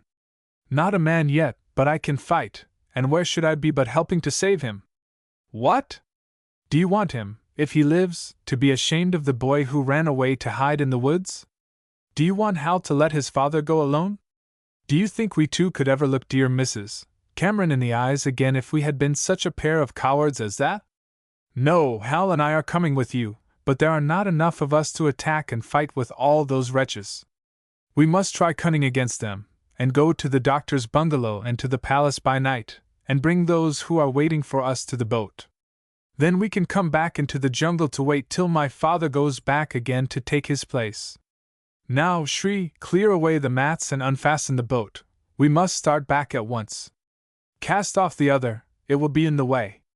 A heavy sigh rose from one occupant of the cabin, a deep groan from another, but not a word of opposition came from either of the elders, and the next minute the men forward were busy rolling up the mats and unmooring the boat, while two crept along outside the cabin to take their oars. It was still intensely dark, for the matting at the cabin's sides had not been rolled up, and Mr. Kenyon sat trying to whisper a few words of comfort to the doctor, who seemed completely prostrated by the news, when the former felt a hand laid upon his arm, and he started slightly, for in the black darkness he had not noticed that someone had drawn near. "You are not very angry with me, father?" was whispered. "Angry with you, my boy? No. Nor with me, Mr. Kenyon? Nor yet with you, Fra, my dear lad? No. You made me feel very, very proud, but I think that I ought not to let you run such risks. God bless you both, boys, for what you have said," groaned the doctor. "Boys? No, you spoke like men, while I sit here feeling weak and helpless as a child. But I shall be better soon. In a few minutes I shall be a man once more, and we must all talk, and plan, and scheme. For Fra is right, it must be done with cunning, as we are so weak. Now please leave me to myself for a few minutes. First tell me, though, are we going back?" "Yes," said Harry, after looking out between the mats. "The boat is steadily going with the stream. The other is floating yonder." The doctor drew a deep breath. "Ha!" he said. "That has taken a weight from my breast. Going back, going to the rescue. Heaven help us! Shall we be too late?" Chapter 20: A Dreary Return. Harry was correct. The boat was gliding steadily back with the stream, and Shri was standing right forward in the prow, looking out and uttering warnings from time to time of dangers ahead, in the shape of fallen trees, while he kept on admonishing the men to be content with keeping the boat straight while the darkness lasted, and deferring all attempts at making speed till the day came. It was still very dark, the stars being nearly blotted out by the thin mist, but there were sundry significant hints that morning was approaching, for the scintillation of the fireflies had ceased, and the chorus of reptile and wandering beast in the depths of the forest was dying away. Leaving Mr. Kenyon and the doctor talking, the boys were standing together right astern beyond the two rowers there, who were too intent upon working their oars to pay any heed to them and their discourse, though as it was carried on in English, they could have made out nothing, had they listened. "I'm glad father wasn't cross," said Harry after several awkward attempts at getting up a conversation, Fra having replied to all he said in monosyllables, as in the present instance. Yes. It seemed so queer to get up and contradict his orders, and say we would do as we liked. Yes, said Fra with a sigh, and then he added, but it was quite right, for we both felt that it was like doing our duty. Ah, cried Harry eagerly. So it was. Look here, Fra, old chap, don't you be downhearted. I am not going to be till I know the worst. That's the way to take it, for look here, that Adam would only know that there was gong beating and spearing and setting places on fire, a regular riot. He would not know anything about how matters were at the palace. No, he could not, said Fra with a sigh. And your father has got plenty of fighting men, who could soon stop a mob. If they were faithful to him, said Fra sighing. Oh well, they would be for certain. I don't know, said Fra. I have always been afraid of this. You see, the second king has made friends with the bonzes, and they can talk and preach to the people, and make them believe almost anything about my father. Because he does all kinds of scientific things, said Harry, that they cannot understand. Yes, said Fra. It is the old story. They are too stupid to grasp the meaning of all he does, and because they cannot understand it, they teach the people to believe that it is all what you English people call witchcraft and wickedness. Oh, I have not patience with the silly babies, they are not men. I hope we shall have a chance to knock some of their thick heads together. There, you are getting in better heart now about the news. Fra turned upon him sadly. Are you getting in better heart about poor Mrs. Cameron? He said.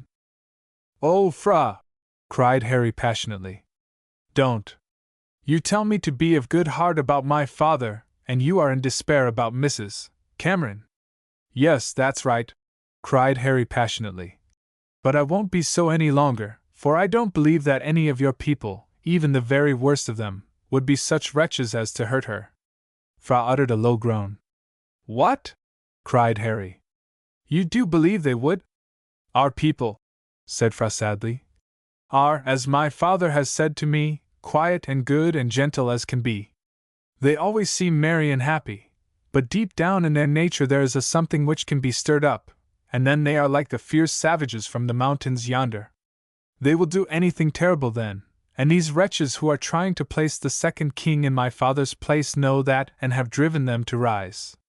Hal, we can't tell what may have happened till we get down home, but if they have killed my father, I am king, and I shall pray night and day that I may grow quickly into a man, so that I may kill and kill and kill till I feel that my dear father is avenged. It will be war until I have done my duty there. Harry was silent, as he stood listening and gazing in his companion's face, which had suddenly seemed to start out of the darkness, the face alone. All else was pretty well invisible, and there it was, a strange, pale, ghastly-looking visage, distorted by the agony in the boy's breast, and the deadly determination the pangs had brought forth. Harry shuddered, and for some time the only sounds heard were the murmur of voices in the cabin and the swish of water as the men dipped their oars. Your father was right, said the English boy at last. What about? Said Fra hoarsely. About the Siamese people being so amiable and gentle until they are stirred. Yes, I see what you mean, replied Fra. And I suppose it is so, Hal. I feel as if I can see my poor father lying dead and covered with bad wounds given by a set of cowards rushing upon him, and it makes me seem to see blood, and I want to punish them for killing one who has thought of nothing but doing the people good. There, don't think such things any more, cried Harry. I won't. It can't be true. I'm going to believe that we shall find him and Mrs. Cameron quite well. Yes, I know how it would be, for your father is such a thorough gentleman in his ways, and so thoughtful. As soon as he heard of there being any trouble, he would either go or send one of the people with a lot of spearmen to protect them, and bring Mrs. Cameron and all the English people into the palace. Now then, what have you got to say to that? Yes, I think he is sure to have done that, said Fra, speaking very slowly and gravely. He would, if he had time. But suppose the first he heard of the trouble was in the mad rush made by his murderers. Shan't, cried Harry. I won't suppose anything of the kind. But I say, It's a pity that we didn't take more notice about what I heard said that day when we were lying in the boat place. Yes, said Fra. But I did not think we need mind a few bitter words. Such things have been so often said by the discontented people. Discontented! Cried Harry angrily. And a deal they had to be discontented about. They always seemed, from the poorest to the richest, as comfortable and as happy as could be. The morning broke as bright and sunny as ever, but to those on board the boat all was changed. The excitement and delight of the trip, with its constant array of fresh objects, were gone. The birds which flashed out of the trees looked dull of color, the troops of monkeys bounding through the branches on either side were unnoticed, and the gorgeous displays of flowers that here and there greeted the eyes of the travelers excited no attention. The crocodiles seemed to Harry to be the only things in keeping with their situation, as in a gloomy, despondent way he went to the fore part of the boat to look out for them on a mud bank, or lying, with only their eyes visible on the surface of the water, in some eddy or pool. The constant presence of these loathsome reptiles suggested to him the troubles at the city and its outskirts.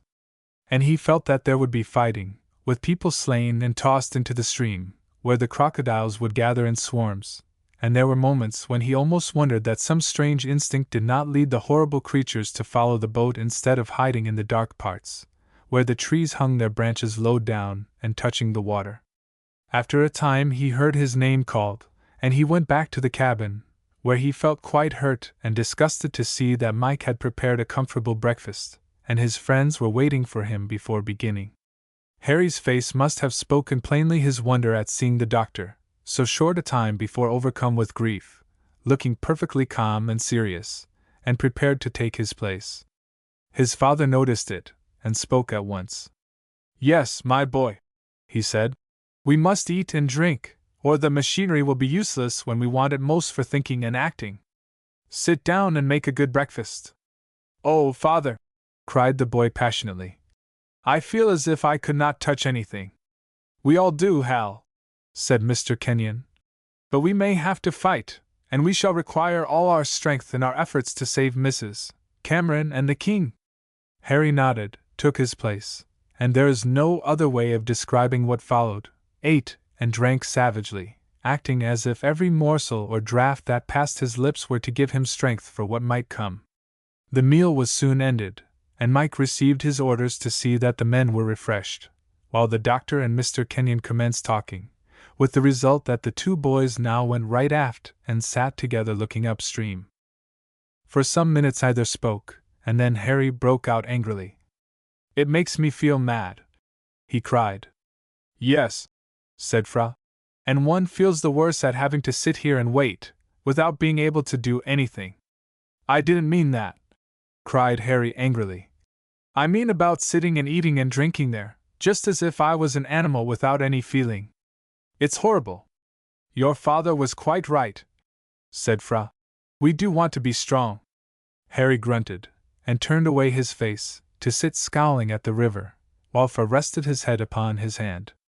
"Oh," cried Harry at last, "I should like to kill someone." Fra smiled at him sadly. "Perhaps we shall have to try before long," he said. "I hope so. I should like to help kill all the wretches who have made all this trouble." "Should you?" said Fra with a faint smile. "But look here, Hal, you will try and help me to save my father?" "Will I?" cried the boy angrily. "Why, you know I will. Here, Fra, let's try and think out some way of getting him out of the palace. I'm afraid we shall find that he has shut himself up there, and that we cannot get near him." "Well, so long as he is safe we need not mind." They sat on talking and planning together, more for the sake of keeping from dwelling on the great trouble than from any hope of thinking out something feasible, and the day wore on till the boat was drawn up to an opening in the apparently endless jungle. Harry said to his companion that it was a shame, but it was a necessity. Food had to be cooked for the men as well as for themselves, and it was no loss of time, for after a couple of hours' rest the men worked with renewed energy, the boat gliding swiftly down the stream till it became too dark to venture farther amidst the many dangers to navigation. In fact, they had kept on till, in spite of the native boatman's skill, the light craft was run half over a huge tree trunk lying out at right angles to the bank, and for a time a terrible capsize was imminent.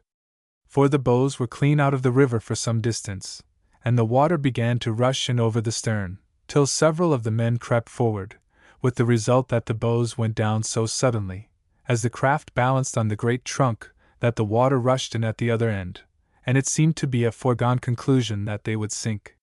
For with a rush and a plunge they cleared the obstacle, gliding over into the deep water, the boat filling to gunwale as she came to a level again, with every one preparing to swim for the nearest shore. But Shri called upon the little crew to follow his example, and they all glided overboard, taking opposite sides, and supported themselves by holding on to the boat. Then, in obedience to calls from Shri, the boys handed the men various articles from Mike's little kitchen arrangements. Those left on board took crock and bucket, and from their united efforts in bailing, all danger of sinking was soon at an end, while in a few minutes the men one by one crept back into the boat, where they could bail with more effect. Finally the boat was entirely freed from water, and an opening, which happened to be near at hand, was reached, a fire made for drying clothes, and as wretched a night as could be imagined was spent. But they were all dry and able to start the moment it began to be light, and that day was a repetition of the preceding, and followed by another despondent night, this time, though, one which gave refreshment to all. That next day they knew they would reach the river town, and had to time themselves so as not to get there before dark, in spite of the eagerness for news. But it was hard to contrive everything to their wishes. It had been expected that they would get right back 2 hours before sunset, and this meant lying up in some creek for that space, while Shri or Adam went forward by land to reconnoiter and bring news of the state of affairs. But it so happened that the tide had not been counted upon, and instead of gliding down with the stream for the latter part of the way, they had to force the boat against an adverse current, so that it became hard work to get to their destination by dark. Chapter 21: A Hiding Place. Long before the more familiar parts of the river were reached, preparations had been made in the way of seeing that the guns were loaded, though their use would be only in some grave emergency, since it was fully grasped that force would in all probability be of no avail. Clever scheming must be the weapon, though how to bring it to bear would depend upon circumstances.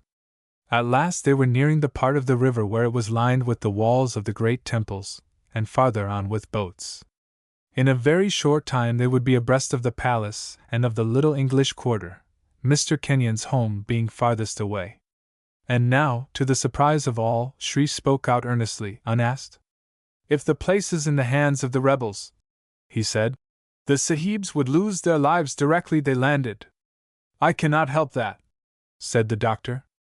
"I must land as soon as I am near home." "The Doctor Sahib will not be doing his best to save his wife," said Shri sternly. "No, doctor, you must stay in the boat while I land," said Fra. "To be killed at once," said Shri. "No, we will not let our prince land now. Sahibs, I am like the rest of the people, and I can go ashore without being stopped. You must trust to me to go first and bring news." "I cannot wait, it is impossible," said the doctor. "I must go and find what has happened to my father," cried Fra. And all the time the boat was being urged steadily on by the rowers, nearer and nearer to the river town. But so far there was nothing to suggest danger, for the customary sounds arose like a low murmur from the distance, and a faint glow hung above the river, the reflection from the paper lanterns hanging from the boats. "All seems to be unchanged," said Mr. Kenyon, breaking a long pause. "Yes, it may be a false alarm," said the doctor.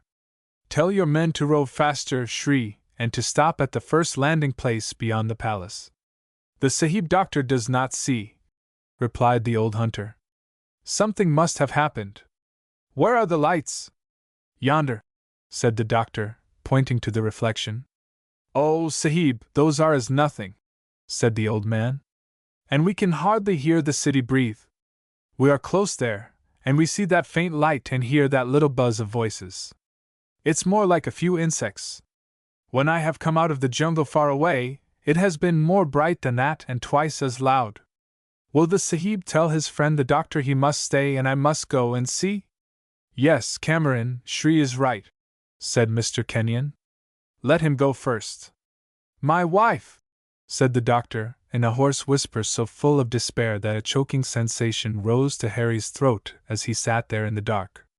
"It means death, Sahib," said Shri plaintively, and the boat glided on, till, rounding a bend, those on board could see that very few lit-up houseboats were visible, and that the light came from the open ground on either side of the palace. While hardly had they grasped that when there was a sudden increase of the faint glow, and the loud, jarring noise of gongs beaten, followed by a scattered firing, the reports sounding loud in the darkness around. A thrill ran through all present, and each drew a deep breath, for it was evident that the danger was very close, and in all probability watchers might be hidden among the bushes of the river bank, whose presence would be made known by the throwing of spears. "The Sahib doctor hears," whispered the old hunter. "There is fighting going on by the palace. He will stay, and let his servant go and see?" "Yes, go," said the doctor huskily. "It is right, Cameron," whispered Mr. Kenyon. "Now, Shri, what will you do?" "Leave it to me, Sahib," was the reply, and turning to the men he whispered his orders, and all but one of the rowers laid in their oars, while the last just sent the boat gently along under the farther bank of the river where the eddy made the task less difficult, and for the next few hundred yards they glided along under the walls and terraces of the principal huts or temples, till they drew near to the palace. And Harry laid his hand upon that which came out of the darkness, and gripped his arm. "Look!" whispered Fra in a hoarse whisper. "Yes, I see," was the reply, and the two boys strained their eyes to make out what was going on near the palace, where paper lanterns were gliding here and there, and a low buzz arose as of many voices.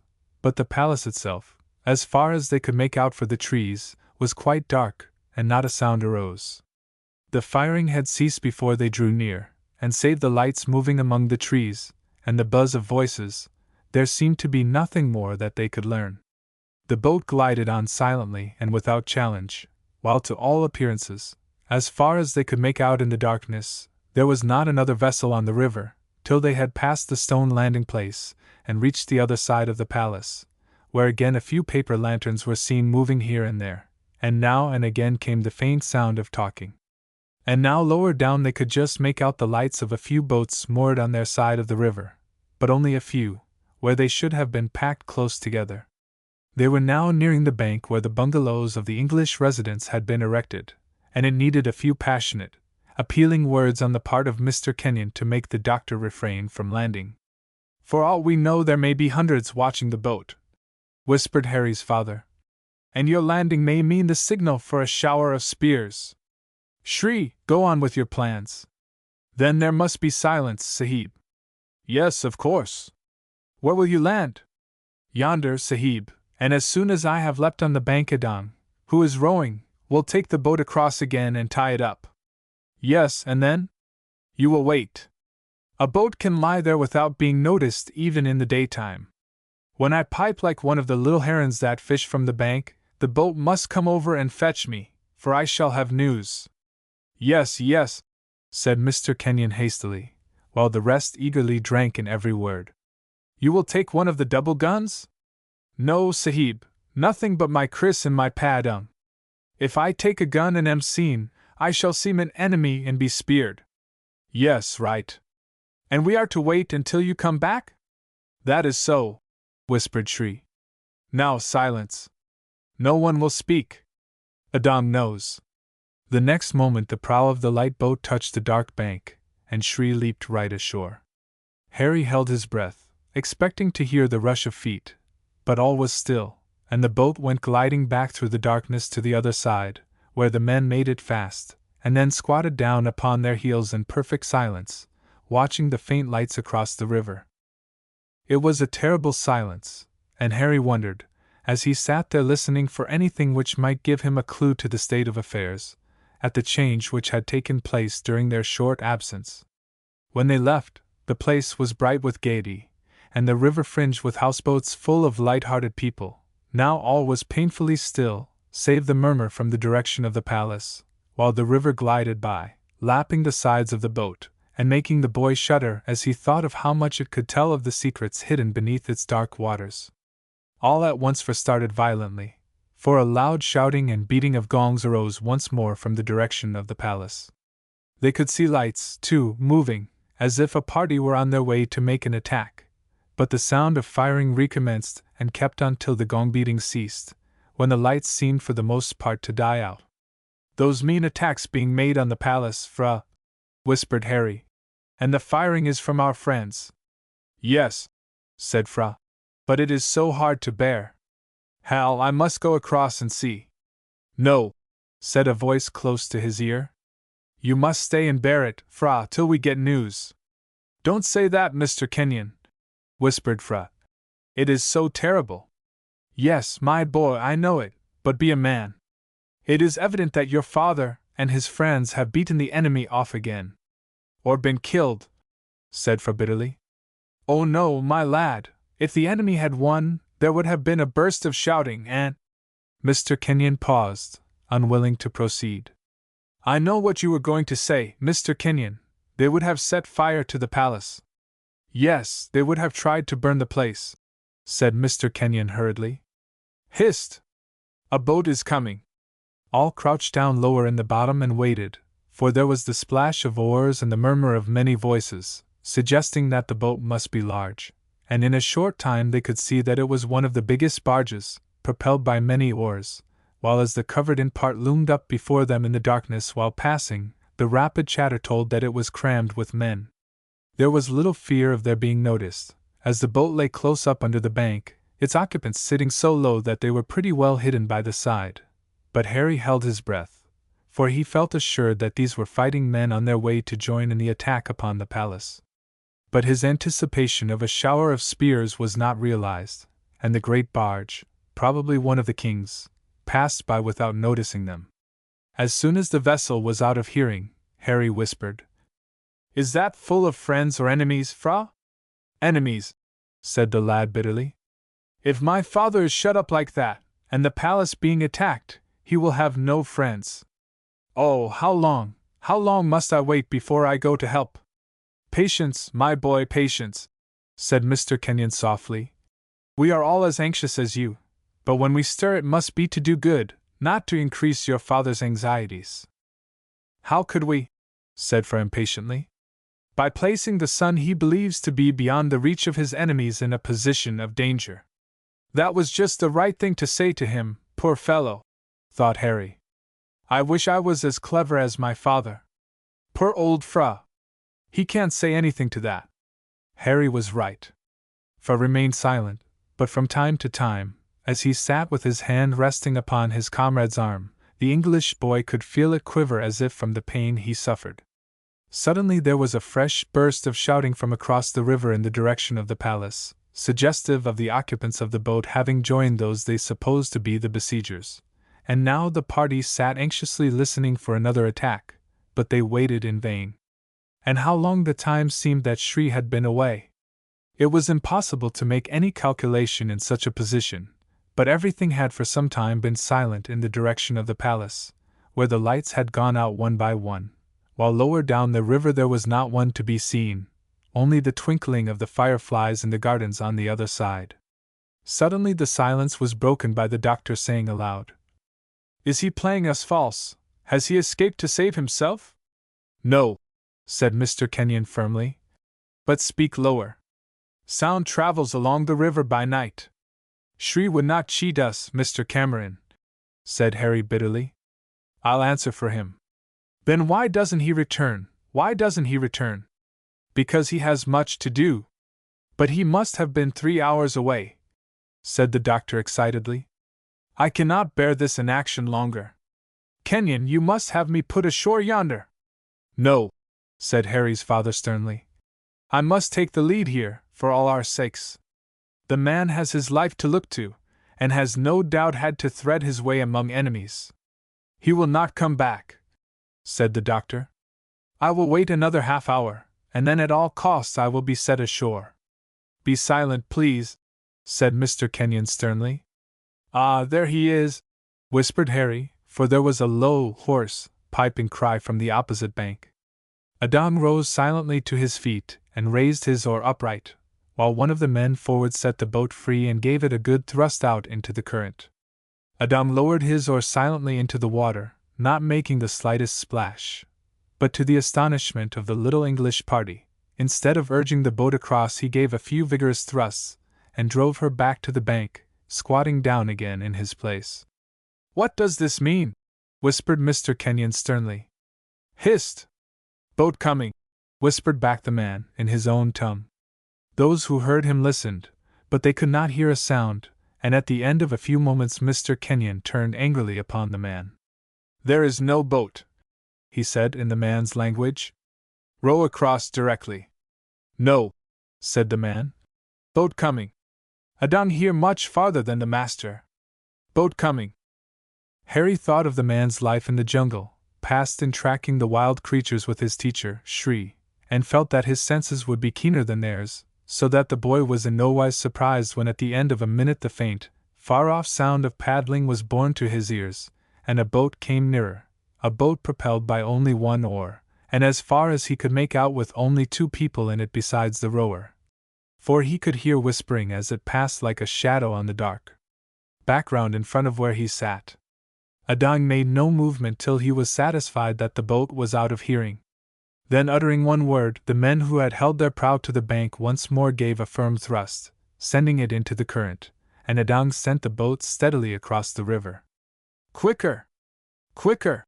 whispered Fra, for from lower down came the sound of oars being used with furious haste, and voices were heard speaking angrily, while having the tide in their favor the fresh boat came along at so rapid a rate that the one the English party were in had only just time to glide in among some overhanging bushes by the bank, when a good-sized barge passed by so near to them that Harry felt that they must have been seen, though the next moment he knew that the passers-by would have looked upon their boat as one moored to the bank and empty. "Shri! I am here, Sahib," whispered the hunter, stepping down to them as soon as the barge was beyond hearing. "That is an enemy's boat, I think, in chase of one which went up before." "Your news, man, your news!" whispered the doctor hoarsely. "I went to the Doctor Sahib's house." "Yes."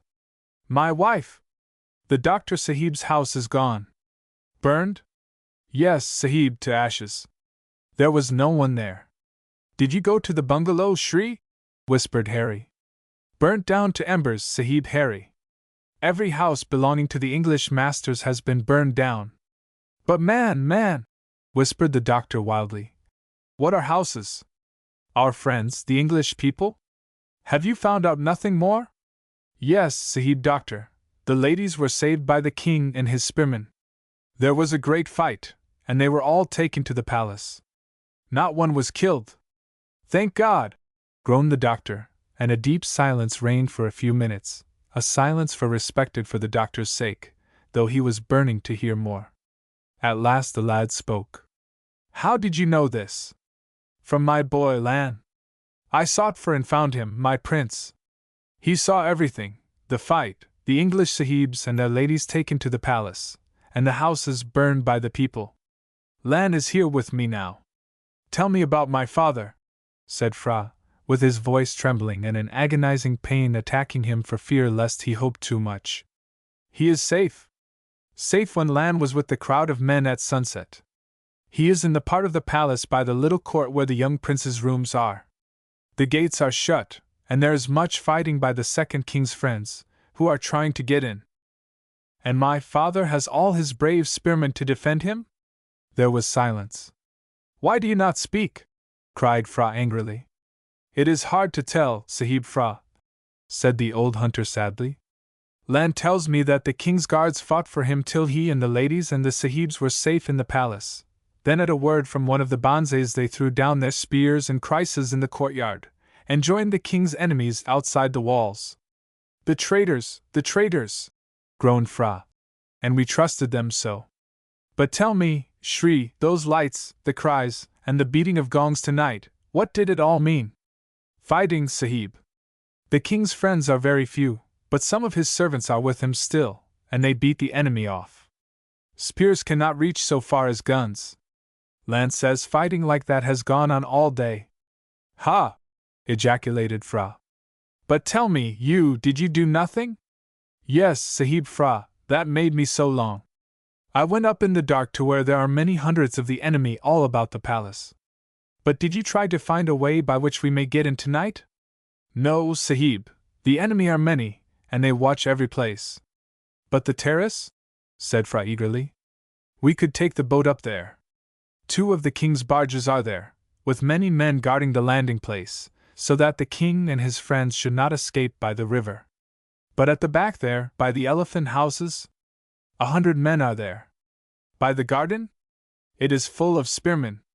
Oh, is there no place? Whispered Fra. Nowhere that we could crawl up unseen? The Sahib prince knows the place better than his servant, and that it is strong. His servant would have tried to climb over the wall, but there were many men everywhere, and he could not get near. If we could only let my father know that we are near, said Fra excitedly. If we could, Sahib, said Shri slowly, he would command you to escape, and wait till the danger is at an end. Yes, he would wish me to go, but I cannot. Mr. Kenyon, doctor, what shall we do? We must get help, said Mr. Kenyon promptly. Fra, my dear lad, we can do nothing alone. But who would help us at a time like this? The priests and the whole city have risen against my father. Who will help us now? We must go down to the mouth of the river as soon as it is day, and see if there are any English or French vessels there. They would help us. Land says the river is full of the second king's fighting boats, Sahib, and you could not go down. The boat would be stopped, and you would all be slain. There was silence in the boat till Shri spoke again. The Sahibs must hide. Hide? Cried Fra. Where could we hide now? We should be seen, and to please the Banzes the people would give us up. You must hide in the boat, Sahib Fra, said the old hunter quietly. What, go up the river again, and get into the jungle? No, Sahib, we must be here, close to the palace. But with all the enemy's boats about, how can we? Said Mr. Kenyon. By being bold, Sahib, said Shri. His servant will make the boat look dirty and common with mats where the cabin is, and throw that into the river. The Sahibs must hide beneath the mats.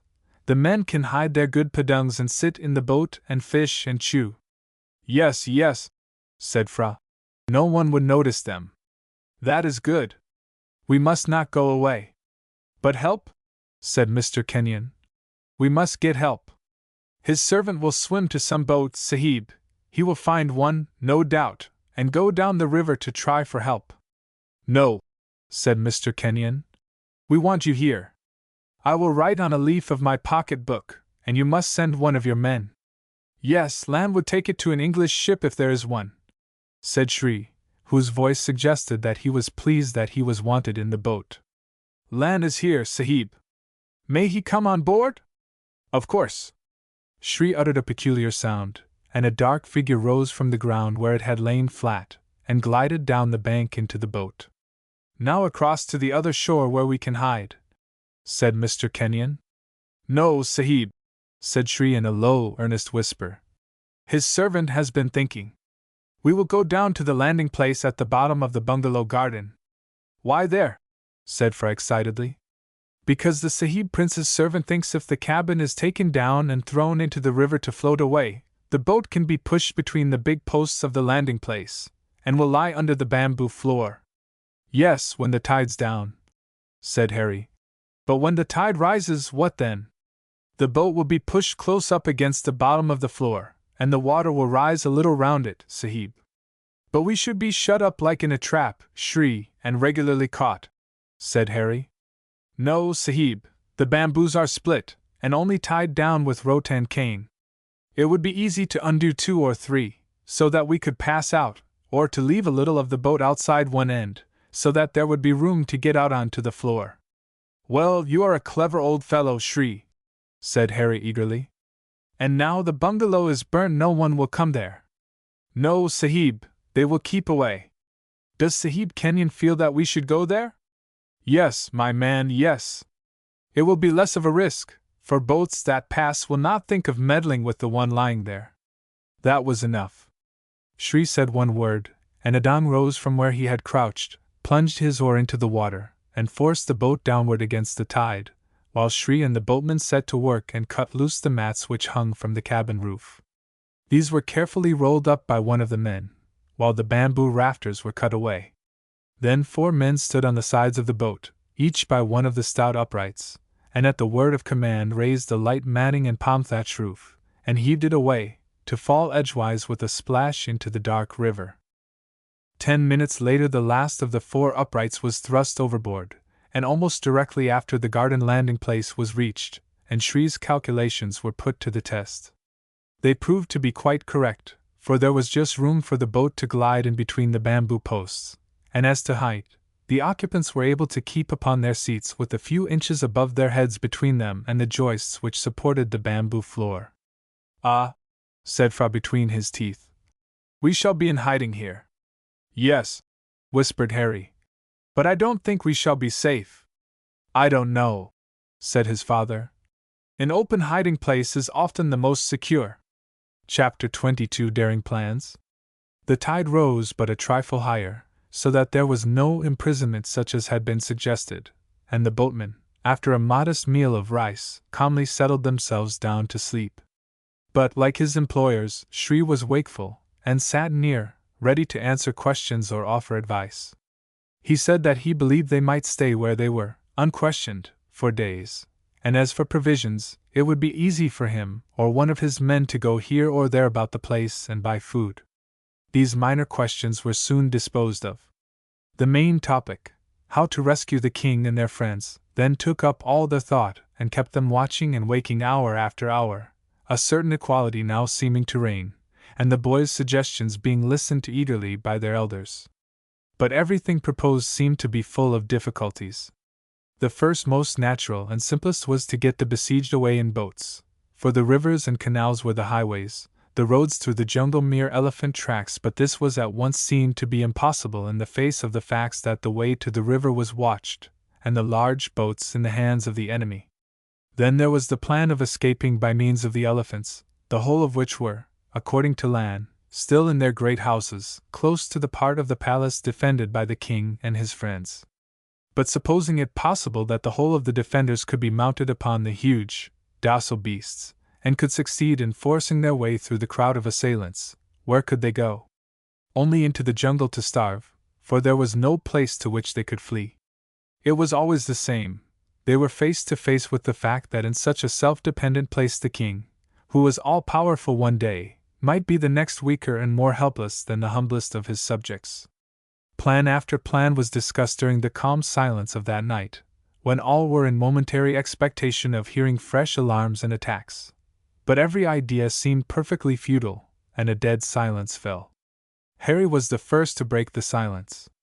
"Why don't you propose something, Fra?" he said. "We've been talking all this time, and you've hardly said a word." "I've been listening," said the boy gravely. "And I have thought." "Yes, what have you thought?" "That if we could think of some plan of escape, my father would help you to get all your friends away." "Yes, of course," said Harry, for Fra had stopped. "Well? But he would not leave the place himself." "I know my father. He would say, 'I am the king here by right, and I will never leave.' I would sooner die." "I fear so," said Mr. Kenyon. "I can only think of my father," continued Fra. "You only of your friends, and so we think differently." "Oh no," said Harry. "Your troubles are ours, just as our troubles are yours." "That is so," replied the boy. "But I can only think of joining my father to help him defend the palace till he has driven his enemies away." "Fra is right," said the doctor. "We cannot bring our people away, it seems impossible. We must devote ourselves to joining the king and defending the palace against all enemies." "It is good advice," said Mr. Kenyon. "But how can we join them? It seems impossible, too." "We have not tried," said the doctor coldly. "Shree has tried to find a way in," replied Mr. Kenyon, "and he says it cannot be done. Do you not, Shree?" "Yes, Sahib. If we go as we are, your servant and the men could perhaps make the second king and those with him believe that they were friends. But whether by night or by day, if the Sahibs try to get there, they will all be speared. It is what the enemy would gladly do." "We could fight," said Fra proudly. "We have guns."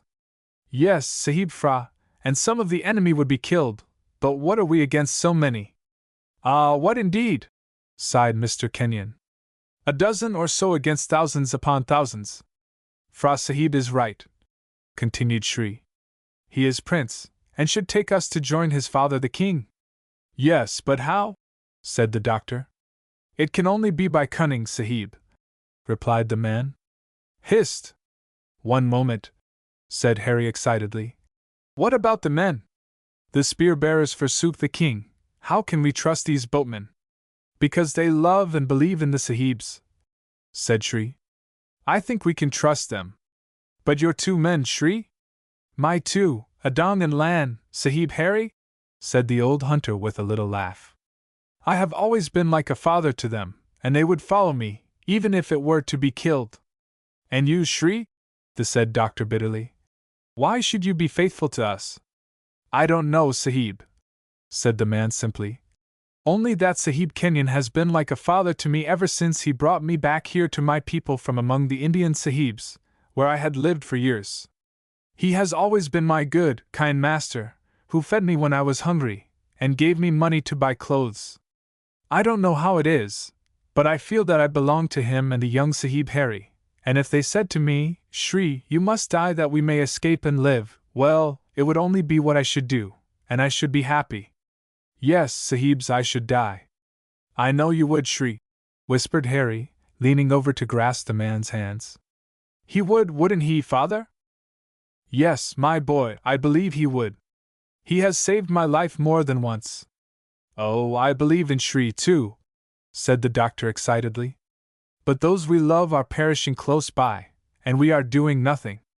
I know what we might do, said Harry eagerly. Yes, what? Said the doctor. Wait till tomorrow night. Wait till tomorrow night, echoed the doctor bitterly. Wait while they perish. We don't know but what they can keep the enemy off till then, said Harry, with spirit. True, said his father quickly. But what if we wait till tomorrow night? Then it would be dark, and we might go and join with the enemy when they make one of their attacks. Then, when they retire, we might fall down as if wounded, and wait close up to the gate. Yes, said Fra eagerly. And as soon as the enemy were far enough off we could call to those in the palace that we were friends, and they would open and let us in. That sounds wild, said Mr. Kenyon. But it is possible. What do you say, Shri? No, Sahib, it would do for me and the men. We could get into the palace that way, but the Sahibs? No, the enemy would know them at once, however dark. True, said Mr. Kenyon. It is not possible, groaned the doctor. We must try by force to break through. That would mean death to all, Sahib, said Shri in a low, sad voice. And there would be no help for your friends. Stop, said Fra. I think it might be done. Hist! Sahib Fra, a boat is coming. All listened, but the Europeans once more felt that they had been deceived, till suddenly there was a faint splash, followed by the dull pattering of water against the prow, and this sound came nearer and nearer till a big, dark shadow propelled by quite a dozen oars was seen to glide up the river towards the palace landing place. They waited till the boat passed out of hearing, and Fra went on. Harry and I could darken our faces, hands and legs easily enough so as to pass for common people. We did once dress like that. You remember, Hal, when we went right down among the houseboats and no one knew. Yes, I remember, said Harry shortly. It would be easy for us, said Fra. But, the boy stopped. Would Dr. Cameron and I disguise ourselves for such a purpose as this? Certainly we would. Yes, of course, said the doctor huskily. What about the native clothes, the baju and padang? They would be easier to get, Sahib, easier than spears. Spears? Said the doctor. We have our guns. But they would betray us, Cameron, said Mr. Kenyon. We should have spears for ourselves and men. There are plenty of guns in the palace, said Fra. Shri, could we get spears by then? The old hunter was silent for a while, as if thinking deeply. How long is it before morning? He said. It must be near daybreak now, replied Mr. Kenyon. No, Sahib. Not for 2 hours yet. There are many spears in the big boats that have gone up to the palace landing place, and if the men on board are asleep, we might get what we want. There are sheaves and sheaves in the guardrooms, Shri, if we could get them. Yes, Sahib Phra, replied the man. But that we could not do. If the Sahibs will get onto the floor above us and stay there with the men, it is very dark tonight, and Adang and Lan might go with me in the boat. We could row up very quietly, and perhaps get enough from one of the barges. Try, said Mr. Kenyon laconically. You could not hurt if you were careful. Phra whispered a word to Harry. Yes, he replied. Father, Phra and I want to go with Shri. It would be better for him to go alone. The young Sahibs have been trained by me to be silent when seeking wild creatures in the jungle, Sahib. They could help us by taking the spears, if we get any, and laying them in the bottom of the boat. Why not take 2 of the boatmen? His servant would rather trust the young Sahibs, said Shri. There is no time to discuss the matter, said Mr. Kenyon firmly. Be careful, boys, and go. Harry's heart gave a big throb, and he gripped Phra's knee. Ah, whispered the latter. This is what I wanted. It is doing something to help. Yes, whispered back Harry. It is horrible sitting here doing nothing but talk. Even in those brief moments something had been done. The boat had been set in motion, and now glided with the stream from beneath the bamboo platform out at the upper end. Then at a word the boatman followed the 2 gentlemen and Mike out onto the platform, and squatted down at once.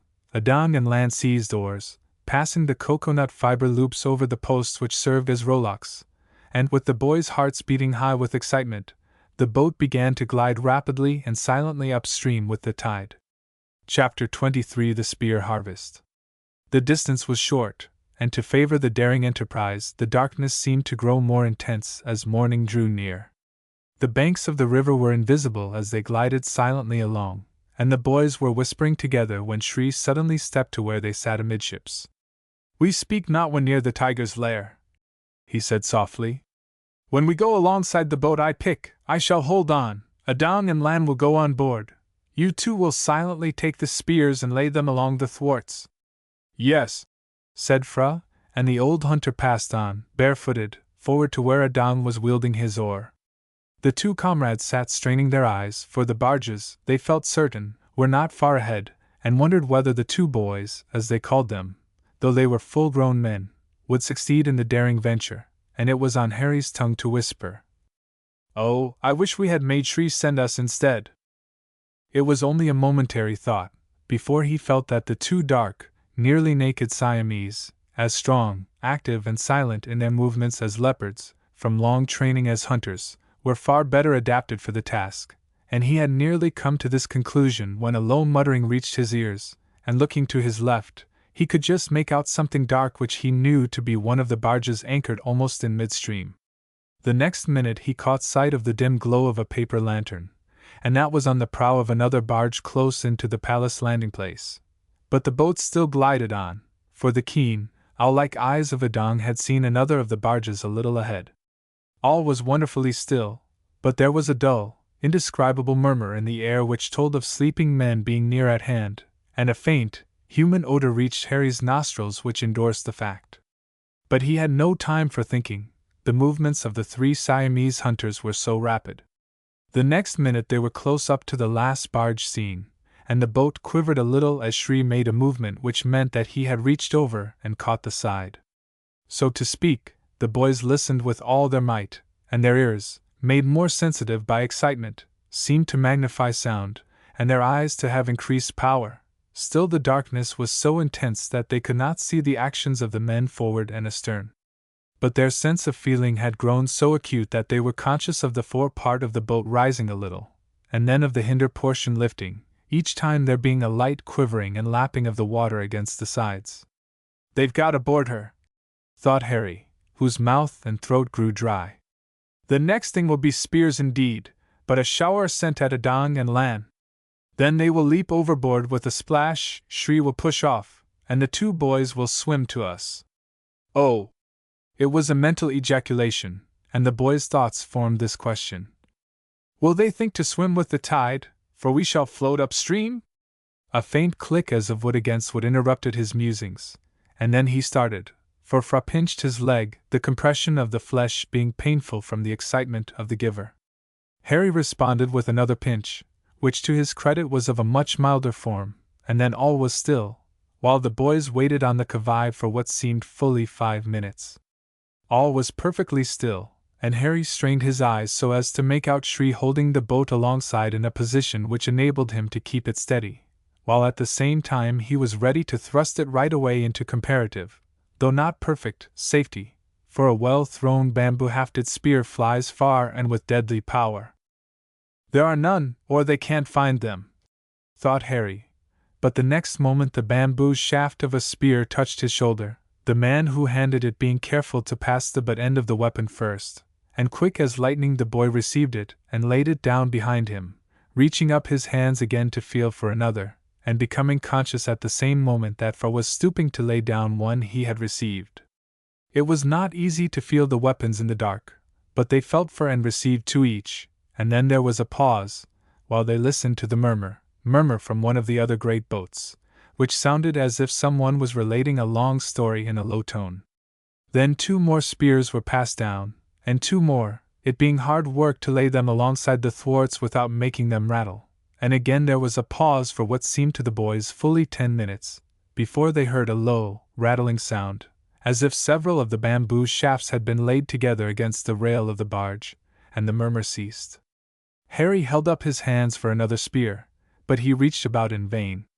There was no response till the murmur recommenced, when there was another rattle, louder than the first, and again the murmur ceased. But now the butts of 2 spears touched Harry in the chest, and he seized and laid them down, finding 2 more waiting. These he grasped and laid down.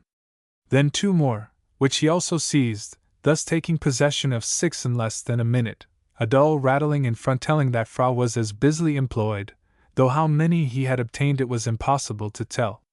The murmur of voices began again, but the 2 men did not make any sign of returning, and the boys waited with beating hearts, but waited in vain.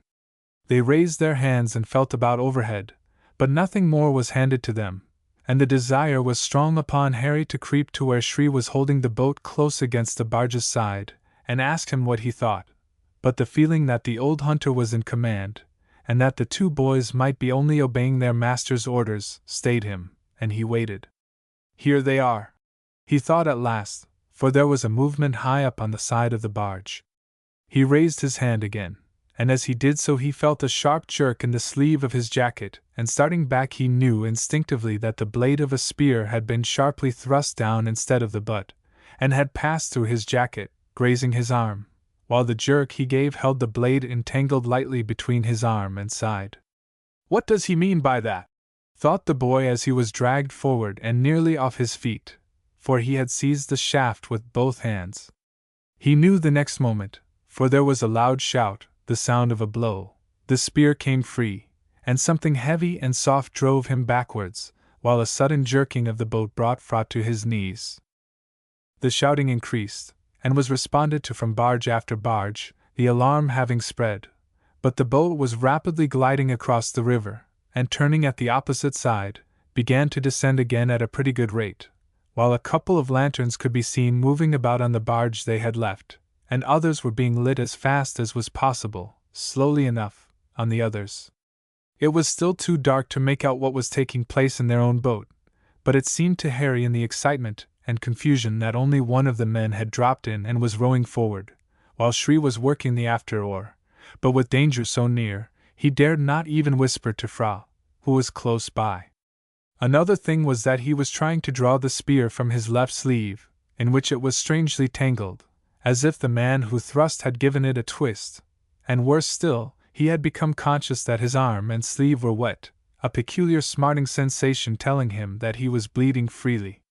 "At last!" he said to himself, as he tore out the spear, and then he started, for Shri was leaning over him.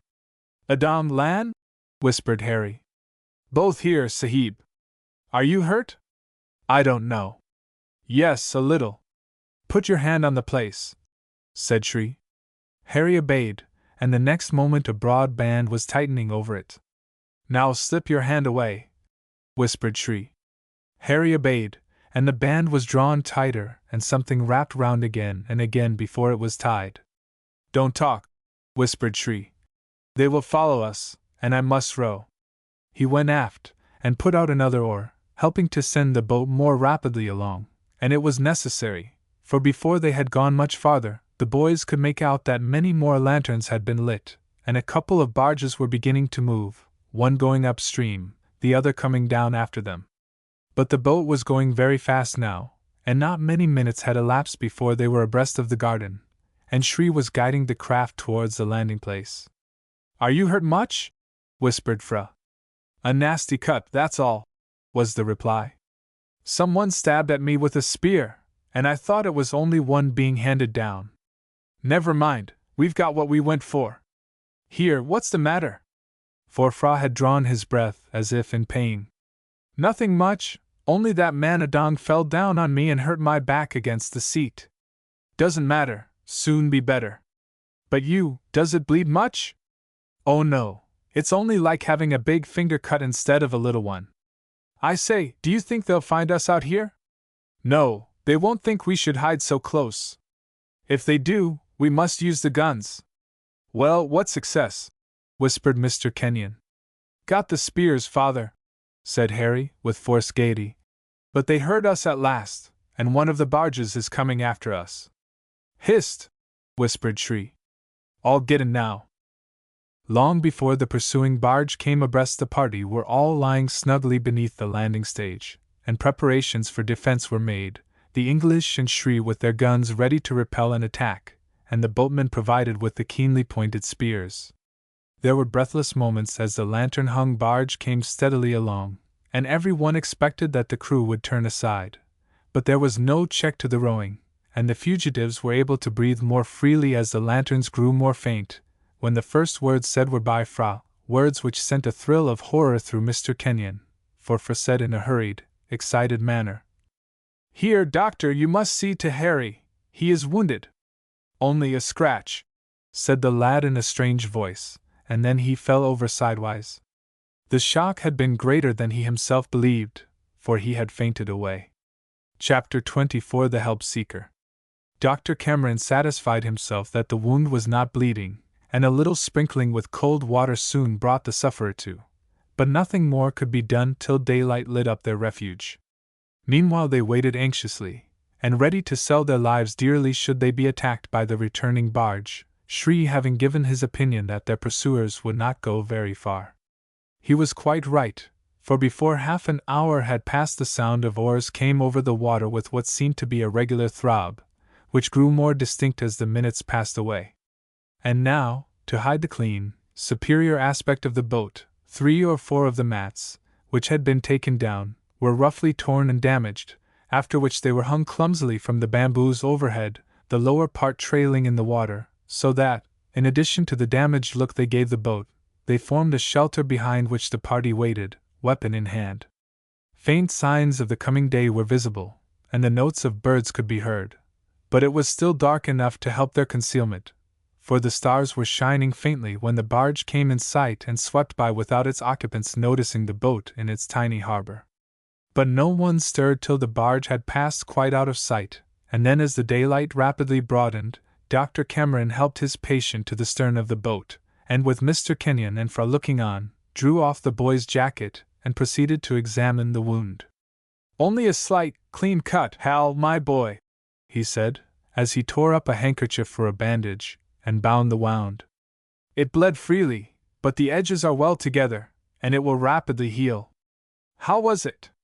Harry explained, watching the doctor the while, as he drew out his pocket-book, took needle and silk from within, and neatly sewed up the end of the bandage.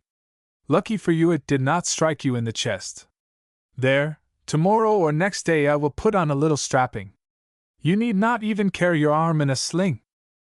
Mr. Kenyon sighed with relief, and then proceeded with the others to examine the weapons Adang and Lan had handed down from the barge before they were heard and had to make their escape.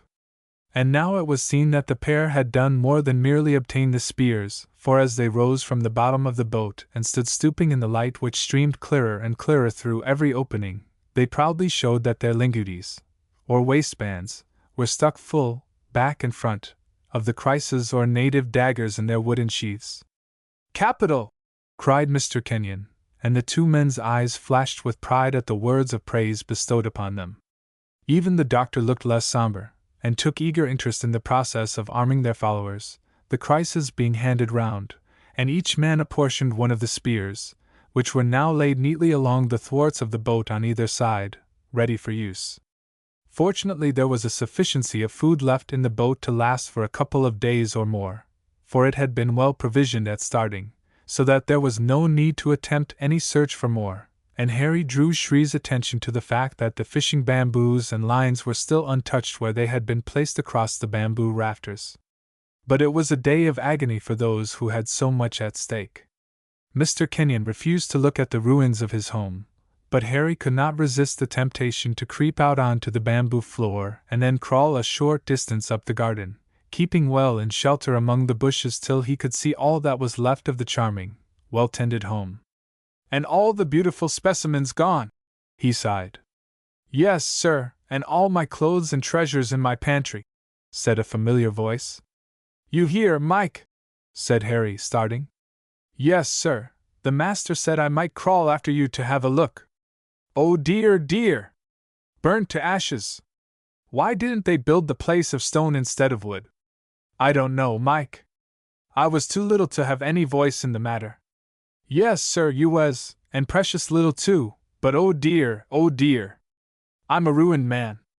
Think it would be safe to go to the tool shed and get a shovel? I see it ain't burnt. No, we must not risk being seen. But what do you want to do?" "Try and find something among the ashes where my pantry was, sir."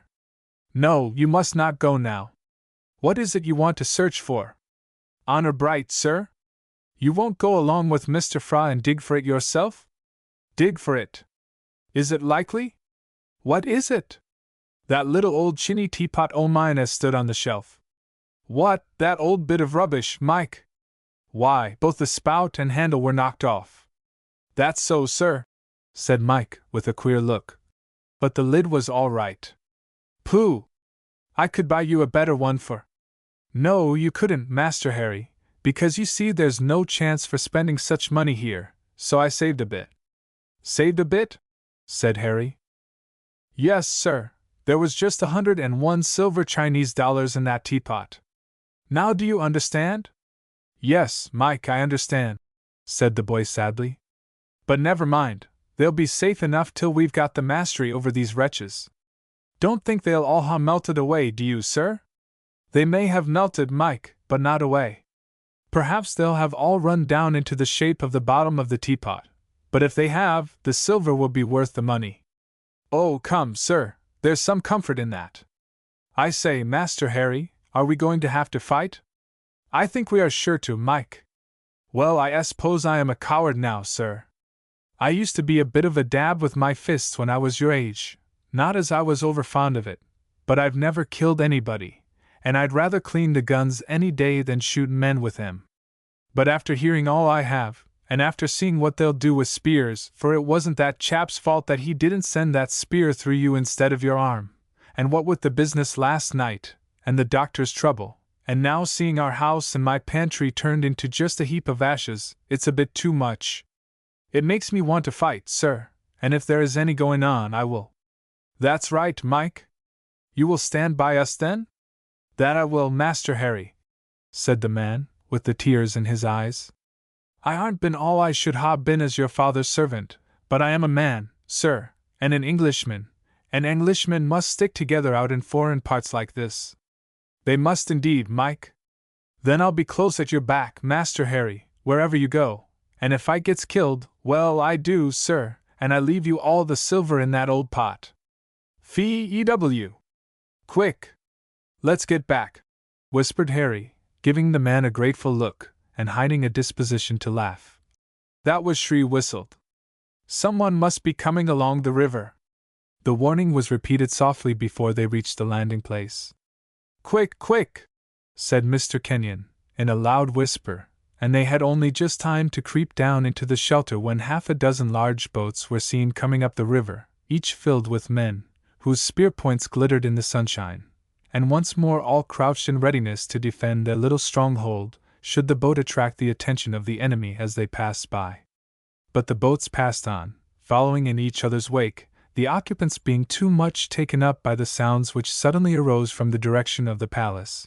For just as the first boat was nearly abreast of the landing stage, the sharp reports of guns told that a fresh attack was being made upon it, the first discharges producing a strange excitement amongst the enemy, who began rowing with all their might, so that they soon passed, but without giving much relief to those who watched, for the firing increased, and it was evident that a desperate attack was going on. Then the firing ceased as suddenly as it had begun, leaving the listeners in a frightful state of doubt. For the cessation might just as probably mean that the enemy had forced their way in as that they had been beaten off, and as the silence continued for quite an hour, Harry and From moved so as to be close to the doctor, and then gently take his hand. The sound of firing, when every shot may mean the death of a fellow creature, is a strange reviver of hope, a peculiar comforter. But when at the end of that weary hour the firing began again, both Fra and the doctor started up with their faces flushed with eager excitement, and Harry felt ready to shout. "They're not beaten," he said proudly. "The king's too strong, and he drives the wretches back every time. Why, father, when we get to them tonight they will all be in such good spirits that it will be dangerous for the enemy to show themselves again. We must be thinking about our attack, Shri," said Mr. Kenyon, without making any reply to his son's outburst. "I am going as soon as it grows dark, Sahib. There is not much to do. A little brown earth to moisten and rub over your hands, arms, and faces." Yes, that is easy enough. Anything will do as it is night, even gunpowder could be used. But the garments? It is of them that I was thinking. The Sahibs will have to use those of the common people, and so many are away from their boats that it will not be long before I can get padungs enough. Those are all that you will need, and be the best things to hide you, for no one would think that you could be Sahibs, dressed like that. The rest of the day went sluggishly by, with total cessations of the firing filling the listeners with despair and hope returning whenever it was resumed. At last, after many alarms from passing boats, the sun sank low, and the question of sending off a message to some English vessel in the port had to be decided, for Mr. Kenyon had penciled a few lines containing an urgent appeal for help from any captain into whose hands it might fall, begging that he would at once set sail for the nearest port where a British man-of-war might be found, Hong Kong or Singapore, and lay before the authorities the critical position in which the tiny English colony was placed, and imploring that steps might be at once taken for their rescue. To deliver this note, a trusty messenger was needed, and a boat. And now there was a feeling of bitter regret that the sampan in which Adong had followed them up the river had been abandoned from the hour the man came on board as being a useless appendage at such a time of peril. But Shri declared that there would be no difficulty in finding one after dark, so part of the trouble was at an end. The question then arose as to who should be the messenger, and Shri now proposed Adong. He would soon find a boat, Shri said, but he thought that someone should accompany him, and that the someone should be Sahib Harry. "I couldn't go," said Harry hastily. "I must stay to help here. But the young Sahib is wounded, and if he took the letter with Adong, he would be safe." "I don't want to be safe like that," said Harry hastily. "I can't go, father. I must stay with you. But it is most important that the letter should be placed in some Englishman's hands," said Mr. Kenyon. "And Shri is right, my boy, you would be safe." "Oh no, father," cried the boy excitedly. "There would be as much risk in sending me there as in letting me stay. I may be of some help here, and besides, I couldn't go and leave you." Mr. Kenyon gave way. The paper was rolled up small, a bamboo was cut, and into one of its hollows the paper was thrust, and then the place was plugged so that it was watertight, in case the messenger had to swim. Lastly, armed with a kriss in his waistband, and with one of the spears, Adong, who fully appreciated the importance of his mission, proudly took his departure, going off through the garden, for, as Shri said, no one was likely to interfere with such a man as he at a time like that.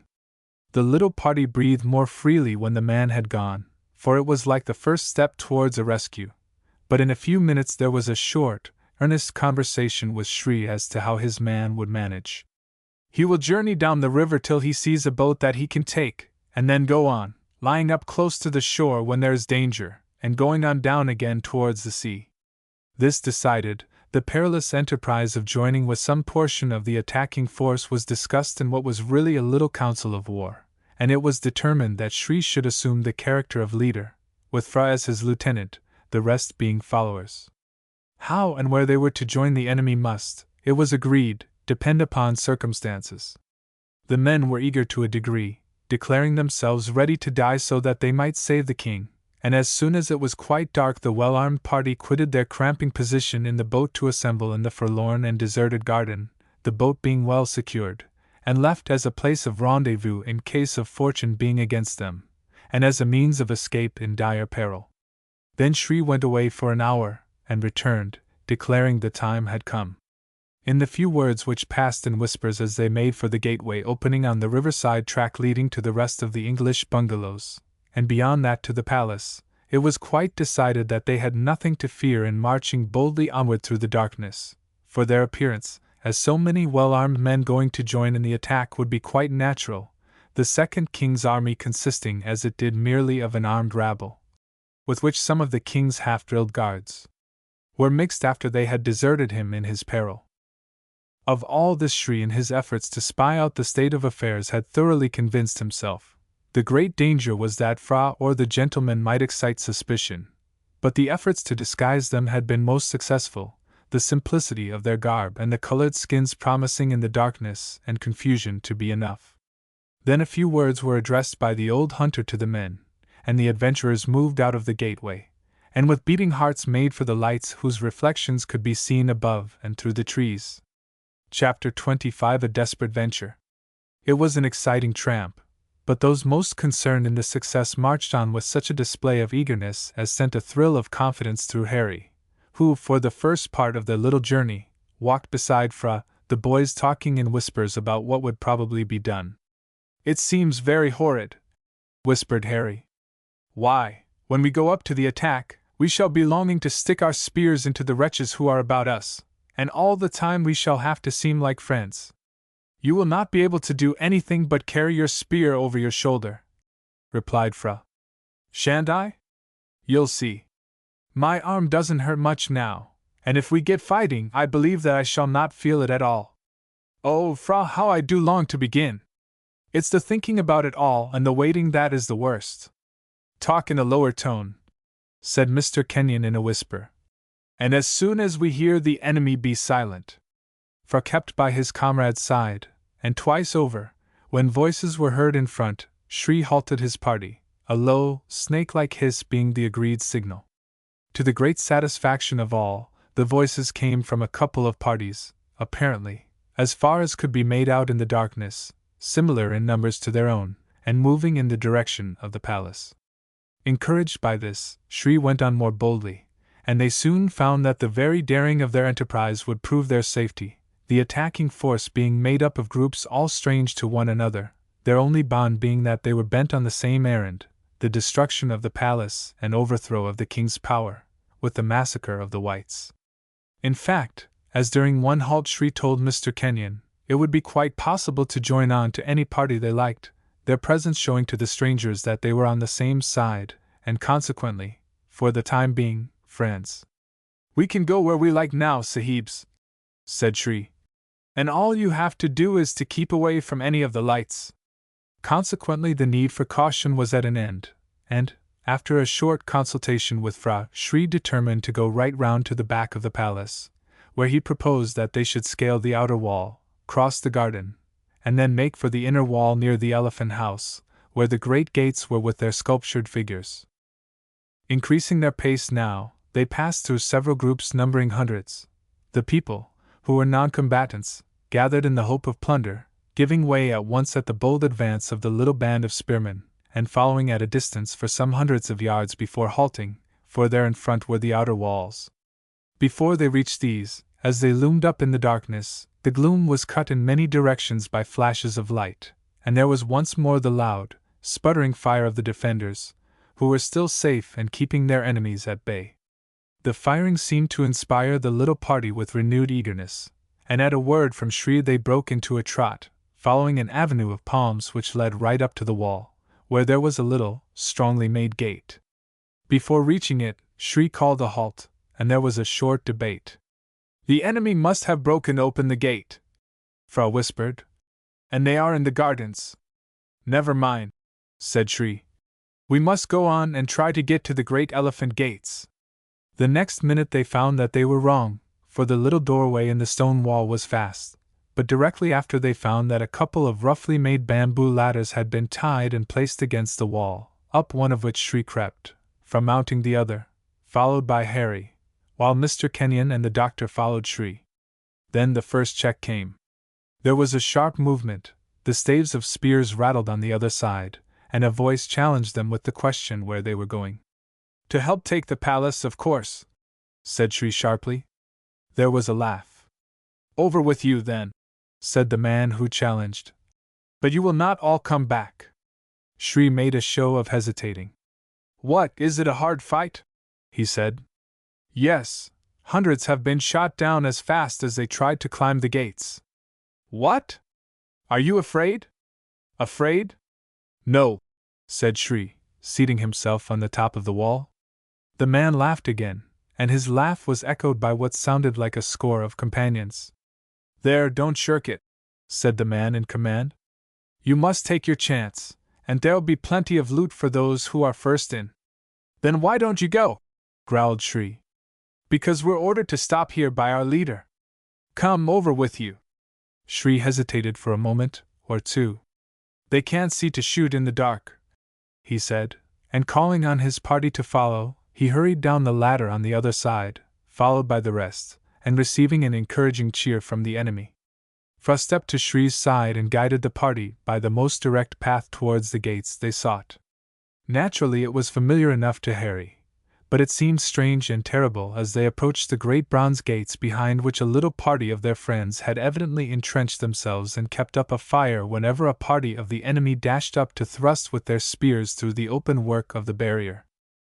Harry had instant warning of the danger of their position in the bullets which came whistling by, but a word of warning from Shri made the newcomers strike off to the left, where they were out of the line of fire, while now the boy made out, more by the murmuring of voices than by the eye, that the rebels, in two strong bodies, had grouped themselves on either side of the opening for safety. And from one or the other of these a little party kept on dashing up to the front, shouting defiance, and trying to alarm the defenders in the hope of driving them back, so that the gates might be climbed. This was evidently the principle upon which the attack had been carried on, a desultory, useless plan so long as the defenders stood firm. In fact, there was no discipline, no cohesion in the attacking force, no mutual dependence, merely the hand-to-hand fighting of a barbarous people, and the result could be heard in the many sighs and groans which came from where the wounded had been carried or had dragged themselves out of the line of fire. There was the humming crowd in the darkness just in front, and a few steps would have taken Mr. Kenyon's party right amongst them, but no one heeded the newcomers, and once more the leaders drew together to consult. "We can do nothing here," whispered Fra. "If we were not shot down by our friends, we could not shem dead. Look there, we should be seen." For now there was a flash of light, and a blazing mass of fire, somewhat after the fashion of a blue light, came flying over the gate, to fall 20 yards outside, and throw up the swarthy bodies of the enemy like so many dark silhouettes, while a rapid burst of shots told the reason for the light, several men having afforded good aim to the defenders, and half a dozen dropping amidst groans and howls of rage. "Yes, it is impossible," whispered Mr. Kenyon in Siamese. "Is there no place where we could climb this wall?" There was no reply for some moments, during which the blue light began to burn out, and a man darted forward to trample upon it, but to his cost, for 2 shots were fired, and in the expiring, pallid glare the man was seen to stagger a few paces and then fall. A roar of rage followed this proof of the defenders' marksmanship, and another rush was made at the gate by the maddened enemy, not in obedience to any order, but every man acting upon his own impulse, and amidst the roar of voices, the clattering of spears against the bronze ornamentation, and the firing of the defenders, Shri uttered his low hiss, and led the way with Fra away to the left, the latter plunging directly after into a secluded walk close to the wall, where all was completely deserted, and Harry felt that if they only had one of the bamboo ladders they had so lately used, it would be perfectly easy to climb up and drop within the palace courts. Their evasion was either not heeded, or merely looked upon as part of an attempt to turn the defenders by means of a fresh attack, so the little party crept silently along through the bushes which acted as a blind to this part of the wall, above which a portion of the palace rose. A sudden thought struck Harry, and with his spear sloped back over his shoulder, he pressed on quickly to the front. "Fra," he whispered, as he reached his friend. "The big tree." "Hist!" "Yes." In another minute they were all halted in the intense darkness close up to the trunk of a huge tree whose boughs spread horizontally in every direction, some overhanging the walls, a place familiar to Harry. But as soon as he had realized Fra's intent, he felt convinced that the defenders would have taken steps to do away with so vulnerable a part of their defense. For here it was quite possible to climb up the dwarf trunk, crawl along one of the enormous horizontal boughs, and drop down into the open space between the wall and the palace. Fra had evidently the same idea, but upon searching round a little, the bushes beneath rustling as he and Shri passed here and there, it was evident that no saw had been at work, and in a whisper Shri announced that he was going first to show the way. "The bough will bend down at the far end," whispered Fra, "and it will not be so far to drop. Here, I will go first, I can climb." Amidst the almost breathless silence beneath the tree, Fra began to mount, and Harry whispered that he would come next, just as a fresh burst of firing, which sounded distant, arose. "You cannot climb, Sahib," whispered Shri. "Your arm." "I will climb," whispered back Harry. "Hold my spear." He passed the weapon to the old hunter, and followed Fra right up to the fork, level with the top of the wall, and by that time his comrade had nearly reached the wall, which was a couple of feet below the great bough, when there was a bright flash from a window, the crashing of a bullet through the branches of the tree, and almost simultaneously a loud report. "Don't fire! Don't fire!" "Friends!" cried Mr. Kenyon. But before the words had passed his lips there was another report. "Who is it?" came now. "Kenyon, Cameron, and men to help," cried the doctor. "How are we to know that?" "Speak again." "Up with you, and over!" cried Mr. Kenyon angrily. "We shall have the wretches round here directly. Quick, boys, get on, and drop!" There was no further opposition. The English was unmistakable, and the two who had been at the window guarding the well-known weak spot descended from the barricaded window to help the newcomers, welcoming each warmly as he descended.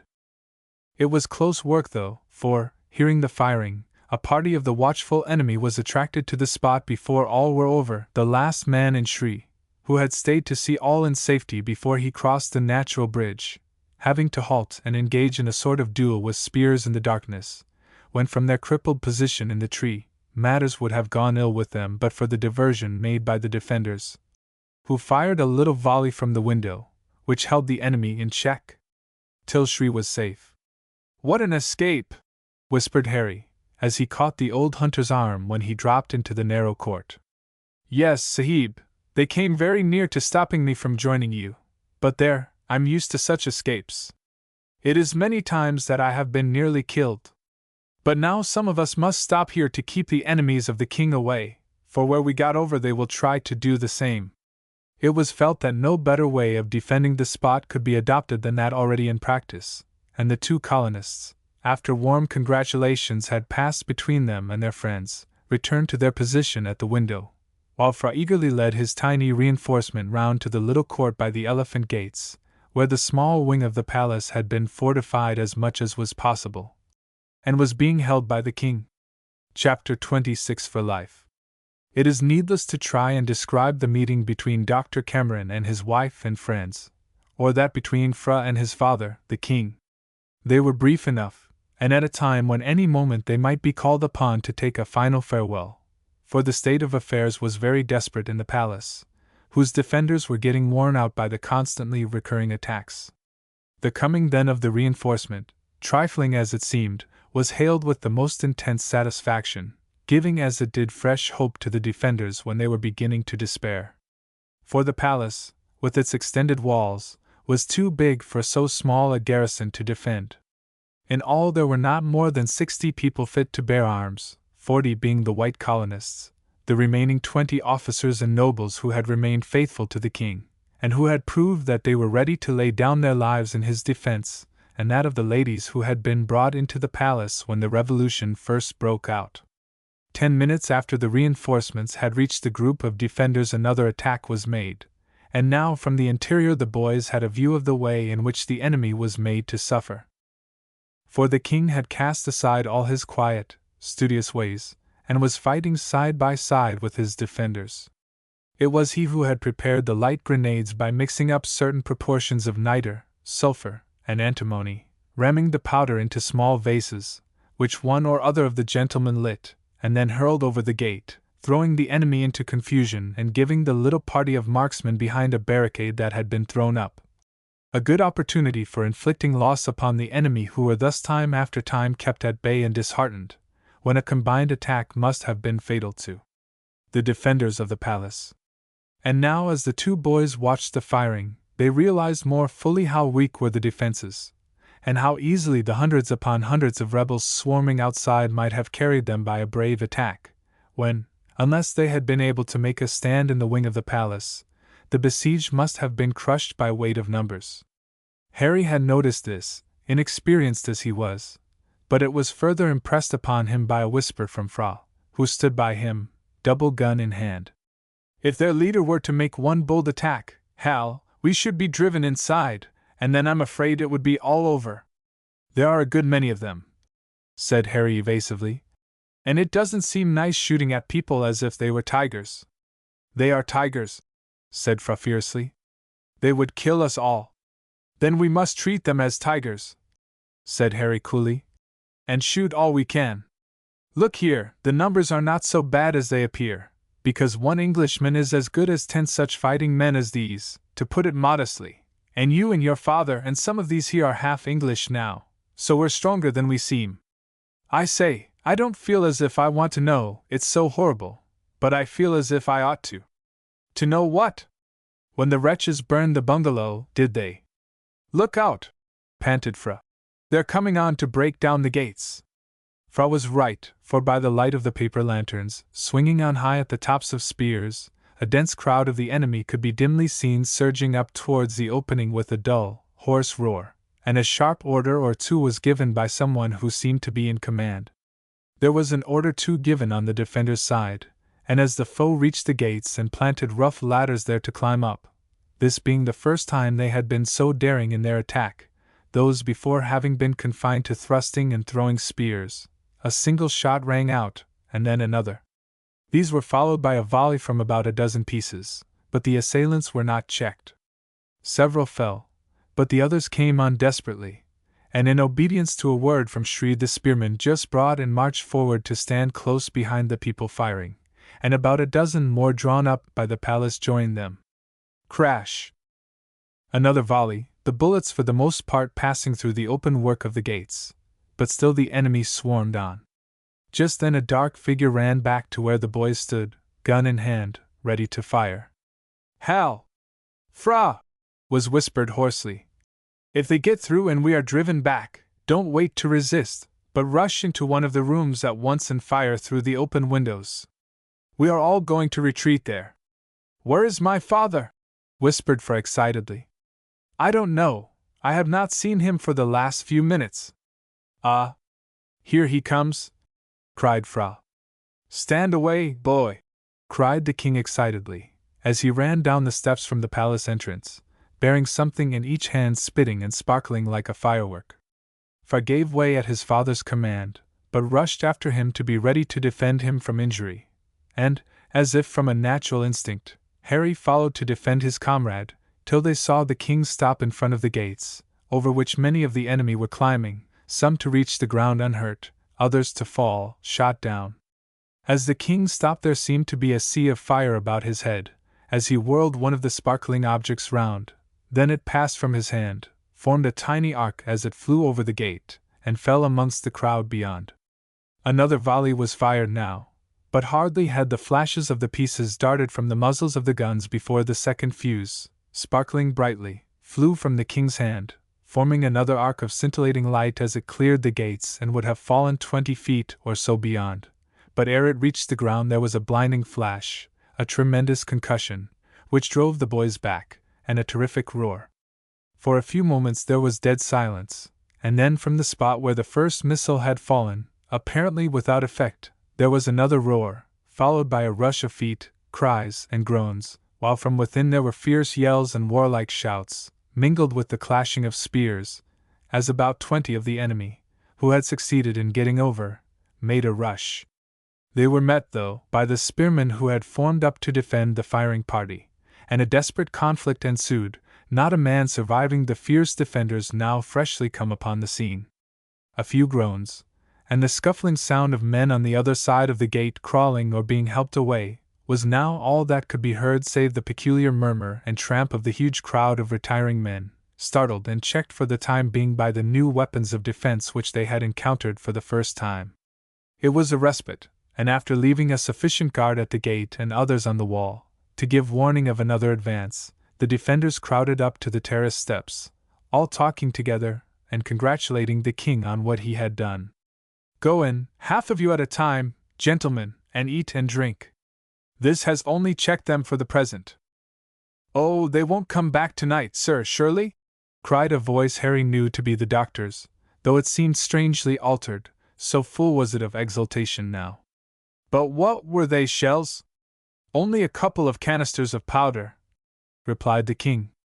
"It was a thought I had. I made a hole in each, and thrust in a roll of touch paper." "But my dear sir, suppose they had exploded before they left your hands?" cried the doctor excitedly. "Ah, then," said the king quietly. "Then, doctor, yes, it would have been bad. I'm afraid I should have been beyond your power to cure. But you must be worn out, doctor," he added. "Pray go in and get some refreshments. You will find the ladies have everything ready in the lower room." "Thanks, sir, no," said the doctor abruptly. "My mind's at rest now, and I want to work. Where are the wounded being placed?" "In my son's rooms, doctor." "Thank you. You are right, but make someone bring you coffee and whatever you require." "Oh, yes, sir, I'll take care," cried the doctor, and he hurried in, while the king turned to Mr. Kenyon. "Ah, now I can speak with you, my friend," he said. "No, no, my boys, you need not go," he added, as Fra and Harry were drawing back. "It is sad work for you, but it is forced upon me. Now, Kenyon, you are fresh, and I want your advice. You know how difficult a place this is to defend. What do you say? Are we not to retire into this part of the palace now and defend ourselves from there? I have had every window boarded up. We have plenty of ammunition, and the place is well provisioned. There is water, too. What do you think?" "I am not a soldier, sir," said Mr. Kenyon gravely. "No, but you are my friend, and it is a relief to hear your voice. Speak. I may say things that you, sir, would not like. They will be the words of the man I have known and trusted these many years," said the king. "The man I trust to be a second father to my boy here if I fall. Then for his sake, sir, I should say, I do not know that I am right, but I speak as I think at the moment. Would it not be better to seize the opportunity of retreating now that the enemy have been checked for the present?" "No, Kenyon," said the king firmly. "I have thought of that, but everything is against it. I dislike this bloodshed, though the men who fall are my cruel enemies who are thirsting for our blood. But I am king here, and when I die, my son must be king in my place. I have done nothing but good for my people, and because they have been raised against me by treacherous foes, I will not be coward enough to go. Your situation is desperate, sir, and there are all my friends here, who, trusting to my advice and to your promises, are now in terrible peril. It is that, Kenyon, which makes me firmer and more determined to stay. Think, my friend, suppose I say we will retreat. There is the jungle, into which we must take the delicate women. There are elephants enough to bear them all. What about food, and how could we defend them there? We should all be killed." "Yes," said Mr. Kenyon. "But the river? The enemy is master there, and has all the boats. But even if we had two, we should be at a terrible disadvantage, and could only try to reach some foreign ship. But they would beat us there. No, we want strong walls to fight behind. You are right, sir, said Mr. Kenyon. But I would not retreat inside after what has taken place tonight. We are wearied out with fighting, said the king sadly. But the enemy is dispirited tonight, and I venture to think that they will not attack again till morning. Better let us who have come freshly try to strengthen the defenses by the gate. Nothing can be done there. Better strengthen this part of the palace. There are weak places yet. Very well, sir, we will do that, and tonight we will watch while you and the others rest. It seems to me too that the powder canisters produced more effect than the firing of all our friends. Why should we not make a mine? A mine? I do not understand. A hollow somewhere in front of the gate, say a dozen yards away, charge it with a small keg of powder, and I think I can contrive a plan for firing it by means of a wire laid underground. The keg, too, will be covered, and the enemy will not know. It would produce a terrible effect when they crowded up to the next attack. The idea is horrible, but it is in defense of all. It would be 10 times as horrible for us to fall, and the poor women to be brutally massacred by these mad wretches. Can you do this, Kenyon? I can, sir. I will do it in 2 places, so that if one fails the other will be sure. Ha! Ejaculated the king. Kenyon, old friend, you make me feel strong again, and as if you and the boys have brought me hope in my hour of despair. Chapter 27 The Powder Mine. Had a good sleep, Hal? Harry sat up with a sudden start from the cushioned seat upon which he had been lying in the open hall of the king's palace, to find the doctor grimly smiling down. His second glance was at a great, grotesque, bronze figure looming up over him, and his third at Fra, who was lying on his back with his lips apart, sleeping heavily. Have I been asleep? He stammered. Fast as a top, boy. But I thought we were in the boat up in the jungle, and we're here in the palace instead. How's your arm? My arm? Said Harry wonderingly. I don't know. Not very bad then, old fellow. Oh, I recollect now. Here, I'd no business to go to sleep. I ought to have been watching. No, you ought not. The king told me that he had sent you boys to lie down. Yes, of course he did, said the lad excitedly. But oh, what a shame for us to be sleeping here at such a time. I say, has there been any more fighting? Not a bit. The ruffians were sickened by those 2 boxes of powder they had. Oh, I am glad. But I say, Dr. Cameron, how is your wife? Quite well, Hal. She has gone to lie down for a good sleep.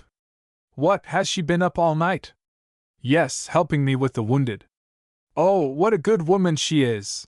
Cried Harry enthusiastically. Right, Hal, cried the doctor merrily. Bless her! She is. And I do feel such a lazy pig. You 2 hard at work all night, and I've been snoring here like old Fra. So as to be ready to work hard today. It's all right, my boy.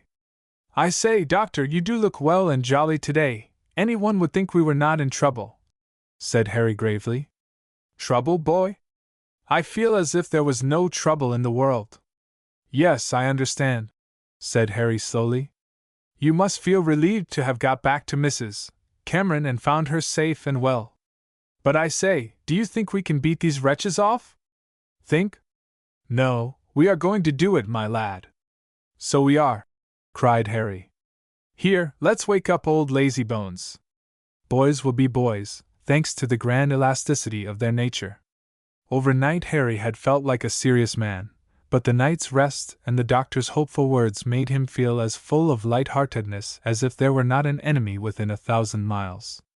Catching up the first thing near, a peacock's feather from a huge bunch in a massive bronze vase, he went behind Fra's head and gently inserted the quill end between the sleeper's lips.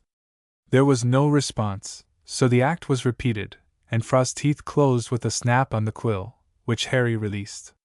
Then the boy's eyes opened, and he lay staring at the waving plumes standing straight up above him, raised his hand, took hold of it, and gave it a tug, but it was fast. He gave it another tug, discovered that it was held in his teeth, and sat up facing the doctor. Did you do that? He cried. I? No. Then it was one of Hal's childish games. Oh, there you are! Here, have I been asleep? Yes, father told me to lie down. Oh, tell me, has the enemy come on again? No, it's all right, old chapter 1 say, aren't you hungry? Hungry? No, where is my father? Doctor? I don't know, he was with me just now, looking at the wounded. The color came a little in Harry's cheeks, for the thought struck him that he had not asked after his own father. How are the wounded, doctor? Said Fra. All doing well, my dear boy. Now then, shall I prescribe for you too? No, no, we don't want anything, cried the boys in a breath. Yes, you do, both of you, washing. Go and tidy yourselves up, and by that time there will be a regular comfortable breakfast ready. The ladies and Mike have been busy this hour past. If we are to fight, we must eat. The doctor walked away, and Fra turned to Harry. If we get over this trouble, Hal, he said solemnly, I'll punch your head for playing me that stupid trick. Do, old chap, if you can, cried the boy. But I say, is my face dirty? Horribly. Is mine? Well, said Harry, frowning and looking very serious. One could hardly call it dirty, but there's a black smudge across one cheek, and a dab on your forehead, and 3 black finger marks on your nose. Nonsense! Quite true, old chap, you must have been painting your face with your gunpowdery fingers. Come to my bedroom then, and let's have a good wash. Harry followed willingly, for he felt as if the operation would be delightful, and the next minute they were in the young prince's thoroughly English-looking bedroom, though it did not look at its best, for the curtains had been dragged aside, heavy boards nailed across the lower part of the window like a breastwork, and a couple of stout mattresses fixed up within the boards to make them less vulnerable to bullet or spear. But the rest of the room was as it should be, and a quarter of an hour was pleasantly spent with soap, water, towels, and brushes. Ha! Ejaculated Harry at last. That was a treat, but I should have liked a regular bath. Let's whip the rebels first, said Fra, who looked bright and refreshed. Come and have breakfast. He led the way to the handsome saloon where the table was spread, and Mike was busy arranging a few things and looking clean and smart, even to being fresh shaved, as if nothing were wrong. But the boys only glanced at him, and were directly after being warmly greeted by plenty of familiar friends. For about half the white defenders were gathered there, while the other half were on guard keeping careful watch. There was not a single enemy to be seen, though Shri and 2 men who had been scouting at daybreak had returned to announce that there were a great many of the rebels in hiding among the bushes and trees just beyond the outer wall, especially outside the grounds, as if to take care that no one should escape from the palace, where they were hemmed in. A minute later the king came in with about half a dozen of the faithful officials, Mr. Kenyon, and the doctor. His Majesty smilingly greeted all his white friends, and crossed then to the boys, with whom he shook hands warmly, after which the excellent breakfast was discussed, during which the king turned to Mr. Kenyon. We could not fare like this, my friend, he said, if we took to the jungle or a boat. No, sir, no, replied Mr. Kenyon quickly. I spoke last night on the impulse of the moment, but I have since thought that my idea was impracticable. I've been all about this wing of the palace too this morning, and I feel satisfied that we can hold it as long as we like if we do a little more to the defenses. I'll talk with you, though, after breakfast. The change from the hopeless despair of the past night was strange, and before long the 2 boys began to long for an opportunity to leave the table, for the disposition among their friends whom they had rejoined seemed to be one of crediting them with completely altering the state of affairs and making them the heroes of the hour. At last the opportunity came, for the king rose, and those who had breakfasted hurried away to take the places of the guard. Let's slip out this way, said Harry, or we shall meet the others as they come in, and I'm sick of it. Such rubbish! Why, it was all Father Shri and you. Old Shri deserves pretty well all the credit, agreed Fra. Let's go and see where he is. They soon found him and ran on their way back from the gate, and hurried them in to where Mike had a second breakfast waiting, the old hunter smiling with content at the genuine eagerness the 2 lads displayed in regard to his comfort. But before they had been there long Mike hurried in from attending on the second party at the king's table, to see that his native friends, as he called them, were all right. "Of course we shall beat the enemy, Master Harry," he said. "But I had a lookout from the top of the palace as soon as the sun rose, and you could see hundreds of thousands of them down by the river." "Millions, Mike!" cried Harry. "Ah, you may laugh, sir, but there's an awful lot. Seems too many for us to beat, but we've got to do it, I suppose." "Yes," said Shri, smiling. "We have got to beat them, but they will not come on all at once." "How many shots did you fire last night, Mike?" said Harry banteringly. "I didn't count, sir," said the man quietly. "You see, I got so excited. Didn't feel half so scared as I thought I should. Hands trembled a bit first time I pulled the trigger, but they didn't afterwards. I suppose I was too busy." "Didn't you count your cartridges?" "No, sir. I took a belt full, and some in my pockets." "And how many did you bring back?" asked Fra. "None at all, sir. Michael was between Lan and the Sahibs," said Shri quietly, "and I hope he will fight by our sides the next time the enemy come on. I like to be fighting with a brave Englishman at my side." "Yes, sir, coming, sir," cried Mike, and he ran out of the room, with a very red face. "Did anyone call?" said Fra. "No, it was his gammon, so as to get away," said Harry. "I say, Shri, no nonsense. Old Mike didn't fight like that, did he?" "Oh, yes, Sahib, no one could have been more brave and cool. I did not expect it. I always thought he was what you English people call a coward. I say, Fra, what a shame to laugh at him like that." "Yes, but you began it." "Oh, that I didn't," cried Harry. "Never mind, we'll go halves. I'll take my share of the blame." "Are you lads in there?" cried Mr. Kenyon. "Yes, father," cried Harry. "You may as well come with me." "Ah, Shri, meet me in half an hour's time by the great gates. Bring the men who came with us, and we shall want spears." "Yes, Sahib," said Shri, rising. "No, no, finish your meal first, my man. There is plenty of time."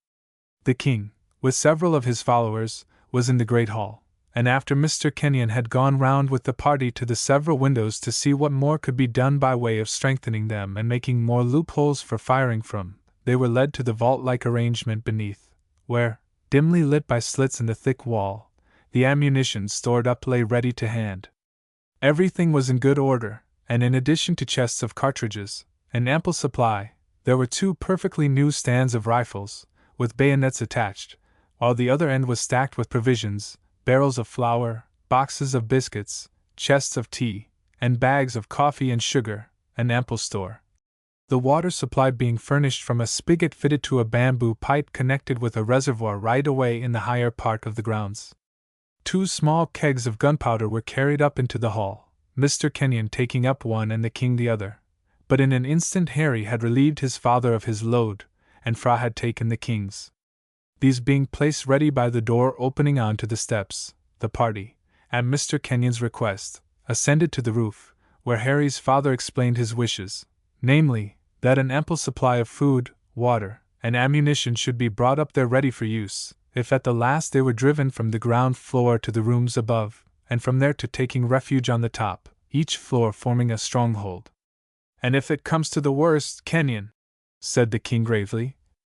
"If it comes to the worst, sir," replied Mr. Kenyon solemnly, "we must not let ourselves and those we love fall into the hands of these wretches." "No," said the king, with his eyes flashing. "What would you do?" "I propose, sir," said Mr. Kenyon, "that a sufficiency of the powder be placed ready below, and with that I shall make an arrangement through which, on the firing of a gun by means of a wire brought up here, the place can be blown up, and our enemies perish with us." "Yes," said the king. "Good." Harry and Fra exchanged glances, and then they shuddered. Shri was waiting with the men when they descended to the terrace, where, refreshed by their meal, the second party had assembled, ready for anything that might happen that day, eager also to see what Mr. Kenyon and the doctor would suggest. The first thing done was to send scouts once more to try and find out whether an advance was being prepared. While they were absent, Mr. Kenyon, after explaining to the king his plans, asked for the gates to be opened, so that he and his men could pass out with an advance guard of about 20, to screen as well as protect them while the mine was prepared. The distance was so short that there was no scruple about the gates being unclosed, though both Harry and Fra looked upon the posting of the guard across the pathway outside the defenses as being like a defiance and invitation to the enemy in one, and Harry told his father their thoughts. "Exactly what I thought myself, Hal, but it must be done, and what I hope they will think is that we have become emboldened by the defeat we gave them last night, and have advanced to meet them in fair fight outside. They will be watching, of course," said Fra. "Yes, and that is why I have placed the men to cover us. No more words. Now to get the mines made as quickly as possible." There was this difficulty in making the mines. To be effective, it was necessary that they should be as near the gates as possible, for there the greater part of the enemy would crowd to the attack. But if they were too close, they might blow down the defenses and inflict injury upon their friends, while if they were too far off, they would be ineffective from the attacking party being few. The only thing to be done was to choose the medium way, and the men were set to work to dig 2 small, deep holes, each capable of holding one of the powder kegs, and in each case the head was taken out before it was laid upon its side. But previously a narrow trench of about a foot in depth was dug, leading from the head of the cask right in through the gates. This finished, stout matting was laid over the keg and a loaded gun placed in the trench, already cocked, so that when the trigger was pulled by means of a wire, the flash from the gun would explode the powder.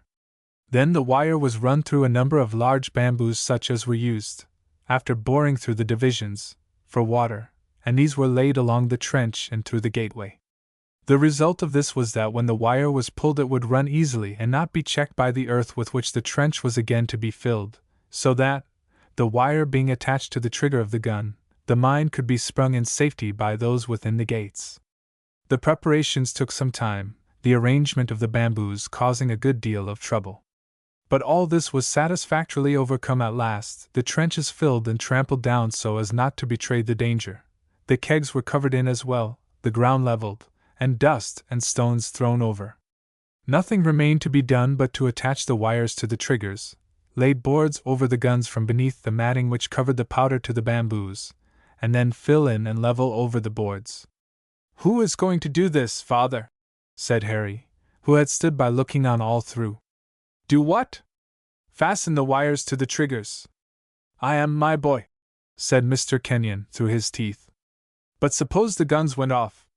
"I am going to provide against that," said Mr. Kenyon firmly, and he ordered the men who formed the screen and guard to advance 50 paces towards the enemy and away from the mines. "But it will be very dangerous, father." "Very, Hal, and I want careful guard to be kept over the ends of the wires within the gates, so that they shall not be touched. You and Fra had better take that duty." "No, don't send me to do that, father," said Harry in rather a husky tone of voice. "I want to stay and help you." "No one can help me, Hal, no one can do this but myself." "But, father," whispered the boy in agonized tones. "Suppose." "I will suppose nothing, Hal," said Mr. Kenyon sternly. "It is very dangerous work, and I dare trust no one but myself. Now obey me, and remember that my life is in you boys' hands. No one must touch the end of those wires. Fra, you hear?" "Yes, Mr. Kenyon, but I feel like Hal. We don't like to leave you." "I am going to help the Sahib," said Shri quietly from where he stood, spade in hand. "No, Shri, the task is too dangerous. Go with my son. The Sahib will want help to fill in the earth over the boards. There is much to do, and his servant begs that he may share the danger with the Sahib. You know the risk." "Yes, Sahib," said the man calmly. "Then stay." "Ha!" ejaculated the old hunter, in a sigh of satisfaction, and he smiled as Mr. Kenyon held out his hand and took his followers in a strong grip. Then turning to the men who had helped with the digging, "Follow my son and the prince inside. Now, Hal, you know your task." "Yes, father," said Harry, with his brow all in wrinkles and his teeth set, and leading the way, his first act was to order every one back from the ends of the wires, which he made the men protect by building a ring of big stones around them, stones which had been used to form the breastwork from behind which the defenders had fired. As he looked up from this, he saw that his father was waiting and watching, and now seeing that all was ready, he waved his hand to the boys and went down on one knee, Shri standing close by with one foot resting upon his spade. "Why is he left alone, Fra?" asked a familiar voice, for the king had come up to the breastwork to see how matters were progressing. Fra explained, but in the midst Harry interrupted.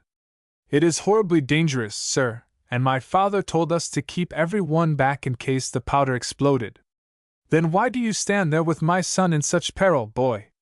"Because I can't leave my father," said Harry in a choking voice. "Then you, Fra?" said the king. "I cannot leave my friend," said Fra hoarsely. "I forgot," said the king quietly. "And you both have your duty to do in guarding the ends of those wires. Hal, boy, your father is a brave man, and he is doing this to save my kingdom to me and our lives for us all. I too, Fra, my son, feel that I cannot leave my friend." As he finished speaking, he turned and walked slowly towards where Mr. Kenyon was still kneeling over his dangerous task, and as the king reached the place, it was just as the wire had been successfully looped over the trigger and tied so that it could not slip, when Mr. Kenyon covered his work with a board whose sides rested on two ledges left for the purpose high above the gun. "Fill in, Shri," he said quietly. "You hear, sir? Go back! Go back! I cannot answer for this. The slightest touch, and the powder will explode. You order me, Kenyon, your friend. I, the king, command you. Go on, finish the other now." "But the danger, sir," said Mr. Kenyon, upon whose brow the moisture stood in great drops. "I will share it with you," said the king calmly. "Go on." Mr. Kenyon seized another spade, and helped in the covering in and leveling of the short piece of trench, while those who watched from the gate were in expectation moment by moment of seeing the earth rent asunder, and the three standing before them torn to fragments by the explosion. They were horrible moments, and the two boys could hardly breathe, while their hearts kept up a painful throb, as if unable to fight against the heavy pressure which kept them down. The time seemed, too, so very long, as Mr. Kenyon once more went down upon his left knee and carefully passed the second wire loop over the trigger of the other gun, tied it there with fingers that did not tremble in the least, and then took the board, laid it carefully upon the ledges, and rose to help Shri to throw in the earth and stones.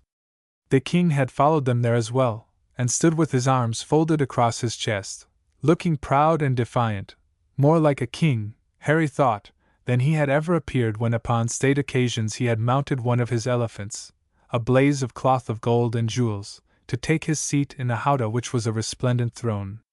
"At last!" said Harry, speaking unconsciously, for the heroic deed was done. But there was no triumph in the boy's tones, his voice sounded like a groan, and upon turning to glance at Fra he was startled for the moment. His comrade's face and lips were so clay-looking and strange. Shri had shouldered the tools, and at an order walked slowly back, the king and Mr. Kenyon coming next, the former with his hand resting upon his English friend's shoulder, and as they reached the gateway the boys were startled by the rush of feet behind them. The sounds brought them back to the duty they were set, and darting before the wires, they raised their guns to the "ready" and shouted, "Back!" The sudden movement of the two lads had an instant effect upon the body of armed men, who for days past had been as it were under military rule. They stopped short, but only to raise gun, spear, or cap high above their heads and burst forth into a stentorian cheer, which was echoed by the little body of men 50 yards on the other side of the deadly mines. As his brave defenders cheered again, the king bowed, and with a quick movement fell back behind Mr. Kenyon, seeming to thrust him forward to receive the acclamations which rent the air again and again.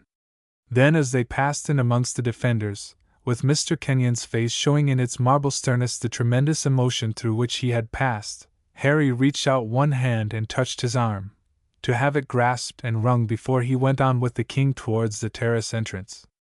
"Oh, Hal!" panted Fra half hysterically. "Don't you feel proud?" "Proud?" cried Harry wildly.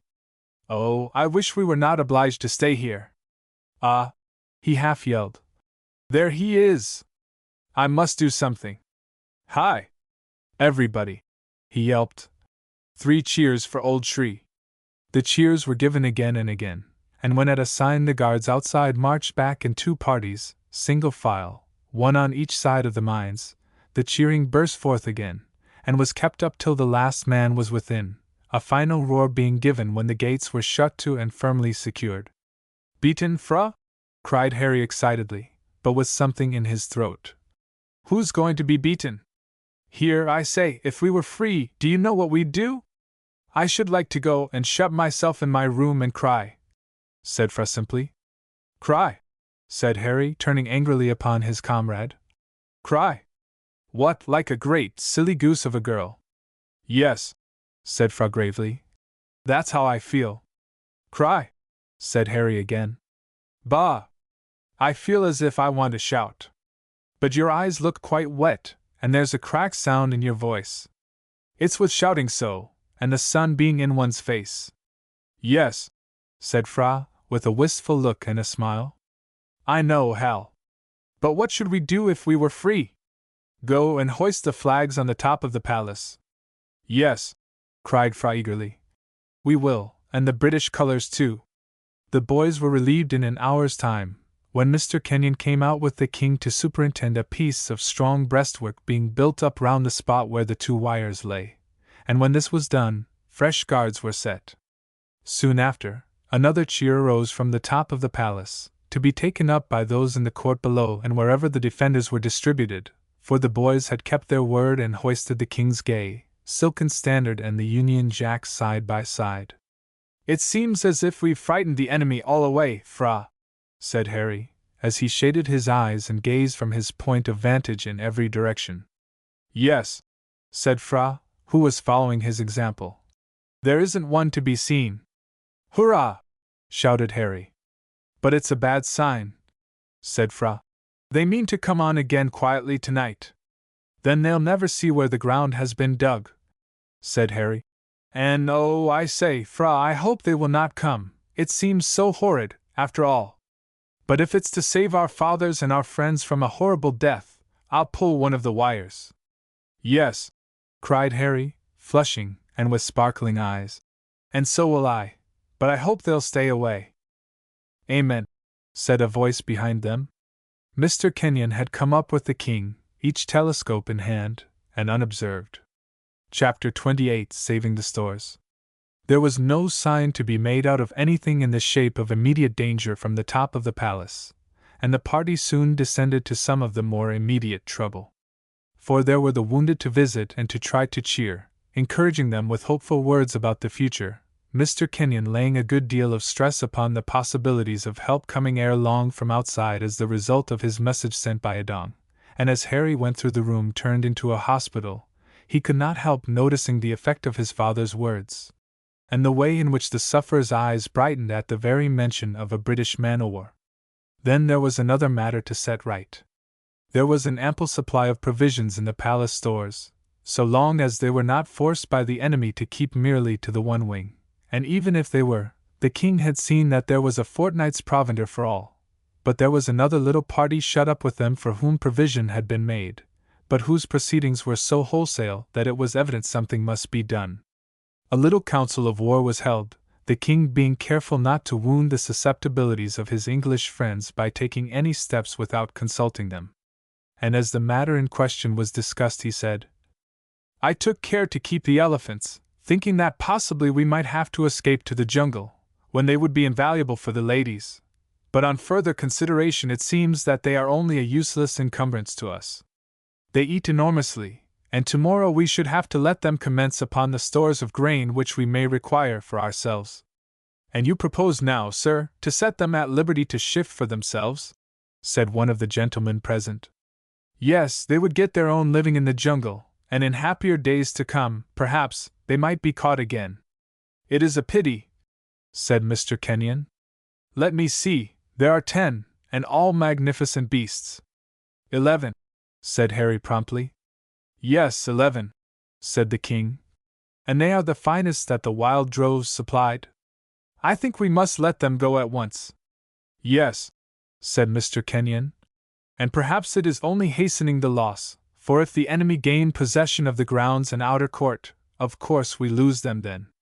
Yes, they had better go at once, said the king with a sigh, which was echoed by his son, while Harry directed an angry look at his father. What does that mean, Hal? Said Mr. Kenyon. I'd sooner go without half my food every day than the elephants should be given up, cried the boy impetuously. And so would Fra. I believe you, said the king, smiling. But even the whole of your daily food would not go far with one of the beasts. They might be turned into the grounds between the river and the outer wall, but it would only be for them to destroy and starve. They must be set at liberty at once while there is an opportunity. The great gate in the outer wall near the river must be opened. Mr. Kenyon, send men in advance to see if the enemy are away from that part too, and then, with a strong party to guard against surprise, we can have them let out, and the gates reclosed. Scouts were sent at once, and a strong guard numbered off, while, as the mahouts had fled with the rest, the task of leading the elephants from their great stables was deputed to Shri and his man, Lan, and in spite of their sorrow at the magnificent troop being sent off to resume their wild state, the two boys eagerly seized upon the event as a fresh diversion from the troubles by which they were surrounded. Harry was all excitement directly. Never mind, old chap, he cried. Let the poor beggars go. It's bad enough to feel hungry for anyone my size. As for an elephant who eats so much, it must be quite awful. I don't like Sul to go, said Fra. I don't either, but cheer up, we shall soon whop the enemy, and make prisoners of Mr. Number 2 and the leaders of the riot, and have a good day settling up this little trouble, and then we'll get old Shri and his 2 boys, and have days and days of elephant catching. Oh, the row will soon be over now. Fra sighed, but he knew the necessities of the case, and joined in the business heart and soul. Shri was as ready to perform this duty as to dig and charge mines, and as soon as the guard was ready, and the scouts had returned to announce that the coast was quite clear, a party went to the elephant stables, where Shri and Lan went busily to work cutting off the shackles from the great beast's hind legs, where they stood shaking their heads, waving their trunks, and trumpeting in an uneasy way which announced their desire for more food. While as soon as they were all free, Shri and the boys went to Sul's head, the great beast was ordered to kneel, a ladder brought, and the hunter climbed into the mahout's place. Then at a word the great animal rose and started off, with the others following in a docile fashion, which seemed to suggest that they comprehended what was going on. Harry had provided himself for the occasion, and when the little procession started, he and Fra placed themselves on either side of the great leader's head, feeding him with biscuits, his trunk being turned alternately from one lad to the other in search of their offerings as he shuffled away, blinking his eyes and uttering a low, chuntering sound, as if talking all the time. He's asking if we're going out after tigers, said Harry, laughing. Not he, said Fra. He knows he's going off for a run in the forest, and the others know it too. Nonsense! I don't care, they do, said Fra.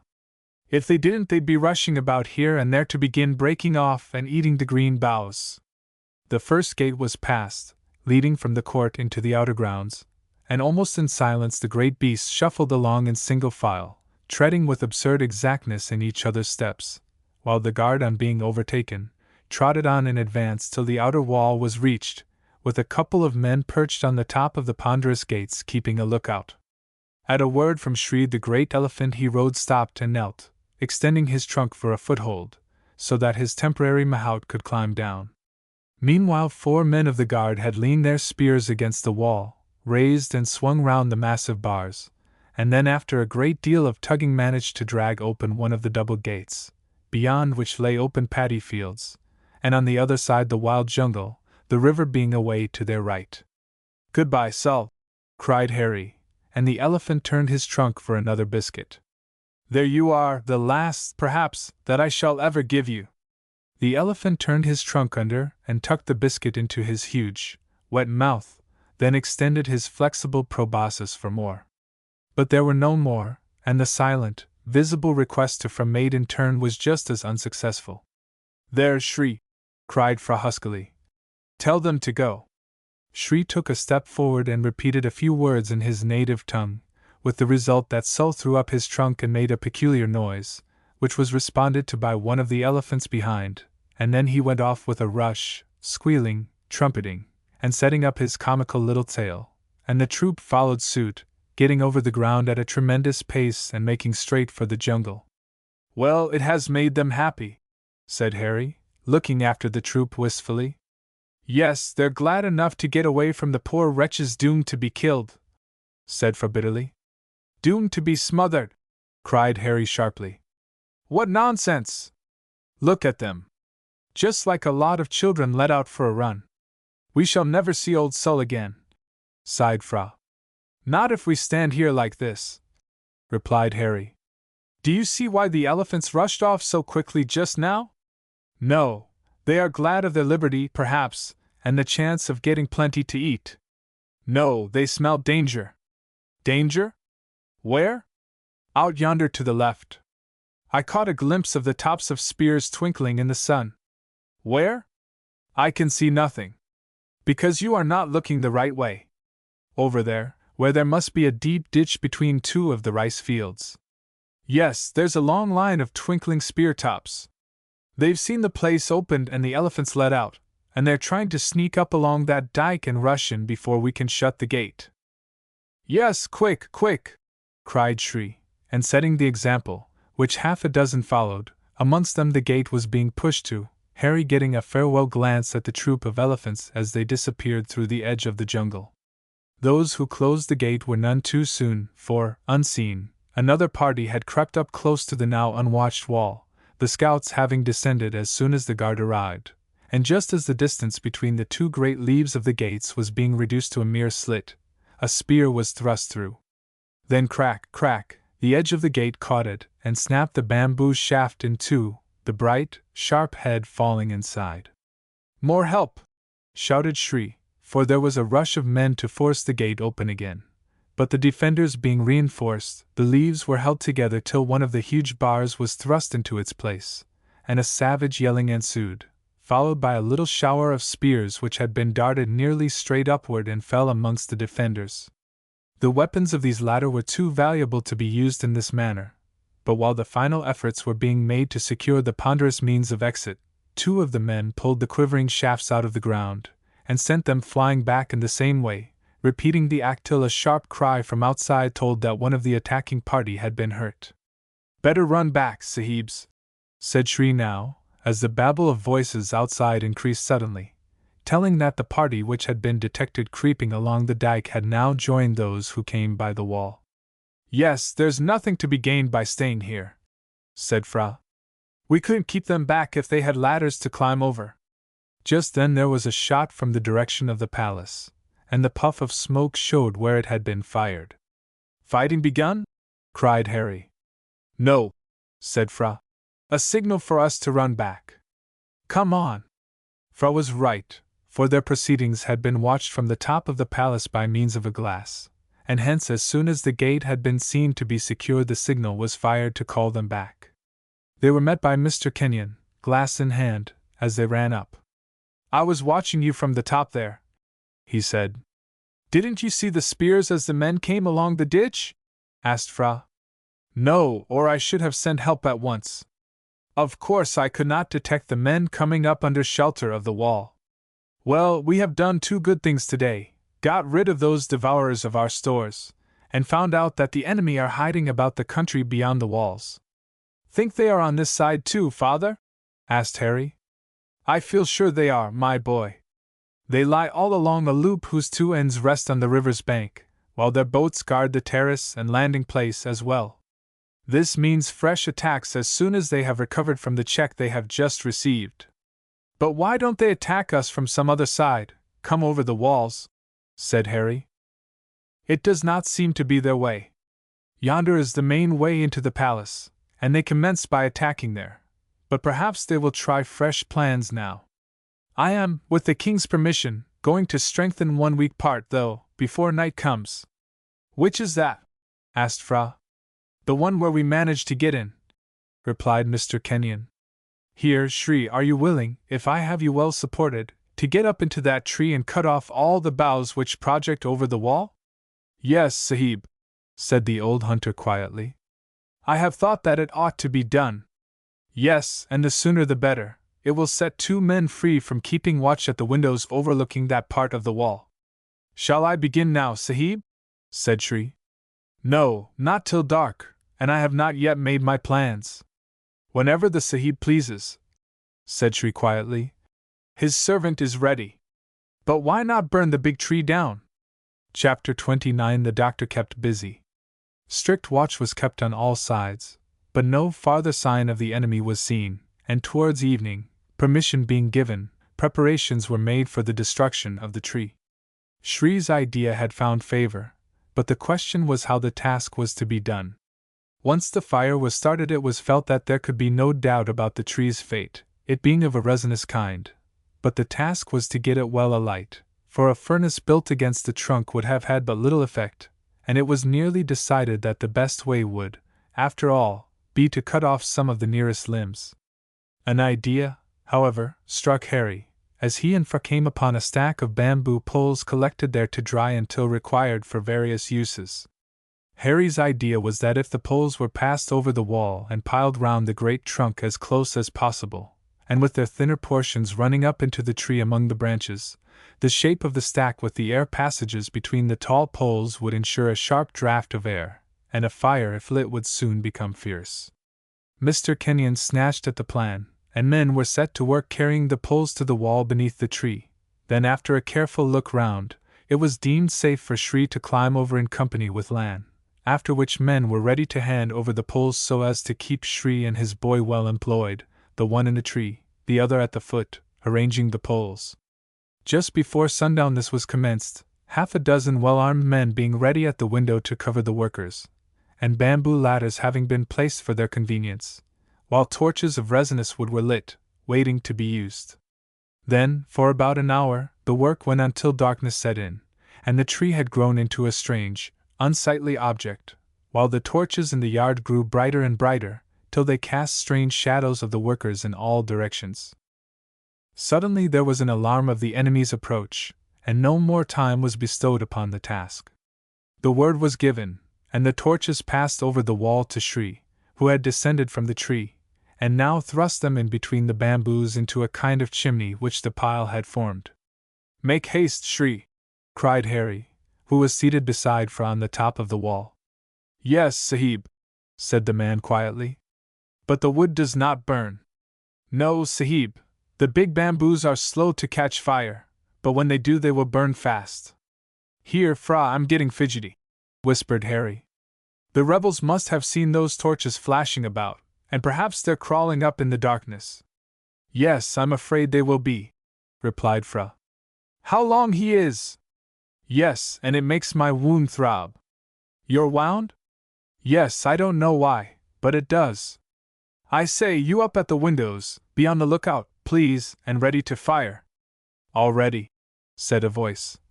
"But you'd better make haste with the work, in case the enemy should be coming up." "Yes, yes." "Hi! Shri, can't you get that wood to burn?" "Not yet, Sahib, but it soon will." "Where's Lan?" cried Harry. "I'm here, Sahib." "Shri does not want you now, come up the ladder and get inside."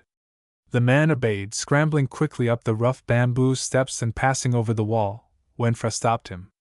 "Wha?" he said. "Stop there, and hold the top of the ladder fast." "Pass up 2 loaded guns," said Harry, looking down inside.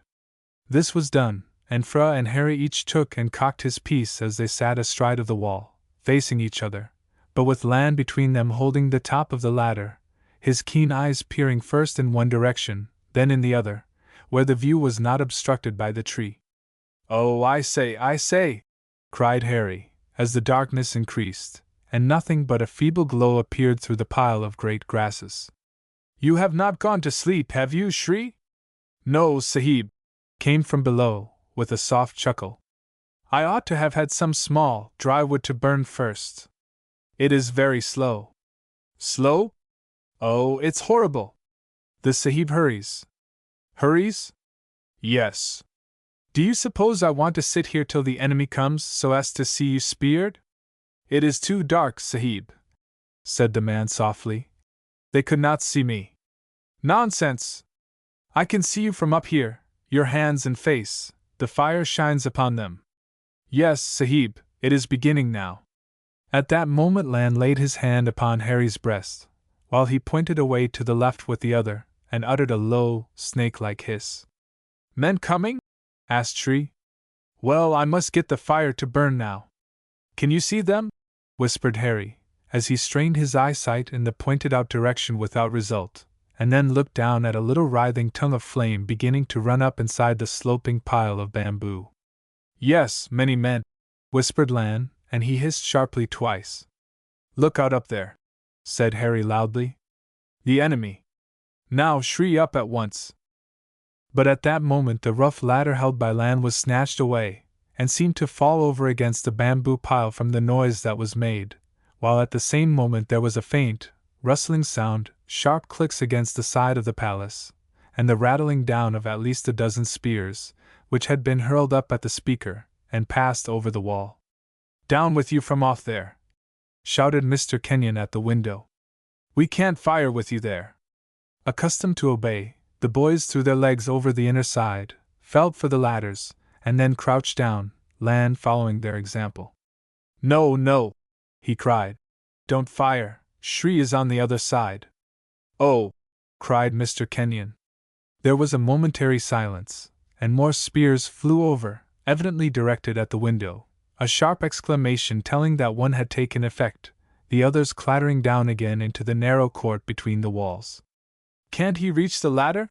Cried Mr. Kenyon. It is gone, replied Harry. But before he spoke he had laid his gun on the top of the wall, set free the ladder upon which he stood, and was helping Lan to raise it up so as to pass it over and lower it on the other side, meaning to call to Shri to take advantage of this to escape. But before it was half up they paused, and lowered it quickly down again, for suddenly the result of Shri's long and careful preparation manifested itself. There was a bright flash of flame seen running up the bamboo pile, and by the light it shed the space beyond the wall displayed scores of bright spear points, and double that number of flashing eyes. It was almost instantaneous, for the light died out again, hidden by a dense cloud of smoke, but it had been long enough to show no sign of Shri, and that to lower a ladder down meant to make a way for scores of the enemy to come running up and over the wall. The other ladder, where is it? Whispered Harry wildly to Lan. On the fire, said the man. But Shri, did you see poor Shri? No, said the man, with all the stolid manner of an Eastern. Said Sis, but he did not come. There was another flash, and a fresh shower of spears, followed by a dull red glow through the smoke. Then flash after flash in quick succession, accompanied by what might have been taken at a distance for a confused volley of pistol shots. For now, with a roar, the fire blazed up, rushing rapidly through the bamboos and into the body of the tree, whose green leaves hissed and crackled, and began to blaze brightly, lighting up the gardens beyond the wall, and compelling the defenders at the window to crouch behind their breastwork. Beginning to fire sharply now, and driving back the crowding enemy, some of the boldest of whom had run forward to begin pulling down the bamboos where they had not yet caught. In another minute all such attempts would have been in vain, for the fire rapidly swept round in a spiral, the poles cracking with loud reports. Showers of sparks flew up on what appeared to be a whirl of ruddy smoke, while, as the flames roared up as from a furnace, the boughs began to yield to its fiery tongues, which licked up all the moisture, and in an incredibly short space of time the whole tree was one hissing, seething pile of fiercely writhing flames. The heat soon forced the boys to slide down the ladders, and the defenders to shrink from the window, whose breastwork and outer shutters began to blister and crack in so alarming a way that the occupants of the room fetched water to be ready to extinguish the first part that caught. The light was reflected down upon the boys as they laid the ladders close up against the wall, and then turned to look anxiously at the pyramid of flame in such close proximity to the palace, wondering whether Shri's work had not been too well done. But far away and above all other thoughts, was that which struck home in their breasts. Had poor Shri fallen a victim to his fidelity, and his determination to get the fire well alight before he sought his own safety? The boys hurriedly discussed this in whispers, and then they turned to question Lan as to the plucking away of the ladder. Could you see anything? Harry asked. Yes, 2 enemies got to the ladder, said the man in Siamese. Shri pulled it over into the fire. And what then? Where was Shri? The man shook his head. Don't know, he said. A big smoke came, and all turned dark. Do you think Shri was killed? No, Shri too clever. Kill the men. They asked no more, for, surrounded as he would be by foes, they could see no chance of the poor fellow escaping. So with their hearts sinking in despair, they remained gazing up at the floating flakes of fire and the spangled wreaths of smoke which whirled up over the palace, while the heat was reflected back upon them with such power that in spite of the rush of comparatively cool air caused by the rising fire and steam, they had to retreat and pass along to the corner where, some 20 yards away, they could stand and watch the burning tree. They could hear nothing of the enemy, and were ready to go round to the terrace entrance. But something seemed to hold them there, a strange, undefined something in the form of hope that Shri might somehow have escaped, and that they might at any moment see his head rise up in the light where the dark top of the wall ran in a hard line. Then, too, there was the excitement about the palace, as the fire waved to and fro and roared louder than ever, while the bigger boughs, as they grew superheated, burst with loud reports to let out the compressed steam. A dozen times over it seemed certain that the palace must go, for the wooden jalousies and exposed elaborate carvings kept catching, but a few buckets of water, carefully distributed, extinguished the flames, and it became plain that the enemy had retired to a safe distance, hiding among the trees, for no more spears were thrown and no shots were fired. At last it was evident that the fire had passed its culminating point, and the spectators gazed at a glowing skeleton whose framework kept on falling into the main body of the fire below. At first they were small branches which hardly reached the bottom, but were borne up again to pass away in fresh clouds of what looked like golden snow. Then heavier boughs were burned through and dropped, carrying down with them those below, and so on till the trunk alone stood, with the stumps of branches rising high above the wall, one glowing tower of dazzling light doomed to burn on and on probably for hours, and then, fanned by the wind, slowly smolder away into so much golden ash. But before this could be achieved, and when it was certain that no danger could accrue to that part of the palace, Fra laid his hand upon his companion's shoulder. "Come," he said abruptly, and he made a sign to land for him to follow. 5 minutes later they were at the back of the line of defense, in front of the great, open-work bronze gates. But all was quiet there, no sign of the enemy had been seen, and with the palace between them and the burning tree the boys looked up at it as it stood out against the glow shed by the fire, which lit up the two flags floating side by side, blown out by the soft breeze caused by the rush of hot air rising from the fire. "Let's go in and tell them, Hal," said Fra. "They will be waiting to know." Harry nodded shortly, but said no word, walking slowly into the great hall, where two of the first persons they encountered were Mr. Kenyon and the king. Under the pressure of questions the boys related in simple words all that had occurred, the king listening till they had done, and then standing with wrinkled brow and compressed lip. Mr. Kenyon was the first to utter what sounded like a confirmation of his thoughts in Harry's ear. "Poor Shri," he said sadly. "As brave a man as ever stepped. I looked upon him as a friend. Everything a man should be," said the king, endorsing this utterance of the poor fellow's fate. "Simple, modest, devoted, and true. Kenyon, my friend, we have lost one of our best supporters. He died trying to shield us from the perils which hem us in." "Yes," said Mr. Kenyon, sharply now, as if making an effort to thrust the inevitable behind him. "You are either of you hurt, boys?" "My arm aches a great deal," said Harry, speaking in a dull, apathetic way. "Ah! Your wound. Let Dr. Cameron see it at once." "Oh, not tonight, father." "Tonight, Hal, directly. You have been using it a great deal, and the bandages need loosening because the cut is swollen and inflamed." "And you, Fra?" said the king quietly. "A mere nothing, father." "What, wounded?" cried the king, with a quick change from his calm, grave manner to eager excitement, as he caught his son's arm. "Not a wound, father. A spear whistled by my ear when we were on the top of the wall. I had forgotten it. My ear is a little cut, but it soon stopped bleeding." High King uttered a sigh of relief as he thought of what a few inches difference in the direction would have meant. Go in with Hal, and ask Dr. Cameron to look to it. Oh, but father, it is my wish, sir, said the king firmly. You had both better rest then, for you have done your share of the work. Fra looked a protest, and the king went on.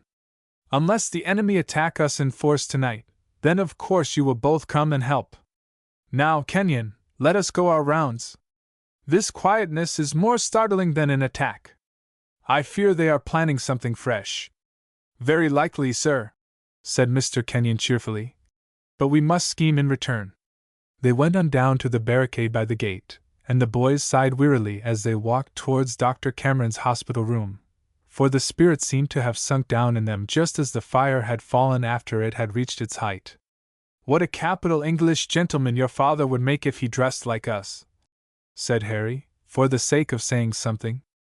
Yes, and what a good Siamese noble your father would make if he dressed like some of ours, said Fra, with a faint smile. All right, said Harry. That's one each. But I say, it seems very stupid to go to the doctor for such hurts as these. Yes, we must say the king sent us, or he will laugh. But Dr. Cameron did not laugh. He frowned as he examined Fra's left ear. A narrow escape, my dear boy, but as we people say, a miss is as good as a mile. Only this is not a miss. The spear blade has cut the lobe of your ear in two. I must put in a stitch or two and draw it together before strapping it up.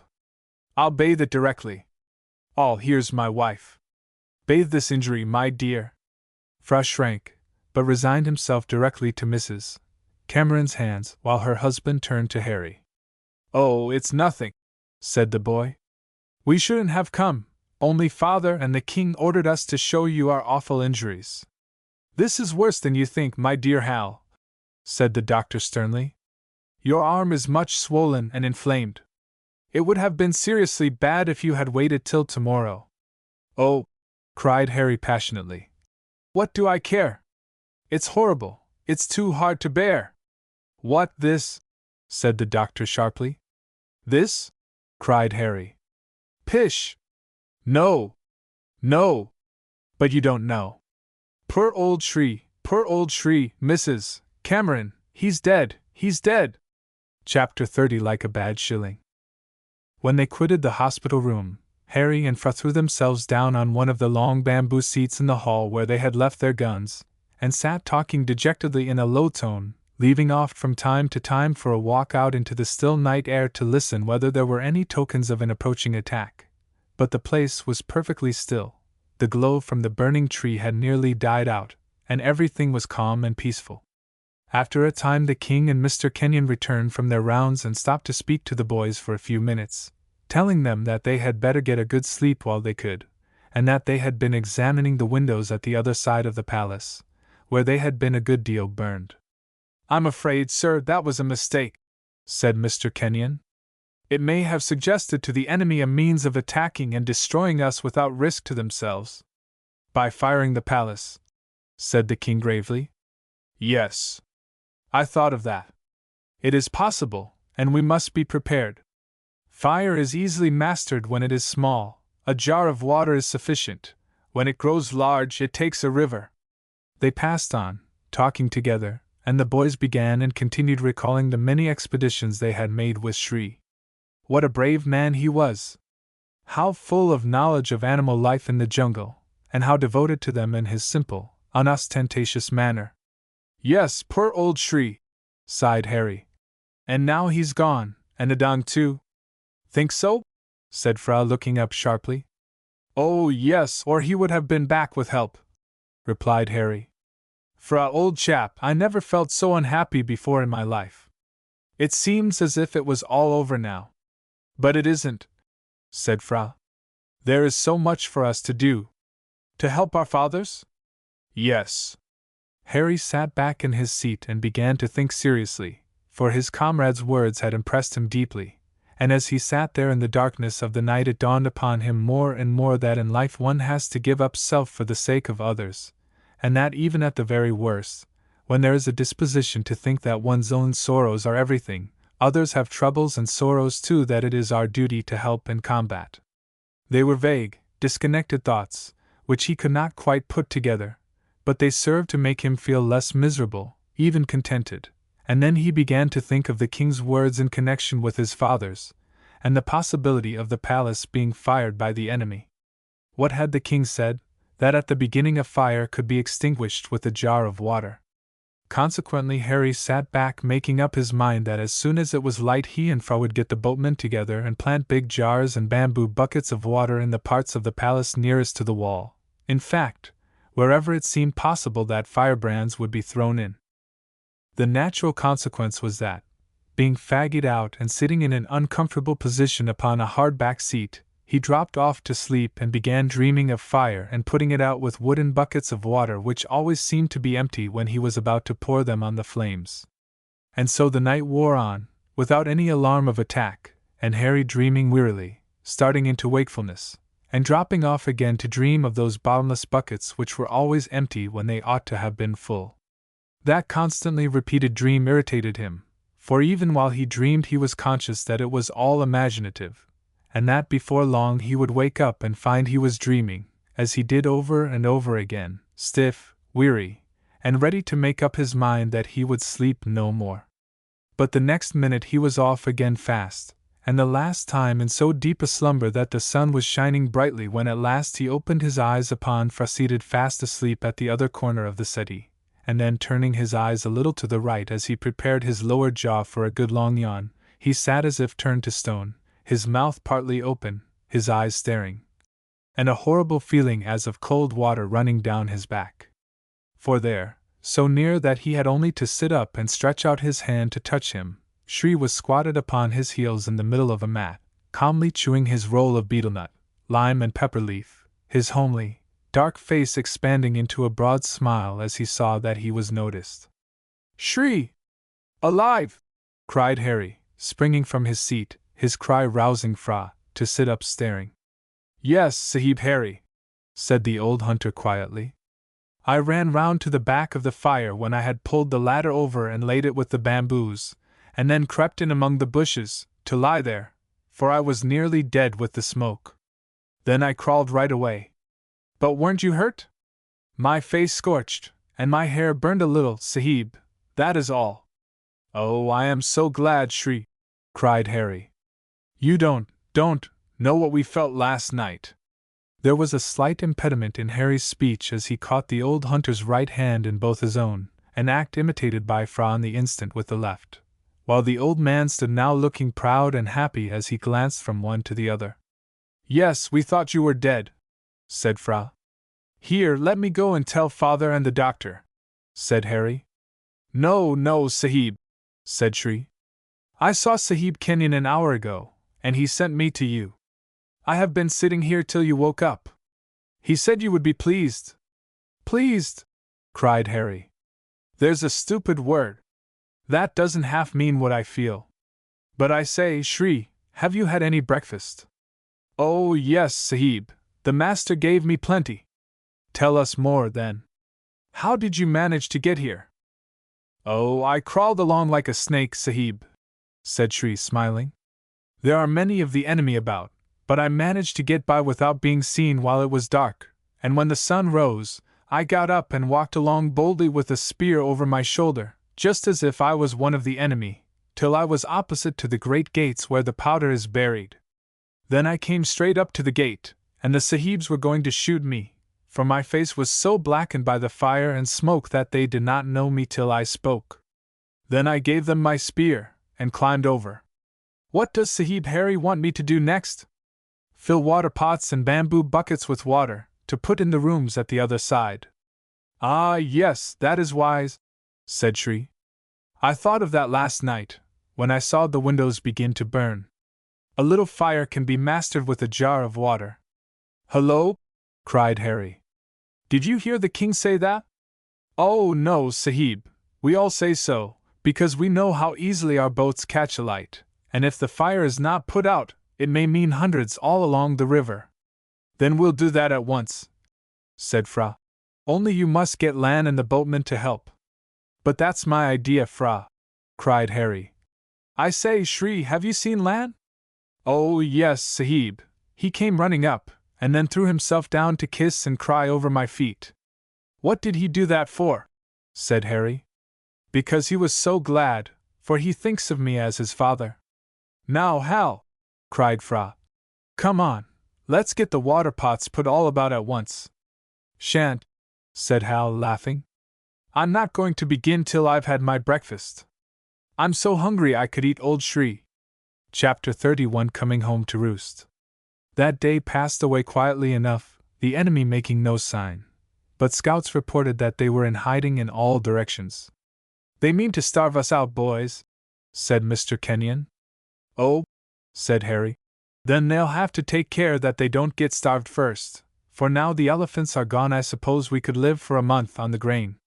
It was as if the very mention of the word elephants had been the introduction to what was to come, for just then the peculiar noise known as trumpeting, which is really an agreeable blend in the way of noises, of pig in a gate, the final haw, prolonged and intense, of a donkey's bray, and the hoarse crow of a Cochin China cock, came faintly in through the open windows of the hall. Harry ran and looked out to where Shri and Lan sat waiting and listening. What was that, Shri? He cried, as Fra followed him and looked out too. It was an elephant, Sahib, said the hunter. Yes, it was old Sul, cried Fra excitedly. I know, cried Harry, laughing.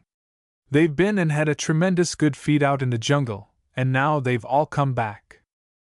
Harry was quite right, as examination proved, for the elephants had been thoroughly well trained, and treated in a way which made them prefer their civilized home to the jungle. So after a few words with Mr. Kenyon, the king gave orders that a strong party should go across to the gate and guard it while the animals were admitted. The two boys hastened to join the party, taking Shri with them, when, having learned wisdom from the last time the gates were opened, ladders were placed against the wall, and a good lookout kept, so that no advance could be made along the side ditch or by the wall unnoticed. All being declared clear, and the guards stationed ready on either side, the gate was unfastened, the elephants standing patiently waiting, the trumpeting having ceased as soon as the first man's head appeared above the wall, while directly the gate was being dragged open, Sul thrust his head against it and pushed, making the task particularly easy. But as soon as there was ample room he uttered a peculiar squeak, and shuffled off across the park-like grounds, followed by the troop of 10, all evidently eager to get back to their old quarters, to which they made their way. They'll want to go off again, said Harry, laughing. Aren't you glad to see them back, Fra? Glad? Of course, it seemed horrible to lose them all. I never expected to see either of them again. What are you shaking your head at, Shri? Cried Harry, as they waited till the gates were once more secure. I was listening to what the Sahib said, replied the old hunter. I am not surprised to see the elephants come back. Once they get used to man, and find he is a friend who feeds them, and treats them well, they do not want to leave him. Some of the mahouts are cruel, and make their heads sore with the goads, but I think kindness is best. I have made friends with the great beasts, often with big ones that the mahouts said were savage-tempered and dangerous. I never found them so. Not when they were mad, said Fra. Oh, yes, then, replied the man. They are dangerous at times, and it does not do to trust them much. Better let them loose in the jungle. We might as well have made old Sul stop and carry us back, said Harry.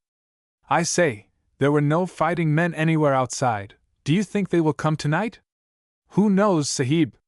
Perhaps not tonight, but they will come and try to take the place, or they would not be waiting as I saw them this morning. They have some plan in their minds, but we are ready, and must meet them when they come. But there was no sign of the enemy that night, nor the next, and such a state of calm that it was hard to imagine that the palace was still beleaguered. There was no doubt of this, though, for it was only necessary to send out a scout in any direction for him to find bodies of the enemy watching the palace, and ready to check any attempt at escape, if such had been the intention of the besieged. This state of quietude enabled Mr. Kenyon and his English friends to finish several little arrangements for the defense, and the risk of fire was reduced by the amount of water provided for checking the first attempt to destroy the place, if such should prove to be the enemy's design. The earthwork at the great gates, too, was strengthened, for though there was the possibility of the attack being made in another portion of the defenses, it seemed probable that it would be made as before. "They're like elephants, Hal," Fra said contemptuously. "They keep to the old track." The halt on the part of the enemy gave the doctor's patience a better chance of amendment, and the spirit that was within made several ready to return to the duties of the defense, each declaring that he would get better more quickly busy with his friends than lying as an invalid in bed, in spite of the gentle ministrations of the ladies, who did everything possible to help the doctor with his charge. Generally speaking, everything now had settled down in the palace to a complete state of routine. Watches were regularly set, including one on the roof, by the flagstaff, whence portions of the river could be seen, and longing looks were constantly cast, in the vain hope of seeing help in the shape of the well-manned boats of some British man-o'-war. Plans, too, were made as to the provisioning of the little garrison, and arranging that the stores should last as long as possible. This duty, with the care for the health of the place, devolved upon the doctor, who proved to be most stern in his insistence upon every one obeying his rules. Harry and Fra took their turns in going on duty, and it fell to their lot to superintend the guard when the elephants were let out and returned from the jungle, the sagacious beasts marching off regularly every morning, and forming a regular path across the grounds to the distant gates, while, strange to state, a whole week elapsed without the enemy again interfering and attempting to gain an entrance at such times. "There is a meaning in it all, Father says. They have lost so many men that they have determined to starve us out," Fra said one morning to his companion. "Yes, so my father thinks," replied Harry. "Or else it is that they are waiting for reinforcements." "I don't think they would have to wait," replied Fra. "No, depend upon it, they think we shall give up soon, and lay down our arms, so that they may march in and jump upon us, and then cut off our heads." Fra's face looked quite old with wrinkles as he gave his companion a somber look, and then nodded. "Perhaps they would be content, and let you English people off, if you gave up my father and his faithful friends." "And you with them?" said Harry gravely. "Of course. Can't spare you, old chap, bah! What are you talking about? If they think anything of that sort, they are more stupid than I thought for. Give up? They don't know what English people are yet. Why, Fra, we shall go on fighting till all the provisions are done, and then we shall make a fresh start." "How?" "By killing one of the elephants and eating him. Let's see, 11 of them. How long would they last?" "Nonsense! 'Tisn't. Old Mike would cook them so as to make something good, and so that they wouldn't be tough." "Don't make fun out of our troubles," said Fra bitterly. "Why not? They're bad enough, so one needn't try to make them worse." "What I dread is," began Fra, but Harry interrupted him. "I know that the enemy won't come and be well thrashed. No, that the water supply will be stopped. Father wondered that they had not dug up the bamboo pipes and cut that off." "Pooh! Let them. Father and Dr. Cameron talked that over the other night, and they said that near as we are to the river they would find water before we had dug down 10 feet, and there would be abundance. Look here, Fra, I've thought over it all, and now the place is so strong we can laugh at the enemy and starve them out. Give up? Why, if it came to the worst, we should shut ourselves up in that wing, and blow away the big passage which joins it to the rest of the palace. Then we should defend it step by step till we were on the roof, and fight there till the last of us was killed. English people would rather die fighting than give up to be murdered by a set of savages like the enemy." Fra was silent. "Well, wouldn't you?" said Harry. "Yes," said Fra gravely. "I suppose I should be horribly frightened, but I should know that it was my duty to fight for my father to the last, and I should fight." "Of course you would, and so should I," cried Harry, flushing. "As to being frightened, well, I don't think we should be a bit. We should feel that shrinky-shanky sensation which makes you shiver and feel hot and cold and wish you were somewhere else, and want to run away, only you wouldn't for the world. I believe everyone feels that at such times, say if anyone's drowning, and you don't want to jump in after him, or when there's a tiger or a big snake. But I don't think that's being frightened, that's only natural, because one would jump into the water to save any fellow drowning, or go and do anything. It's only a sort of hanging back before one begins." It can't be regular fright, old chap, because if it was, we should run, and that we couldn't do. Now, that's real fright. We should be afraid to do that. You're a queer fellow, Hal, said Fra, smiling. Am I? Well, so are other English boys, for I suppose I'm like most of them. I don't want to fight. I hate it. It's horrible, but I think I shall not be afraid to fight, but I'm sure I should be afraid to run away. I hope I should, said Fra thoughtfully. And I don't want the fighting to begin again, but this miserable waiting day after day for aid to come is terrible. I say, do you think Adam will bring help? Not now, I don't. I'm afraid the poor chap has been killed, or he would have come back. He'd have made his way to us, the same as Shri did. I say, I begin to feel as you do, wish it would all come to an end. Chapter 32. In the nick of time. Sunset had come. The elephants had returned to the gate, and being admitted without the sign of an enemy, had tramped quietly to their stables after their hearty banquet upon the succulent jungle leaves. Then the darkness fell, the evening meal was eaten, the guard set, and after a chat with Shri, the boys went to their beds, to lie down dressed, ready for anything, and dropped off soundly to sleep. In what seemed like 10 minutes Harry was awake again, to be conscious of a busy stir in the palace, and Shri leaning over him with a hand upon his shoulder.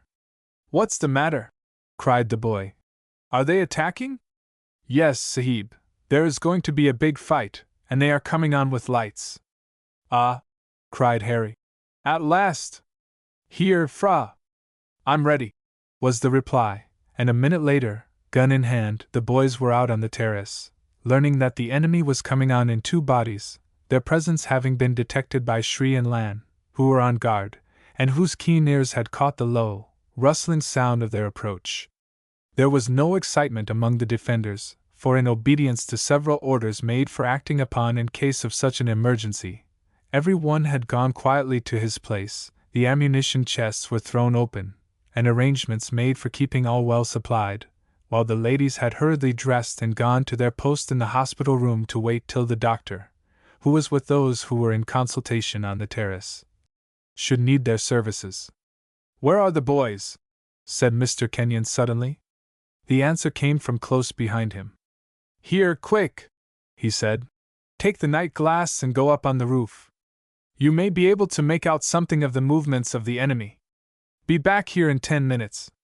Harry and Fra ran off, the glass was obtained, and they made their way to the flagstaffs. It was wonderfully still, not a breath of air perceptible, and the darkness was intense low down, though above the sky was one glorious incrustation of stars. For a few moments nothing could be seen, and they stood listening to a peculiar, murmurous sound from away over the great gates, evidently caused by the movement of a large body of men.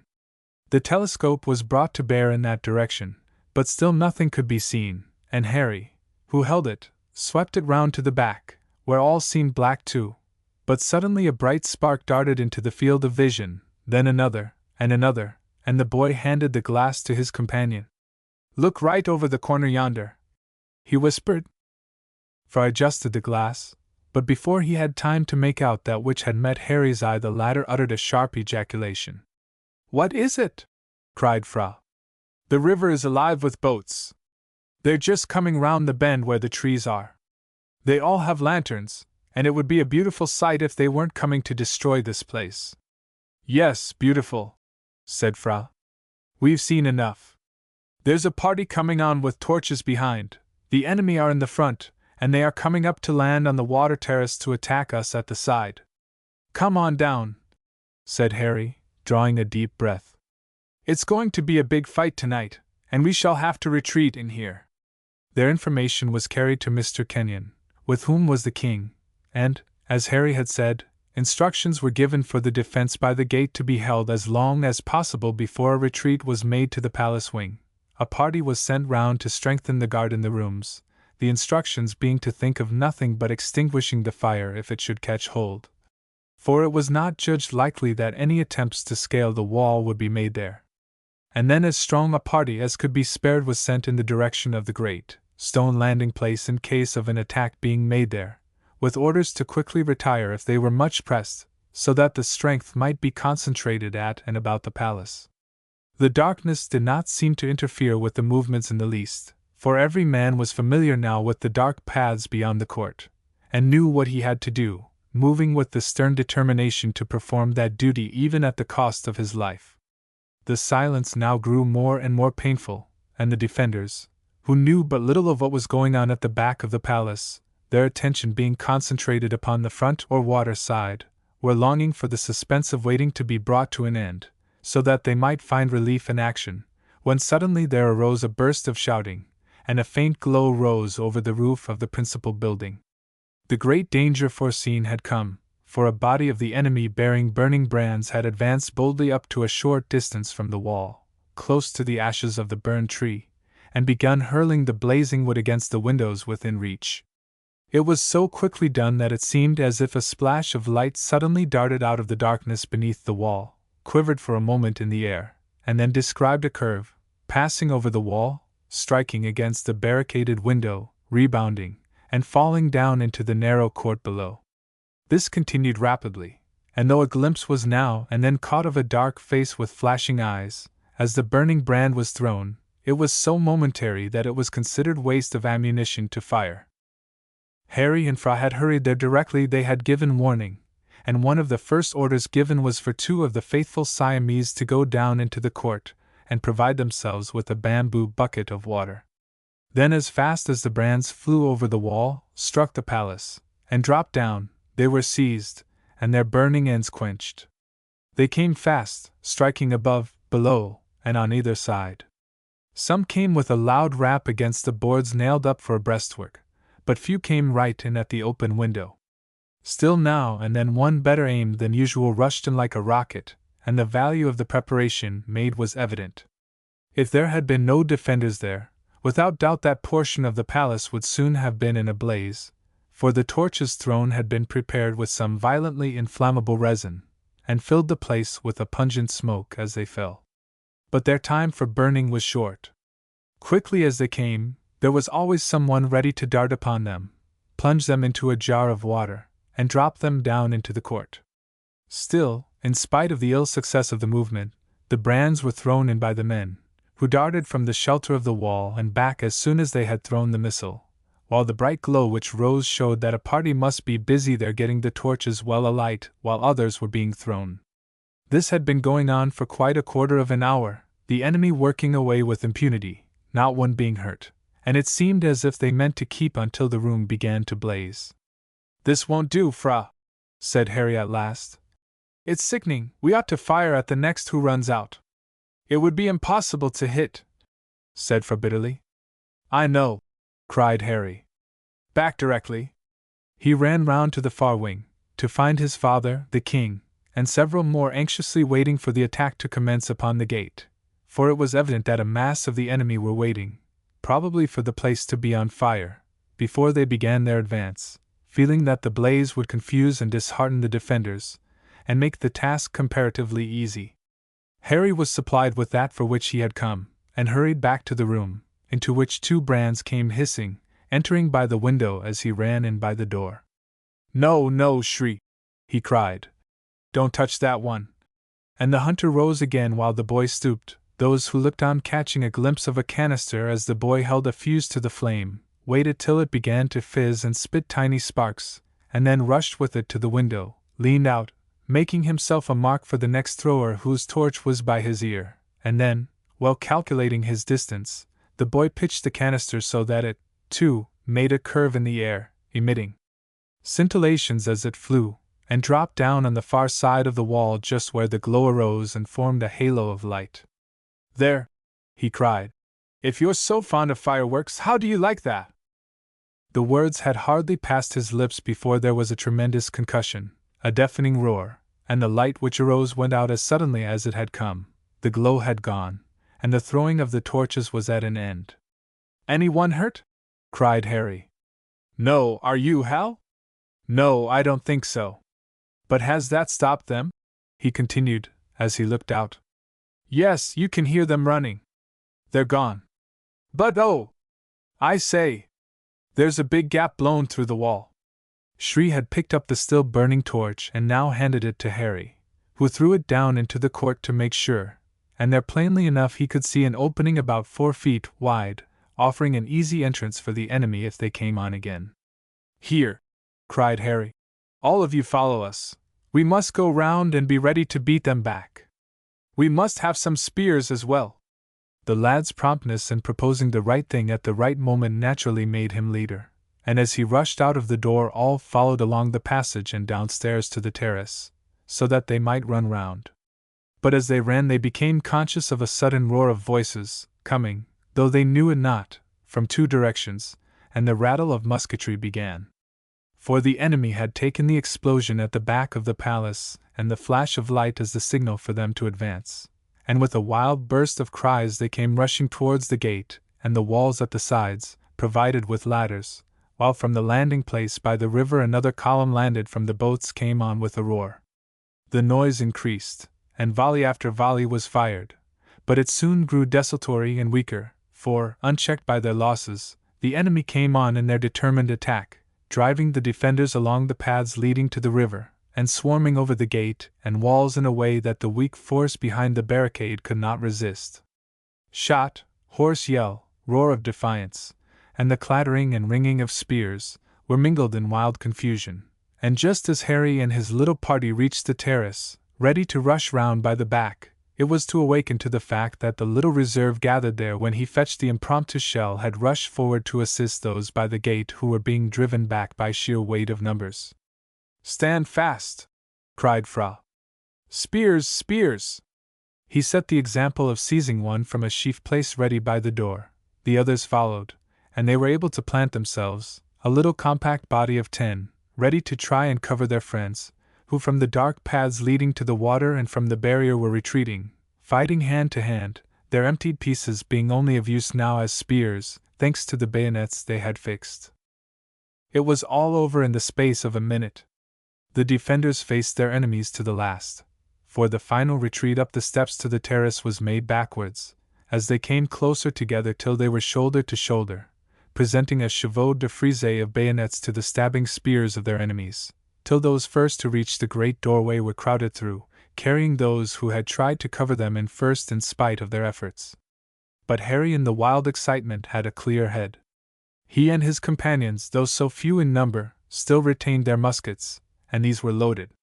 Quick as the thought which occurred to him, he called upon his party to follow, and led the way to the window at the side, one that he had seen carefully provided with a breastwork ready for defenders, though he little thought he was to be one of those who would first prove its value. He saw it now, though, and as the great door was being held by those at bay, all inside now, and the enemy were pressing forward to follow them in, he got his own party crowded at the window. "At the word," he cried, as every musket was brought to bear on the dense crowd not 5 yards away. There was a momentary pause.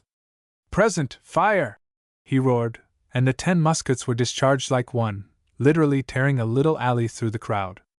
The effect was so sudden and startling to the attacking party that they fell back with one accord, but only for a few moments. Moments were vital then, and brief as the time was, it had given enough for some of those first driven in to get to and man the window on the other side of the door. Recovering from their surprise, the enemy yelled and rebounded, to come on again, when the sharp word of command was given, and a volley rattled from that side.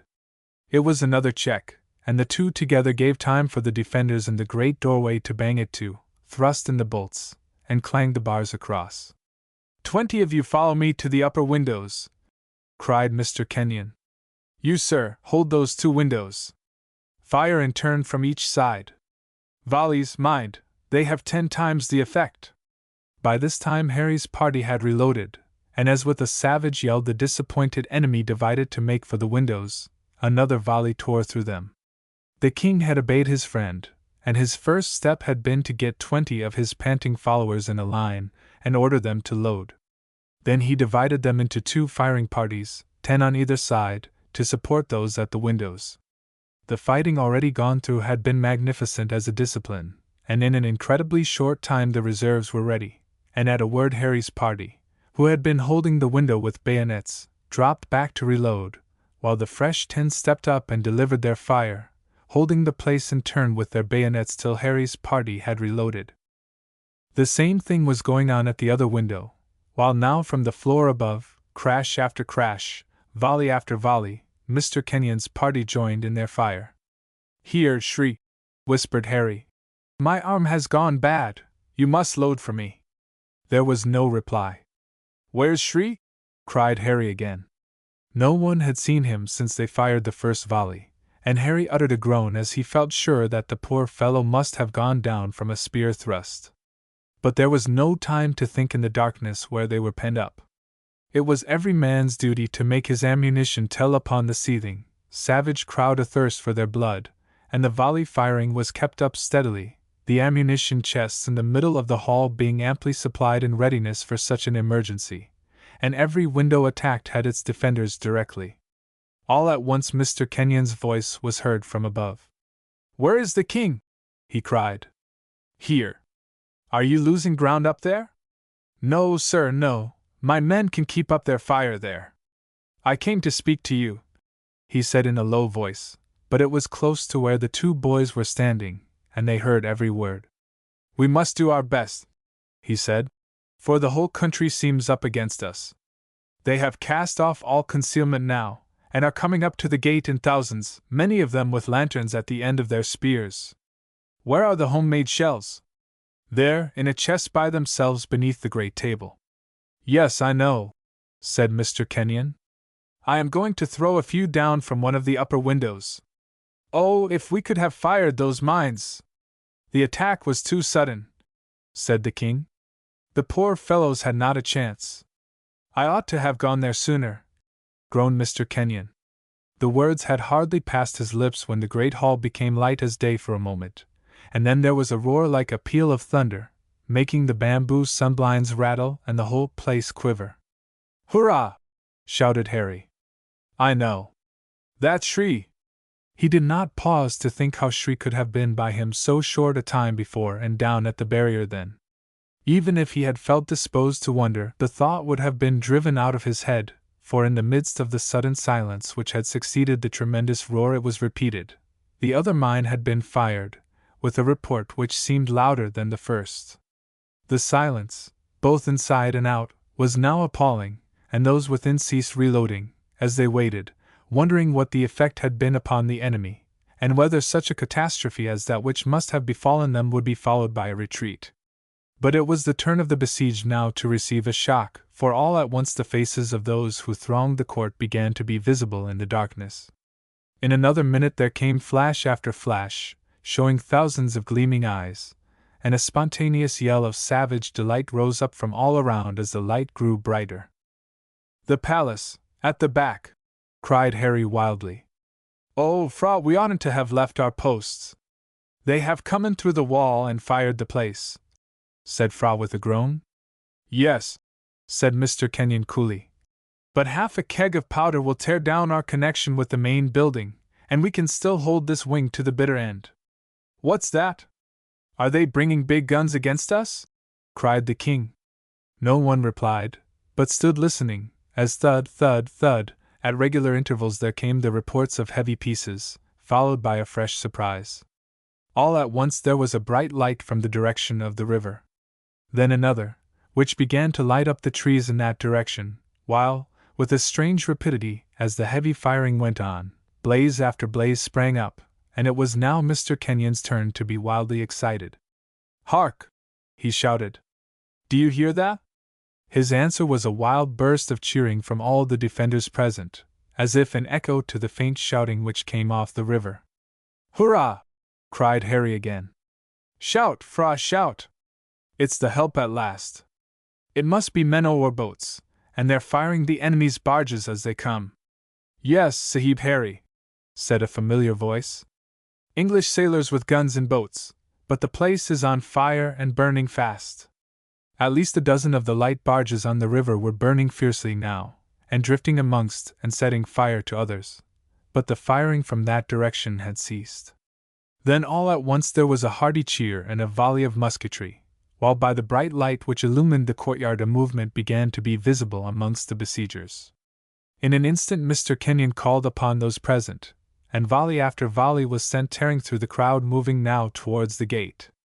In another minute there was a rush from the now lit-up walks leading to the landing, and a strong body of sailors dashed out into the open, formed up in line, fired a fresh volley, and then charged across at the retiring enemy. That was enough. This charge from disciplined men, who came on with a tremendous cheer, broke the neck of the attack, and the crowd scattered and fled, seeking who could be first outside, for the way was clear, the great gates and 20 feet of the wall being completely swept away. A volley or two from the sailors hastened the flight, but no pursuit was attempted, and the men were wheeled round and halted in front of the terrace, their officers advancing to congratulate those whom they had so opportunely relieved, while as soon as a strong party had been stationed at the ruined gates the efforts of every one were directed to the burning palace, the far end of which was blazing furiously. "Look here," said the lieutenant in command of the sailors. "It seems a pity, but if it is not done, the whole place must burn down." "What would you do?" said the king. "Blow up the burning rooms, the farther end," said Mr. Kenyon promptly. "That's it," said the lieutenant. "If you've half a keg of powder, we'll soon manage that, and a few 100 buckets of water will do the rest." It was a pity, but it was like lopping off a diseased limb, and half an hour after another explosion had suddenly shaken down that end of the lightly built palace, not a spark was visible. The next morning there was a ghastly array of sufferers lying about the precincts of the palace, but not an enemy to be seen. The great force gathered against the little knot of defenders had melted away. Weapons were hidden, and the spirit of the rebellion seemed to have quite evaporated, so that thousands of those who had been ready to fight desperately in the Second King's cause eagerly returned to their daily avocations as soon as the news spread after the defeat that their leader, and those who had headed the conspiracy had fled up the country to try and escape to safety in another land.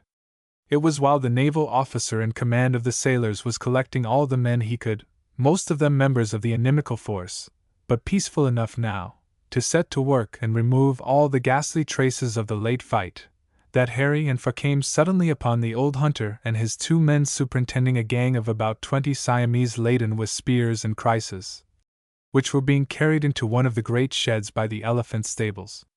"Why, there's Adam!" cried Harry. "Here, how did you get back?" "He came with the sailors in one of the boats, Sahib," said Shri, answering for his man, who nudged him to reply. "Then it was he who found an English ship to send help?" "Oh, yes, Sahib Fra. But it took him a long time, and he began to fear that he would not find one at last." "Where did he find it?" "Sailing on the sea, and coming to our river, Sahib. He says he could not help being so long." "But how about the firing of those mines, Shri?" cried Harry. "You did that?" "Yes, Sahib." "How did you manage it?" "You were with us." "I went to a window where there were no fighting men, Sahib, and dropped out to go down to the gate, where hundreds of men were crowding in." "But didn't they stop you?" "No, Sahib, I was not an Englishman, and I played with them." "Played with them?" "Yes, Sahib, I held my arm, and I walked lame, and they said to themselves, 'Here is a brave man who has been wounded,' and they let me go. I knew that the Sahib wanted the powder to go off at a time like that, and I crept to the places where the wires were hidden among the stones. I pulled first one and then the other. It was very horrible, Sahibs, but they were enemies seeking to kill the king and his friends, so it was right that I should fire the mines." Chapter 33. What followed. Shri's daring act with the mines, and the coming of the sailors who had burned the enemy's fleet of war boats, combined to completely dishearten the rebels, who fled to a man, and the next day the people were pulling back their houseboats to their old places about the banks of the river. Trade was going on, and scores of the king's servants and retainers came flocking in, many of whom had no doubt taken part in the attack upon the palace. But the majority had fled through fear. The wounded were for the most part helped and fetched away, saving the bad cases, which were attended by Dr. Cameron and the surgeon from the ship, and excepting that strong guards were stationed at the leveled gates and the broken wall, there was no sign of the effects of the siege 24 hours after the enemy had taken flight. The presence of the British warship in the river, with her guns and the naval detachment, helped to awe the people, but with the flight of the Second King and his party the rebellion died, the hatred of the English colony was forgotten, and Harry felt half angry, half amused, to see the competition which ensued in the course of a few hours among the workpeople of the city, who nearly fought for the right to rebuild the bungalows which had been destroyed. To be brief, in a few days the king was more firmly seated upon the throne than ever, for the inimical party had been swept away, and his people vied among themselves to prove who were the most devoted servants he possessed. It was about 3 months later, and after the departure of the man-of-war, that Harry and Fra were going round the English quarter, where the rebuilding was well in progress, Mr. Kenyon's bungalow most forward of all. "They have worked, Fra!" cried Harry triumphantly. "Why, in another fortnight we shall be able to begin housekeeping again. Mike has bought boatloads of things ready to come in as soon as the place is dry." "Yes," said Fra. "They are getting on fast. These light bamboo-built places are soon raised, but I don't see why you should be in such a hurry. Aren't you comfortable up at the palace?" "Comfortable?" cried Harry. "It would be a shame if we weren't. No one could be nicer than the king." "To his friends," said Fra gravely. "His enemies think differently." "He has no enemies now," said Harry. "No, not now, for the last of those who headed the rising have left the country." "All those who could," said Harry, with a meaning look. "Don't talk about it," said Fra, with a spasm of pain in his face. "We were talking about you coming back here to live. Aren't you afraid of another volcanic eruption?" "And no," said Harry. "We should be more on our guard if one were threatening." "There will not be another for many years," said Fra gravely. "My father has shown the people what he can do when roused, and he means to be more severe with any who stir up the people against what he does and his favoring of the English. I am sure we shall all be safe for many years to come. Don't hurry to get away from the palace. Father wants you to stay, so do I." "Yes, that's very nice, but it isn't home, Fra, old chap, and we English people like to be independent and have our own nests. But I was thinking that if there was another rising in a few years, we should be grown men and able to do better." "You couldn't." "Could they, Cameron?" said a voice behind them. "You there, father?" cried Harry, flushing. "Where should I be but in my own home, sir? The doctor and I have just come for a look round. But the museum looks bad, boys." "Yes, father. Fra and I were talking last night about having a turn in the jungle with Shri to begin collecting. And also about a rebellion in the future, and fighting better when you are men. The doctor and I hope and believe that if there is war again it will be against a foreign enemy, and the people will be joining their wise and progressive king in defending themselves." Cameron? "We shall have no more risings," said the doctor decisively, "for the people will never forget the way in which the last was put down. We are like your father, Fra, stronger than ever now." "Let's end here," said Mr. Kenyon. "One such incident as that trouble at the palace is enough in any boy's life." The two elders walked away to meet Mrs. Cameron, who had come down to join her husband, and the boys stood looking at one another. "No more fighting, Fra," said Harry. "But we've got the museum to fill." "Yes, when shall we begin?" "At once," said Harry. "So let's go and find old Shri." End of Project Gutenberg's Jungle and Stream, by George Manville Fenn.